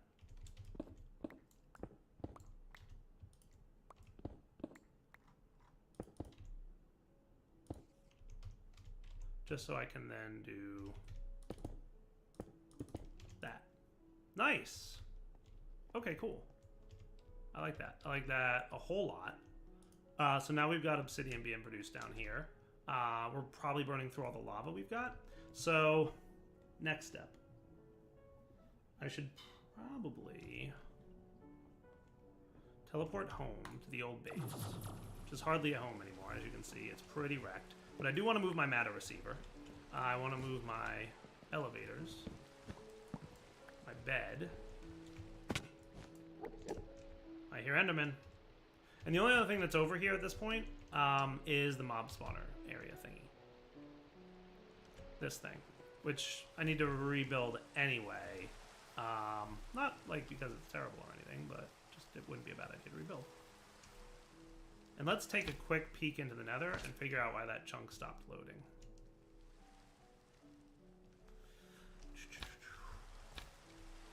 If I can just pop in here for a second, we can reload the chunk, and then we'll have unlimited lava in the refined storage system again. So you click, your chunk loaded again. I should move my nether portal, but I think sooner than later, I'll be able to get some better teleportation options.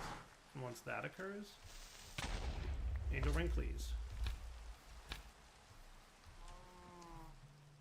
Oh good, it's working now. Let's get back to our proper base so I can set up my matter receiver and all that stuff. Whoosh.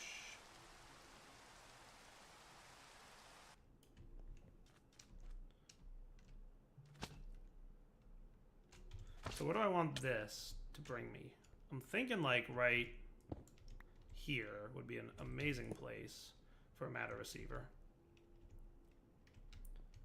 And then you guys can clean up. The other thing I'm not sure about yet is whether I want to do elevators. I think for now they might be cool to do.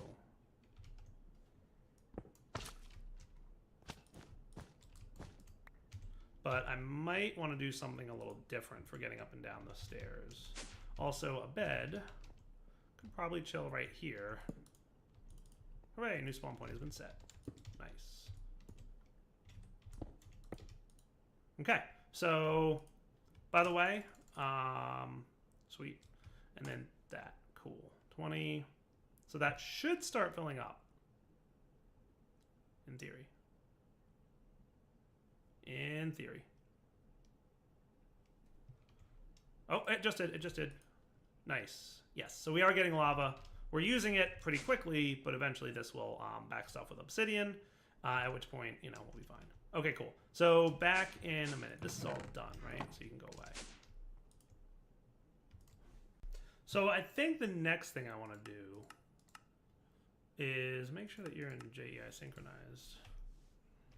Resonant upgrade kit. We haven't done any of these yet, but I think I should be able to, because I would like to bump up my power storage.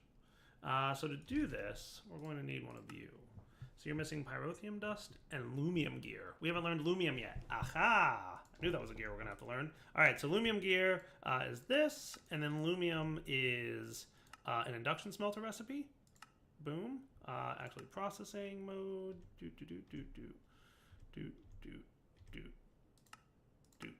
Nice. Get that out of there. That should be cool. And then lumium blend is made with this. Okay, and we'll let that be ore dictionaried. That should be fine. And energized glowstone buckets are basically made with 4 glowstone. So let's just try and get this.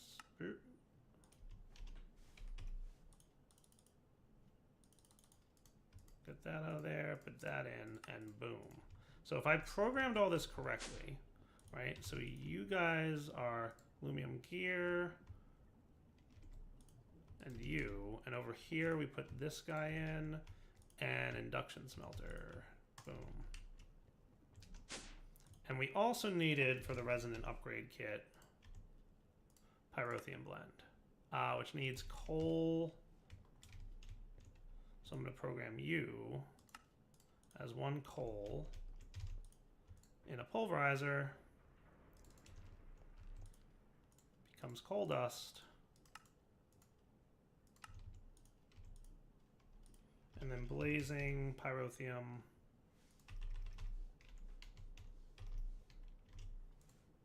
Dust equals that, but not in processing mode. Cool. In fact, why don't I just be a little bit more careful about that and do...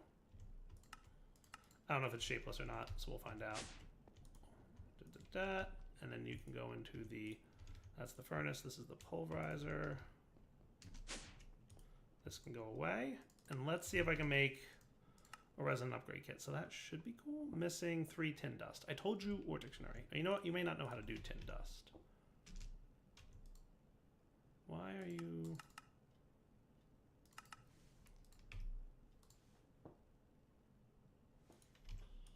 Pulverized tin. Yeah, you don't know how to do pulverized tin yet, do you? That's why. This recipe.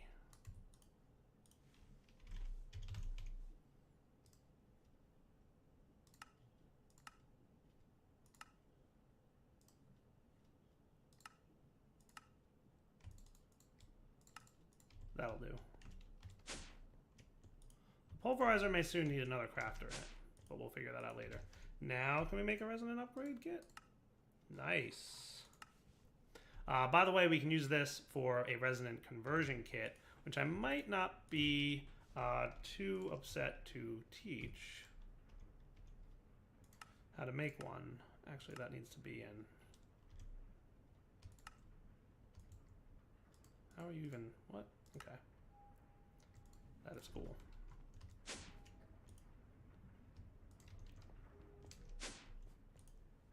So because the power storage dude is already this, right? And I did conversion kit. Interesting. I probably should have taught it this recipe, which goes, I guess. Interesting. I don't know. Oh, because that was okay. Hold on. I need to go get that back.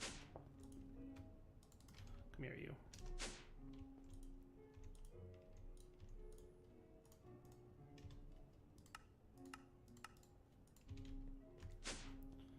So now we can straight upgrade to resonant at any tier. But do we get resonant here? Working on it. Back in a second when this is all done. I want to keep an eye on this, make sure this works. There we go. It's working. Nice. So now I should be able to do resonant upgrade kit. And we're good to go. Nice. Beautiful. All right. So the hardened.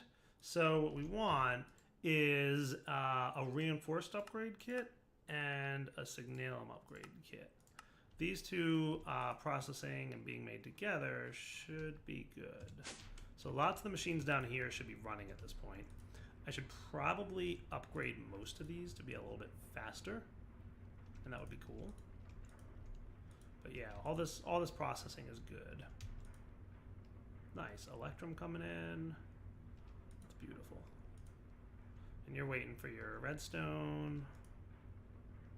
Obsidian takes a while to pulverize, of course. I mean, it makes sense. It's obsidian, right?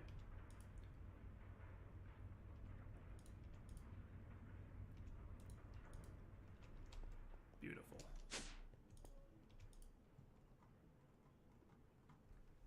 So signalum is pulverizing silver for us and copper.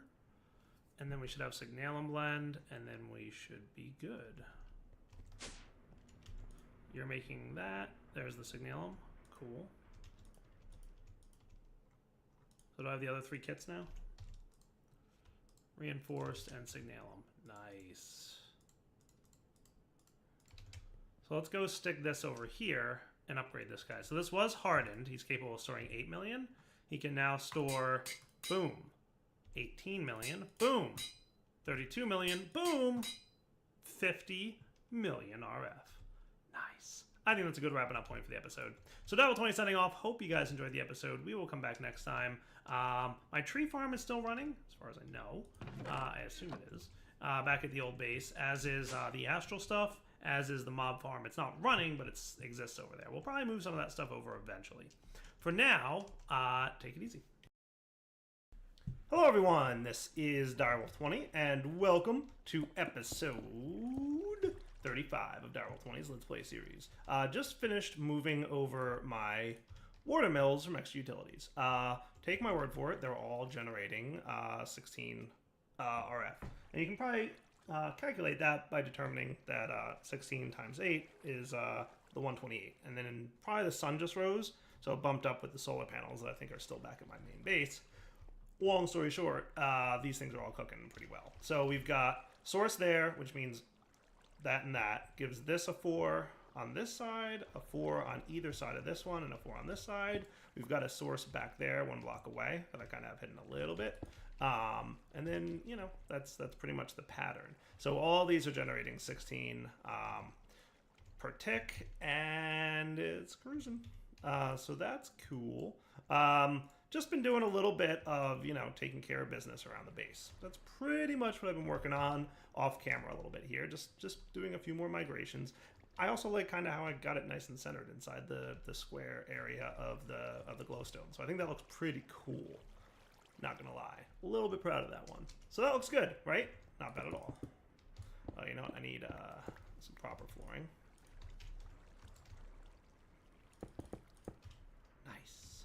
All right, cool. So today's episode. So last episode we got fluid storage going, which is great. And it looks like it's, you know, working pretty well right now. No complaints. We've got a nice 64 buckets of lava. We can see that we've got a healthy amount of obsidian going on here. That's pretty cool. I might just disable you guys. Cool. Just so that it, you know, and in fact, it's the bottom that we want. Yeah, that's where the fluid's going into, right? So that's cool. So that's what we worked on kind of last episode. And I can steal this obsidian and it'll start producing more. Sweet. So I think I'm going to just steal a stack there, throw it into the refined storage system, and then we'll be good to go. So the base, I think, is pretty much good. Like, good, done, happy, running beautifully. I think our next steps here, then, would be to start working on more mod progress. And that's what I'd like to do today. All right, guys, let's take a little trip to somewhere dark, scary, and evil called the Deep Dark. Dun, dun, dun! The Deep Dark is a dangerous and scary dimension, full of awesome ores and lots of goodies. I haven't decided exactly where in my base I want to put my Deep Dark portal. I'm thinking somewhere like back in the corner, in the basement. Might not be a terrible place. And pretty much just standing on it gets this swirly, crazy portal. Make sure you have a way home. You can get home by just using the Deep Dark portal itself, but you know what?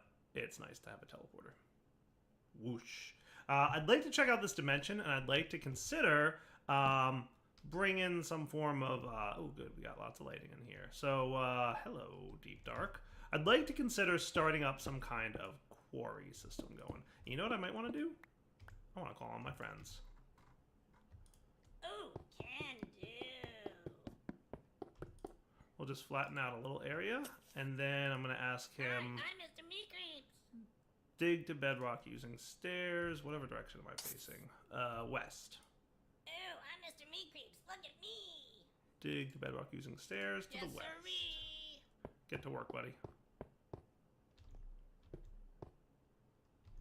Oh, I'm picking up all your cobblestone, aren't I? Bad direwolf. Here, have half a stack. There you go. I'll let him, you know, build some stairwell-ish type thing. Should probably remove my magma ring for a minute, just so he has access to the cobble that he's mining. All right, I'll be back in a minute once he gets there. What's going to happen is we're pretty much high up in this dimension, as you can tell by my Y level over on the top right. It is currently 178, 179. So I'm pretty high up in the dimension. And we will eventually come to a point where we find some nasty, terrible things. Pretty much, we're gonna find a lot of bad monsters, but hopefully there'll be a decent amount of ores. What I'd like to do is find a bunch of pretty much. Oh, you know what else I could do? Ooh, this might be cool. Hey, Mr. Meat Creeps. Well, you keep doing your thing, and what I might want to do from astral sorcery, there's a thing that you can use illumination powder to make. I don't know what this thing is. That doesn't look familiar to me at all. Isn't there like a cool gadget that I can make? Celestial Gateway, that. Shifting Star, I don't think that's it. Might be this. Cave Illuminator. Yeah. If I leave, will you despawn? I honestly don't know what's going to happen if I leave. But we'll come back. I want to try making a cave illuminator. So for that, we're going to need... We're going to see how well this thing works out. 2 illumination powder, 2 aquamarine, and 4 ruined marble. We'll get the 4 engraved, and we'll get a chisel. 2 of you, and 2 of you. 4 ruined marble, and we've got our resonating wand, and it looks like... Is it morning or night? I can never tell. Are you going down or up? You're coming up. So we'll see if there's enough going on. We might... I don't know how much astral energy this thing needs to actually produce itself. So we'll see what happens here. May be able to make this. But it just happens to be exactly daytime, which is, you know, great. Needs a little bit more power. Alright, let's just come back in a minute. Alright, cave illuminator. Here we go. So the cave illuminator is a pretty neat device, and I'm going to see how it works out in the deep dark. Basically what it does is you place it, you know, up in the world, and it will illuminate all the caves that it finds underneath it. So for a pretty decent radius at that. So my hope, therefore, is that it'll illuminate a big portion of the deep dark as well. That might be cool. Now, I don't know how long it takes to illuminate, but we're going to hopefully find out. So step 1, let's see, what happened to Mr. Meat Creeps? I think we lost him. So let's illuminate the area directly above. And this thing should start spreading out, and it'll start to illuminate the ground. Nice. Sweet. Now, you, Mr. Meat Creeps, I think you're going to have to go... If I'm not mistaken. That's the position I placed you. Could not find stairs.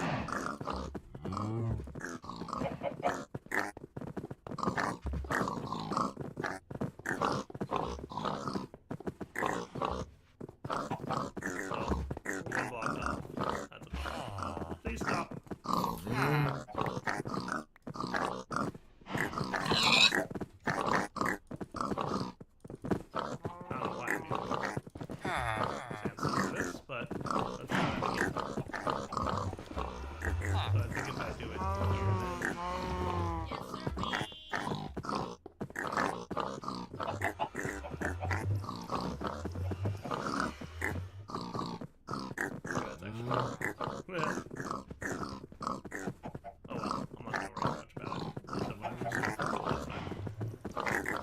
Dig down. Now, hopefully the cave illuminator is illuminating the world beneath us. And we will find out if it really is or not once Mr. Meat Creeps gets through this area.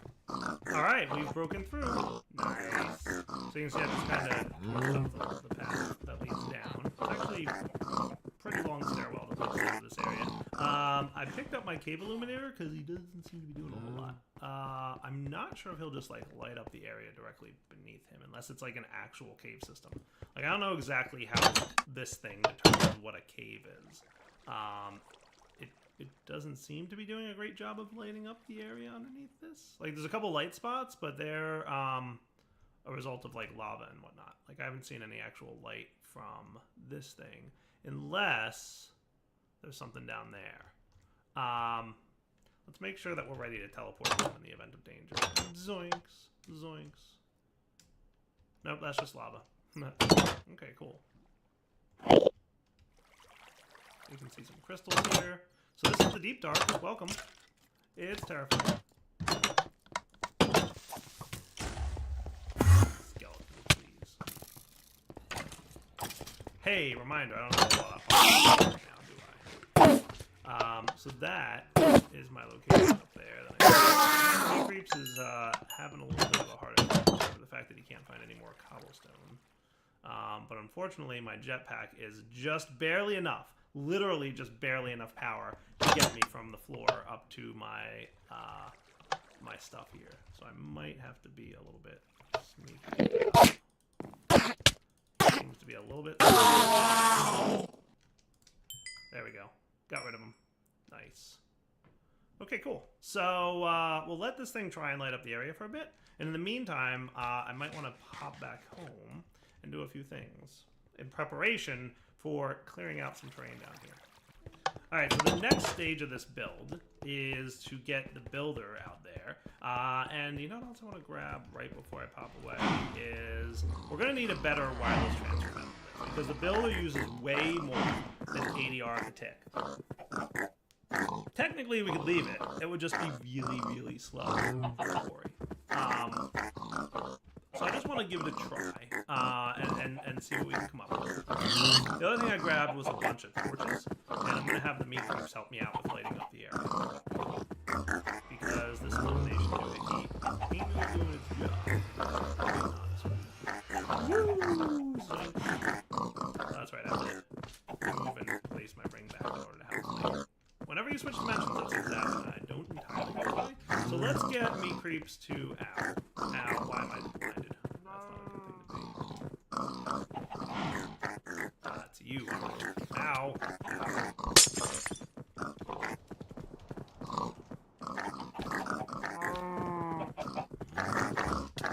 Whoa, that was a really fast death. Okay, cool. Good times. I might need to make more rubber boots, because I'm not going to survive that fall. Or slime boots. I'm not going to survive that fall.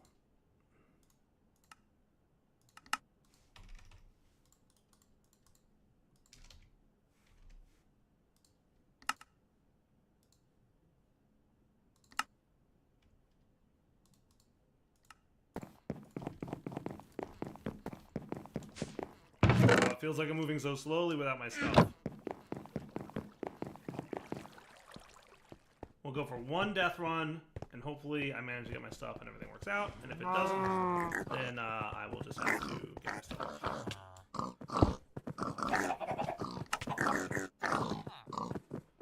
Boots feel extra fancy. I wonder if there's a difference between the different boots, besides from just the characters.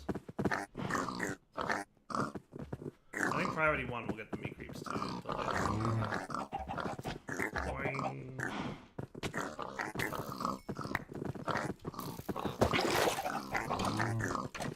Oh, did I mention the mobs down here are a little bit nasty?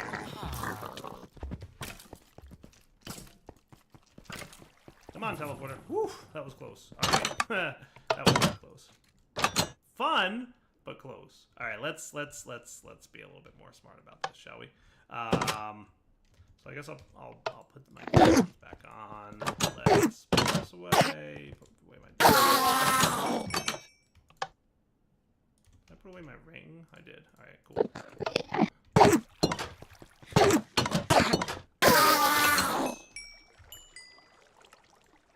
Cooked up. And our furnace. And that sounds cool. So So make sure you're ready to teleport me home in the event of emergency. Kind of wanted to... Well, we have plenty of items. Yeah, we have, like, well, I don't know about plenty, but we have enough that I can be Mr. Iron Armor for a little bit longer. It was on my to-do list to get better armor going on here, but, oh well. I'll just get with that armor, and then we'll do something better soon. I kind of want to get into fluxed armor. I think that's kind of like my next goal. But we're going to have to do some auto crafting for that, and maybe a few other things. So let's try this again. We're going to have the meat creeps flatten and then light up the area for us. So it's like a plan. Cool. Wow. I run too fast and I start bouncing on these stairs. It's hilarious. Alright, stop. Stop doing that. Okay. Wow, look how many nasty things are down there. Cool. Alright, so... Hi, I'm Mr. Meat Creep. Flatten an area, Yes, 13 by sirree. 13. Yes, sirree. Yes, sirree. Oh, can do.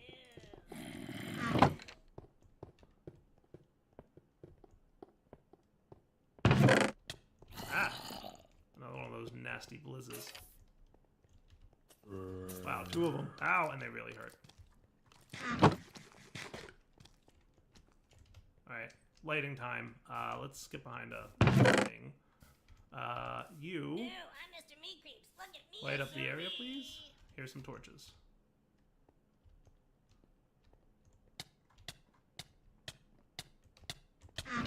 Oh, right, the deep dark. So if you stand in the dark of the deep dark for too long, the boss should neurotic. It's dangerous. You have to actually like get into a lighted area, or you're gonna be in trouble. Yeah, I got a blizz.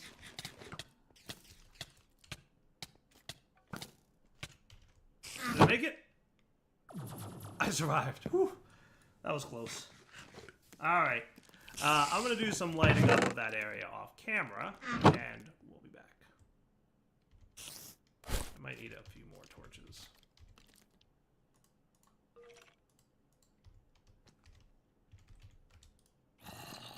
Get another stack. Okay, that should be good. All right, be back in a minute here once we get the area a little better lit up. All right, the meat creeps are kind of doing their best. Hooking them up with torches. Put away some of this junk that we don't need at the moment. Nice. Alright, cool. Good job, guys. Alright, so for now, I'm going to pop down this quarry card, and I think it's time we should, like, flatten out a terrain area, right? So, right now, you're 31 by 31, right? So if we put you in there, preview the area, that's not the direction I want you to go. So let's try that direction. Yeah, that sounds good, right? But instead of, you know, doing that, let's make it like a larger area. So let's do it like, should we do 512 by 512? Yeah, it's a pretty big area. Now it's a solid box that we're gonna do, and the dimensional size will be pretty large. Let's make it like 8. Does that sound good? Well, let's see. Hold on. We're currently at Y level 60, right? So if we go 40 down and 40 up, that probably won't be enough. We'll probably want to go like 60 down and 50 up. So let's make it like 130. I think that should be cool. It's a lot of blocks. A lot of blocks. Should we do 256 by 256? Does that sound a little bit more fair? Cool. Now I'm going to stick the card in there, and I'm going to make sure the offset is back at the northwest corner. And that should do a job of clearing it out. Neat.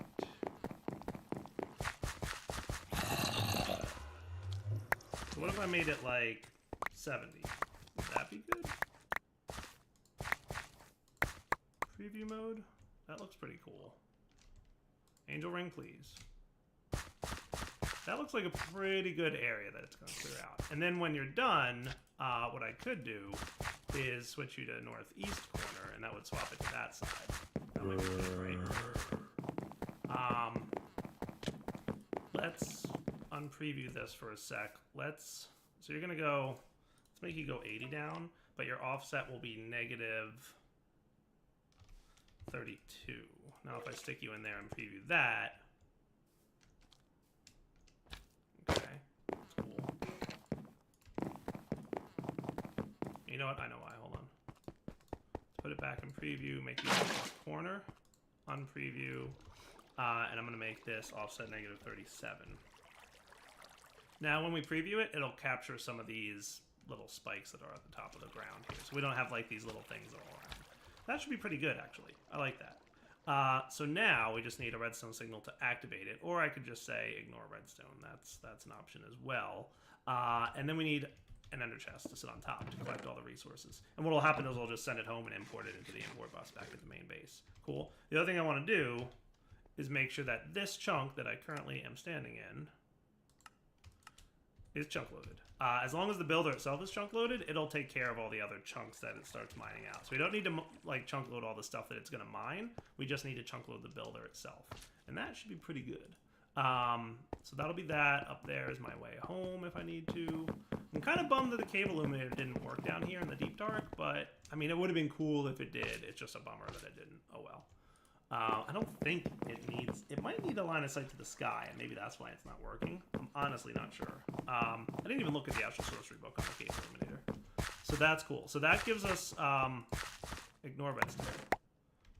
Oh, you know what else I want to do? Hold on. One more thing before I want to tell it to void all these resources, because I don't need any of this stuff, right?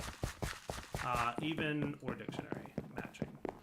So anything that matches these types of resources, just go ahead and void it. All I care about getting is the whatchamacallit, the ores, right? So if I click this button, it should start mining. Nice. It is mining. Cool. And it's going to quickly run out of power. And we're transferring small amounts of power to it. Now let's see. How impossible would it be to find where you are actually mining at this point? I thought I could like click it and it would tell me where it's mining, but it didn't seem like I wanted to do that.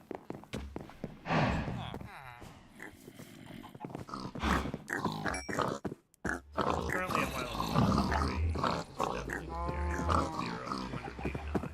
It's definitely like we're choking on power right now. That's to be expected because I haven't done anything to deal with the fact that we need lots of power for this to work. I'm just looking for a hole off in this general direction. Oh, it's getting dark. I think that's an indication the Bosch and Arada are coming. I would love... Alright, let's just go home. And in theory, because I chunk loaded that builder, we should see resources continuing to come in here. It'll be slowly but surely because it's taking a long time. But look, we just got some copper, for example. So that's good. That's a good sign. And then the copper, I haven't set up all the export bus here, but we should be getting some stuff.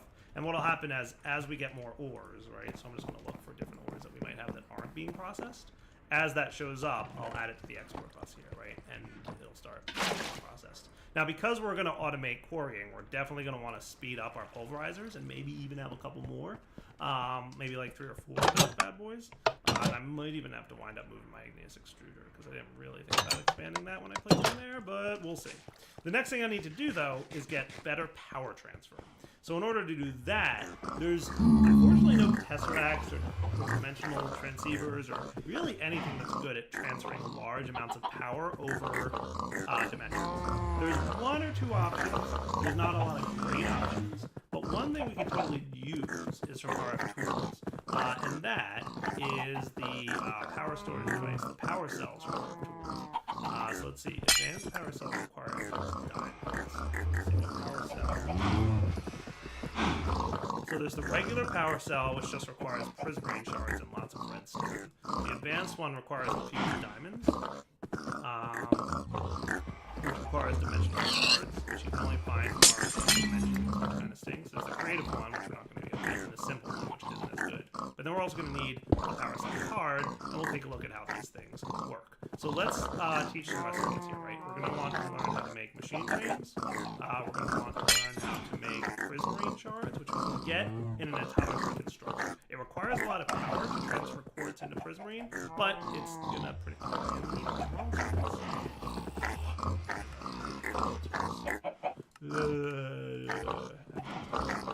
So obviously I can trade gem rolls, starlight fusion, squeezer,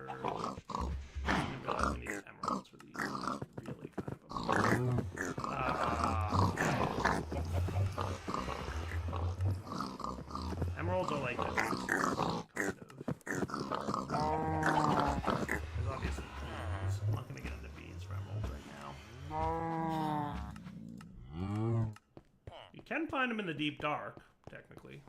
So we might get emeralds from the deep dark. We have a few. So let's just go ahead and teach it the power cell recipe, and then we'll kind of go from there. Now, I don't think I taught you how to make redstone blocks, right? What I should really be doing is putting redstone and my other ores into compacting drawers, but let's hold off on that for now and teach you how to make a redstone block just to get the job done. Cool. So that, and then I'm gonna get like half a stack of quartz, and we'll go drop it over here and hit the button. And that reminds me, I don't think I ever actually like hooked you up to power because I'm a genius. So got one leadstone. We're gonna need at least one, if not two more of these.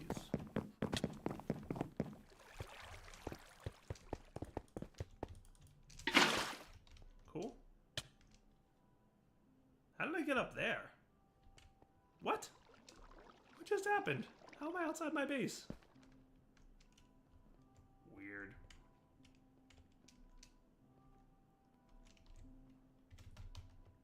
Alright, so you should be getting power again?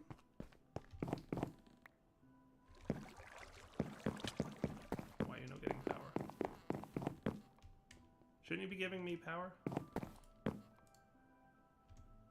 You know what, I might need to do that.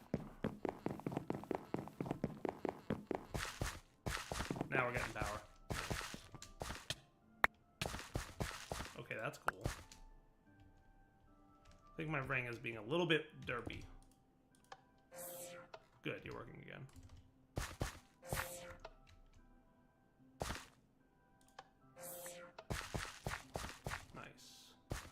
I'll let that get a full charge. Remember, I said it's a decent amount of power to convert quartz into prismarine. It's like 30,000 RF per conversion. And since this guy only holds 300,000, he can only at most do 10. But remember, it costs power just to fire the laser a little bit. So that's why we're getting 9 at a time there. Nice. Cool. So now I should be able to get some power cells. Like, let's do 2 for now. And that should get the crafting done. Good. Now the other thing I'm going to need is a power cell card. Because here's the way power cells work. Power cells are really spiffy. Do I need to like teach you how to make nuggets? I might. I might instead. I also need rice. Hold on, let's get some powder. How's my sugar cane situation? Not great. I might need to go get rice. Yeah, let's go do that real quick. To-do list item, move my farm and my tree farm for that matter over here. But for the time being, let's teleport over here and get some rice. And I had a feeling that my rice would not be grown because I don't think this area is chunky.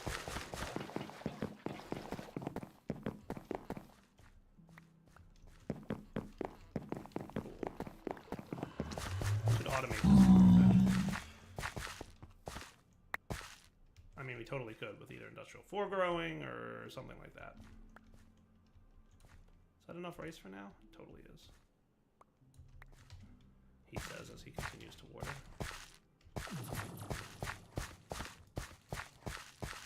Okay. And gold. Let's do that. And now I should be able to get 2 power cell cards. Yay! And I've also got hardened flux stuff, which are going to come in handy in a minute. So, power cells are neat. I'm going to place my first power cell here. This thing can hold about 1 million RF, right? Now, I'm going to output power to the top, which should, and I'm going to set you to accept energy on all sides. Boom.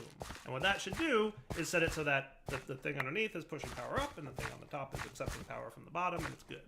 Right? So now we're sending power from here into here, and he's got 1 million RF stored. Now I'm going to take one of my power cells, and I'm going to place it in here. In here. I'm going to right-click this. Boom. All right, cool. used to connect a power cell multi-block. This is currently link ID 2. Okay, so if I link this guy by clicking it in here, this card is now connected to link ID 2, right? So this guy's link ID 2 and this cell card is link ID 2. Power cells can form a multi-block, however, they can be in any location, anywhere in the world, provided they have a power cell on them. So when I place this guy down, he's capable of holding 1,000,000 RF. However, when I place the power cell card in link slot, he's unlinked because I put him in the wrong slot. I link it by putting it in the link slot, and then you put it in the top left slot. Boom. Now, overall, these two power cells are linked together. They share an energy store, and all total, they can have 2,000,000 RF, 1,000,000 each. Neat. And I can pick this dude up and bring him with me to the deep dark. So these two power cells are now linked. They each store 1,000,000 RF, so that's why total they're storing 2,000,000 RF, and they can transfer power to each other happily. Neat, right? Now, there was one or two things I should actually have brought, so I'm going to teleport home and grab one or two more things. So something else I'd like to get is wireless receiver. Let's get... I forget what I need here. We're going to need 2 of you. Probably going to need 2 of you. So receiver and wireless transmitter.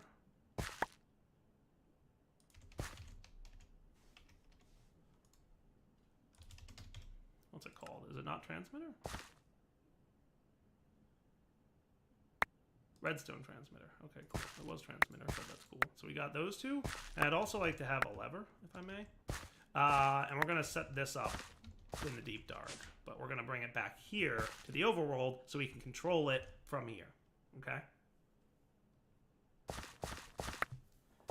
So let's get this bad boy set up. Now, just as an FYI, I'm setting up this builder quarry in this dimension for now because it was pretty much appropriate for my tech level.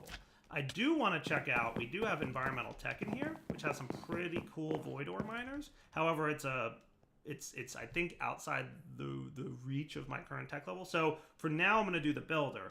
I'd also like to check out environmental tech at some point, maybe the quantum quarry from extra utilities, and I'd also maybe potentially, can't do it right now, but in the next version of the pack, it might be easier, set up a void miner, or a frame miner. That would be cool.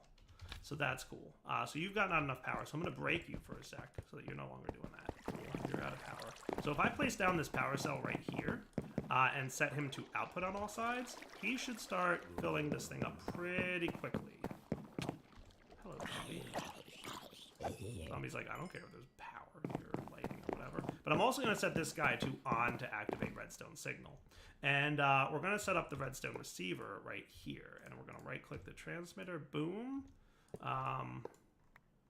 Boom. Set to channel 2. Boom. Set to channel 2. So that this thing is not currently running. It says not enough power, but it's totally lying. This is the transmitter. See, it's running now. See the Y level changing? And the power dropping a bit. Nice. That's kind of cool. All right, turn off the lever, and he stops running, and his power fills back up. Hello, zombie. So now we've got a wirelessly powered and wirelessly controllable quarry in the deep. So now the only thing to test is that if we put this transmitter in the overworld, for example, let's put it right over here. We'll put it like right on the wall, and we'll put the lever right here. Right?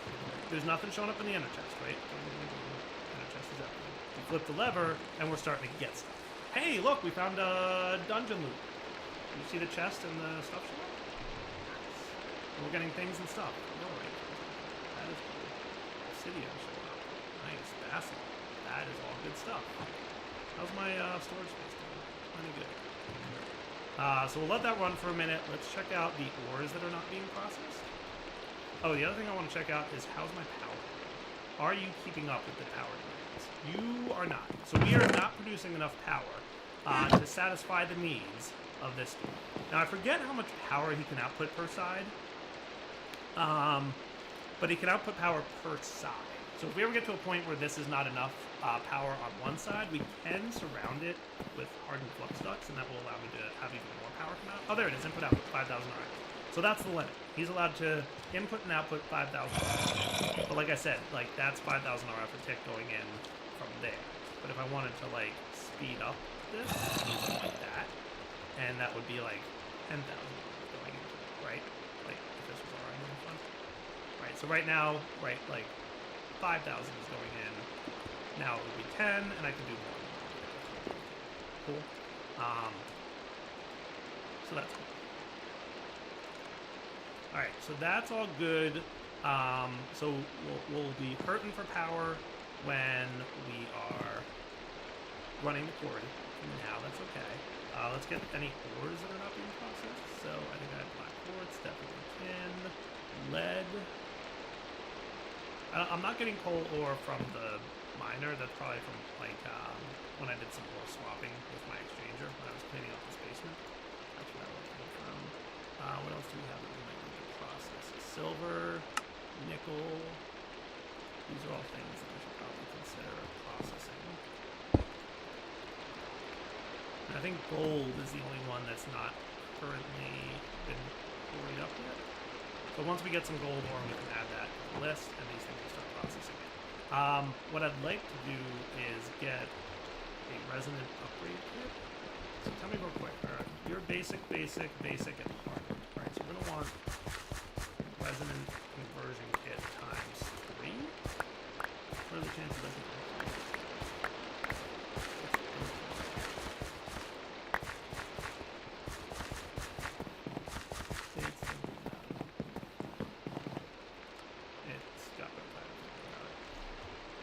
So if I wanted 3 of these, would that be doable? Yes. If I wanted 4 of these, that's doable. 4 of these is missing niter. That's probably where we got stuck. So niter automation is going to need to be a sticking point for me. For now, what we can do is throw it into the pulverizer. And let's unlock you out of curiosity. Would you do me the favor of auto-crafting these guys? You don't already know how to make those, right? No, I didn't.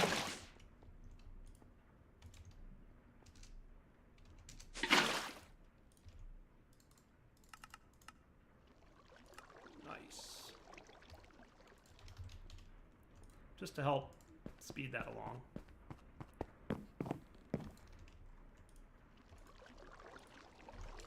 So if I wanted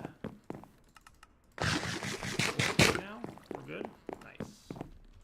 Okay, so that'll help speed up this processing bit.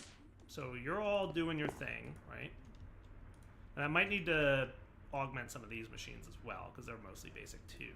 But if we could speed up the pulverizers and the redstone furnaces, that would help with our input. By the way, have we gotten any gold yet? We have. Nice. So you can get added to the list of things that get exported bust, and we should have gold showing up in here. Nice. So that thing's getting a little bit low on power, so let's give ourselves a break. Turning off that lever should now have a net gain of power going on over here. So you can see, actually that'll happen after the internal buffer of the builder finishes filling up. So it probably like drained the internal buffer, it's gonna refill it. Now we're getting a net gain of power. Sweet. So we're going to burn through wood reserves mighty quickly. Remember, before we were doing good on wood because we weren't doing a lot of power drain, but now the quarry drains a lot of power. So pretty soon we're going to have to start talking about better, you know, stuff and things. So our upgrade kits are coming along. So we've got our 3 hardens, so that's good. Bunch of hardens. Nice. You are working on making the hardened glass stuff for these things. The next thing, so there's like a whole bunch of stuff we're gonna have to start upgrading soon. So we're gonna need more power gen, but we're also gonna need better power transfer around our base, because I'm still using like the basic flux ducts, which can only transfer like 1,000 RF a tick. So if I upgrade these guys to a significant speed, they're gonna need more than 1,000 RF a tick, I think, but we'll find out. Well, I mean, maybe not. We'll see.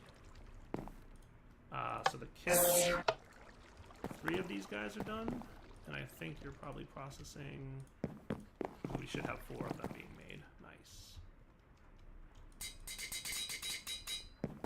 Cool. Crafting monitor. Didn't I ask for signal? Or did I not get that far? Oh no, it's it made 1.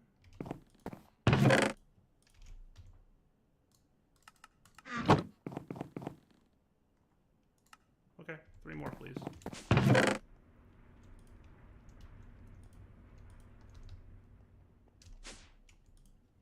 Cool. And I guess we could throw. So we're gonna need like 16 of these. We're missing some. So let's get 8. All right, let's get these bad boys upgraded to signal them here. So and can we get some reception coil augments? How about 4? Wow, missing a lot of gold to do gold processing. Well, what I can do is beg, borrow, and steal from up here for the time being. So I've got 4, got 7. So can I get like 1 of these augments? And we have to wrap up the episode, by the way. But for now, let's do. Nice. So these guys will now run at a max power of 150 RF a tick times 4, so that ain't bad. But they'll process their ores a little bit more quickly, especially once they get their internal buffer filled. Once the internal buffer is filled on all these machines, they'll run a lot more quickly. Cool. Yeah, see, now that's running at max speed. Compared to this one, which is still waiting. Like, they self-throttle to deal with the amount of RF they have, so that's cool. Alright, well past wrapping up point, Darryl20 signing off. Hope you guys enjoyed the episode. We've got automated ore income, which is really good because it means we'll be able to really start ramping up our production of stuff. Like, I don't have to go mining anymore. And that's always, like, a good time for me, right? Like, hey, I don't have to mine anymore. Yay! Alright, guys, take it easy. Hello, everyone. This is Direwolf20, and welcome to episode 36 of Direwolf20's Let's Play series. Today, I've moved my plant farm. Well, my tree farm, at least. Because I wanted my trees over here by me. No sense in not having them here. So let's make sure that this area is chunk loaded. Let's see, I guess we're going to need to load these 2 chunks. That should be good. And then we're cool. Nice. And presumably, courtesy of watering can. Oh, what did that just do? Did it extract it? I'm assuming it extracted it into the pipe.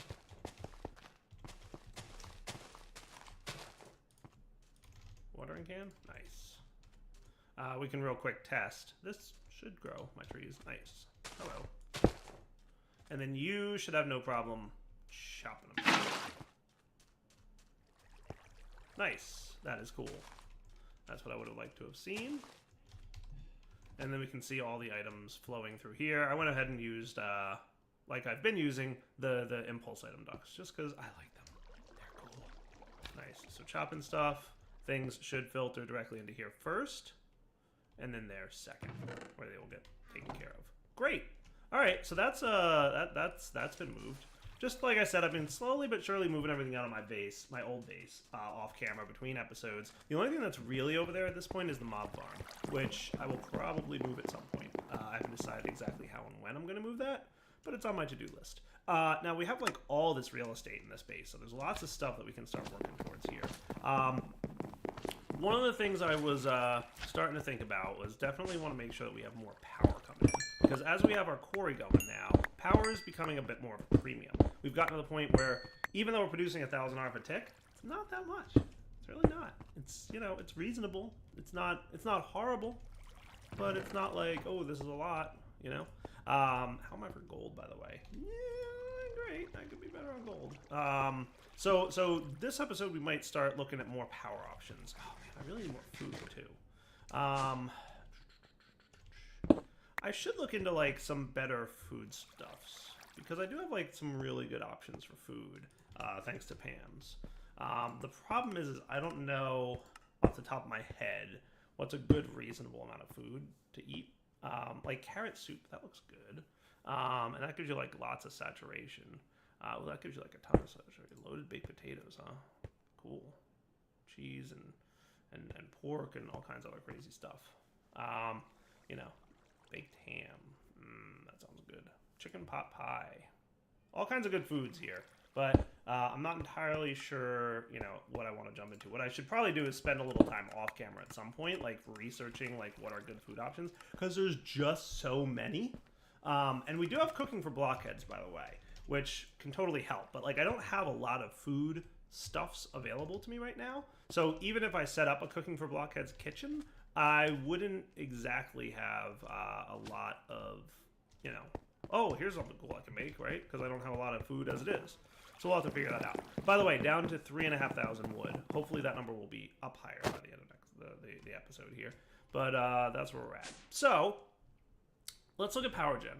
So there's a lot of different options for power gen. We could look at some other thermal type power gen options, right? So there's magmatics. We already looked at them a little bit. Compression, reactants, enervations, numismatic. Yeah. So reactant was a pretty good, is a pretty cool one. It generates, you know, some decent amounts of RF. Enervation, I think that's basically like power-based items. Compression was good too. Yeah. So we could go back to going to having fuel, but we've kind of already done that. Other power gen options in the pack. There is extreme reactors, but I don't think we're quite to the point yet where I want to build an extreme reactor. We don't really have a lot of the resources we need for that. How are we for yellorium? Just out of curiosity. I've got a little bit, about a stack and a half-ish. Not terrible. Not terrible amount of yellorium, being honest. But, you know, also not great. So we might not want to do that. How about, let's see. There's lots of good stuff. So we could also get into oil generation, but I've had a lot of people in the comments say they're not interested in seeing that because I do that all the time. We also have generators from X utilities too. There's a lot of options here for power gen options. That might not be a terrible idea. Oh, you know what? Industrial foregoing has a neat looking generator. I haven't actually tested to see how good that is though. Maybe I could go test that off camera and we can take a look at it. Does that sound like a cool plan? And then there's energetic from RF tools, but that requires a lot of ender pearls. But might be doable if I get my ender pearl generator going again. So let me come back in a few minutes here. I'm going to experiment. All right, guys. I think I've got a nifty plan. I'm going to check out biofuel from Industrial Foregoing. Now, I've played with it in a test world, and I've come to the conclusion that it stinks. Well, it sort of stinks. It's good, but not with Industrial Foregoing's generator. Industrial Foregoing's generator generates RF. If we take a look here, let's see, I think it's the biofuel, this dude, biofuel generator. This guy produces 160 RF a tick. It's really slow. And as far as I can tell, well, you know, there might be ways to overclock it.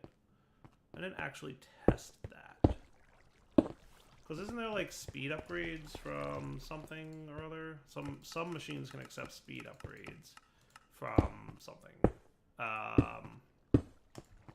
Like some kind of core, something core has speed upgrades in it. Yeah, Tesla core lib. Energy upgrades, and there's a speed upgrade 1 and 2 that can apparently upgrade the speed of your machines. I don't know if that works on the biofuel generator though. Beats me. But what I did test, and what I did find that I liked, was that advanced generators can accept biofuel as a gas fuel source. So if we set up another gas turbine capable of large amounts of power using biofuel, we could have a second source of power gen coming from a second source of a farm. And that might be a really cool way to go. So to do that, first we're going to have to start producing biofuel. In order to do that, let's get some range upgrades. I think I might want a larger range upgrade this time. So right now, we've got range add-on is what we're looking for. Let's go with like, should I go with another 3? I feel like that farm over there with the with the trees is not large. It's not small, but it's also not large. I probably should have mapped out what I want to do here before I did it. But let's get some bronze. Tell me I've taught you how to make bronze. Hooray. So let's get 1, 2 of these bad boys and see what this sizing looks like. Now, this will definitely be a little bit larger of an area than the other thing. That's okay. I really have to get a better form of flight, by the way, because bouncing around is cool, but it could be cooler. So if I throw this in here and did a show range on it, that's not terrible. That's actually pretty good. I like it. Probably cover you up, by the way. So let's get some more dirt out. Let's get our exchanger. Let's make sure that you're exchanging for dirt. Cool. That's almost perfect, to be honest with you.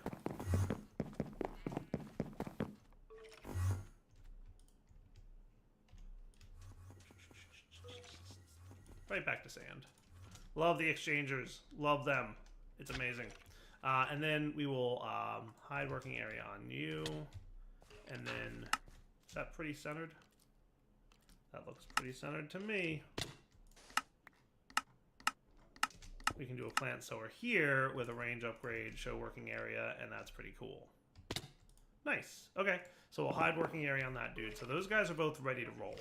What I'm going to do is I'm going to set you to, well, it doesn't really matter for now. It can be always active. But we need to start planting stuff.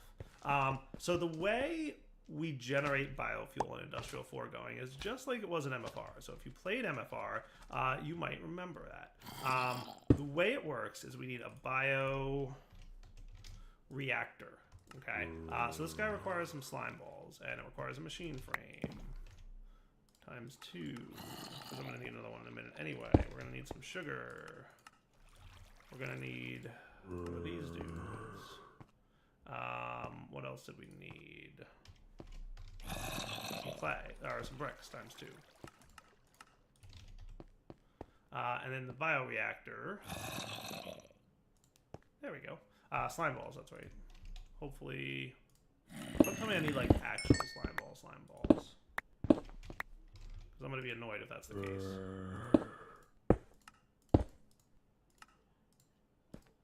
Erg. Command infuse cactus.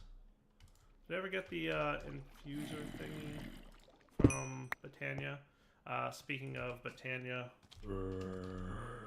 Alchemy catalyst. I did. Okay, cool. So I could drop a couple of these guys into the thing. Yeah, that should work out pretty well. Let's make sure we've got some coal going on, just so I can cook this up. So I never moved my Botania stuff over. That's kind of a to-do list item. So that reminds me, Botania. I'm going to leave Astral Sorcery over here until we get a little further more advanced into the mod. But for now, Botania and the mob farm are really kind of the main ones that still exist over here. Thanks. Cool. Haha, that's right. I need to put this thing under here.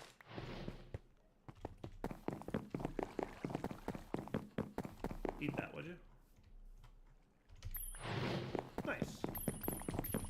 Get a few extra while we're here. That couldn't hurt. Alright, back at my base, and I'll see you guys in a sec.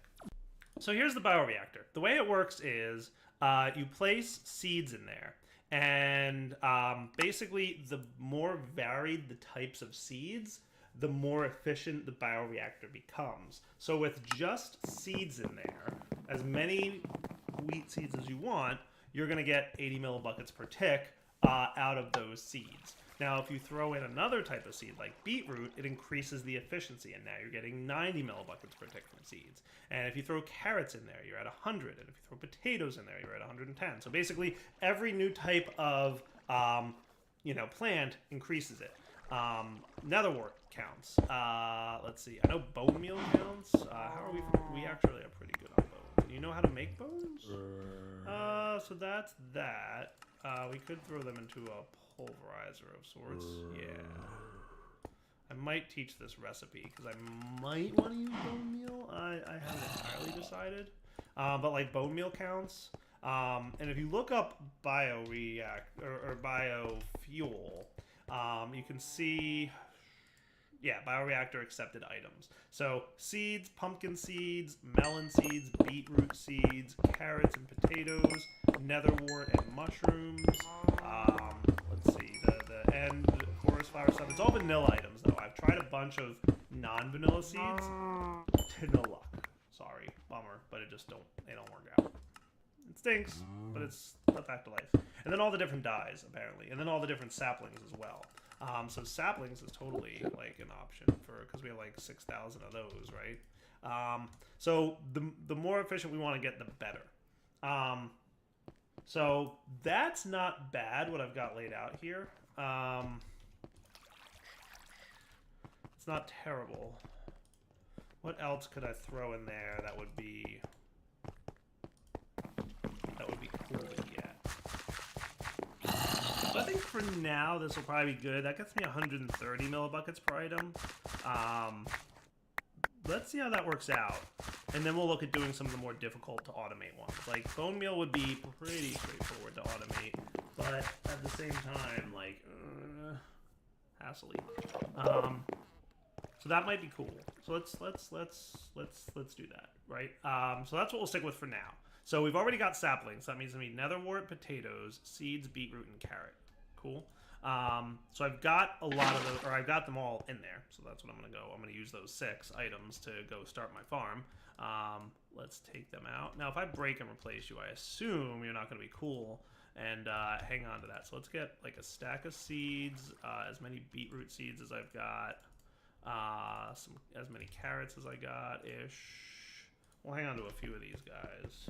The other thing I want to get, by the way, wort, a bunch of you, and then saplings. Saplings we already have going, so I'm not going to plant those. But I wouldn't mind getting those rice. That would be cool. And can I do sugar cane? You think? Could I throw that into the farm? And maybe it would be cool if I did rice seed instead of rice. Now, these two are not going to go into the bioreactor, but it would be cool to have rice, because rice makes slime balls and paper, and well, sugarcane too. And I do also want to get some food going on. So if I were to throw sugarcane into you, so let's unlock. So sugarcane can't even go into the plant source, so that's a thing. I wonder if I could just plant the sugarcane manually and it would work. Oh. The other thing we're going to need is buckets of water, by the way. So let's not forget water.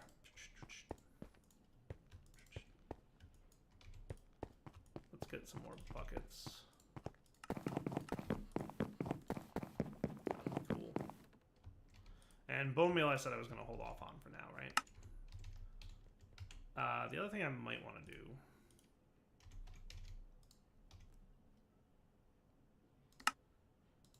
rice dough. I'm getting hungry. I have looked into a type of food I want to get that's going to be better than simple rice bread. It actually doesn't look terrible. I think the food that I've chosen, there's lots of options, obviously. Like lots of options with Pam's. But ham looks pretty good. Baked hams require apples, which I'm getting lots of, raw pork chops, and sugar. And that's about it. So all I'd have to do is set up a pig farm, and then I could have like a pretty decent food source. It's 11 saturation and like 5 ham hocks worth of food. So that's kind of cool. So let's hope that rice seeds work in here. So let's do 1, 2, 3, 4 from the corner. 1, 2, 3, 4 from the corner.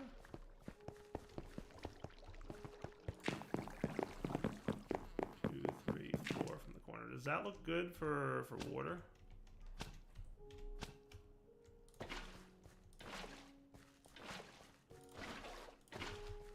Okay. And we might have to test to see if sugarcane will get chopped down here, but we'll take a look at that in a minute. In fact, do I have my watering can on me still? Yeah. If I gave you some power and you were able to, you know, cut stuff down, would you cut that down for me? Out of curiosity. You do? Mm-hmm. Good to know. Good to know. Okay. That might be a thing we do. But first, let's do this thing, right? So, in theory, this is the direction layout that this is. Can I rotate you in such a way?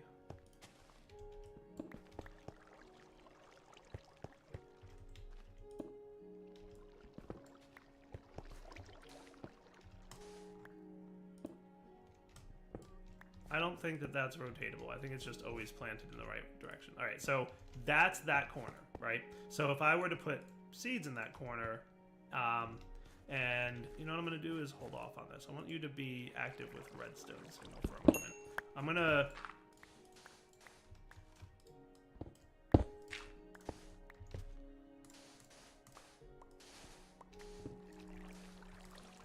So if I put a one of these dudes here, you should be able to reach both tiles. Nice. Cool. So you'll do seeds in that corner. You can do beetroot there. Carrots here. Potatoes here. That would make... What I'm going to do for now is put seeds in this side, and then we're going to change that to netherwort once I decide, or once I visualize how much actual space that uses. And in order to plant netherwort, I presume I need soul sand. So that'll be my netherwort area, right? And then saplings will be our 6th, which saplings I'm already producing, so I'm not going to worry about. Cool. Let's get more water.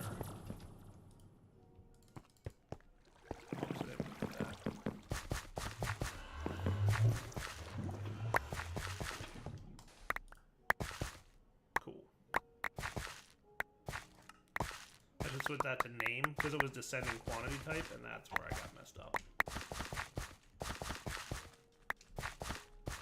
So this will get us both a bunch of food going on, which will kind of be cool, but it'll also get us the opportunity to produce lots and lots of good stuff. So if I were to... Let's get this going first, right? So I'm going to always active you. Hang on a second. Lock. Why are you... Oh, right.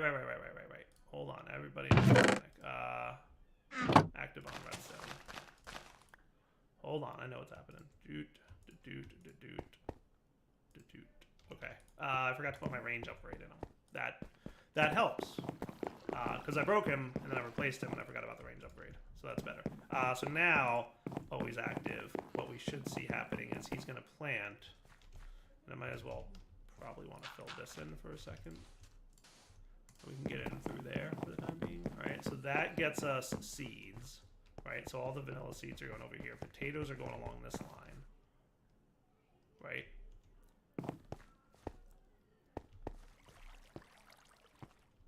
Cool. Neat. It's actually working pretty well. And this is going to be our beetroot. Good deal. And I'm going to assume that this water thing that we've got going on is going to be sufficient for the saturation of the ground and whatnot, right? That should be appropriately sized. I think that's actually fine. Let's get more seeds in here, just so I can actually see the full-blown effect of how large of an area this is for seeds. So I think these are all carrots. These are going to be all your seeds, and that's it. So this is the area I'm going to want to swap out with soul sand. I just want to make sure it doesn't fill in like this spot here. And then that'll become my netherwort section, and that'll be cool. Right? So potatoes can go in there. I don't have any more beetroot, but we'll get to that eventually. Rice, I might stick maybe here. Ah, why did you unlock that? Beetroot. Carrot.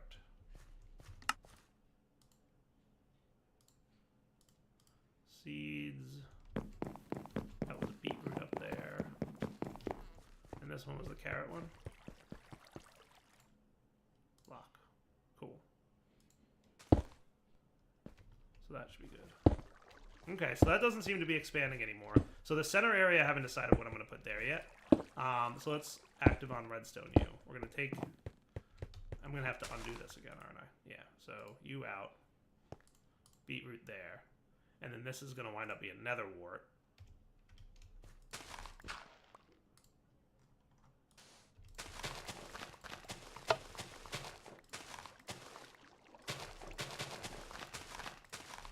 right? And then that's carrots. So let's do...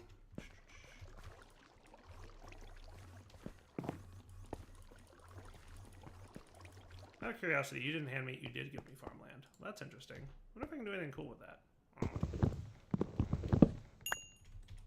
What I can do is put you away. So that should work. And now if I lock you guys again and do that, you should plant my nether wart for me. And that should be good, right? Cool. So let's get here. Yeah, of course you did that. And before I get in all kinds of trouble, reminder.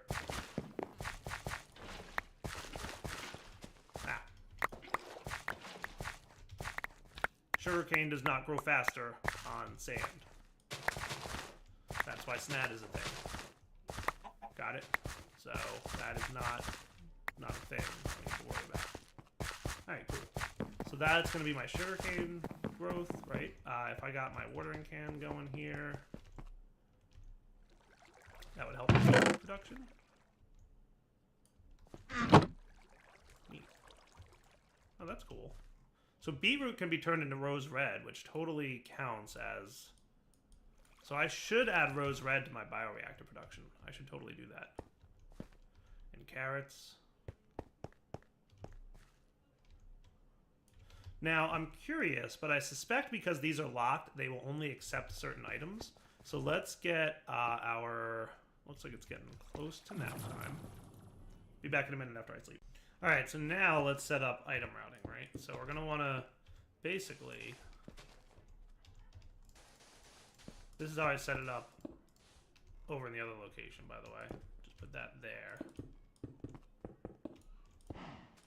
And that should be cool, right?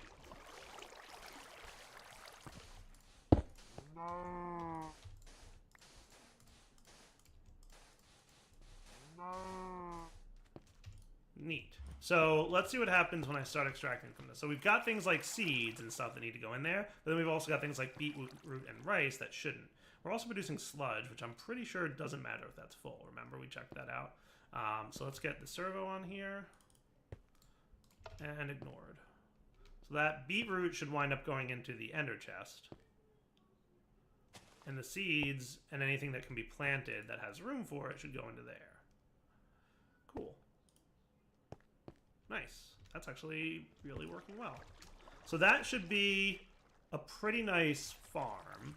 We're going to need a little bit more beetroot. So you know what I want to do is actually put like a small 2x2 area here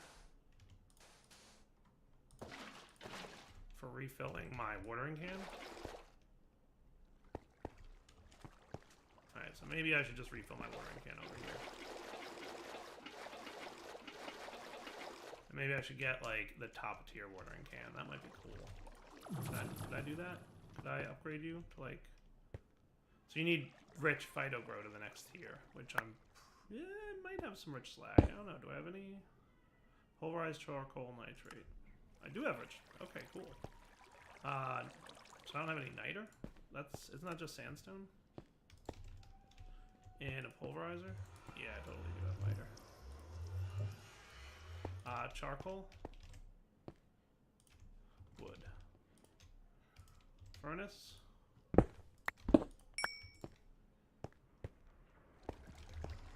Pulverized charcoal.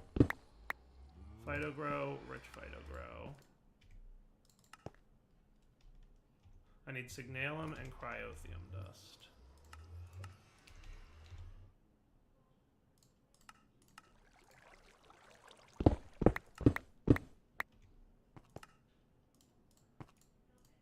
Sweet. And then I need fluxed phytogrow and pyrotheum dust. Okay. Pyrotheum dust, I think I can do. Missing blaze powder. Alright, hold on. Blaze powder. I should probably teach this pulverizer recipe downstairs, but we'll get to that in a minute. So pyrotheum dust is totally doable now. Cool. And then fluxed phytogrow is just phyto going... Okay, that's cool. I assume that was some kind of melted redstone stuff. Neat. That's easy. I assumed I had to, like, you know, melt redstone and infuse it in the fluid thingy, but no. That's cool.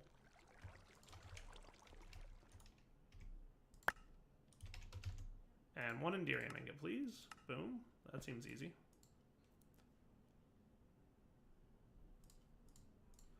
Now we've got, I believe that's the top tier watering can. Ooh. What enchantments can I put on you? Holding? Oh, that's boring. Alright, let's go fill this dude up with water and see what kind of awesomeness he... I don't know if they're faster or if it's just a larger range. I feel like it's probably just a larger range. And obviously it can hold more water.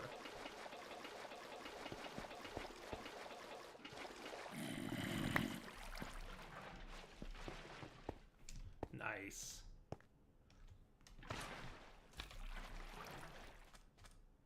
That's pretty cool. Oh wow, that does seem really fast, doesn't it? That seems really fast. That's neat.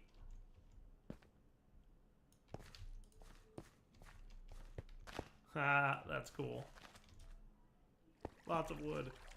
And I mean, running at 11 by 11 is going to burn through my water quickly, but still, that is cool. Alright, so all the stuff should make its way over to here, and this thing should replant a bunch of stuff, and there it goes. It's doing its thing. Nice. Beautiful. Alright, so we've got more room over here to plant more stuff, obviously, which we will probably wind up doing at some point, but for now, we've got that going. So that's cool. I can cover up this flooring here. And that looks cool. And now we've got automated plants. Sweet. And I do like that resonant watering can. Like, that thing is awesome in many ways. Alright, so with that done, now we can get our bioreactor, which is here. So we should be able to do like an export bus into the bioreactor. And we're going to want all the things, right? So let's get a crafting card. Did I not teach you how to make a crafting card? Because you're going to need to know how to make a crafting card.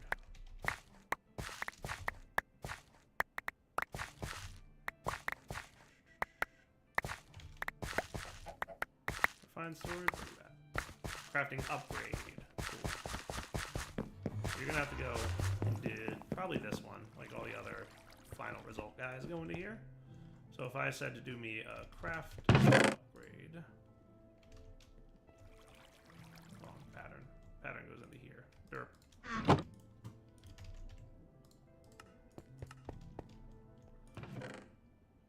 Upgrades and crafting station. Is that what I taught it to do? No. I guess it or dictionaried it.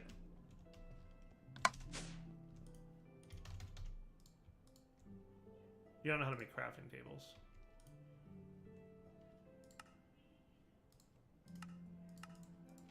But now you do. And I can tell them I need a few more crafters, please.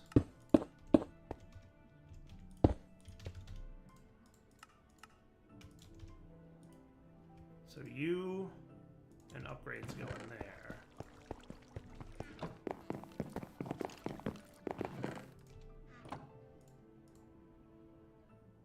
My fault that that gummed up, by the way.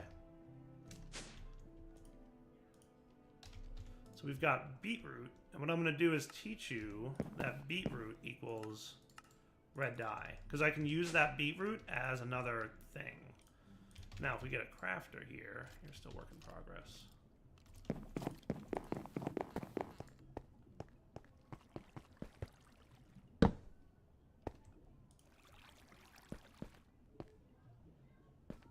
Gotta fix that little kink in the road. Silicon should maybe have its own dedicated dude. Or I could put diamonds in this one. That would probably be the better move. Because these are fast enough. Right? And then crafters should be done. Nice. You can go in there. And I should have my crafting card now. And I'm going to trash you guys. Cool. Crafting on demand. You got it. So bioreactor is going to be placed over in this general area over there. we're going to want an export bus. And we're going to want the seeds. We're going to want the beetroot seeds that we should be getting. Nice. We don't have a lot of those yet because remember they were kind of slow, but we'll get there. We're going to want some rose red.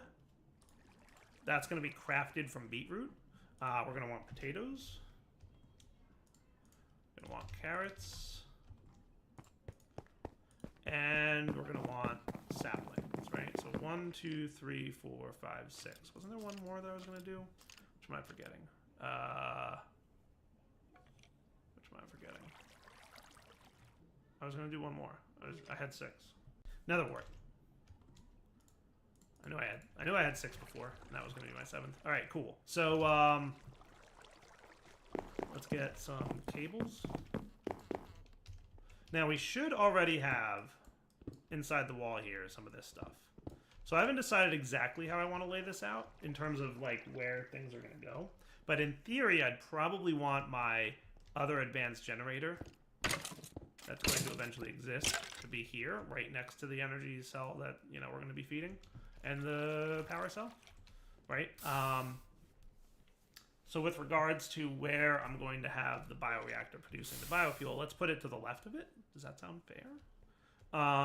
So if that was there, we could have it right here. So much the same way that like this tank is right next to it. So we'll put the bioreactor here, which by the way, totally needs power.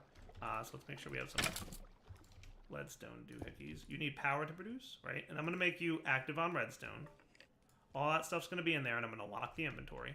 I might wind up... Well, yeah, we'll stick with that. And we'll export bus from the bottom, right? So with that all set, I should be able to take all this out. Get my export bus. 2, 3, 4, 5, 6, 7. 1, 2, 3, 4, 5, 6, 7. Cool.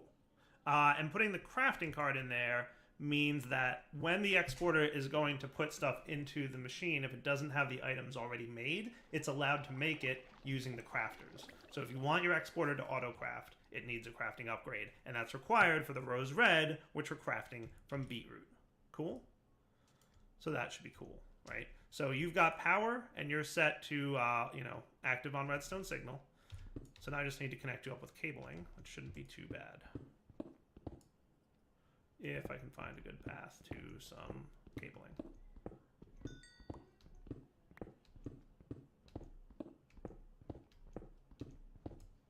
There we go.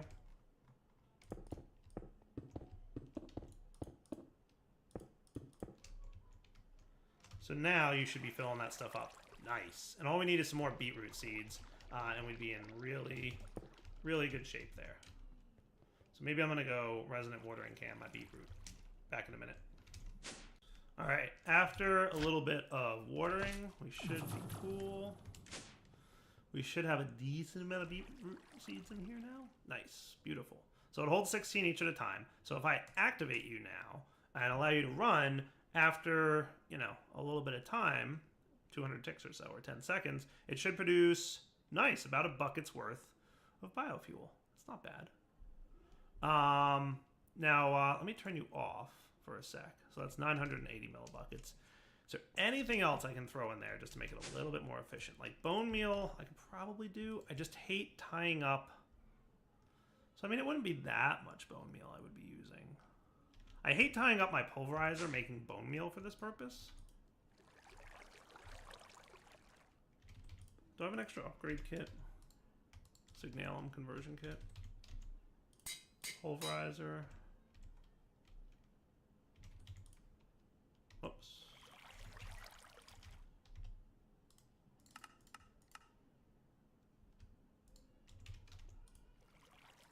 Augments times 3. Man, you are already knowing how to make all these things. I'm going to need another one of these doohickeys soon. That can go on the back, by the way. That's fine. So let's say 6 of you. Just want to see how much of a difference it makes. Processing. Derp.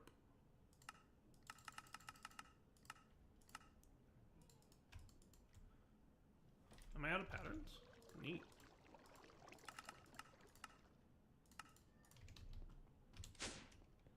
So I get 6 of you per bone meal. So if I came over here and said, hey, put bone meal in this thing, what we should see is that thing light up. See, it's lit up, and it'll quickly pulverize bone meal for me and throw a bunch in here. Except for the fact that I'm gonna actually have to unlock you guys for a sec and put bone meal in there and then relock you. Cool. And then that's running again, and that'll fill up to 16. Nice. Okay, cool. So now, that was 980. Now we're up to 2180. Wow. Okay, so that did make a pretty good difference, right? I mean, that gave me... Because it's an extra 10 millibuckets per item. So now we're getting 1, 2, 3, 4, 5, 6, 7, you know, like 80 millibuckets more total. So that's pretty good. In addition to like the, you know, amount that you get from the actual bone meal. So that's pretty good. So let's stick with that. If I can come up with another seed type just to fully fill it out. But like pumpkins and melons, that would be kind of a hassle. If I'm not gonna lie, that would be annoying just because of the way pumpkins grow. So all right.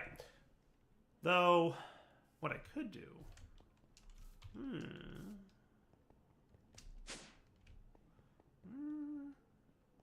what if I got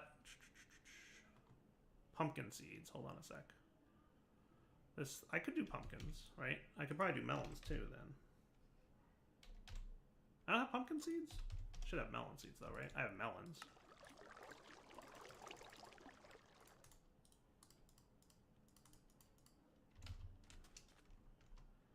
I was gonna wrap up here, but then it occurred to me like, wait, I could maybe do this. Hold on, I need a hoe too. Because I'm gonna have to manually plant them. But, so like if I manually plant them, that should be fine then. Right? So, we need melons to grow on...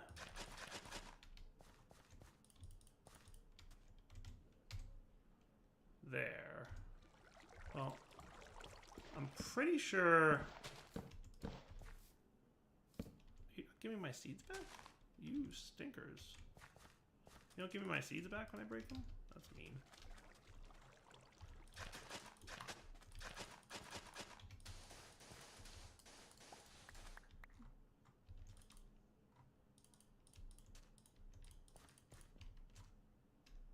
So you're in 5x5 mode, so that should be good. Now, do melons grow onto sand? That's my question. If they do, I'm going to have to move these things. Cool. I'm hoping they don't.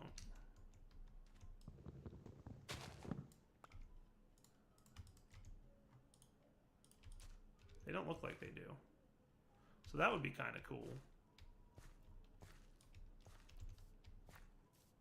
Right? Because then I can get melons out of this farm.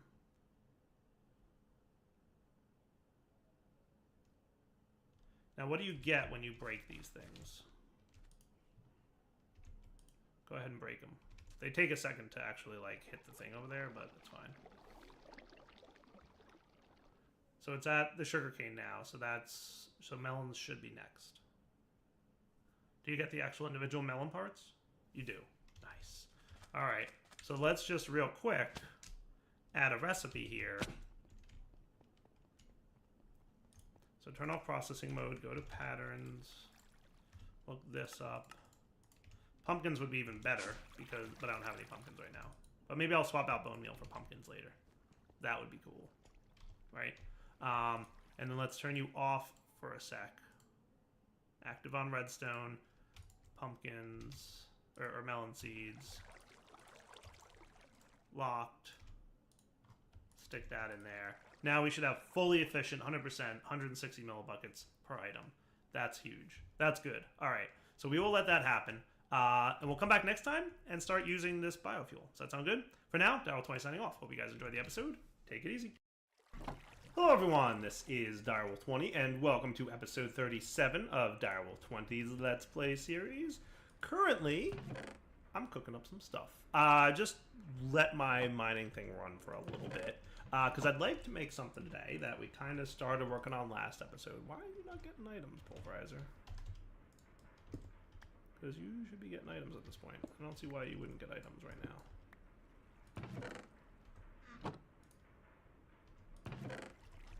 You totally should be getting stuff. Are you not configured to get... You are? What's up, dude? Why are you not getting items? That's actually really weird. It should totally be getting items. It should. Maybe it's just, maybe that servo's not good enough? Maybe I need to get a better one? I'll just take the hardened off there and put this hardened away. Let's try reinforced. Maybe it's just too slow, I'm thinking. Because every time it goes to extract items, it's extracting iron ore, and it's, you know, I've got a spot for iron. Yeah, that was it. Cool. Okay, nifty. That's a little better. What I went to work on is I taught the system how to make Enderium-based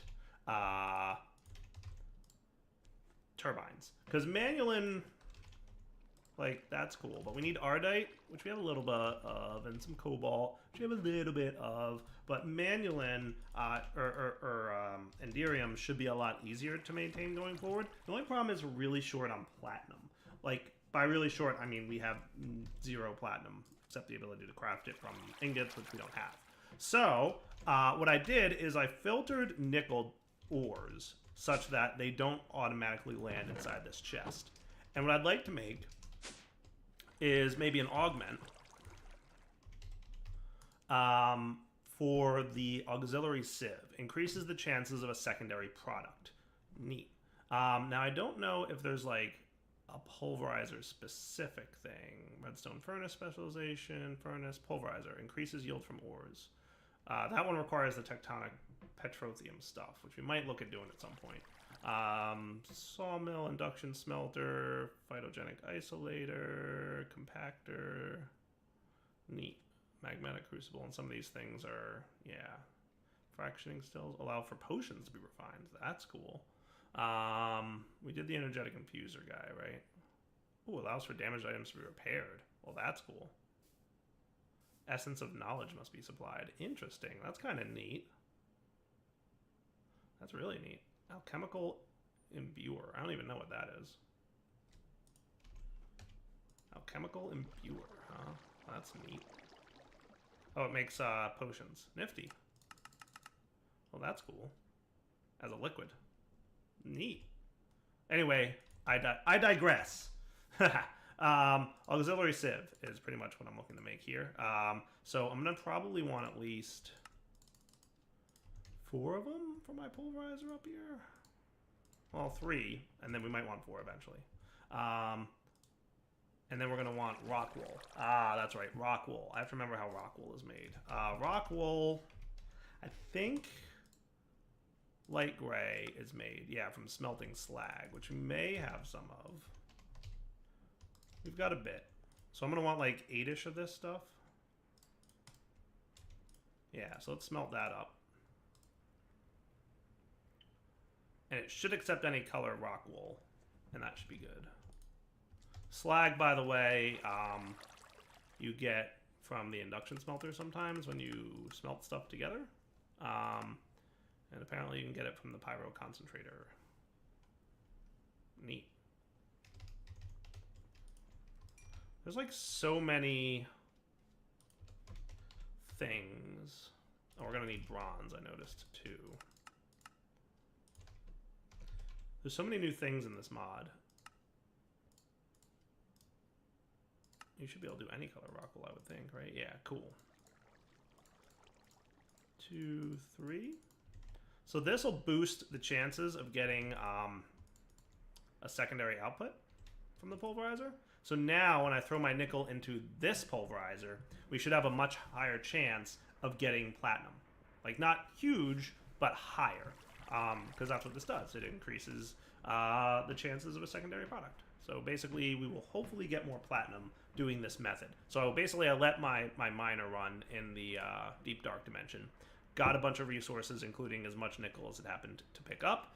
And then we will manually process our pulverizer recipes up here for nickel to make sure that we get as much pulverized platinum as possible. Does that sound cool? Now, I might want to throw another one in there. Man, that is just, whew, bad times. Can I get an upgrade kit? Resonant upgrade kit? I should be able to get this now. Cool. And you're going to craft all the things that need to be processed here. Wow, that's a lot of stuff.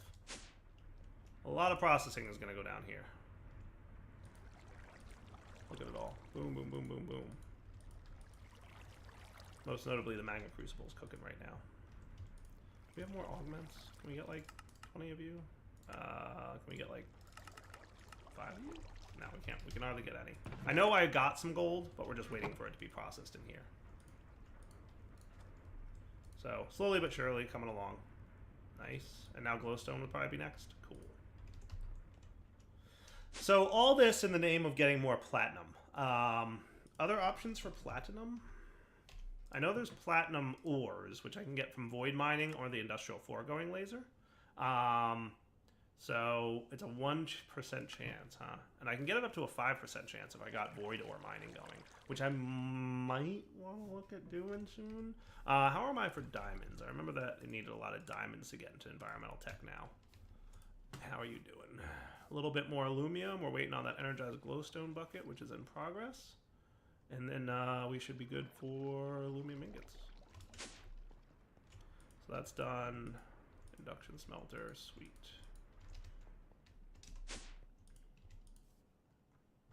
Items processing, machine is in use. Aluminum ingot, huh? I don't know if that's true. Come back in a sec. Found out what the problem is. This interface export is gumming up with the amount of items coming in there. So we're probably going to want a stack upgrade and a couple speed upgrades going on. Let's get 3 more of these bad boys. Let's actually get a few more of those, which should get this automation. I was like, why is everything gummed up? And then I looked in my interface export. It's processing all these ores and stuff. Like, the interface here can't keep up with the demand. So there's your problem. Cool. Okay, so these guys should be cooking. Yeah, you're doing a little bit of a misbehavior. We'll get that fixed up.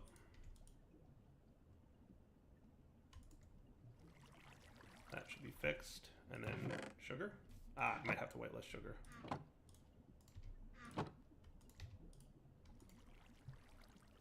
Gonna have to think about those guys getting backstuffed and misbehaving a little bit. We might have to tweak that some.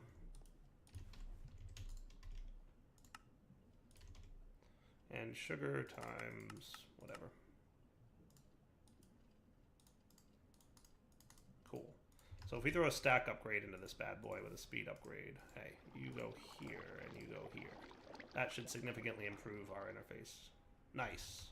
Fixed. Alright, that explains why things seemed like they were stuck. Because they were.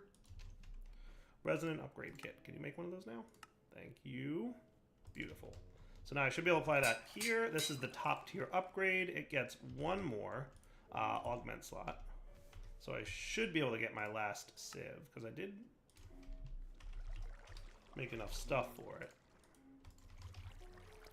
Boom. So that's as many secondary sieves, I believe, that I can get in there. And that will hopefully get me the best chance at getting platinum. So let's see how much we get from, 19 or so nickel. So that was a bust. I got literally 1. Let's run this again for a few more minutes and get some more nickel, maybe. We'll be right back. So I've just realized that with all this auto mining I'm going through, we might actually wind up getting to the point where we might have a lot of stuff. So I'm going to get like a handful of storage door upgrades. Oh, you need to learn how to make sticks? Really? I never taught you how to make sticks? Well, do I have some news for you, sir? Sticks are a thing you can make automatically. Make it so. Yes, we're probably going to upgrade our storage drawers. We're going to want some iron upgrades and some void upgrades. So the reason I want to get these is pretty simple and straightforward. Basically, iron upgrades will allow us to store 4 times the base material amount, and then void upgrades will allow it to void anything beyond that. Didn't I say 10 void upgrades? Maybe I didn't. 10 minus 1. Boop-a-doop-a-doop. Nice. So, like, first off, coal. We've already hit the 2048 mark on coal. So anything that I have, like, a ton of that I want to have more of. So, like, I think I should do all my metals. And part of me wants to turn these into compacting drawers. But, like, lead, iron, gold. What even is this? Is this electrum or something stupid like that? Looks like it. I don't know if I need to upgrade that. Is this Invar? I guess. Bronze? Nickel. I should probably do nickel. Copper, I'm guessing that's tin. I'm guessing that's aluminum. Yeah. And that's probably silver. I can just start voiding you. Redstone should probably be on the iron list.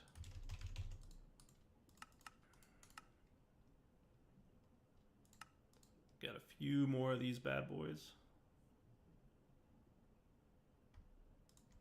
And maybe a few more of these.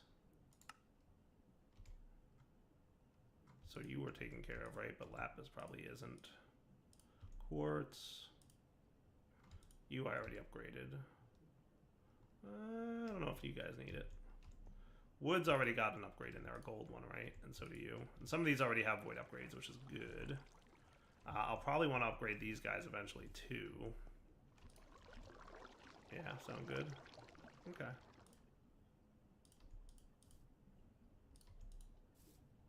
That should be fine. And let's make sure all our void upgrades are installed as well. So pretty much all my metals should be void upgraded for now. And my dusts.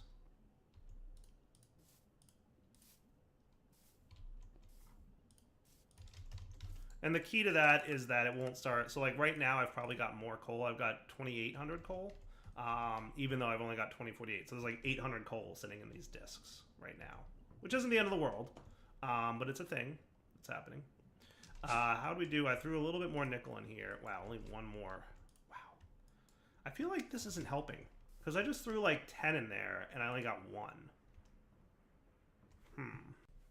Today I learned sand temples generate in the deep dark. I went into the deep dark to like look for more nickel, and this is what I came across. How funny is that? So, ooh, emeralds and bladerang. I wonder what that does. More emeralds, I'll take it. I guess I'll take gold. A lot of these resources I don't super need. I'll take the Black Lotus. That's kind of a cool thing to get. I don't know. It looks cool. Another Black Lotus, more emeralds. Some drones. Cool. Ah, I forgot. Ashtanarada. Almost forgot about those bad boys. Oh, wait. Give me that ring back. Yeah. Okay, cool. Whew, that was close. Good deal. All right. I'm looking for... Hey, did I lose my ring? I think I did. All right, back in a minute. Here's what I was looking for. Yeah. There's where my quarry's been clearing out thus far. Sweet. All right, some work to do. I'm going to look for nickel in here. All right, let's try something a little different. If I combine ardite and cinnabar, we get 3 ardite ingots. That's kind of cool. That's not bad, I guess. So manulin, if you want to get the melted version, even when you alloy them, it's 2 millibuckets of cobalt and 2 millibuckets of ardite gives you 2 millibuckets of manulin. So it's one. So it's 1 cobalt and 1 ardite equals 1 manulin. So with that said, if we want, we can use an induction smelter because it's the same process. So this and this should give me some rich slag as well. How am I doing for rich slag? Not terrible. If I got 3 more of that, I'd probably be a little bit happier. Yeah, that's what I want. So ardite, we might need to find a bit more of this ardite and cobalt stuff. Yeah, that's fine. Put that in there. And that should be cool. And that should also give us 3x. Nice. So I'm going to go the manulin turbine route, even though I don't want to. But I'm just so not in a position with platinum that it is what it is. I just have to do this process and do manulin. And then what I'll hope to do is very soon, I'd like to get a void ore miner. And then maybe I can focus on sucking up some platinum ore with a void ore miner. And that would be cool. And then once I get that going, I think we'd be in better shape. Good deal? So for now, we're going to make a manulin turbine. Well, a couple manulin turbines to help out with stuff. So I guess, let's induction smelt you two. Do you have any speed augments? Yeah, I can do that. A little bit of gold required there, but that should be fine. Help stuff out. All right, so I'm going to get 3 manulin turbines because that's literally exactly enough. is what I've got.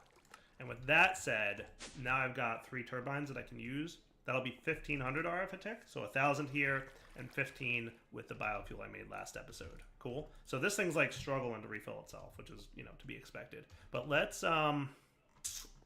get a little bit more leadstone because you're kind of in the way.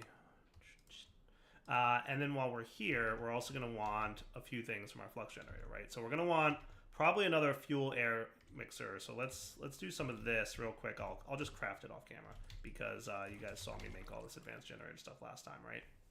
All right, so let's get this thing off and rolling. So one situation we have is that I don't have enough Enderium to make the gas mix compressor because I need these guys, and I don't think I can get this going without getting into industrial craft, and I'm just not ready to get into industrial craft at this point.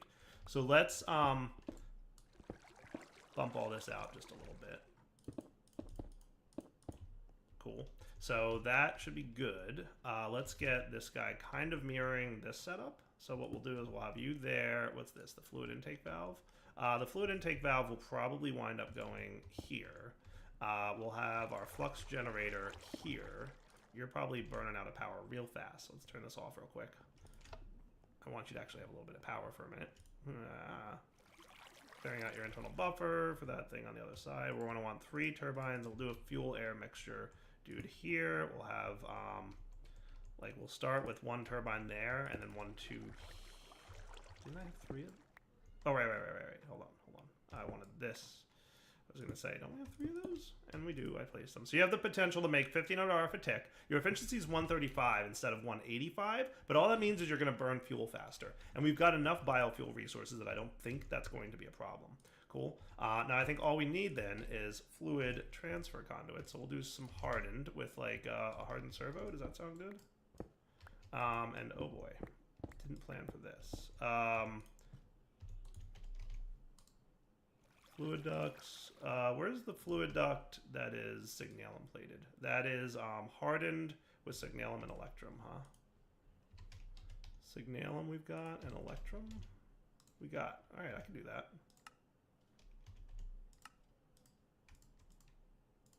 So a signalum plated fluid duct would be no problem right here. And then we could do a hardened fluid duct here. So you should start generating 1,500 RF a tick. Nice.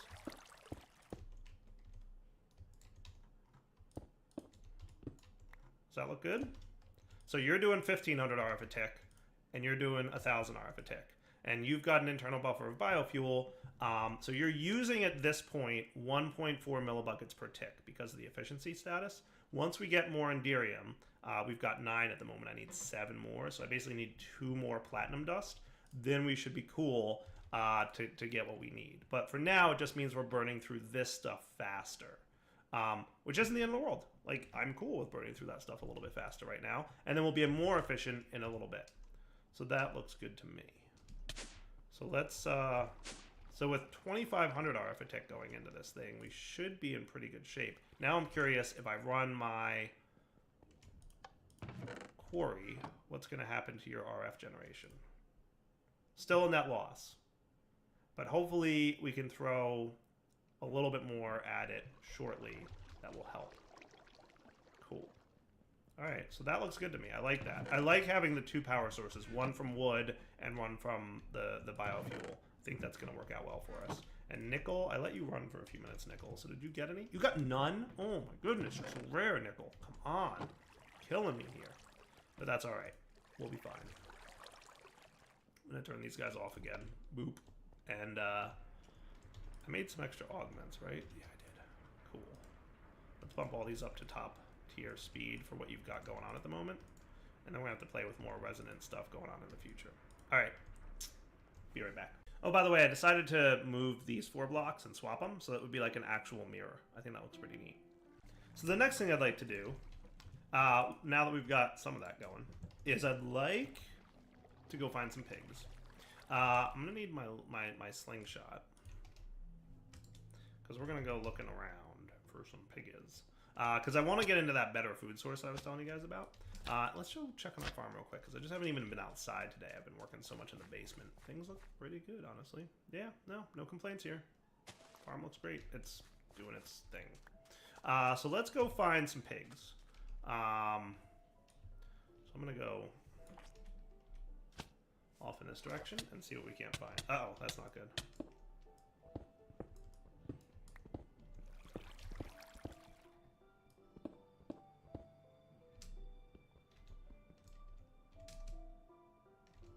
Why you no let me fly, Angel Ring?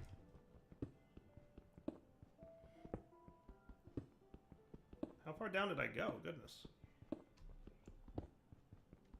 What is going on here?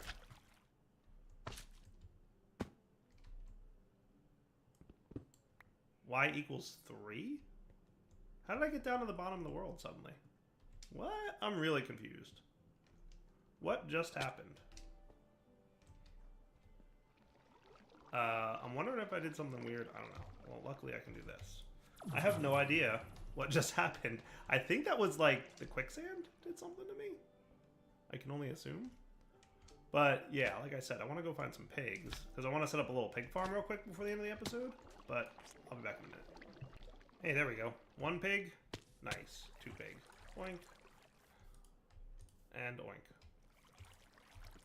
So home we go. Let's set up a quick animal farm real quick outside. And I want to set up an auto feeder going so we can start collecting pork. Might want to do one for cows as well. But an animal feeder from this dude, right? So we're going to need more sticks. Boom, boom, boom, boom, boom. And then some golden carrots. Do we not have carrots going on? Hold on, we should have carrots. Do we not? How do we not have carrots? Explain. Thought we had carrots in our farm out there. Have we, like, not made enough? We have not made enough carrots. Either that, we're just burning through fuel like crazy. Maybe I do want that mixture thingy better. I'm going to probably let the thing run between episodes, the whatchamacallit, and we will go from there. Hopefully I can get more platinum and then get that thing up to an efficient thing. But yeah, golden carrots. 2 golden carrots. And then the next thing we need for our feeder. There is the animal feeder from Industrial 4 going, which is kind of cool. But they also need golden carrots, so what's the difference? I'll just use this one. This is one I like anyway. Do we not have any more Restonia crystals? We have a Restonia block. That's good enough for me. Hooray! Animal feeder. And pigs love that thing that we don't have any of. What setting are you at? Right here. 5x5. Let's get more carrots real quick for our pigs. Those are potatoes. Those are seeds. These are beetroot. Here's my carrots.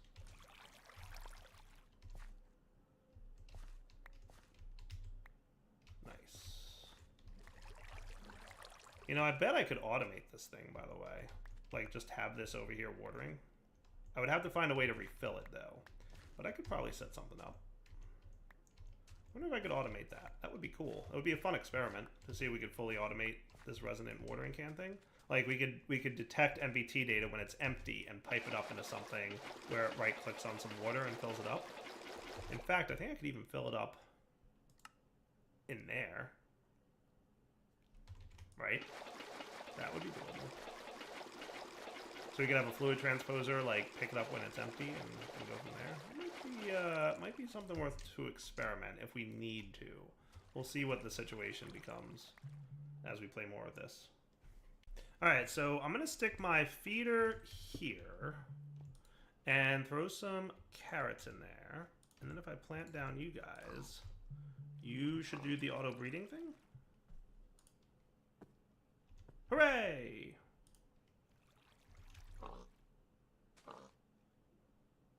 Double hooray? Like, hey, there's pigs needing food here. Feed the pig. Thank you. So I guess your range is a little bit shorter than the room that we're in, but we'll be fine. It'll do its thing. It'll be all right. So that's automatic breeding of these guys. Now, Industrial 4 going does have an animal slaughterhouse type thing. So, mob, animal baby separator, animal feeder. Cool. So what we could do is use the animal baby separator. It will move babies from the back to the front. Cool. I don't know what range that is, though. Should we check that out?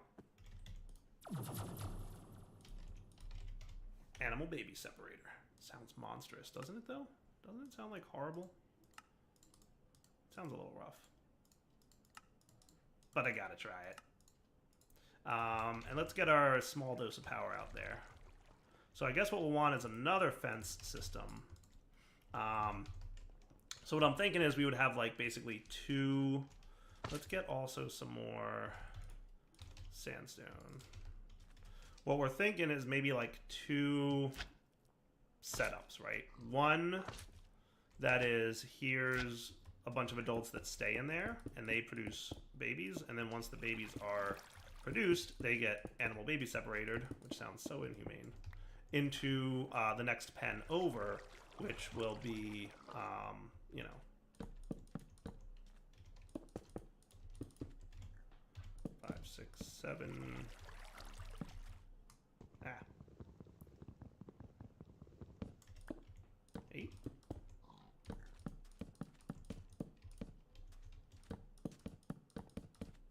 That should work, right?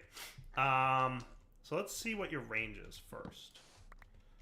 So let's do that and that. And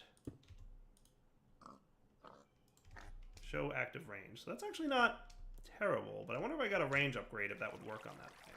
Does that accept range upgrades? If not, I have a solution that probably range add-on. If this doesn't accept range upgrades, which it doesn't, so you're too small as it is. So let's do this. Lasso you into here for a second, and you, baby animal, into here for a second. I know that that's there, and you're gonna be able to jump, right? But hey, come back here. So if I want to show range on you again, what I could do is make this pen a little bit smaller, which would also kind of solve my whole your range on the thing. How did you do what now? All right, you probably climbed over the thing. That's fine. Technically, I'm going to need a fence here. Boop. Right, so you're going to want to really actually be here in the center of this room. And at some point, I'll automatically pipe carrots into you.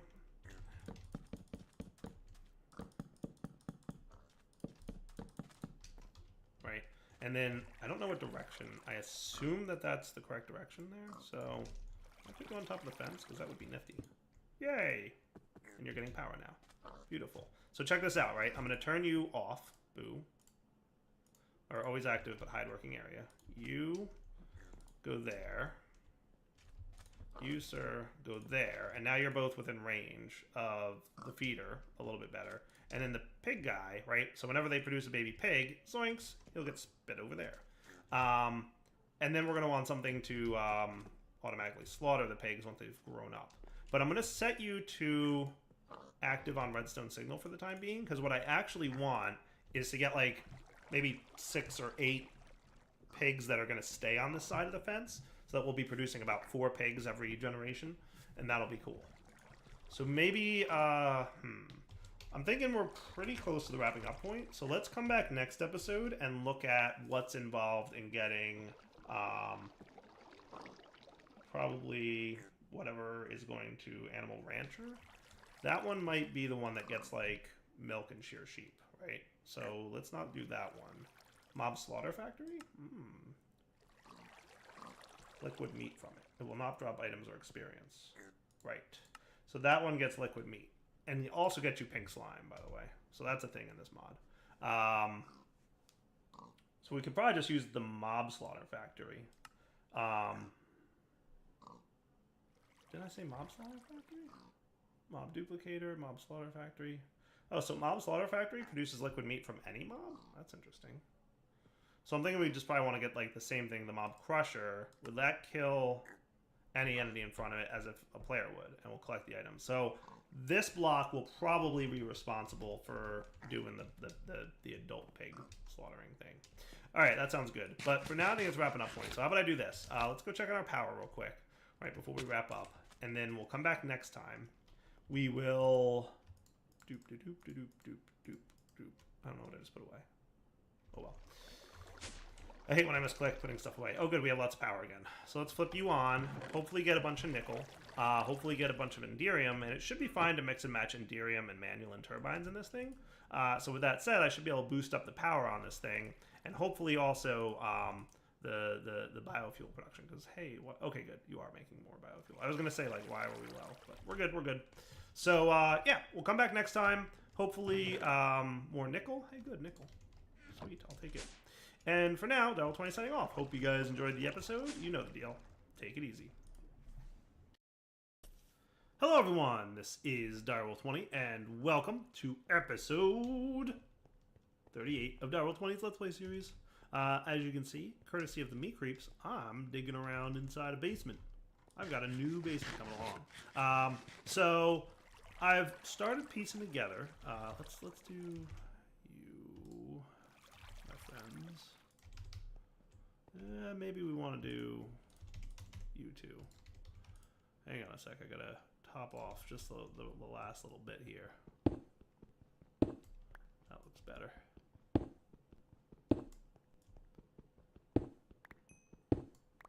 I haven't decided how I'm going to make this basement look, but it basically it's there, right? We've got the foundation up and running. Glowstone maybe. Let's get like some more of you, just to light this area up. And my exchanger would probably come in handy right about now. So, zoop. I just want to make sure this room's lit. It occurred to me that while we have a lovely basement, and what's the separation here? 5 blocks, right? And then that looks pretty cool. And how's that for? Not bad. Okay, neat. So long story short, that can probably go there. I haven't like perfectly mapped this out. As a matter of fact, let's see, where are we here? You are right into the controller, so that's actually not terrible. That's actually pretty darn close to where I'm going to want to be. There's my elevator, so I can get another elevator into here pretty easily, as a matter of fact. That works out quite well. And that, I'm guessing... Oh wait, I'm like, why is this taking so long to break? Would be where my elevator goes. So, I was saying something, and then I lost track of what I was saying. Long story short... Put all this stuff away. Thank you, me creeps, you're the best. I gathered all my stuff that I need to make... Oh good, I have another idea. Nice. So I can just do that, and then poof. Hooray! To make my mob farm again. Kind of again. I definitely want to improve it based off of what we did with the last one. Like, the last one was like a quick and dirty, let's get it up and running. This one's going to be like, hey, let's make it look good. And the reason I cleared out a sub-basement to my basement is that there's a few things down there that I'm going to want to have running that are even further away from my actual basement.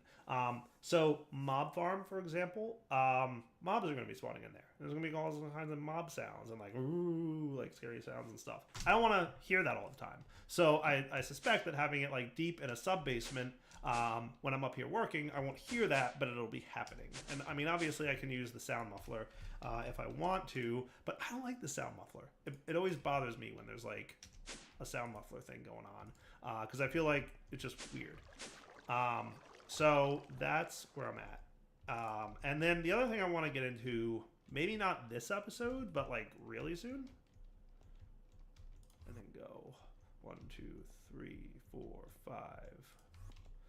5. Would be, I want to get into environmental tech. And for that, we're going to need, you guessed it, there, a lot of space.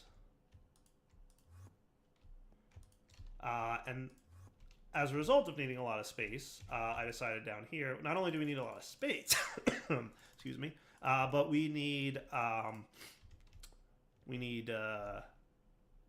lot of space, and we need access to the bedrock. So we need to see down to bedrock. So as those two things are pretty much facts, I figured I could either place my environmental tech setup. It is quite a large amount of space, like in the center of this basement, or I can put it in the sub-basement, leaving the center of this basement more accessible for things and stuff. So that's pretty much where I'm at. 2, 3, 4, 5, go. And this is the line. Nice. I know I missed one. Cool. And then go. Nice. So that's pretty much where I wound up making a sub-basement out of.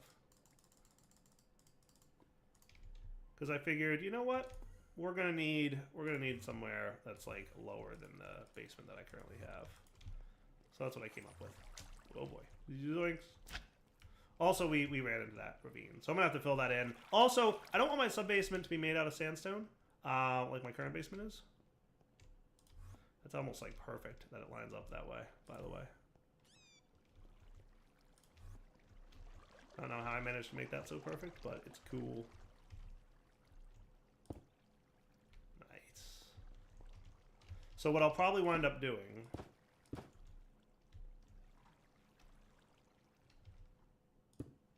is, let's see, and then 1, 2, 3, 4, 5. Boom. Nice. Do I have a builder's wand?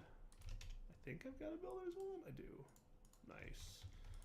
Let's get like a stack or two of you out. Just to fill this in with cobble, obviously. I'll make it look a little bit nicer. I don't know about like nicer, but you know what I mean by nicer, right? Like dire nicer.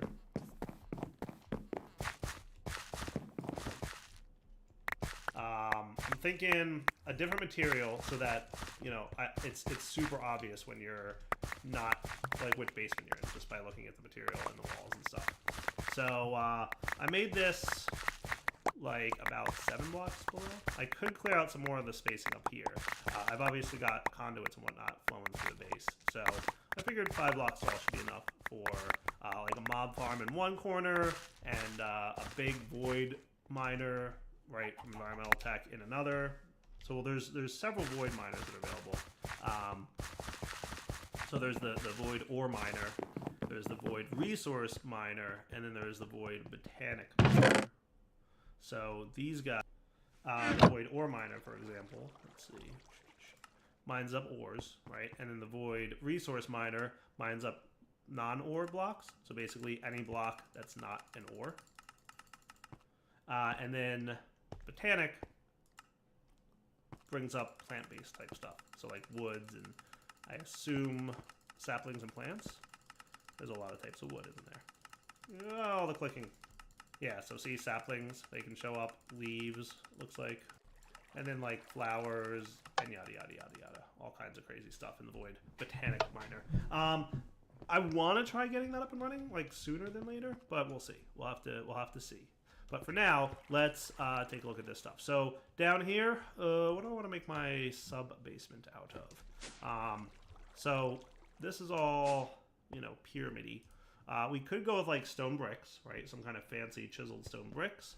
Let's look at chisel and see which block types are available. I don't know. We'll be right back. So let me know what you guys think about this. Wrong thing.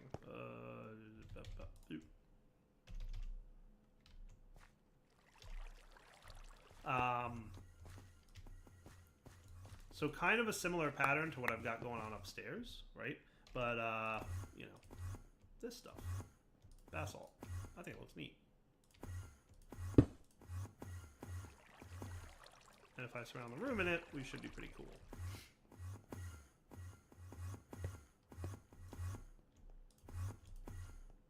And I'm okay with it being a little bit overused. So that's pretty neat. So like, you know, basement, dark. I think that fits. Kind of a theme almost, right? Out of block already? My goodness. Alright, more basalt, please. Not entirely sure what I'll make the walls out of, but I feel like this is a good step. Because if I've used that much for the floors, the walls might be more trouble than I think. Because we don't have a ton of basalt. We have some basalt, but we don't have a ton of basalt. Cool. Because again, the concept is it's like a basement, so I want it to be a little bit, you know, dark and, you know, not like spooky, but dark. So that's why I feel like basalt's like a good choice here. Alright, back in a minute once I've... Yeah, if I used that much on just... that might be a problem. We'll see. Alright guys, just ran this for a bunch. How many... Yeah, I got a lot of stuff. It's a lot of ores to process. While that's processing, I think I got more basalt, hopefully. Nice. 247 more? I'll take it. We'll see if that's enough. Probably cutting it close. If I'm guessing, I'm going to say it's close.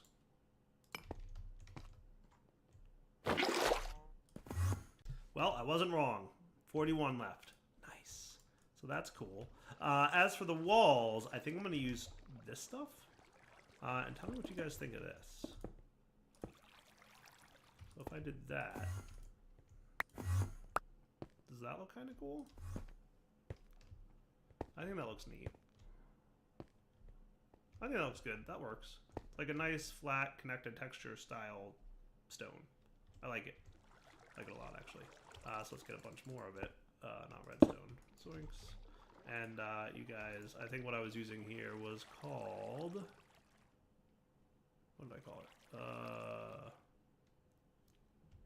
Not dent, not Celtic. Which one is this again? Mosaic. Mosaic, where are you?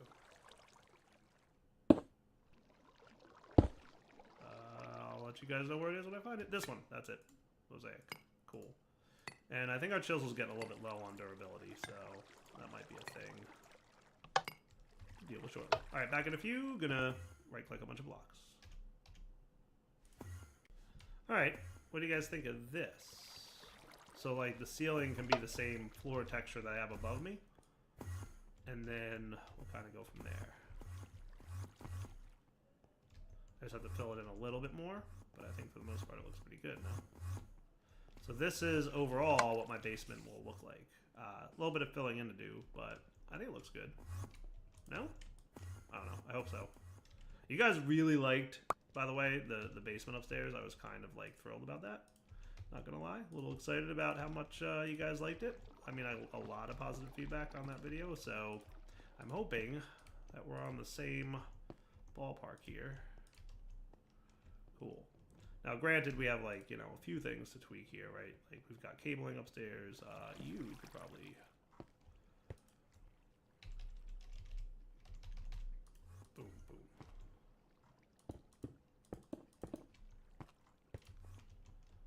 Not terrible. And then this should be well lit down here. Yeah, all green. Beautiful. All right, cool. So that works. All right, so that's stage 1. Wow, look at all this mess up here that I have to clean up. This all probably pop up from the flooring. Put away all this stuff. Zoinks. All right, that's cool. Be right back. In the meantime, by the way, these pigs have grown. Wow, to actually quite a good degree. I should... what do I want to do today? Do I want to finish up the basement and get the mob spawner going, or do I want to take care of automating those pigs? I think I'll finish up this basement that I'm working on here. So this looks pretty cool. I like this. And I don't need the basement to have a whole lot of height in the ceiling, because really what's going to be down here is like the mob spawner and the environmental tech stuff, and maybe a couple other little things. But overall, that's the gist of this basement. So I guess first things first, right? Let's get you guys. So we've got the mob duplicator, we've got some cursed earth, got some dark ineffable glass. Wouldn't mind having maybe one more of these dudes. What would be involved in making that is a good question.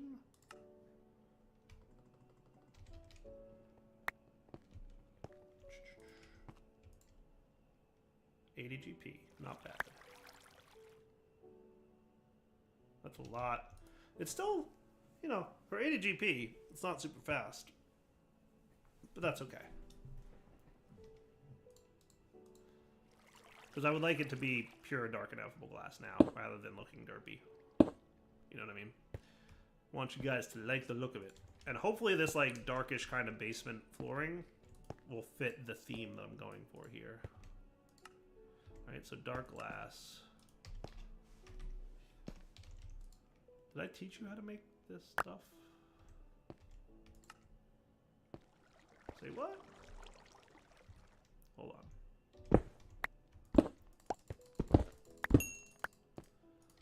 A stack of this will do.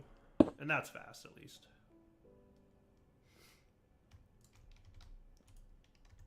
So you, and then you.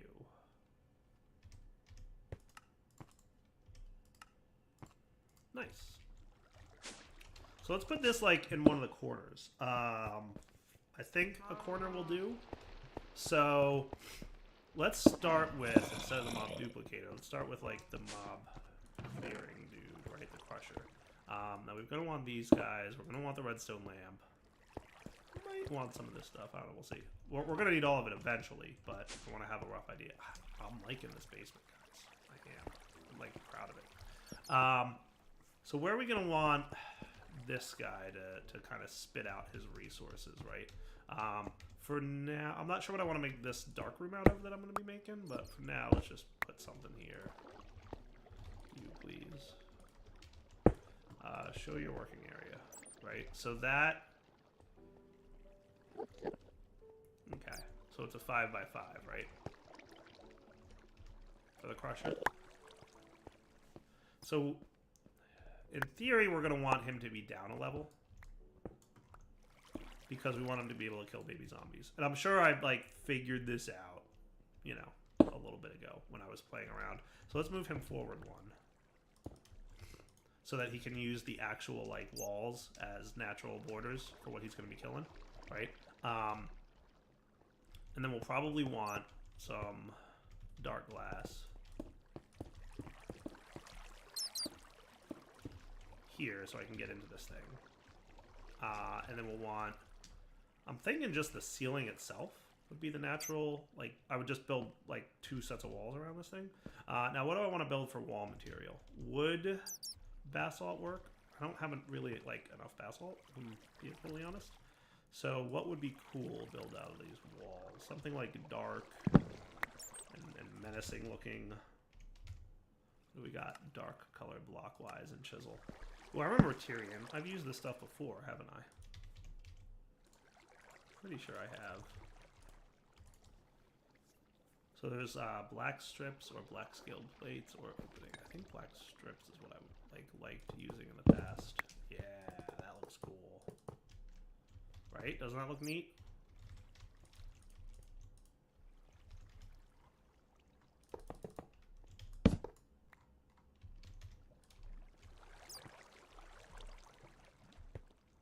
Did that do more than I wanted? It totally did. When you're wrong, when your builder's one is on the wrong setting, feels bad, man. All right, so that should be cool.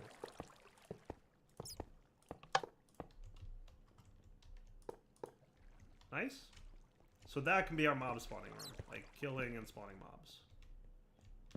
I think it looks good, right? And if I wanted to, I could even exchange the walls here. Maybe I want to. Let's get a little bit more of that Tyrion, like another stack of it.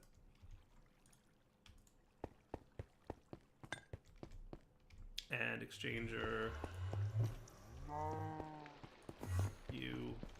Nice. Alright. Now for lighting, we have one of these in here. So let's get some basalt, because we don't want basalt. We want it to be dark in here pretty much all the time, except when we give a redstone signal to this thing.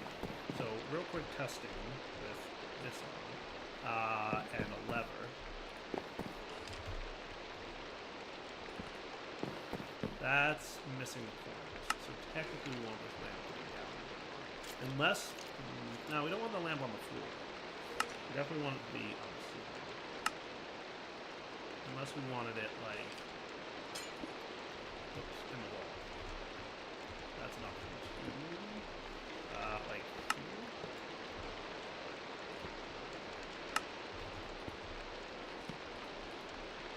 So that would miss those 2 corners. Okay.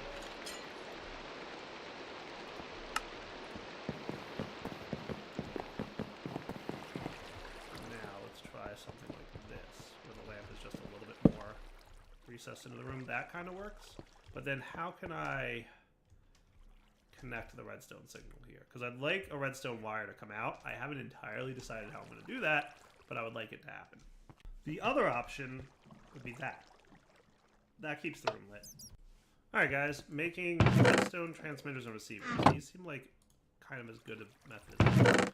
Why do I hear people poking around? Edmund. To get... Now hopefully I can like sneak up here and not cause water to flow everywhere, because that would be super cool. Alright, close. Alright, so that's good. So what I'm thinking then... Water. Haha. It's morphin' time. Meow. I love being a bat. It's the best part of the job. Now if I place here, we did this. Does that also light up these guys? I think it does, right? Nice, that's what I wanted to see. Beautiful. So now all I need to do is place down the transmitter, right click, put the channel 3, your channel 3, your channel 3, just make sure it's channel 3, and then rotate you such that that does what I want it to do. Neat. Now, morph into human. What if we put this dude here? You be so kind. Nice, that's what's up. Neat. Life. So now we check in there. It is bright enough. It is dark enough. I like it. Alright, that's good for me. The connected textures there are a little bit off because there's a block behind there, but I don't know if there's anything about that. But that's okay. That looks good. All right, so let's get cursor going. Right. This and exchanger and you, and let's do. So that should be good, right? So now I turn lights off. Well, we're gonna need power. Let's just, for now, before I run power down here, I'll get a wireless transmitter, dude. Bing. So you should be getting juice. Good. We turn the lights off. Go. We should have mobs spawning in there, in theory. Hey, did you hear that? Mob spawning. Beautiful. I like it. And then you're collecting loots, and all the things are back up and running. So that's a much nicer looking mob spawner than we had at the place, obviously. The one made out of dirt. Because, you know, direwolf. Let's try out this bit. So you are going to need some wiring, not cabling. So if I place you here, you connected two tiles actually. If I connected you there, that would connect two tiles. Presumably here, and here. Or for now. We're gonna need to like properly wire this in a bit, but this will do for the time being. This looks is there ducts that can do items and fluids? What? What? Why are there mobs in here? There's no darkness in this room. Why are there mobs in here? Specifically carrying a cactus. What are you doing in a minute? What is going on? A little concerned. Came up to get my fluid ducts to start figuring out how to run this thing. I was a little shocked to find out what I found out. Alright, do we have any more fluid ducts I can because I'll probably need a few more fluid ducts. And we'll figure out item ducts.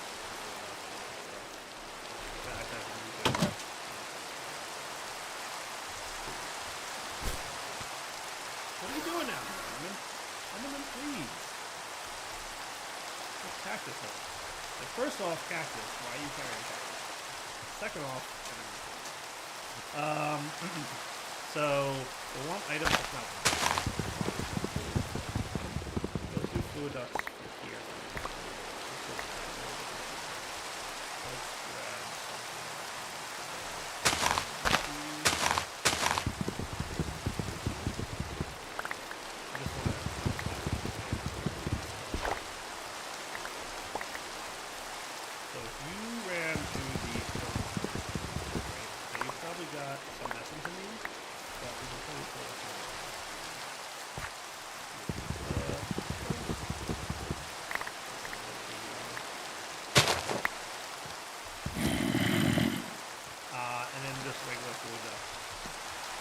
That we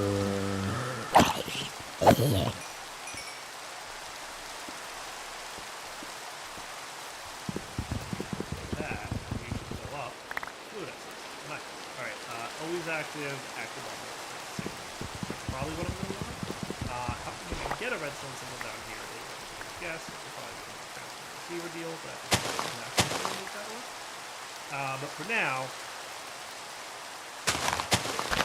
active on redstone symbol, and then throw the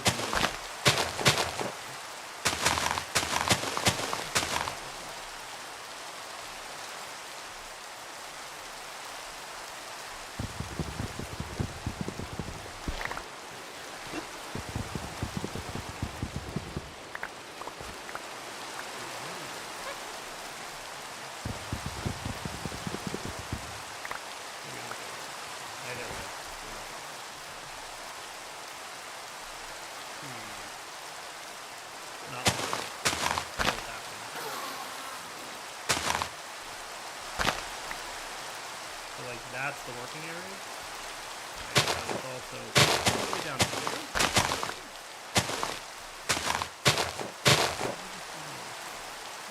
Who centered on the block? I don't know who swapped out.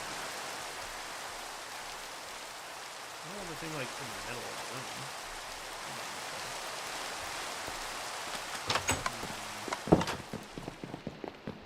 I don't think I can throw the range upgrade right in there. That like shrinks the range. There is a range upgrade thingy that like has a smaller range. There we go. Range that on tier 0, I think shrinks the range, right?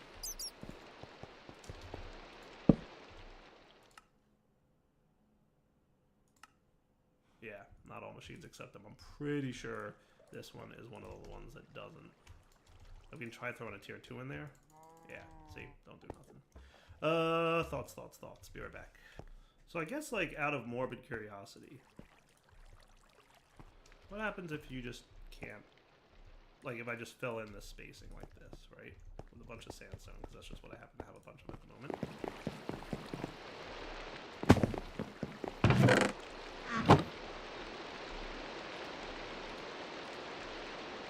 They shouldn't be allowed in there.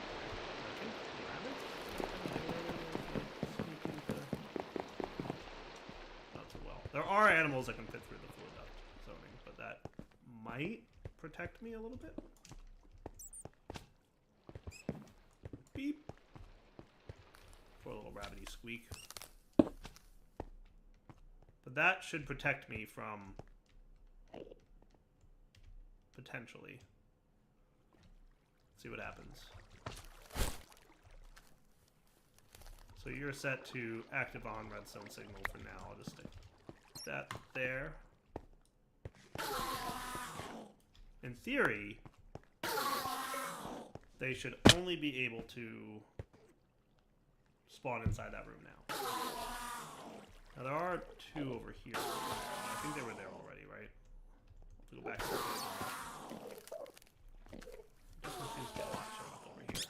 Oh, hold on, I missed a spot. Hold on, I missed a spot. Nobody panic. But I did miss a spot. Squeak. Let's go into, like, full-blown human form. Yeah, totally missed a spot.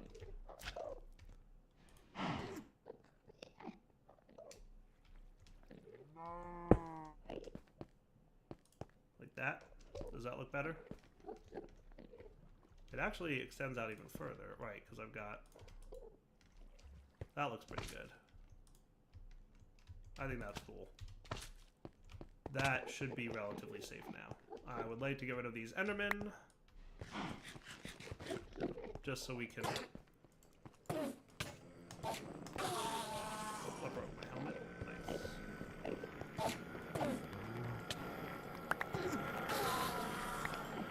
Back in a few. Alright, so with that all taken care of, I should be able to hide working area, flip the lever, and now we should only have Endermen spawning inside this room. Let's just make sure... I'm going to let this run for a few minutes and make sure no Endermen spawn outside this area by watching my mini-map. I think that looks pretty good. All right, so with that, I do believe it's pretty much wrapping up point for this episode. So we've got a little bit of work here to do, right? So we can flip off that lever. I'd like to be able to turn that thing off remotely. I just have to figure out how I'm going to do it with some kind of, you know, redstone control type situation. But we'll figure that out when the time comes. Next episode, I'd like to get that pig farm up and running more automatedly. For now, I'm just going to let the darkroom one. I do need to... What I'll do is, let's pop up here real fast. One thing that I didn't migrate over is this setup. Hold on. Zoinks. No, not that one. This one. So this is a thing that I did not move over. One little detail. The filters. So maybe I should like screenshot that so I know what those filters look like. And then we can bring this home with us. And you're just full of all kinds of other stuff. Now, here's some other things I might want to keep. Like iron, glowstone, and redstone. I'm not worried about them. I'll let them void. I wouldn't mind keeping the enchanted items because I might be able to do cool stuff with them. But these guys, let's see. So glass bottles I don't care about. Dimlet parcels I do. Sugar I don't. Potatoes I don't. Feathers I could. And blizz rods I could be argued to care about. But everything else I don't care about. And this is a representative sample of everything that dropped. From a lot of mobs, right? So I could say that all this stuff could be voided, but then everything in that screenshot and these 3 items I want to be saved, right? So let's get a new type of filter. I'd like you to learn how to make resonant filters if you may. And if you don't already know, that's how you make iron nuggets. Cool. So you might need to get some Enderium. But a resonant filter would be nice here. Cool. All right. So I'm going to run maybe an interface down there with some cabling. And we'll probably also want some power going down there. So we'll have to figure out how to get that going too. Probably with some leadstone flux ducts. I do want to have a better power transfer mechanic. And I have some ideas around that. I'm actually waiting for a pack update. And then we could potentially be able to do some cool stuff. But for now, I'm going to say wrap it up point. So Darwell20 signing off. Hope you guys enjoyed the episode. We will come back next time. And you know what? I'm just going to have everything go in the interface. I won't even filter it. I'll just say everything that a mob drops can go in the interface. We'll wind up filling up our system with like bows and armor and stuff. But frankly, we have the storage space for it. Wow, did we fill up a disc? Almost. It's getting close. But we'll be fine. So for now, take it easy, guys. Hello everyone, this is Darwell20, and welcome to episode 39 of Darwell20's Let's Play series. Today, I'd like to get this pig farm going a little bit better. So, a couple episodes ago, I set up a feeder, which, you know, feeds animals nearby, and we just let it run for a bit. And we also set up the baby animal separator, but I have it set up right now where it needs a redstone signal to run, and I'm not giving it a redstone signal because I wanted to have a bunch of pigs fully grown in that area. It's gotten to the point where, like most auto feeders, it's realized that there are too many animals nearby, so it stops breeding them. It also ran out of carrots, but it's also because it ran out of animals. There are like too many animals and stuff. So, long story short, today's episode I'd like to work on automating the production of some pork. Yeah. I might even throw some cows in there at some point. I haven't entirely decided how I'm going to set that up. Because the auto feeder that we've got there only does one type of food, but I might be able to set up another auto feeder with wheat for the cows or something. I don't know. We'll play with it. But for now, I'm going to need a couple things. I'm going to need my lassos for a minute, and I'm going to want something. Let's see. So there's Dark Utilities, which has some nifty blocks in it. These guys have vector plates, which push entities around, which are super cool. There's block update detectors, there's traps, there's sneaky blocks, there's all kinds of sneaky, nifty stuff that's lots of fun to play with. One of the things that's useful, though, are these blocks called mob filters, and basically what they are blocks that, and if you look up the recipe here, there's like a little info thingy, allows a certain type of mob to move through it. For example, the baby filter only allows baby mobs to pass through. Neat. That's pretty cool. So there's the black ones, and then there's the inverted version. And the inverted version prevents a certain type of mob from moving through it. For example, the baby filter allows anything but baby moves mobs to move through. So basically, what I'm thinking is we set up a filter on the floor that prevents babies from going through it. Cool. So let's see. So inverted, mob filter, undead, player, arthropod, hostile, warder, baby. That's what I want. So apparently there's like some weird ways to do this, but basically we want a mob filter baby, which is this dude with some fences, it looked like. Didn't I have fences? I do have fences. I even have a fence gate. So mob filter baby. Fence gate. Okay, cool. Let's get a bunch of gates. So I'm gonna need, what's the interior of that? I'm gonna need like, I'm gonna say like 10 sets of these. So let's get like this many. And we're gonna need more wood. That'll do. So now we have a lot of gates, right? And now we can set up a filter for mob babies and say gates. There we go. All right, I just didn't want to shift click. Now, how am I on eggs, by the way? I've got some. So let's get like 32 of these things to start off with, and we'll kind of go from there. So we'll see how that works out for us. I wonder if I can exchange or rock these things, because that would be cool. I can. That's pretty spiffy. Alright, so this... So wait, hold on. These guys are mob filter baby. So that lets only babies through, which is kind of the opposite of what I want. I want...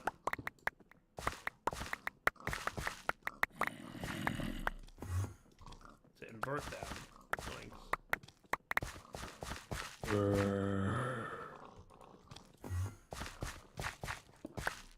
So now anything that's not a baby can fall through.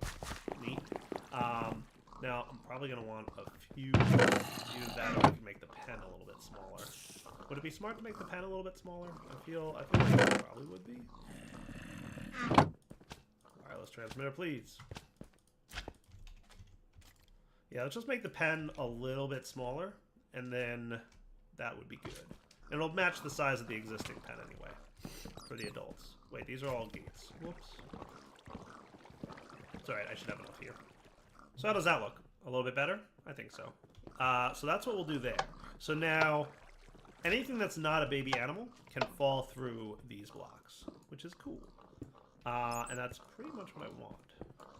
So what I'm going to do then is clear out an area underground here. Hey, my friend, Mr. Meat Creeps.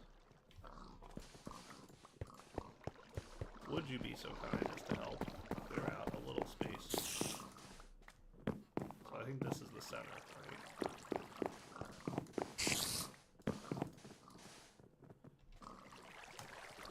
Right here's the center. Ew, I'm Mr. Meat Creeps. Look at me. So that would be 1, 2, 3. So I actually want you down to about there. Ew, I'm Mr. Meat Creeps. You only go down to 9 by 9? Alright, so that might not be ideal.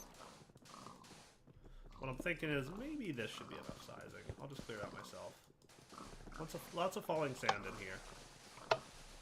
This was one of those, that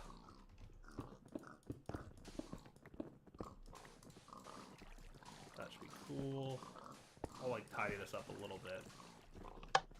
But basically what I want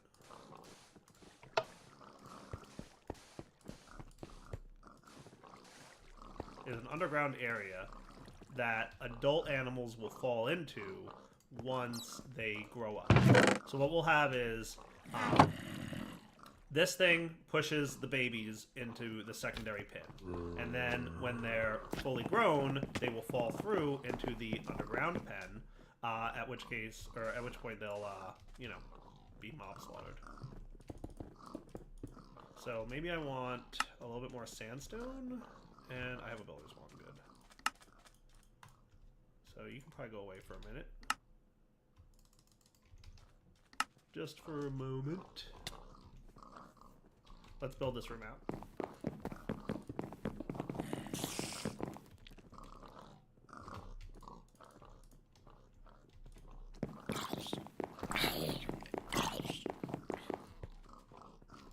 I kind of meant for you to be sandstone, but that's okay. I have a solution to that. Exchangers. Nice.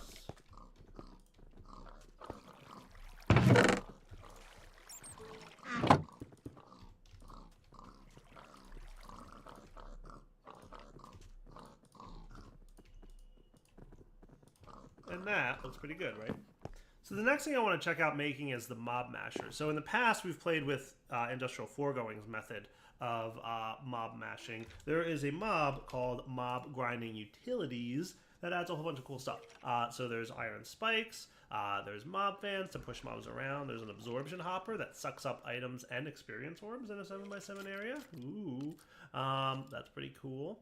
That's some nifty stuff. There's a tank for experience training.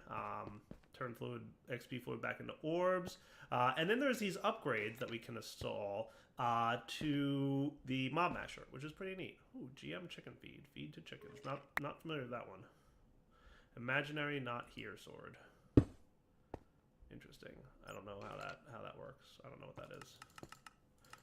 No idea what that one is. But long story short, if we make ourselves a mob masher, we can make some cool stuff. Basically, it'll grind up mobs for us. So we're gonna need like, I think 7 of these swords, if I'm not mistaken. 8. I was so close. So I should now be able to make. Then we're gonna need 3 blocks of iron. And that should be cool. So now we should be able to make 2 iron spikes and a mob masher. Great. The mob masher is pretty straightforward. You stick it on a wall. It's got a fancy texture. You give it a redstone signal, and it mashes mobs. And it hurts. Ow. But it also has upgrade slots. Woot. That come in pretty handy, if I'm not lying. One of the upgrades we're going to want to look at doing, specifically in this example, there's sharpness, which increases the damage. Let's see, these are fan upgrades, these are your mob masher upgrades. Looting makes it drop more stuff, adds fire to the attack, smite, bane of arthropods, and beheading. Super useful when we get to the point of doing wither skeletons, okay? So for now though, what I would like to get is these guys, looting, which is like super cheap. So that's cool. And I want to say there's a limit to max of 10. It tells you on the tooltip. So by throwing this mob masher down there with 10 looting upgrades, hopefully they will drop a lot of stuff. And let's take a look at the absorption hopper here. We'll just need an Eye of Ender, which shouldn't be too hard to get our hands on. A couple different ways, obviously, to pick stuff up. Fluids will insert into tanks and items and inventories range is increased by absorption radius upgrades. Cool. So it's a 7x7 that'll vacuum items up in. And then there's a tank. It's called a singularity tank. I'm gonna try and hook it up to like one of these tanks, and see what happens with it. What I'd love to be able to do, because then there's also the thermal doohickey. Where did that thing go? So I've got my Tome of Knowledge. Are you in normal display mode? Cool. Where is that enchant? Oh, there it is. It's in my inventory still. Insightful Condenser. I might want to do this one. Collects experience in an area. Because I think this one I can hook up to my Tome of Knowledge, can't I? Can I do something with that? I don't know. I don't know exactly how the Insightful Condenser works. So here's a question. If I put... Oh, hello. Interesting. And then you're, what, empty now? Well, that's good to know. So let's do this the thermal expansion way of collecting that stuff. Now, in terms of picking up items then, I'm pretty sure the absorption hopper needs a line of sight. So what I wouldn't mind using is a ranged collector, one of my favorite items from Actual Editions. Let's maybe teach you how to make these things. So do you already know how to make an iron casing? You don't. But I want you to be making ranged collectors for me in the future, so let's do that. Oops. That. I'm going to assume you also don't know how to make a hopper. Nope, but now you do. But you do know how to make chests, right? I taught you that one? Nope, but now you do. All the patterns. Zoinks. I'm going to really need to get into reborn storage sooner than later. And then coal is what's turned into. I've yet to automate this thing and this actually addition stuff over here, but we might be getting on board with that eventually, soonish. Speaking of, might as well fill up that experience tome. So with that in there, I should be able to make now a ranged collector start. One of my favorite items. It's just the bomb. And I believe I have an extra ender chest laying around. So let's take this guy over here. The ranged collector picks up items in an area. And the best part about it is it doesn't need line of sight. So even if the ranged collector is outside and we set it to an empty blacklist, so that means it'll pick up everything, and we drop an item here, the ranged collector should, poof, pick it up even if there's no line of sight. Perfect. The vacuum hopper, like, vacuums it towards the hopper, which is not ideal because then, you know, if the ranged collector, you know, can be outside the room, whereas the vacuum hopper kind of can't. So let's put our insightful condenser here. And I'm going to light up this room a little bit. Right, so that'll be our insightful condenser. That'll pick up the experience orbs that drop, in theory, probably. And then we're going to want our mob masher to be here with probably a redstone signal behind it. How does that look? Nice. And then we'll probably want... So they'll probably die about there. So what I'm going to do is put my ranged collector here with an empty blacklist, which means he'll pick up all the things. See?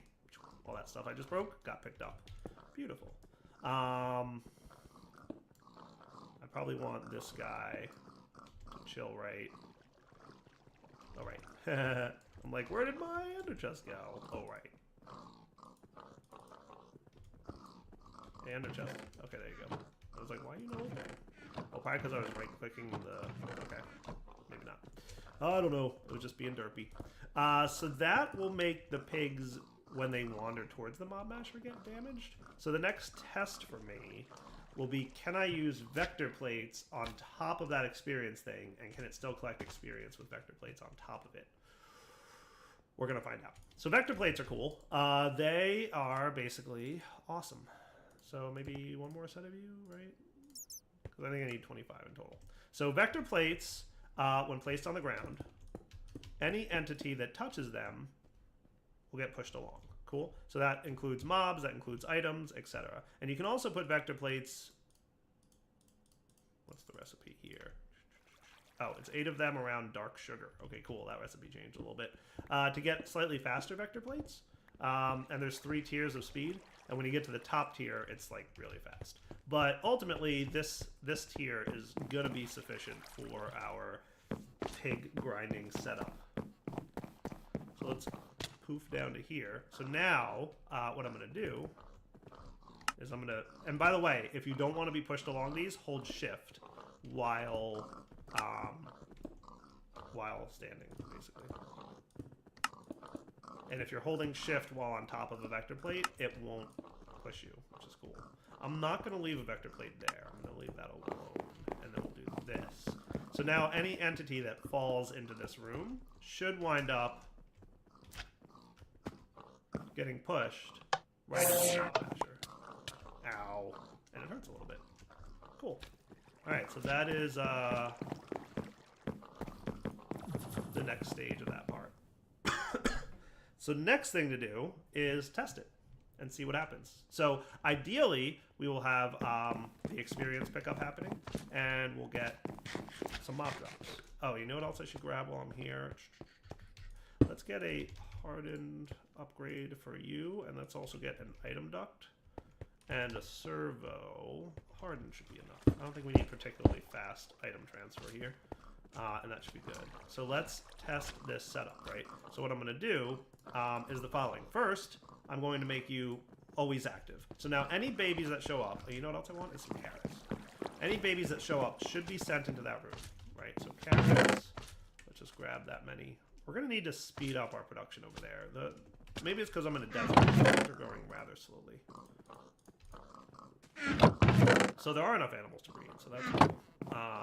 We'll do that in a minute. Hold on, let's do this and this. I'm going to place you here and here. And we'll see what happens. So are you going to get ground up or no? Alright, I was a little bit worried that the grinder wouldn't be able to reach them, but that's okay. So we're just going to move it down one then. Okay, so we'll put the grinder... Alright, range collector. Dire, please. Right, so grinder can go there.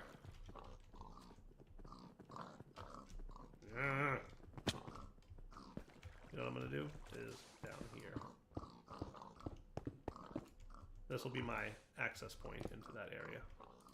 Cool, my lever's in there.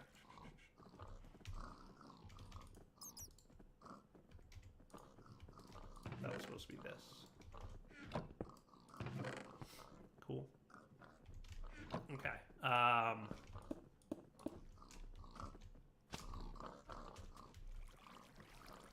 So we've got this guy going now. I wasn't sure if it would be able to hit the pigs, but I forgot if this thing had like a range above its bounding box. So apparently it doesn't. That's cool. So adults fall through when I right click them here. And then they get ground up. Sweet.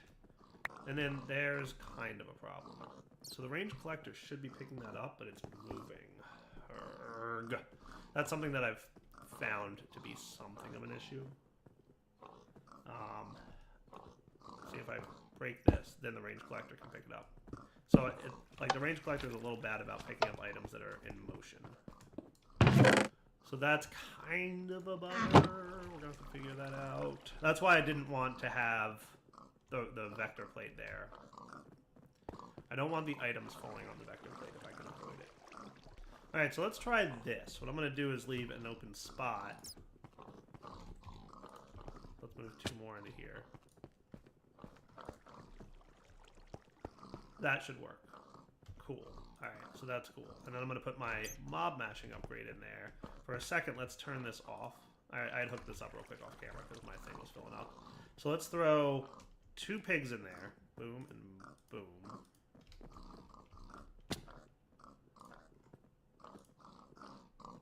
And see how much pork we get out of 2 pigs. It should be a decent amount, I would think. Ow. That actually hurts.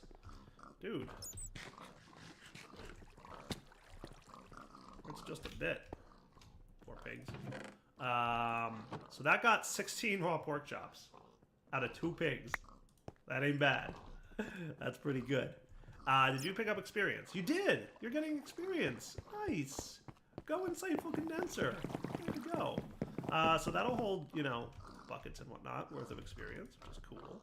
How much? Oh, right. I'm a derp. Go direwolf. Way to go. So that looks like a pretty functional system. So here's what I'm going to do, right? I'm going to put... I don't want that many animals nearby in there breeding for pigs. I want to kind of thin the herd a little bit, if you will.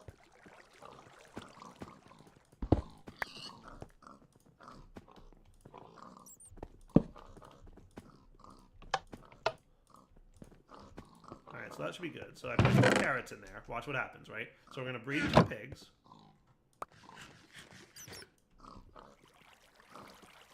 Baby. Zoinks. And baby chills over there. And he just grows up in that pen, right? And once he's grown up inside that pen, he will fall down because mob filter baby. And then he will be mob mashed. And, you know, things and stuff. Not bad. Alright, cool. I wouldn't mind doing something similar for cows. I'm gonna have to probably go find some cows. But let's get fluid ducts because I didn't set those up because I forgot to bring some. So we're gonna want a couple fluid ducts. I'm assuming. Let's do hardened fluid ducts. I don't know. I need 2 in bar, I guess. I don't know for sure, but I'm assuming liquid XP is not hot. But I've made that assumption before and was wrong. So yeah. We'll go set that up, and that's. Oh yeah.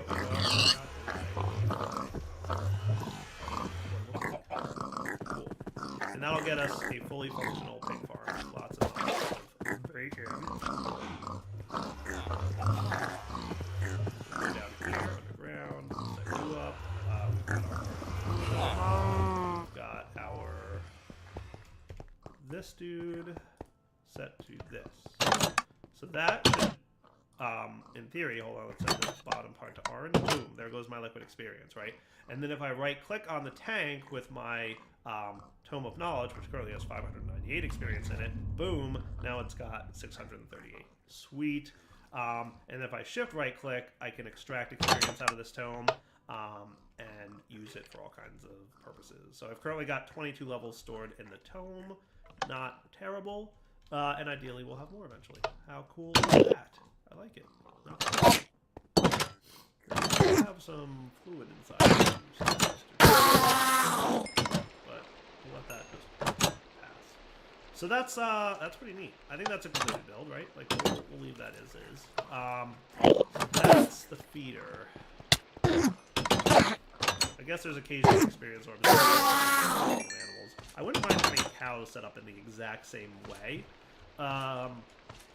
Let's just check out the feeder from Industrial 4 going real quick.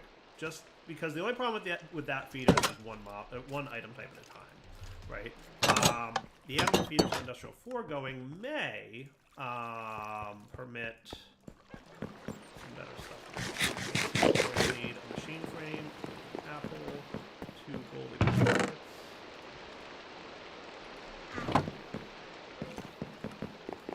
I just want to see what the UI of this thing looks like. It's not expensive to make, so. Oh my, look at you. Okay, and show working area? Oh my. So that's a thing. Interesting. Take a quick nap. I think what I'm going to do is use this instead of the other. Alright, so that's filling up with its internal power. The working area is inside that. Working area. So give me those carrots back, guys. They probably can't be bred again for a little bit. But what I am going to do is,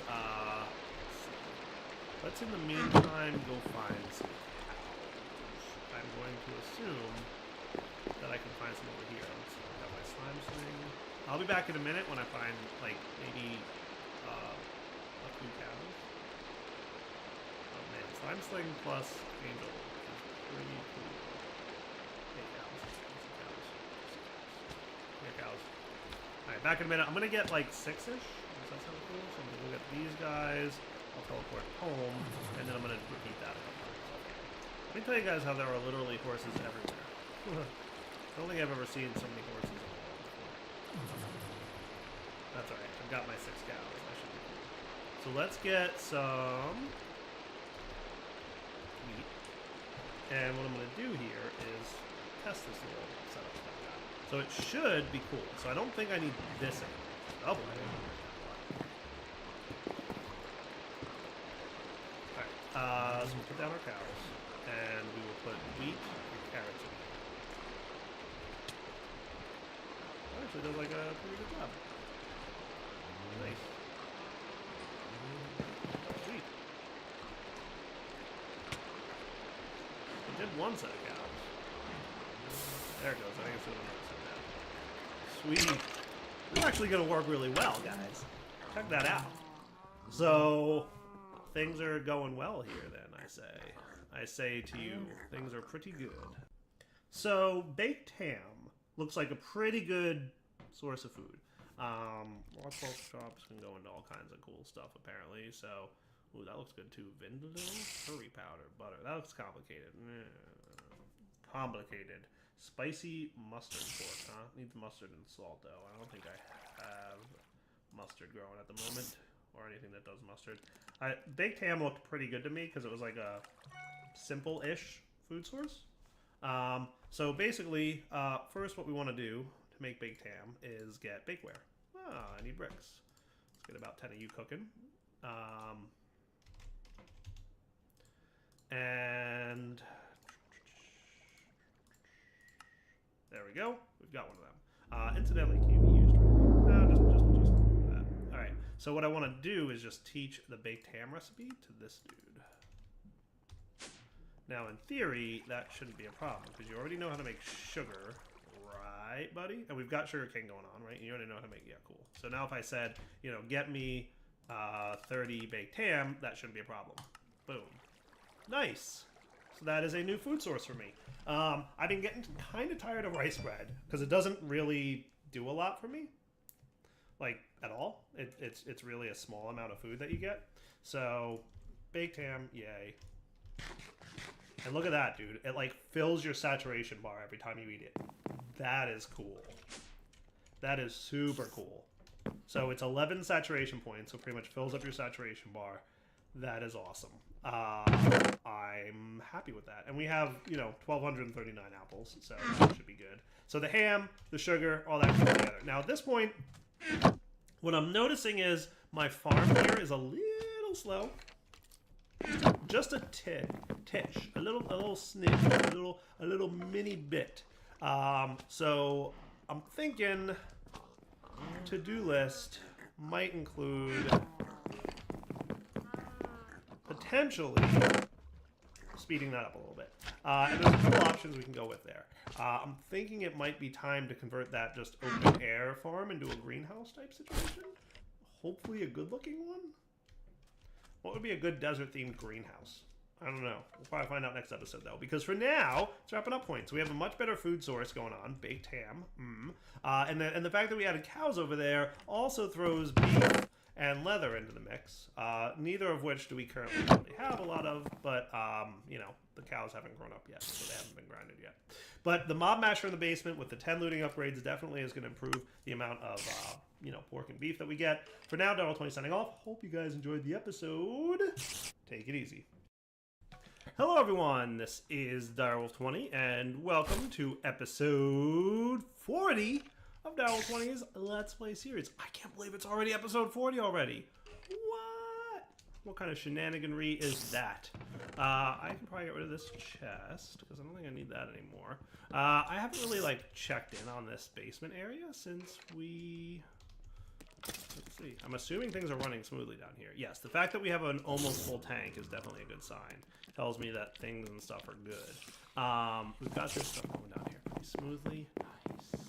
Nice. Last episode, we set up an animal farm real quick, and we've now got a decent amount of pork chops, leather, and beef, courtesy of all that cool stuff. What I'd like to work on today is a mystery. I thought I had a good idea of what I was going to work on. What was I going to work on today? Oh, right. I was going to improve the crop growth situation we've got going on. So you may recall... See you later, animals and monsters and terrible things. You may recall that last episode we were kind of taking a look at how our crops were doing. And the answer to how are our crops doing was, meh, they're all right. That was legitimately the answer. So what I'd like to do, what's like the top, which hotkey is it? There we go. 11 by 11 is the best that we can do here. So what if I were to water here? That's pretty good.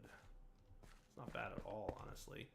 What about right here? Would that kind of touches on a little bit of everything, doesn't it?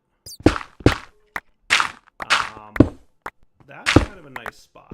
So what if we tried setting up something to automatically watering can our crops? Does that sound like kind of a neat idea? Now, it's obviously not going to cover the entire farm with that 11 by 11 area, right? Because the farm itself is, zoinks, let's see. Is it 13 by 13? So actually, that's pretty close. That's pretty close.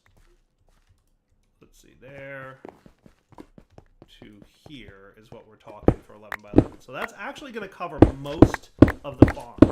The sprinkles there didn't do it justice, but that's actually pretty close. So what if we wanted to automate this, right? There's a couple options we could go with. So let's start with a few things. A mechanical user might be able to do it, but that right-clicks a bunch. So there's the thermal machine that right-clicks, right? Nullifier, thermal arbitrator. What's that? This fish. Oh, neat. That's something to keep in mind. Fluid allocator stores and transfers fluids. Where's the user, like the mechanical user thing in this mod?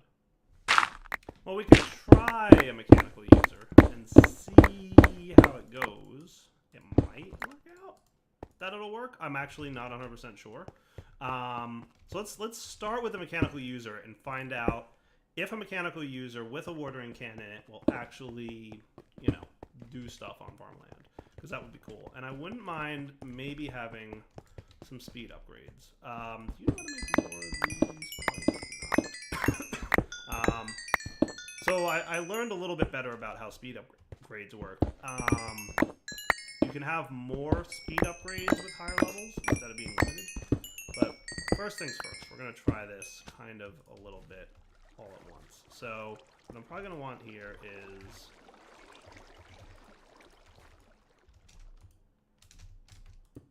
that.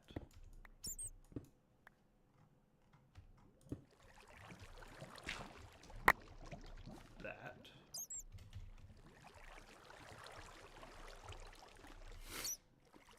Now, how did that happen? There we go. Fill up this dude real fast. And we're going to see if this actually works. Because if this works, then we will have a nice way to kind of speed up our farm's production of stuff. If it doesn't work, I'm going to have to find a block that it does work in or come up with another solution, which I totally have an idea for. So I do have a backup plan if this doesn't work. But for now, you're going to go in there. We're going to say upper left slot, right click, place block. Doesn't seem to do anything. It's probably use item on block.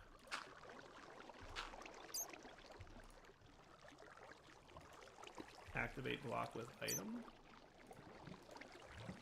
Use item. I saw something grow, but I think it was just a random growth tick.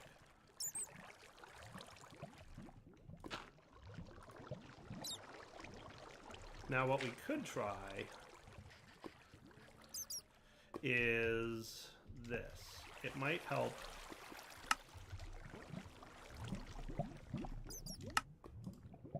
if there was an actual seed planted there for it to right click on.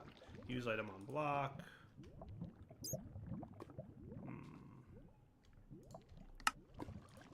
Activate block with item. Use item. None of these things are actually working. So I'm trying all the things. Auto placer from Actually Additions, block placer from Industrial Foregoing. Thus far, no such luck. We will keep trying. Alright, so let's go with the assumption that this isn't going to work. So we're going to move on to plan B, because I tried like a bunch of block placers and pretty much none of them did anything. So let's get some fancy greenhouse glass, wherever it is. There it is, greenhouse glass. Dun dun dun, from Actually Additions. Now this is going to require an Impalus chrysalis block, which is made from Impalus chrysalis. And this stuff is basically made with lapis, 3 prismarine, and a cyan dye. So I think now's as good an episode as any to start automating Actually Additions, because we're getting to the point where we might need more of it. So let's get some gray bordered glass. Let's get a ranged collector, please, and thank you. Let's get a chest. Let's get So sure, we're gonna have to test a little bit to see if we run into any problems with the whole auto crafting with Actually Additions things. There's a couple ways we can probably get around. We'll try item ducks first, and if that doesn't work, then we'll try some other methods. So it's sound cool? We're gonna need a dropper, and an automatic precision dropper is kind of one of the best ways to go. I think I'm gonna need some redstone for a minute and some lapis. Probably also wouldn't be a terrible thing to have. And we'll put this here and that there, and poof, you do your thing.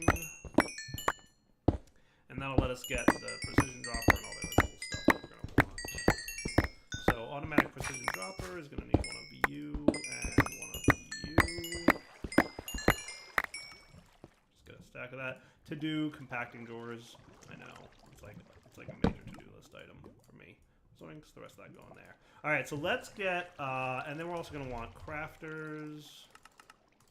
Probably going to want a few of them for later anyway. We've got some cables, but we might want a few more. That might be enough. We might need another stack of that, give or take. That should be good. And that'll do for now. Are my crafters done, by the way? They're a work in progress. I guess you're doing your thing. Nice. It's kind of nice to see that thing working pretty well now. Switching the diamond instead of it being over here to being over here definitely helped with the interaction and the backstuffing. So I'm pretty sure, we do have some cabling in this general area, don't we? We do. It leads up right about to here. So what I'd like to do is get some cabling up here-ish, so that we can have maybe a crafter here, which, by the way, is that done yet? Okay. And then we might also, well, no, not there. That's not what I want a crafter to be. Derp. We want a dropper probably here. Does that look about right? So that any item that goes in there immediately gets dropped, and that should be cool. Yeah, that looks cool. So we're totally going to want... I want it to look good. I like it being in the corner there, but I don't want to put the crafter up there. So what I might want to do is do a phantom face, because phantom faces are cool. A phantom face is awesome. Let's set one of these bad boys up. So I want you to know how to make those. Do you know how to make advanced coils? You don't. So it's time for you to learn coils. And advanced coils. Phantom faces require these guys. So let's put them all down there and here. Zoinks. And you're probably only missing now. I want to make one of these. The 2 empowered diamantine crystals. So let's get... Well, we'll just do a block of it, right? And this guy requires what? 2 clay, a clay block, and a light blue dye. To do clay. So this will get me this thing. So in theory, what we're going to want is for you to drop there. Right. I have a magnet on. We'll do something about that in a minute. 2. Clay block, 2 clay. So that should get me empowered diamantine, and then we can do a phantom face. Cool. And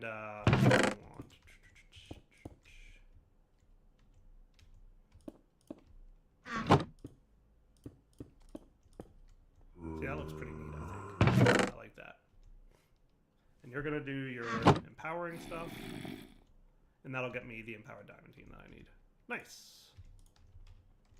And then that can convert back to that. And I'll teach all these recipes here in a minute, but today's heavily about getting this up and running. And automating the things. So now we should be able to make a phantom face. It's a few crafting steps, but it's all good. And for that, we're going to need a phantom connector. All right. And that needs 2 isolator.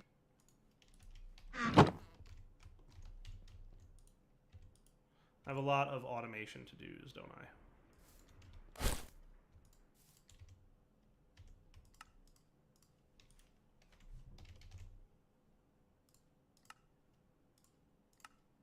Cool.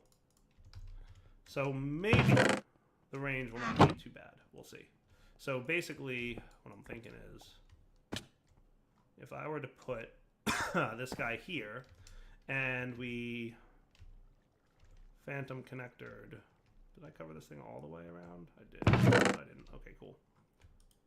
So block stored in connector. Is this too far of a range?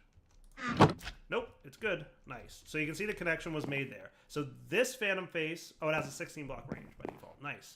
Is automatically connected to that dropper. So now any items that get piped into this thing will go into the dropper, which is cool. Nice. So you know what I'm actually going to do is move him. Not connected to anything. All right, so we're going to have to go get that click again. Click. And click. Now he's connected there. Sweet. And what I can do is put this in the wall here with the crafter. And that'll be kind of in the wall. Does that sound cool?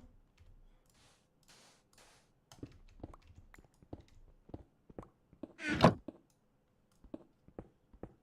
then we can just sneak off in this direction and find ourselves some cabling to connect to. And that'll allow us to get the first part of anything going.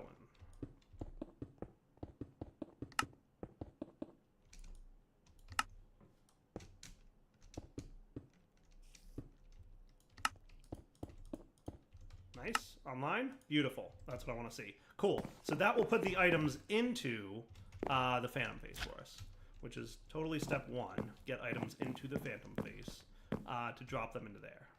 Cool.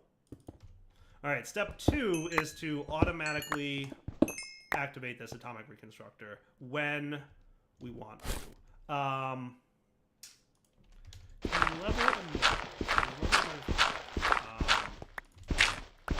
So there's this dude. So we're going to want an improved processor. Facing and like 10 of you.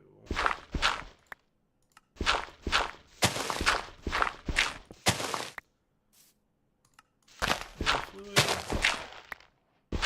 Emit signal when items being collected. Ooh, but you only have one filter slot. That's a problem.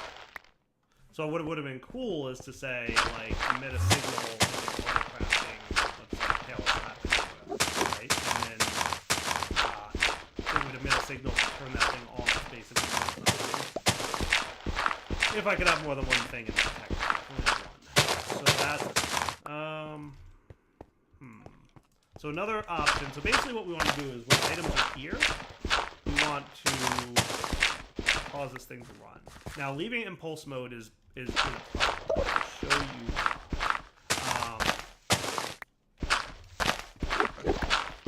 Right, let's say we dropped a full stack of items on here. Right? Pulse mode only runs once per pulse. So if a stack of items came here and it got like half of them done, the other half would sit there, it wouldn't generate a new pulse because it's still hitting the pressure plate, and that's kind of bad. So we don't want to run on pulse. In the past, there's been a couple different ways I've automated this. Basically, we want to keep this off until there's an item. And as long as there's more than one item, we can turn it on. So let me think about how I'm going to do it. I've done it before with a couple different mechanics. I want to see if there's a new way to go about it for you guys, and if not, we'll fall back to some old habits. So this method here is one approach to doing what we could do. So in deactivation mode, which means it keeps running unless it receives a redstone signal. When it's receiving a redstone signal, it's deactivated. It works like this, right? So when there's an item on the pressure plate, it'll fire, it'll keep firing, until the item is removed from the pressure plate, basically like once it's done with its crafts, right? So that's one approach to take on it. Once the item's gone, the redstone signal turns on and the thing stops firing. The only thing I don't like about this build is that it requires just a little bit larger of an area, like it just a little aesthetically unpleasing. We basically have to do this, which I guess isn't the end of the world. So we can do that. So basically what we'll do is we'll put the dropper above this point here. And then we're going to have to rebind you, right? So you connect to that. Connection is fine and we're good. And that should be good, right? So that should all be cool. You can get back in place now. And that means we can do our stuff. So with that set up properly now, what I should be able to do is start teaching some recipes, which should be cool. Not there. There. Nice. Okay, cool. So that should work. And then we just need the ranged collector there to pick up the items that we want to get and then stick back into the system, right? So for that to work, also I have to get power into this dude somehow, which I haven't really figured out. But we're going to whitelist.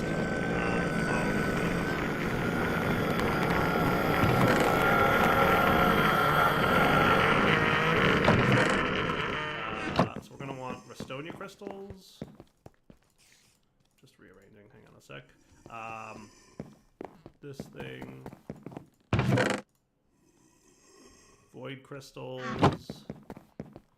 And let's get a diamond here, because we're going to want diamantine to be, you know, good to go. So if we were to put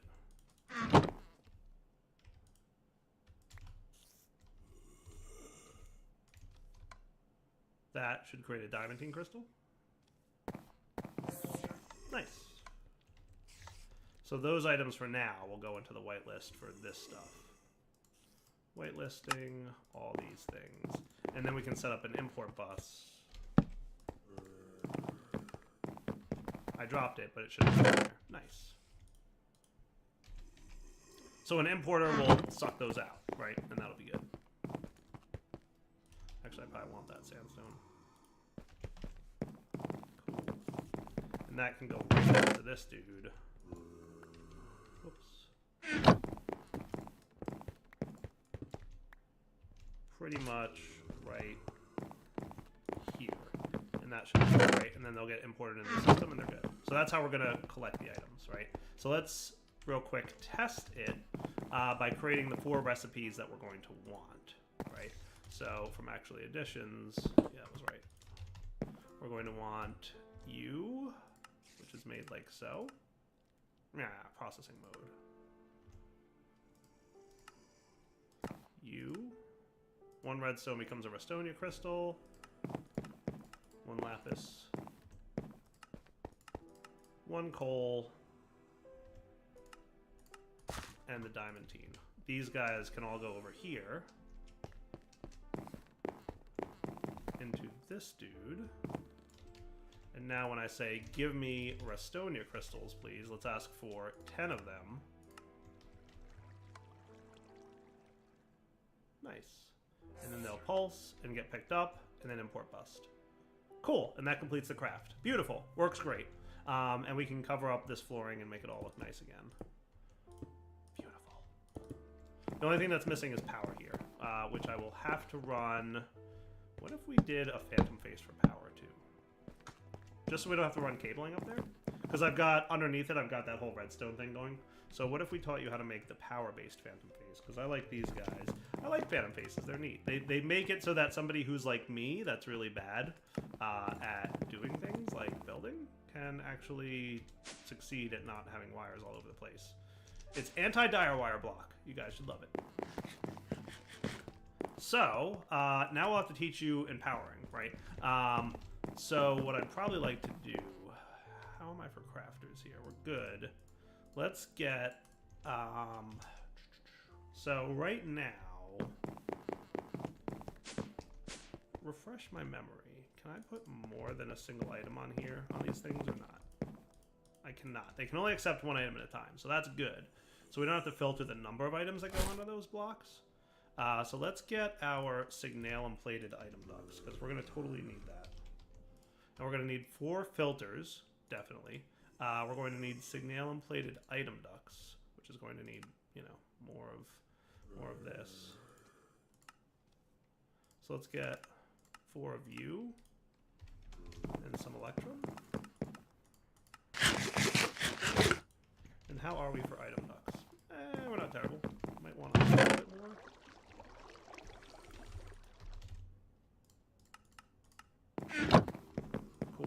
Lots of auto crafting probably in progress. It's cruising. It's actually going pretty well. So another set of item ducts, please. And then we can get the signalum version. 14 might be enough. We're going to find out if we know about that or not. So under here, what we'll wind up doing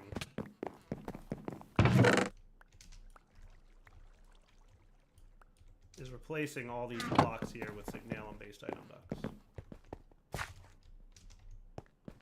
Am I crazy, or did my hammer just... Oh wait, I know it.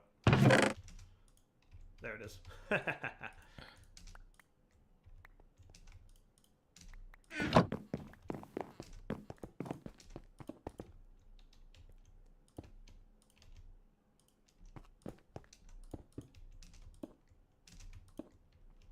I might be off by like 1 or 2, and that's going to be annoying to me.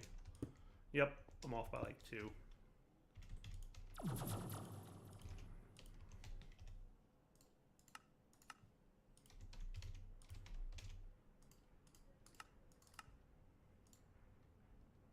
So Electrum and Signalum should be pretty quick to get here. Come on, Signalum, let's go. There we go.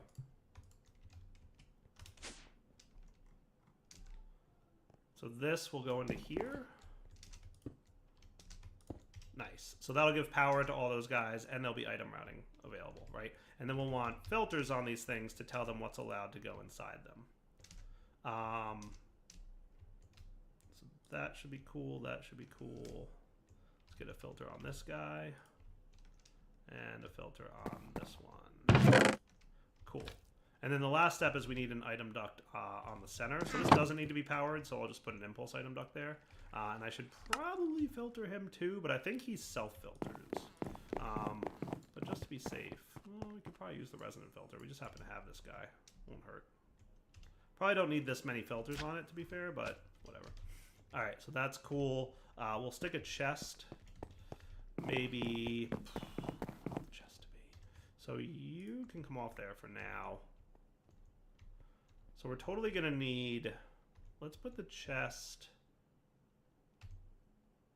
Let's turn this into a crate, actually. Because a crate I can open if it's against the ceiling. Right? Put that there. And we could have our crafter up against it, like so.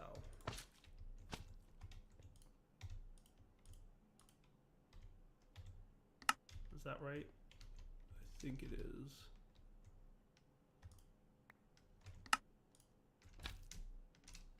That's right. That's how I want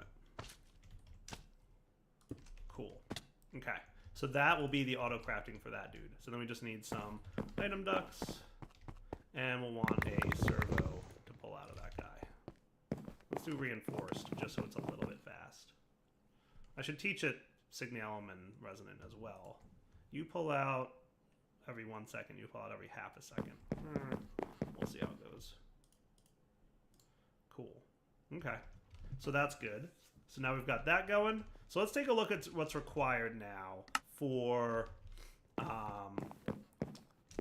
an empowered Restonia block and Diamantine, right? So this comes from here. So let's put this in processing mode, right? An empowered Restonia block needs these things to make this, right?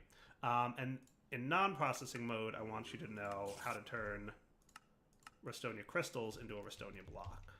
And you should probably start making more patterns. Cool. So regular Restonia crystal goes here. The empowered Restonia goes over here.